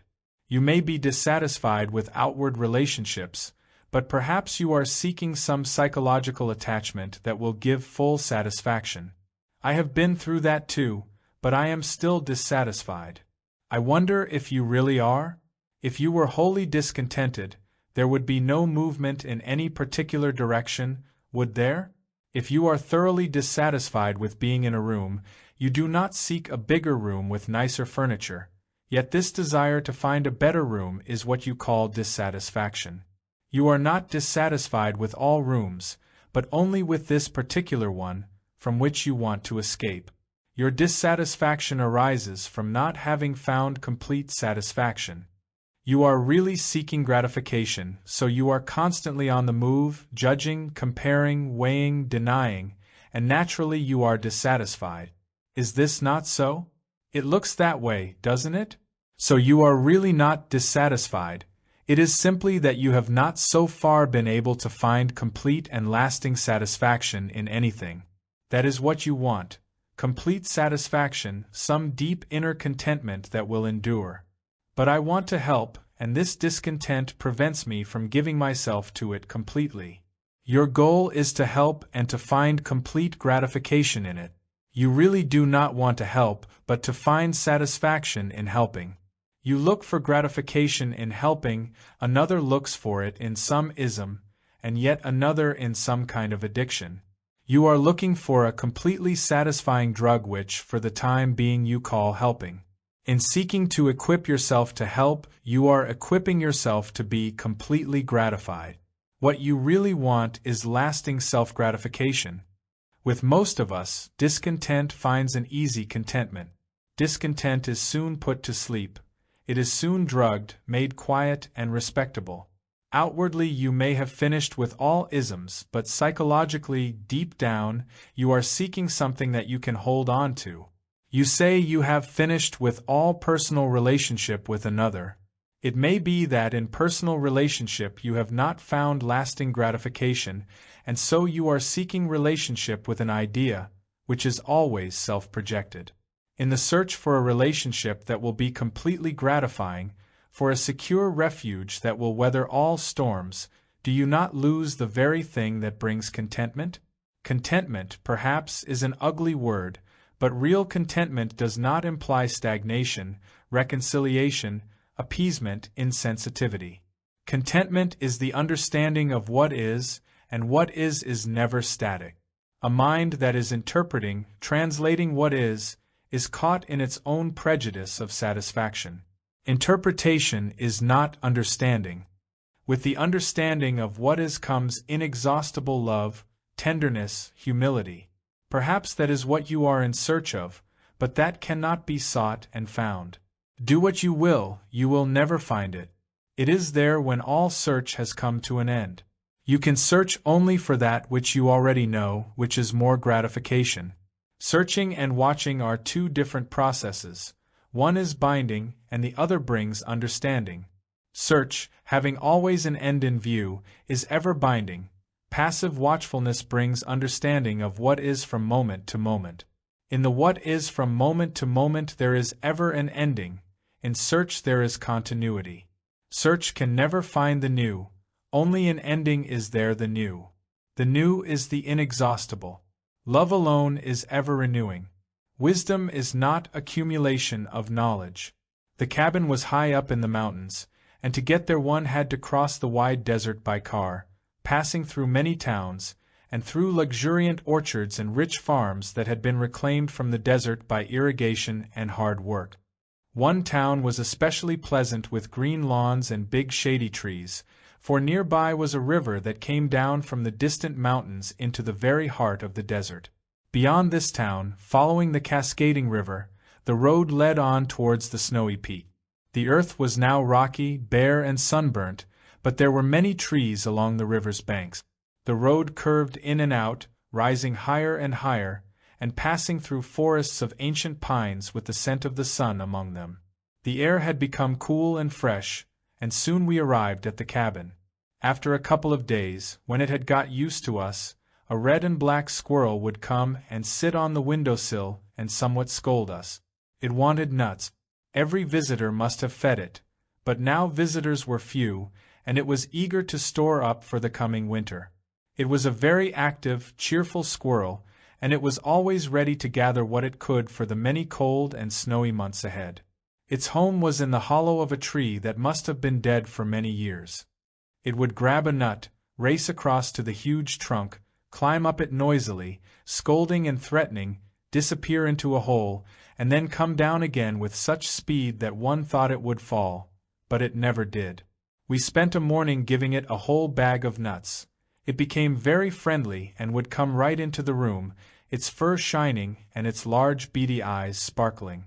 Its claws were sharp and its tail very bushy. It was a gay, responsible little animal, and it seemed to own the whole neighborhood, for it kept off all the other squirrels. He was a pleasant man and eager for wisdom. He wanted to collect it as that squirrel gathered nut.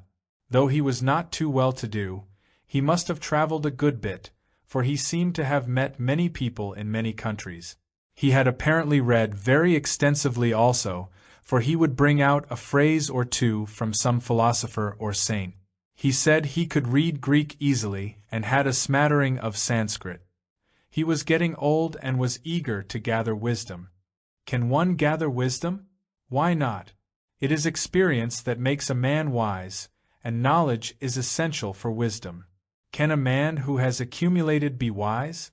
Life is a process of accumulation, the gradual building up of character, a slow unfoldment. Experience, after all, is the storing up of knowledge. Knowledge is essential for all understanding. Does understanding come with knowledge, with experience? Knowledge is the residue of experience, the gathering of the past. Knowledge, consciousness, is always the past. And can the past ever understand? Does not understanding come in those intervals when thought is silent? And can the effort to lengthen or accumulate those silent spaces bring understanding? Without accumulation we would not be, there would be no continuity of thought, of action. Accumulation is character, accumulation is virtue.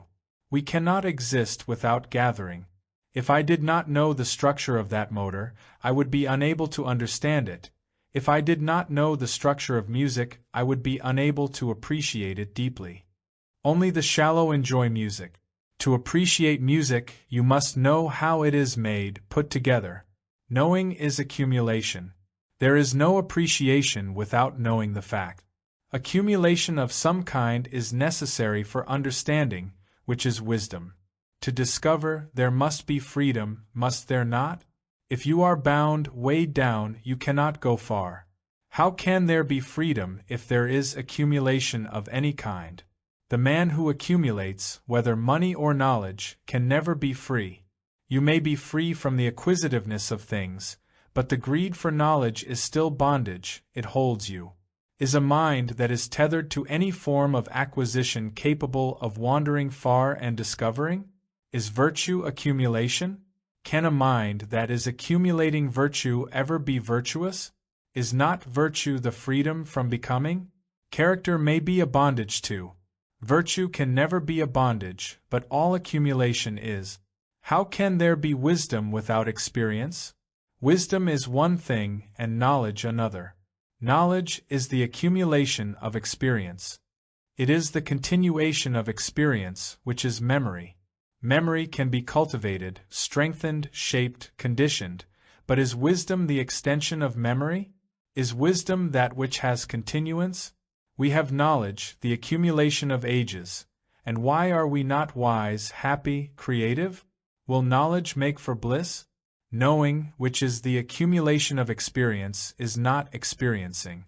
Knowing prevents experiencing.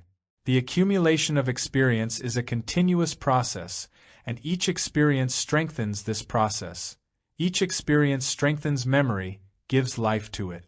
Without this constant reaction of memory, memory would soon fade away. Thought is memory, the word, the accumulation of experience. Memory is the past, as consciousness is. This whole burden of the past is the mind, is thought. Thought is the accumulated, and how can thought ever be free to discover the new? It must end for the new to be.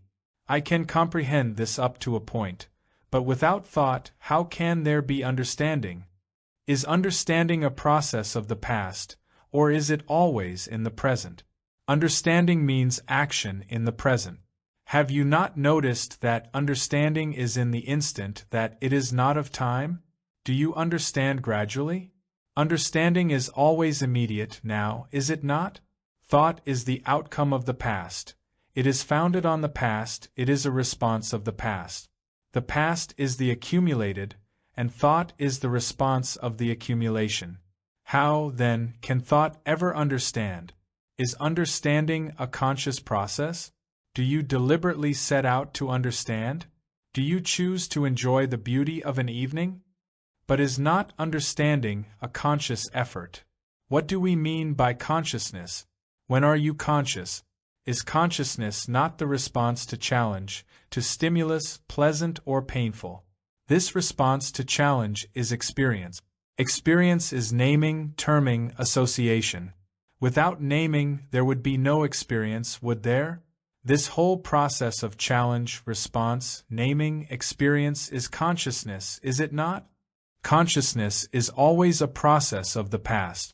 Conscious effort, the will to understand, to gather, the will to be, is a continuation of the past, perhaps modified, but still of the past. When we make an effort to be or to become something, that something is the projection of ourselves. When we make a conscious effort to understand, we are hearing the noise of our own accumulations. It is this noise that prevents understanding. Then what is wisdom? Wisdom is when knowledge ends. Knowledge has continuity. Without continuity there is no knowledge. That which has continuity can never be free, the new. There is freedom only to that which has an ending. Knowledge can never be new, it is always becoming the old. The old is ever absorbing the new and thereby gaining strength. The old must cease for the new to be.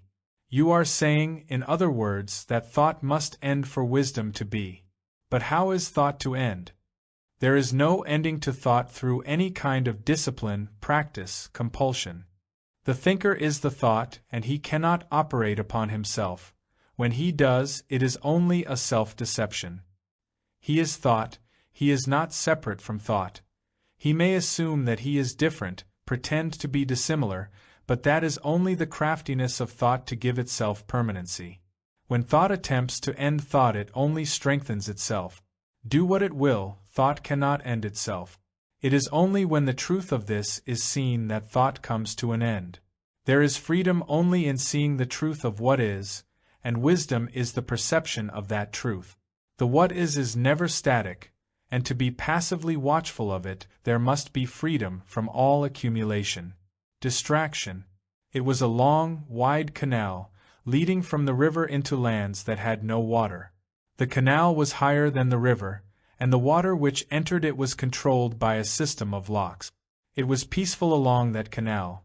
Heavy-laden barges moved up and down it, and their white triangular sails stood out against the blue sky and the dark palms.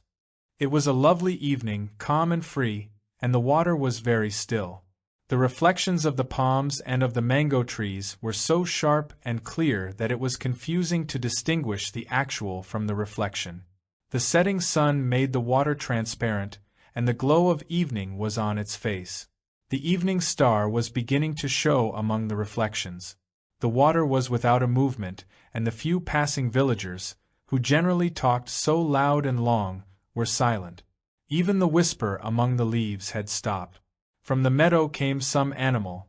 It drank and disappeared as silently as it had come.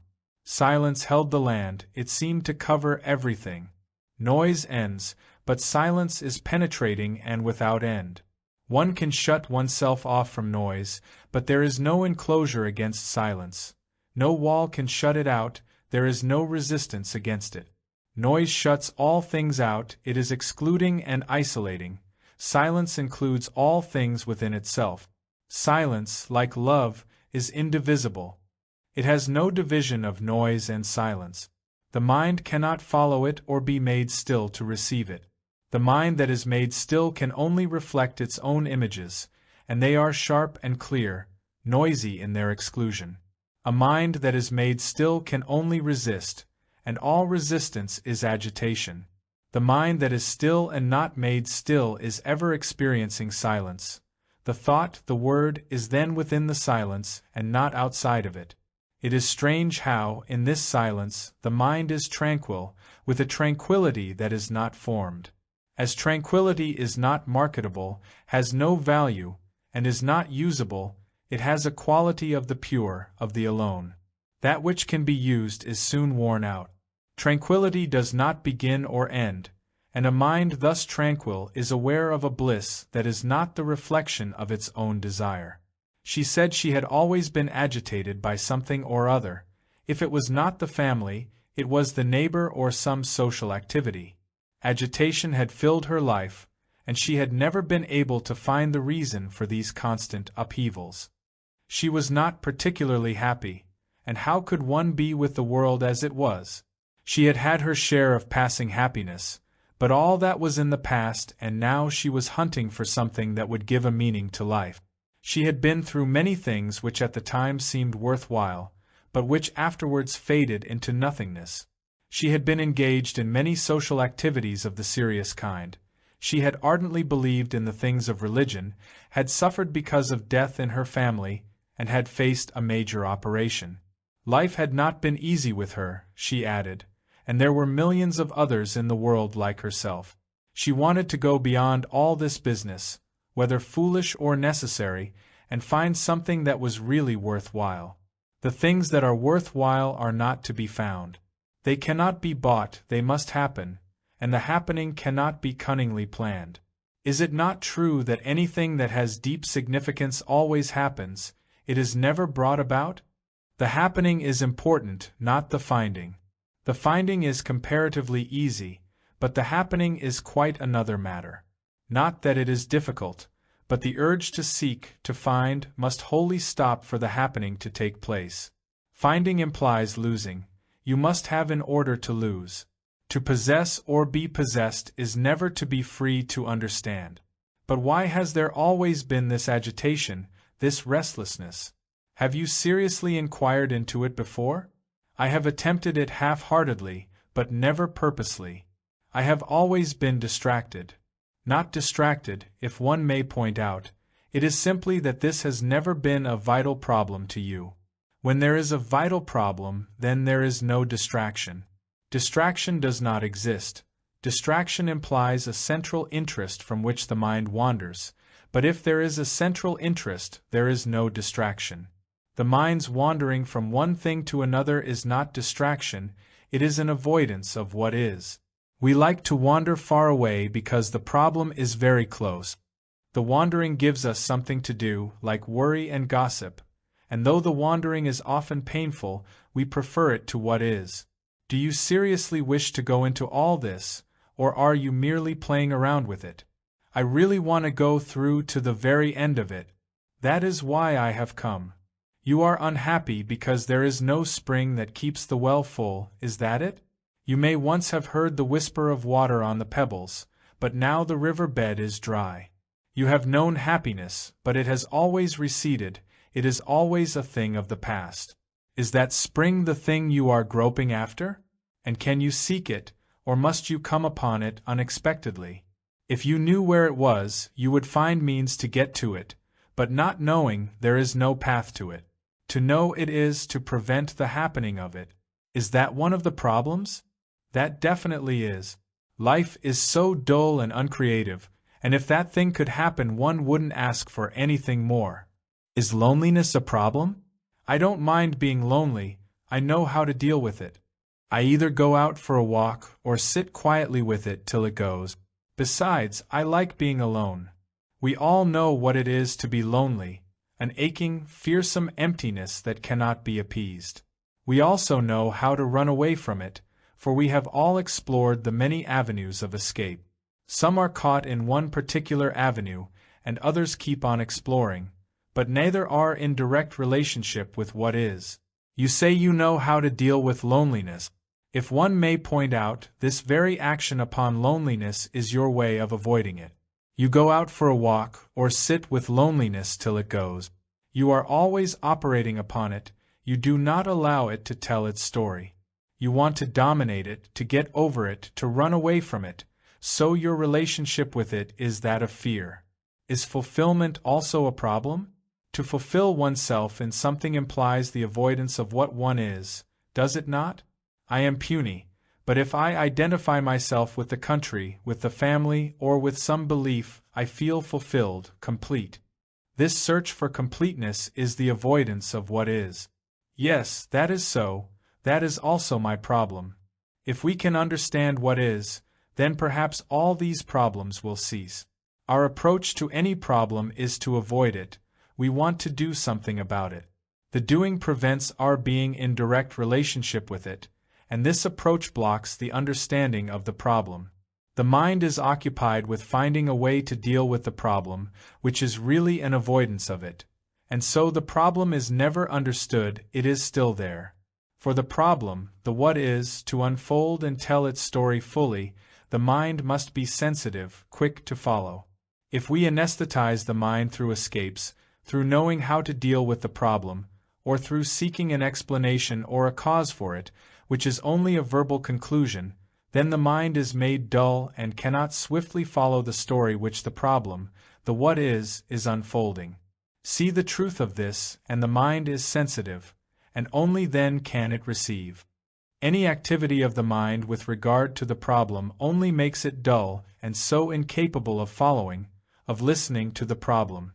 When the mind is sensitive, not made sensitive, which is only another way of making it dull, then the what is, the emptiness, has a wholly different significance. Please be experiencing as we go along, do not remain on the verbal level. What is the relationship of the mind to what is? So far, the what is has been given a name, a term, a symbol of association, and this naming prevents direct relationship, which makes the mind dull, insensitive. The mind and what is are not two separate processes, but naming separates them. When this naming ceases, there is a direct relationship. The mind and the what is are one. The what is now the observer himself without a term, and only then is the what is transformed. It is no longer the thing called emptiness with its associations of fear, and so on. Then the mind is only the state of experiencing, in which the experiencer and the experienced are not. Then there is immeasurable depth, for he who measures is gone. That which is deep is silent, tranquil, and in this tranquillity is the spring of the inexhaustible. The agitation of the mind is the usage of word. When the word is not, the measureless is time. He was an oldish man, but well preserved, with long, gray hair and a white beard. He had lectured about philosophy at universities in different parts of the world. He was very scholarly and quiet. He said he did not meditate, nor was he religious in the ordinary sense. He was concerned with knowledge only, and though he lectured on philosophy and religious experiences, he hadn't any of his own, nor was he looking for any. He had come to talk over the question of time. How difficult it is for the man of possessions to be free. It is a great hardship for a rich man to put aside his wealth. Only when there are other and greater inducements will he forego the comforting realization that he is a rich man. He must find the fulfillment of his ambition at another level before he will let go the one he has. To the rich man, money is power, and he is the wielder of it. He may give away large sums, but he is the giver. Knowledge is another form of possession, and the man of knowledge is satisfied with it. For him it is an end in itself. He has a feeling, at least this one had, that knowledge will somehow solve our problems if only it can be spread, thick or thin, around the world. It is much more difficult for the man of knowledge to be free from his possessions than for the man of wealth. It is strange how easily knowledge takes the place of understanding and wisdom. If we have information about things, we think we understand. We think that knowing or being informed about the cause of a problem will make it non-existent. We search for the cause of our problems, and this very search is the postponement of understanding. Most of us know the cause. The cause of hate is not very deeply hidden, but in looking for the cause we can still enjoy its effects. We are concerned with the reconciliation of effects, and not with the understanding of the total process. Most of us are attached to our problems. Without them we would be lost. Problems give us something to do, and the activities of the problem fill our lives. We are the problem and its activities. Time is a very strange phenomenon. Space and time are one. The one is not without the other. Time to us is extraordinarily important, and each one gives to it his own particular significance. Time to the savage has hardly any meaning, but to the civilized it is of immense significance. The savage forgets from day to day, but if the educated man did that, he would be put in an asylum or would lose his job. To a scientist, time is one thing. To a layman, it is another. To an historian, time is the study of the past. To a man on the stock market, it is the ticker. To a mother, it is the memory of her son. To an exhausted man, it is rest in the shade. Each one translates it according to his particular needs and satisfactions, shaping it to suit his own cunning mind. Yet we cannot do without time. If we are to live at all, chronological time is as essential as the seasons. But is there psychological time, or is it merely a deceptive convenience of the mind? Surely, there is only chronological time, and all else is deception. There is time to grow and time to die, time to sow and time to reap, but is not psychological time, the process of becoming, utterly false? What is time to you? Do you think of time? Are you aware of time? Can one think of time at all except in the chronological sense? We can use time as a means, but in itself it has little meaning, has it not? Time as an abstraction is a mere speculation, and all speculation is vain. We use time as a means of achievement, tangible or psychological. Time is needed to go to the station, but most of us use time as a means to a psychological end, and the ends are many. We are aware of time when there is an impediment to our achievement, or when there is the interval of becoming successful. Time is the space between what is and what might, should, or will be. The beginning going towards the end is time. Is there no other time? What about the scientific implications of time-space? There is chronological and there is psychological time. The chronological is necessary, and it is there, but the other is quite a different matter. Cause-effect is said to be a time process, not only physically but also psychologically. It is considered that the interval between cause and effect is time, but is there an interval? The cause and the effect of a disease may be separated by time, which is again chronological, but is there an interval between psychological cause and effect? Is not cause-effect a single process? There is no interval between cause and effect.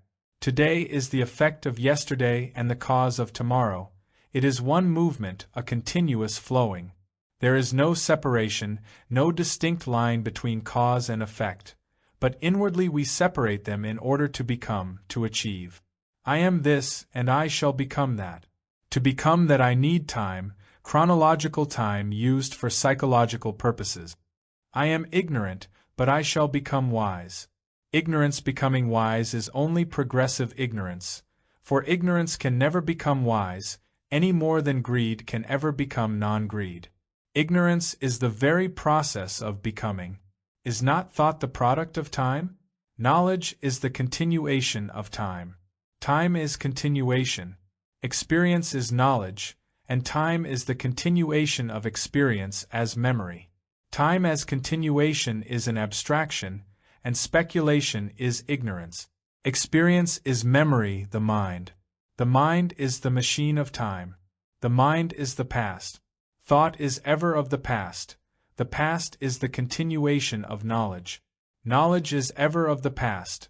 Knowledge is never out of time, but always in time and of time. This continuation of memory, knowledge, is consciousness. Experience is always in the past. It is the past.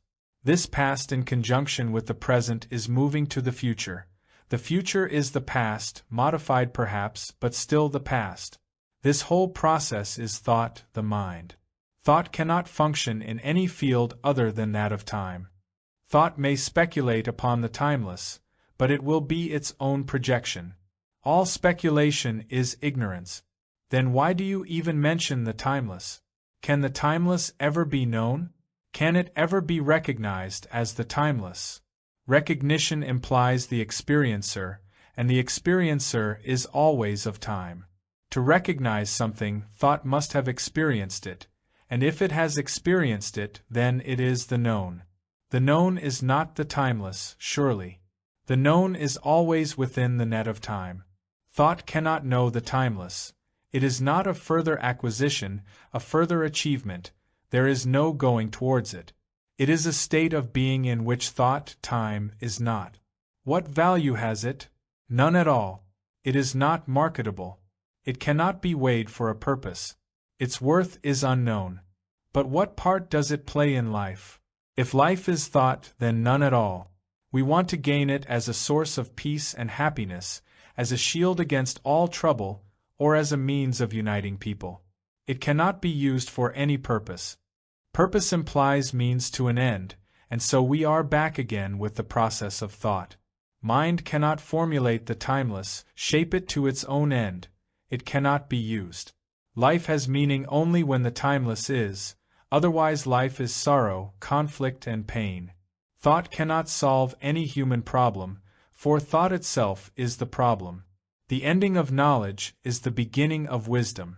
Wisdom is not of time, it is not the continuation of experience, knowledge. Life in time is confusion and misery, but when that which is the timeless, there is bliss. Suffering. A large dead animal was floating down the river. On it there were several vultures, tearing away at the carcass. They would fight off the other vultures till they had their fill, and only then would they fly away. The others waited on the trees, on the banks, or hovered overhead. The sun had just risen, and there was heavy dew on the grass. The green fields on the other side of the river were misty, and the voices of the peasants carried so clearly across the water. It was a lovely morning, fresh and new. A baby monkey was playing around the mother among the branches. It would race along a branch, leap to the next one, and race back again, or jump up and down near the mother. She was bored by these antics, and would come down the tree and go up another. When she began to climb down, the baby would run and cling to her, getting on her back or swinging under her. It had such a small face, with eyes that were full of play and frightened mischief. How frightened we are of the new, of the unknown! We like to remain enclosed in our daily habits, routines, quarrels, and anxieties. We like to think in the same old way, take the same road, see the same faces, and have the same worries. We dislike to meet strangers, and when we do we are aloof and distraught. And how frightened we are to encounter an unfamiliar animal.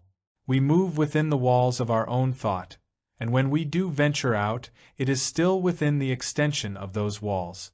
We have never an ending, but always nourish the continuous. We carry from day to day the burden of yesterday. Our life is one long, continuous movement, and our minds are dull and insensitive. He could hardly stop weeping. It was not controlled or restrained weeping, but a sobbing that shook his whole body. He was a youngish man, alert, with eyes that had seen visions. He was unable to speak for some time, and when at last he did, his voice shook and he would burst into great sobs, unashamed and free.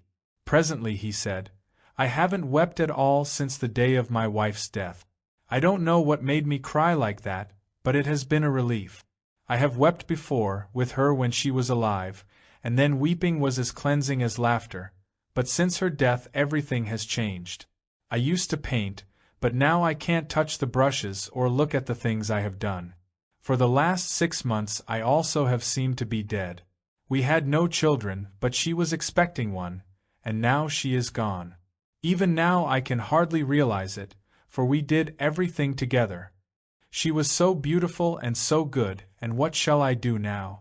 I am sorry to have burst out like that, and God knows what made me do it, but I know it is good to have cried. It will never be the same again, though. Something has gone out of my life. The other day I picked up the brushes, and they were strangers to me. Before, I didn't even know I held a brush in my hand, but now it has weight, it is cumbersome. I have often walked to the river, wanting never to come back, but I always did. I couldn't see people, as her face was always there. I sleep, drink and eat with her, but I know it can never be the same again. I have reasoned about it all, tried to rationalize the event and understand it, but I know she is not there. I dream of her night after night, but I cannot sleep all the time, though I have tried. I dare not touch her things, and the very smell of them drives me almost crazy. I have tried to forget, but do what I will, it can never be the same again.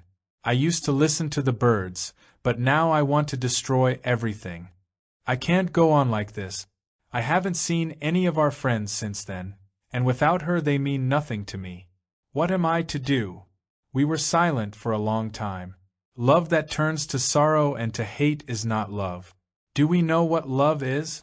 Is it love that, when thwarted, becomes fury?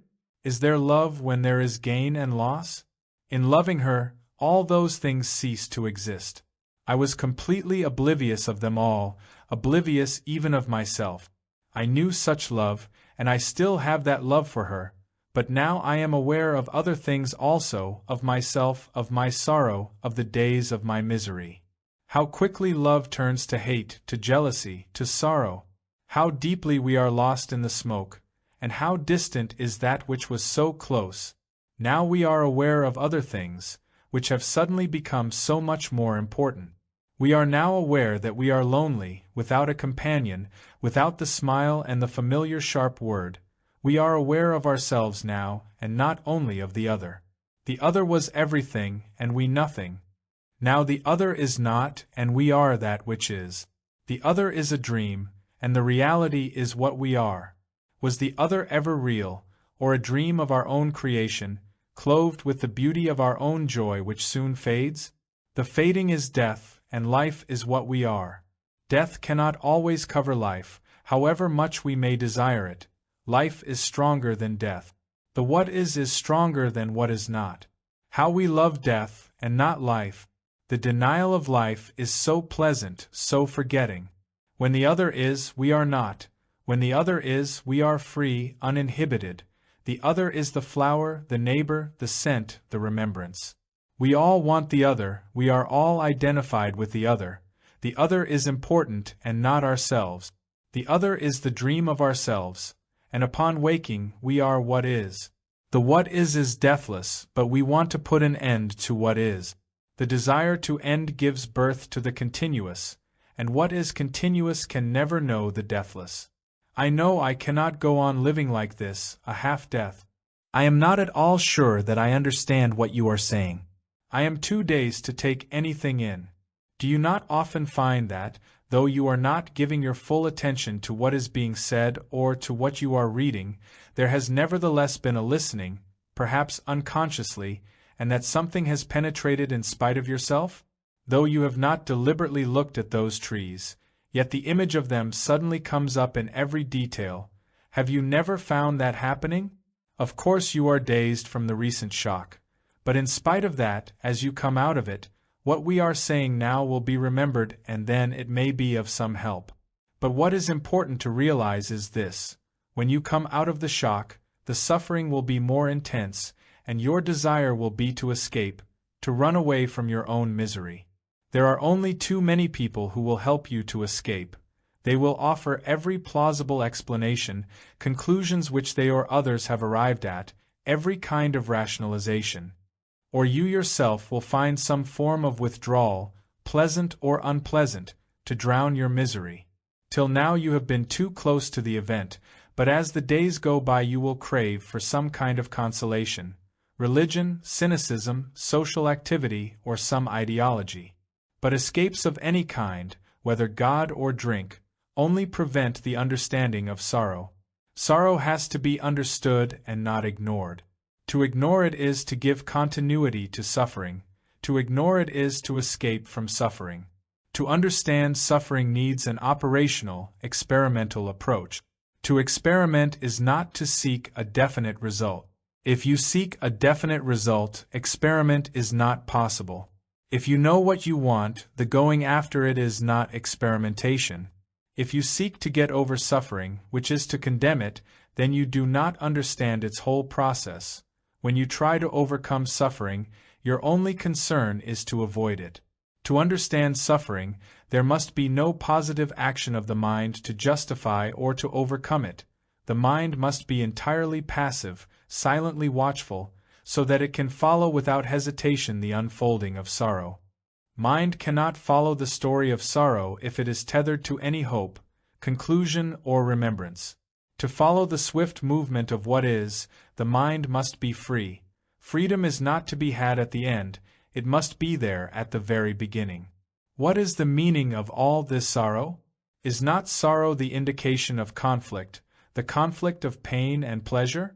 Is not sorrow the intimation of ignorance? Ignorance is not lack of information about facts. Ignorance is unawareness of the total process of oneself.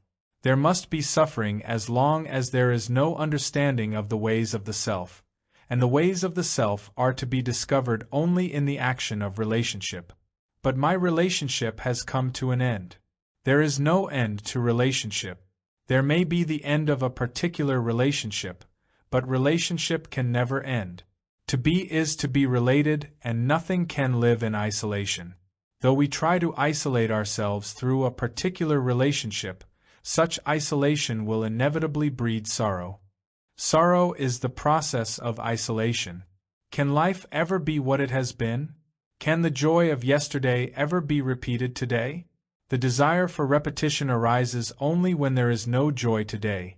When today is empty, we look to the past or to the future. The desire for repetition is desire for continuity, and in continuity there is never the new. There is happiness, not in the past or in the future, but only in the movement of the present. Sensation and happiness. We were high up over the green sea, and the noise of the propellers beating the air and the roar of the exhaust made talking difficult. Besides, there were some college boys going to an athletic meet on the island. One of them had a banjo, and he played upon it and sang for many hours. He egged on the others, and they all joined in singing together. The boy with the banjo had a good voice, and the songs were American, songs of the crooners and the cowboys, or jazz. They did it all very well, just like the gramophone records. They were an odd group, concerned only with the present. They had not a thought of anything but immediate enjoyment. Tomorrow held all the troubles: job, marriage, old age and death. But here, high over the sea, it was American songs and picture papers. The lightning among the dark clouds they ignored, and they never saw the curve of the land as it pursued the sea, nor the distant village in the sun. The island was almost below us now. It was green and sparkling, freshly washed by the rains. How neat and orderly everything was from that altitude! The highest hill was flattened, and the white waves had no movement. A brown fishing boat with sails was hurrying before the storm. She would reach safety, for the port was in sight. The winding river came down to the sea, and the soil was golden brown. At that height one saw what was happening on both sides of the river, and the past and the future met. The future was not hidden, though it lay around the bend. At that height there was neither the past nor the future. Curving space did not conceal either the time of sowing or the time of reaping. The man in the next seat began to talk of the difficulties of life. He complained of his job, the incessant traveling, the inconsiderateness of his family, and the futility of modern politics. He was on his way to some far-off place, and was rather sad at leaving his home. As he talked he became more and more serious, more and more concerned about the world and particularly about himself and his family. I would like to go away from it all to some quiet place, work a little, and be happy. I don't think I have been happy in all my life, and I don't know what it means. We live, breed, work and die like any other animal. I have lost all enthusiasm, except for making money, and that too is becoming rather boring. I am fairly good at my job and earn a good salary, but what it is all about I haven't the vaguest idea. I would like to be happy, and what do you think I can do about it? It is a complex thing to understand, and this is hardly the place for a serious talk. I am afraid I have no other time. The moment we land I must be off again. I may not sound serious, but there are spots of seriousness in me. The only trouble is, they never seem to get together. I am really quite serious at heart. My father and my older relations were known for their earnestness, but the present economic conditions don't allow one to be completely serious. I have been drawn away from all that, but I would like to get back to it and forget all this stupidity.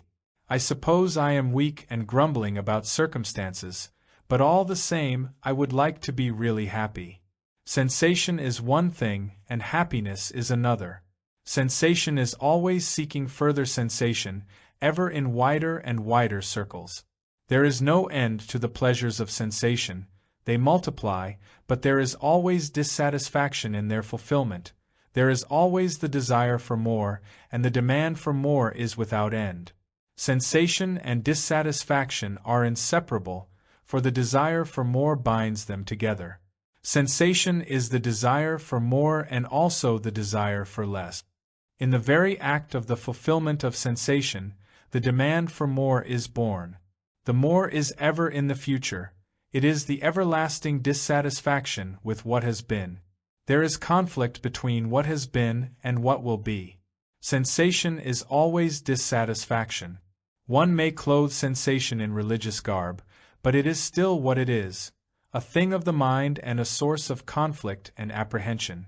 Physical sensations are always crying for more, and when they are thwarted, there is anger, jealousy, hatred. There is pleasure in hatred, and envy is satisfying. When one sensation is thwarted, satisfaction is found in the very antagonism that frustration has brought. Sensation is ever a reaction, and it wanders from one reaction to another. The wanderer is the mind is sensation. The mind is the storehouse of sensation, pleasant and unpleasant, and all experience is reaction. The mind is memory, which after all is reaction. Reaction or sensation can never be satisfied, response can never be content. Response is always negation, and what is not can never be. Sensation knows no contentment. Sensation, reaction must always breed conflict, and the very conflict is further sensation. Confusion breeds confusion. The activity of the mind, at all its different levels, is the furthering of sensation, and when its expansion is denied, it finds gratification in contraction. Sensation, reaction, is the conflict of the opposites, and in this conflict of resistance and acceptance, yielding and denying, there is satisfaction which is ever seeking further satisfaction. Mind can never find happiness. Happiness is not a thing to be pursued and found, as sensation. Sensation can be found again and again, for it is ever being lost, but happiness cannot be found. Remembered happiness is only a sensation, a reaction for or against the present. What is over is not happiness. The experience of happiness which is over is sensation, for remembrance is the past, and the past is sensation. Happiness is not sensation. Have you ever been aware of being happy? Of course I have, thank God, otherwise I would not know what it is to be happy. Surely, what you were aware of was the sensation of an experience which you call happiness, but that is not happiness. What you know is the past, not the present, and the past is sensation, reaction, memory. You remember that you were happy, and can the past tell what happiness is? It can recall, but it cannot be. Recognition is not happiness. To know what it is to be happy is not happiness. Recognition is the response of memory. And can the mind, the complex of memories, experiences, ever be happy? The very recognition prevents the experiencing. When you are aware that you are happy, is there happiness? When there is happiness, are you aware of it? Consciousness comes only with conflict, the conflict of remembrance of the more. Happiness is not the remembrance of the more. Where there is conflict, happiness is not. Conflict is where the mind is. Thought at all levels is the response of memory, and so thought invariably breeds conflict. Thought is sensation, and sensation is not happiness. Sensations are ever seeking gratifications.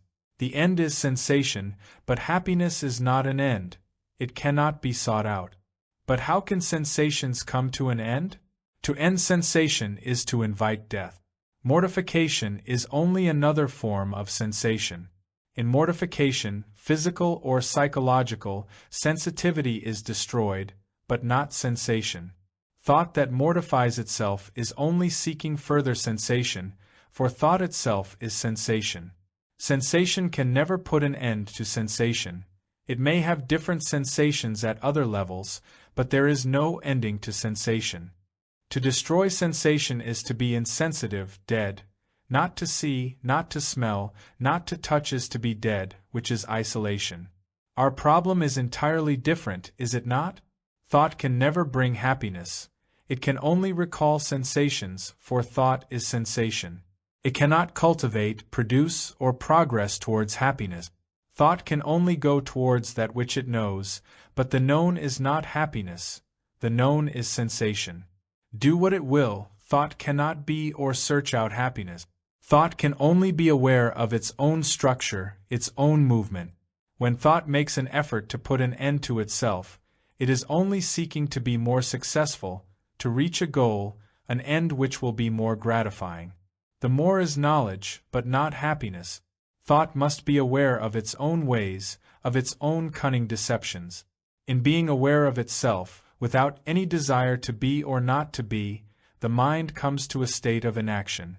Inaction is not death. It is a passive watchfulness in which thought is wholly inactive. It is the highest state of sensitivity. When the mind is completely inactive at all its levels, only then is there action. All the activities of the mind are mere sensations, reactions to stimulation, to influence, and so not action at all. When the mind is without activity, there is action. This action is without cause, and only then is there bliss. To see the false as the false. It was a beautiful evening. The sky was flaming red behind the rice fields, and the tall, slender palms were swaying in the breeze. The bus loaded with people was making a lot of noise as it climbed the little hill, and the river wound round the hill as it made its way to the sea. The cattle were fat, the vegetation was thick, and there was an abundance of flowers. Plump little boys were playing in a field, and the little girls looked on with astonished eyes. There was a small shrine nearby, and someone was lighting a lamp in front of the image. In a solitary house the evening prayers were being said, and the room was lighted by a lamp which was not too bright. The whole family had gathered there, and they all seemed to be enjoying their prayers. A dog was fast asleep in the middle of the road, and a cyclist went round it. It was getting dark now, and the fireflies lit up the faces of the people who silently passed by. One was caught in a woman's hair, giving her head a soft glow. How kind we naturally are, especially away from the towns, in the fields and the small villages. Life is more intimate among the less educated, where the fever of ambition has not yet spread. The boy smiles at you, the old woman wonders, the man hesitates and passes by. A group stops its loud talk and turns to look with surprised interest, and a woman waits for you to pass her. We know so little of ourselves. We know, but we do not understand. We know, but we have no communion with another. We do not know ourselves. And how can we know another? We can never know another, we can only commune with another. We can know the dead, but never the living. What we know is the dead past, not the living. To be aware of the living, we must bury the dead in ourselves. We know the names of trees, of birds, of shops, but what do we know of ourselves beyond some words and appetites? We have information, conclusions about so many things, but there is no happiness, no peace that is not stagnant. Our lives are dull and empty, or so full of words and activity that it blinds us. Knowledge is not wisdom, and without wisdom there is no peace, no happiness. He was a young man, a professor of some kind, dissatisfied, worried and burdened with responsibilities. He began by narrating his troubles, the weary lot of man. He had been well educated, he said, which was mostly a matter of knowing how to read and gathering information from books. He stated that he had been to as many of the talks as he could, and went on to explain that for years he had been trying to give up smoking, but had never been able to give it up entirely. He wanted to give it up because it was expensive as well as stupid. He had done everything he could to stop smoking, but had always come back to it. This was one of his problems, among others. He was intense, nervous, and thin. Do we understand anything if we condemn it? To push it away, or to accept it, is easy, but the very condemnation or acceptance is an avoidance of the problem. To condemn a child is to push him away from you in order not to be bothered by him, but the child is still there. To condemn is to disregard, to pay no attention, and there can be no understanding through condemnation. I have condemned myself for smoking over and over again. It is difficult not to condemn. Yes, it is difficult not to condemn, for our conditioning is based on denial, justification, comparison, and resignation. This is our background, the conditioning with which we approach every problem. This very conditioning breeds the problem, the conflict. You have tried to rationalize away the smoking, have you not? When you say it is stupid, you have thought it all out and come to the conclusion that it is stupid. And yet rationalization has not made you give it up. We think that we can be free from a problem by knowing its cause, but the knowing is merely information, a verbal conclusion. This knowledge obviously prevents the understanding of the problem. Knowing the cause of a problem and understanding the problem are two entirely different things. But how else can one approach a problem? That is what we are going to find out. When we discover what the false approach is, we shall be aware of the only approach. The understanding of the false is the discovery of the true. To see the false as the false is arduous. We look at the false through comparison, through the measure of thought. And can the false be seen as the false through any thought process? Is not thought itself conditioned and so false? But how can we know the false as the false without the thought process? This is our whole trouble, is it not? When we use thought to solve a problem, surely we are using an instrument which is not at all adequate, for thought itself is a product of the past, of experience. Experience is always in the past.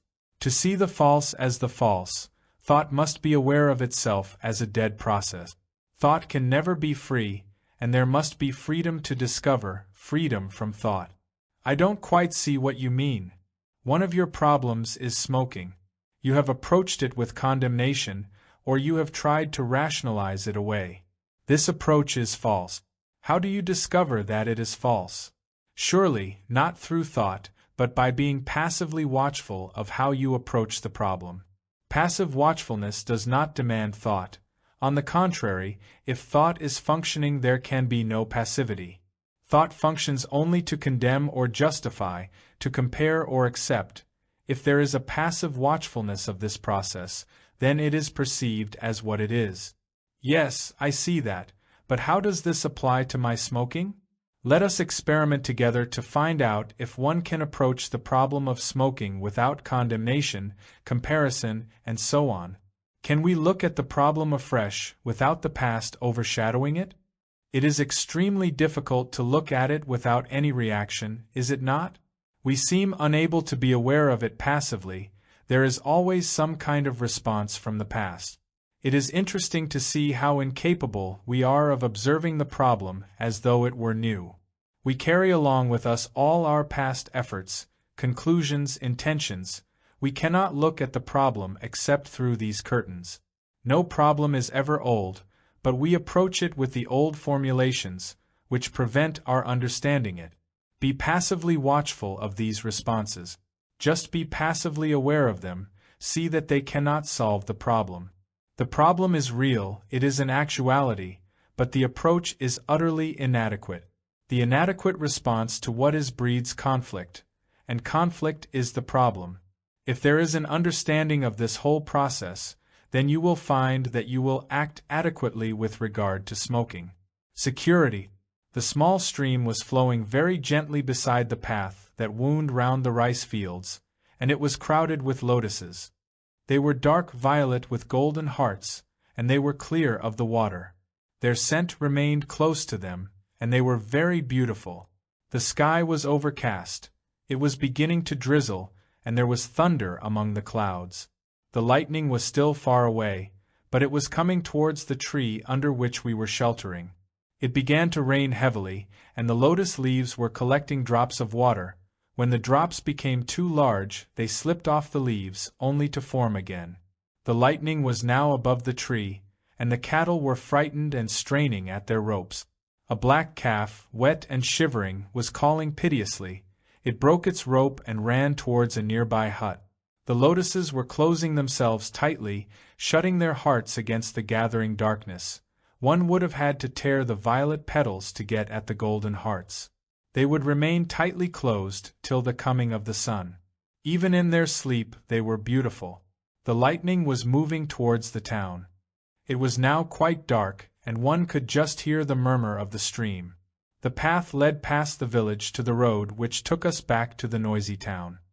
He was a young man, in his 20s. He was well fed, had traveled a little and been to college. He was nervous, and there was anxiety in his eyes. It was late, but he wanted to talk. He wanted someone to explore his mind for him. He exposed himself very simply, without any hesitation or pretension. His problem was clear, but not to him. He went groping about. We do not listen and discover what is. We foist our ideas and opinions on another, trying to force the other into the frame of our thought. Our own thoughts and judgments are so much more important to us than to find out what is. The what is always simple. It is we who are complex. We make the simple, the what is, complex, and we get lost in it. We listen only to the increasing noise of our own confusion. To listen, we must be free. It is not that there must be no distractions, for thinking itself is a form of distraction. We must be free to be silent, and only then is it possible to hear. He was saying that just as he was going off to sleep, he would sit up with a start of naked fear. Then the room would lose its proportions. The walls would go flat, there would be no roof, and the floor would disappear. He would be frightened and sweating. This had been going on for many years. What are you frightened of? I don't know, but when I wake up with fear, I go to my sister, or to my father and mother, and talk with them for some time to calm myself, and then go off to sleep.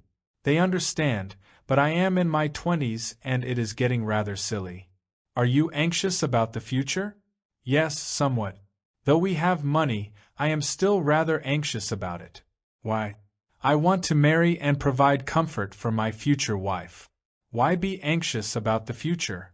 You are quite young, and you can work and give her what is necessary. Why be so preoccupied with this? Are you afraid of losing your social position? Partly. We have a car, some property and reputation. Naturally, I don't want to lose all this, which may be the cause of my fear. But it isn't quite this. It is the fear of not being. When I wake up with fear, I feel I am lost, that I am nobody, that I am falling to pieces. After all, a new government may come in and you may lose your property, your holdings, but you are quite young, and you can always work. Millions are losing their worldly goods, and you too may have to face that. Besides, the things of the world are to be shared and not to be exclusively possessed.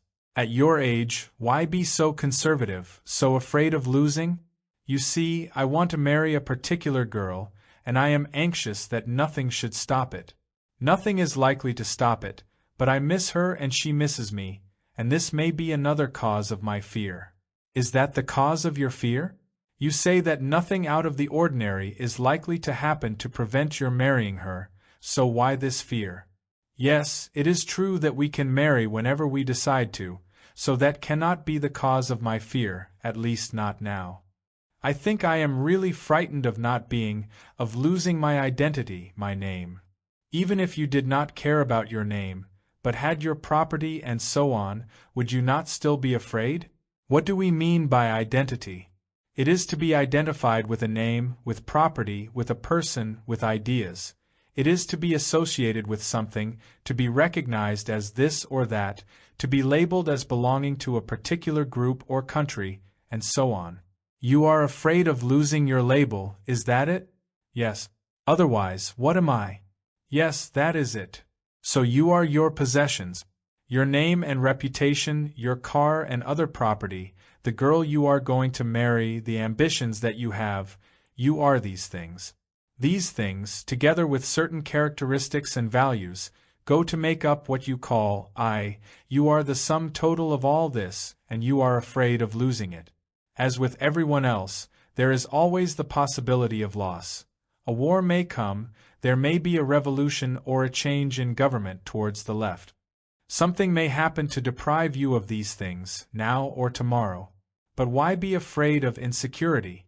Is not insecurity the very nature of all things? Against this insecurity you are building walls that will protect you, but these walls can be and are being broken down. You may escape from it for a time, but the danger of insecurity is always there. That which is, you cannot avoid. Insecurity is there, whether you like it or not.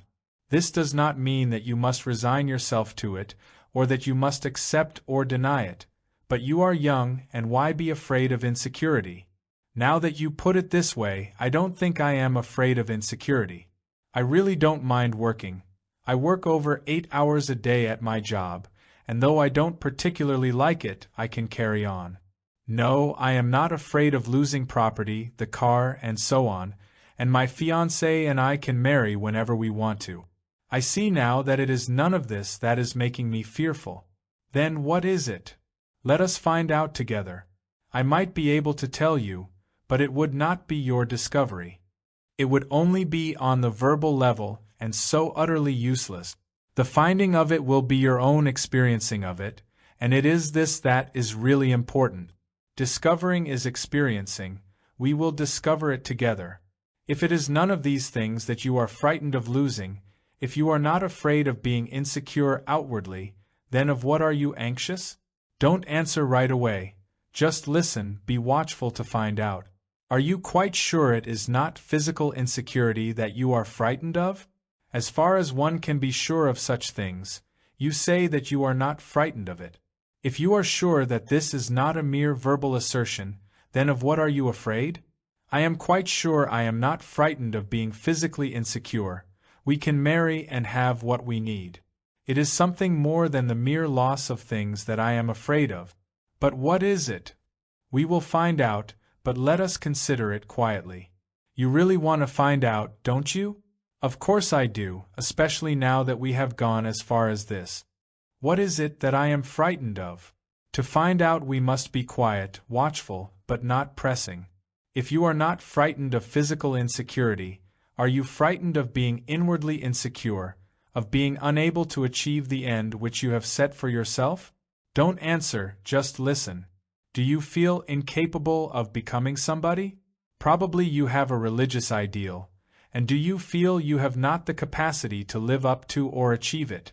Do you feel a sense of hopelessness about it, a sense of guilt or frustration? You are perfectly right. Ever since I heard you some years ago as a boy, it has been my ideal, if I may say so, to be like you. It's in our blood to be religious, and I have felt I could be like that, but there has always been a deep fear of never coming near it. Let us go slowly. Though you are not frightened of being outwardly insecure, you are frightened of being insecure inwardly. Another man makes himself secure outwardly with a reputation, with fame, with money, and so on, while you want to be secure inwardly with an ideal. And you feel you have no capacity to become that ideal. Why do you want to become or achieve an ideal? Isn't it only to be secure, to feel safe? This refuge you call an ideal, but actually you want to be safe, protected. Is that it? Now that you point it out, that is exactly it. You have discovered this now, have you not? But let us proceed further. You see the obvious shallowness of outward security, but do you also see the falseness of seeking inward security through becoming the ideal? The ideal is your refuge, instead of money. Do you really see this? Yes, I really do. Then be what you are. When you see the falseness of the ideal, it drops away from you. You are what is. From there proceed to understand what is, but not towards any particular end, for the end, the goal is always away from what is. The what is yourself, not at any particular period or in any given mood, but yourself as you are from moment to moment. Do not condemn yourself or become resigned to what you see, but be watchful without interpreting the movement of what is. This will be arduous, but there is delight in it.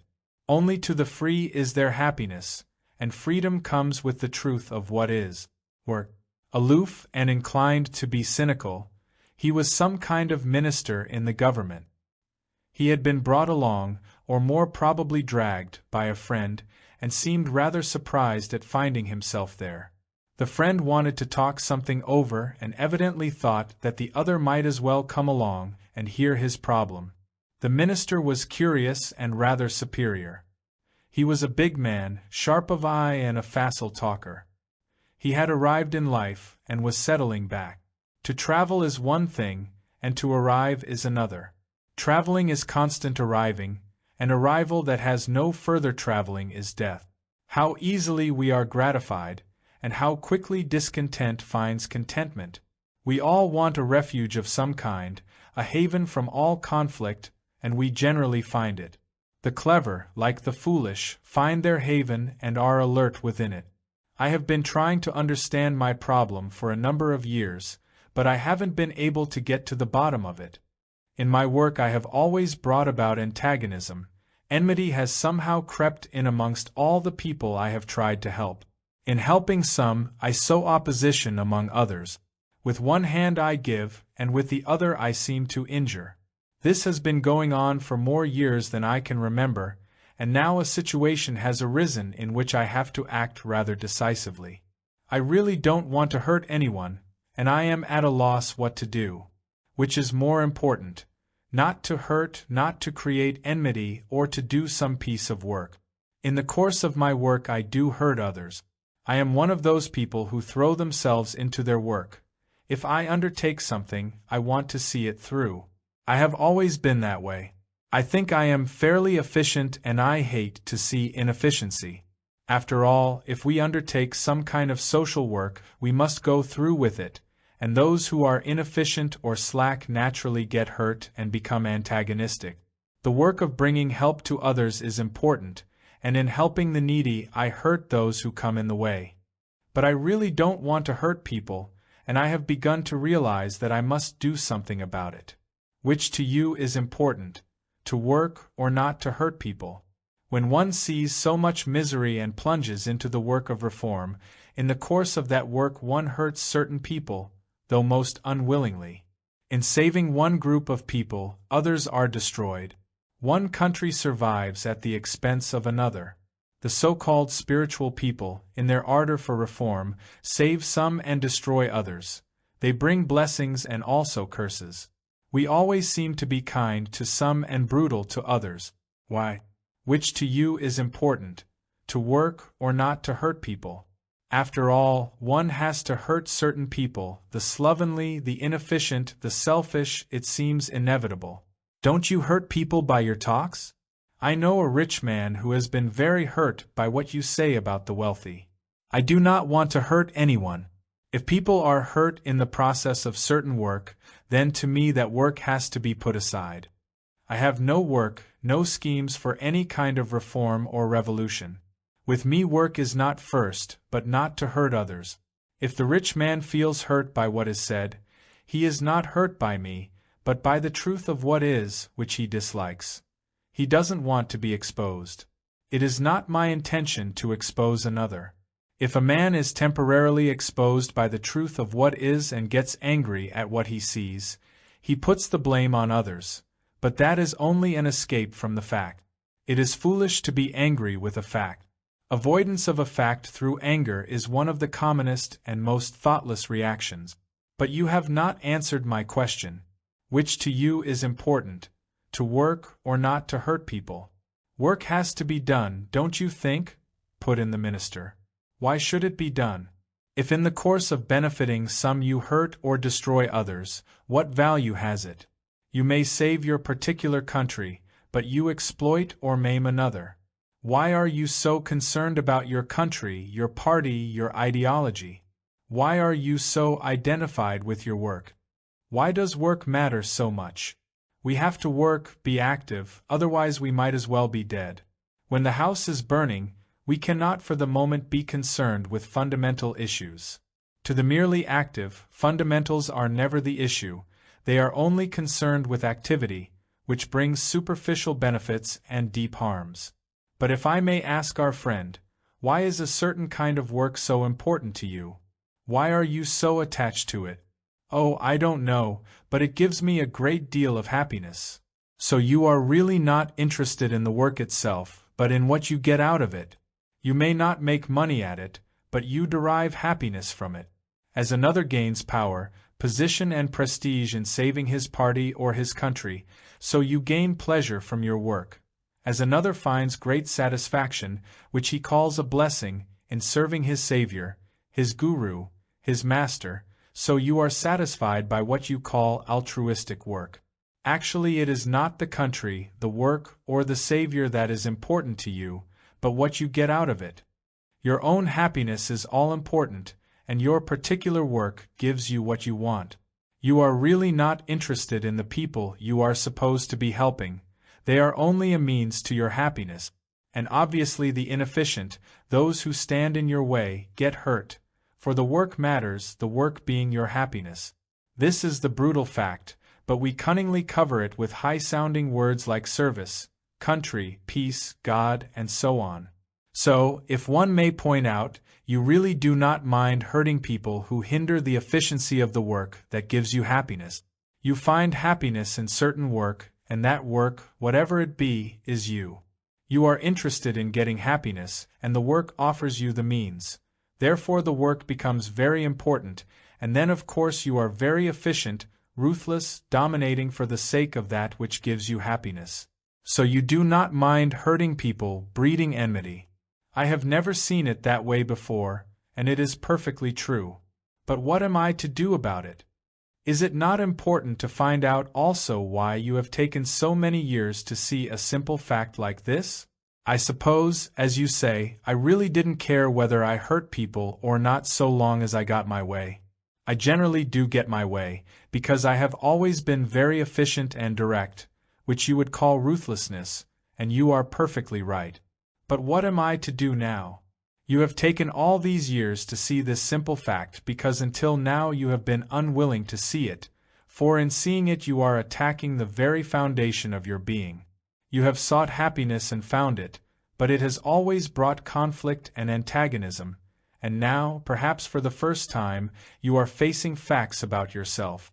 What are you going to do? Is there not a different approach to work? Is it not possible to be happy and work, rather than to seek happiness in work? When we use work or people as a means to an end, then obviously we have no relationship, no communion either with the work or with people. And then we are incapable of love. Love is not a means to an end, it is its own eternity. When I use you and you use me, which is generally called relationship, we are important to each other only as a means to something else. So we are not important to each other at all. From this mutual usage, conflict and antagonism must inevitably arise. So what are you going to do? Let us both discover what to do rather than seek an answer from another. If you can search it out, your finding of it will be your experiencing of it. Then it will be real and not just a confirmation or conclusion, a mere verbal answer. What, then, is my problem? Can we not put it this way? Spontaneously, what is your first reaction to the question? Does the work come first? If it does not, then what does? I am beginning to see what you are trying to get at. My first response is shock. I am really appalled to see what I have been doing in my work for so many years. This is the first time I have faced the fact of what is, as you call it, and I assure you it is not very pleasant.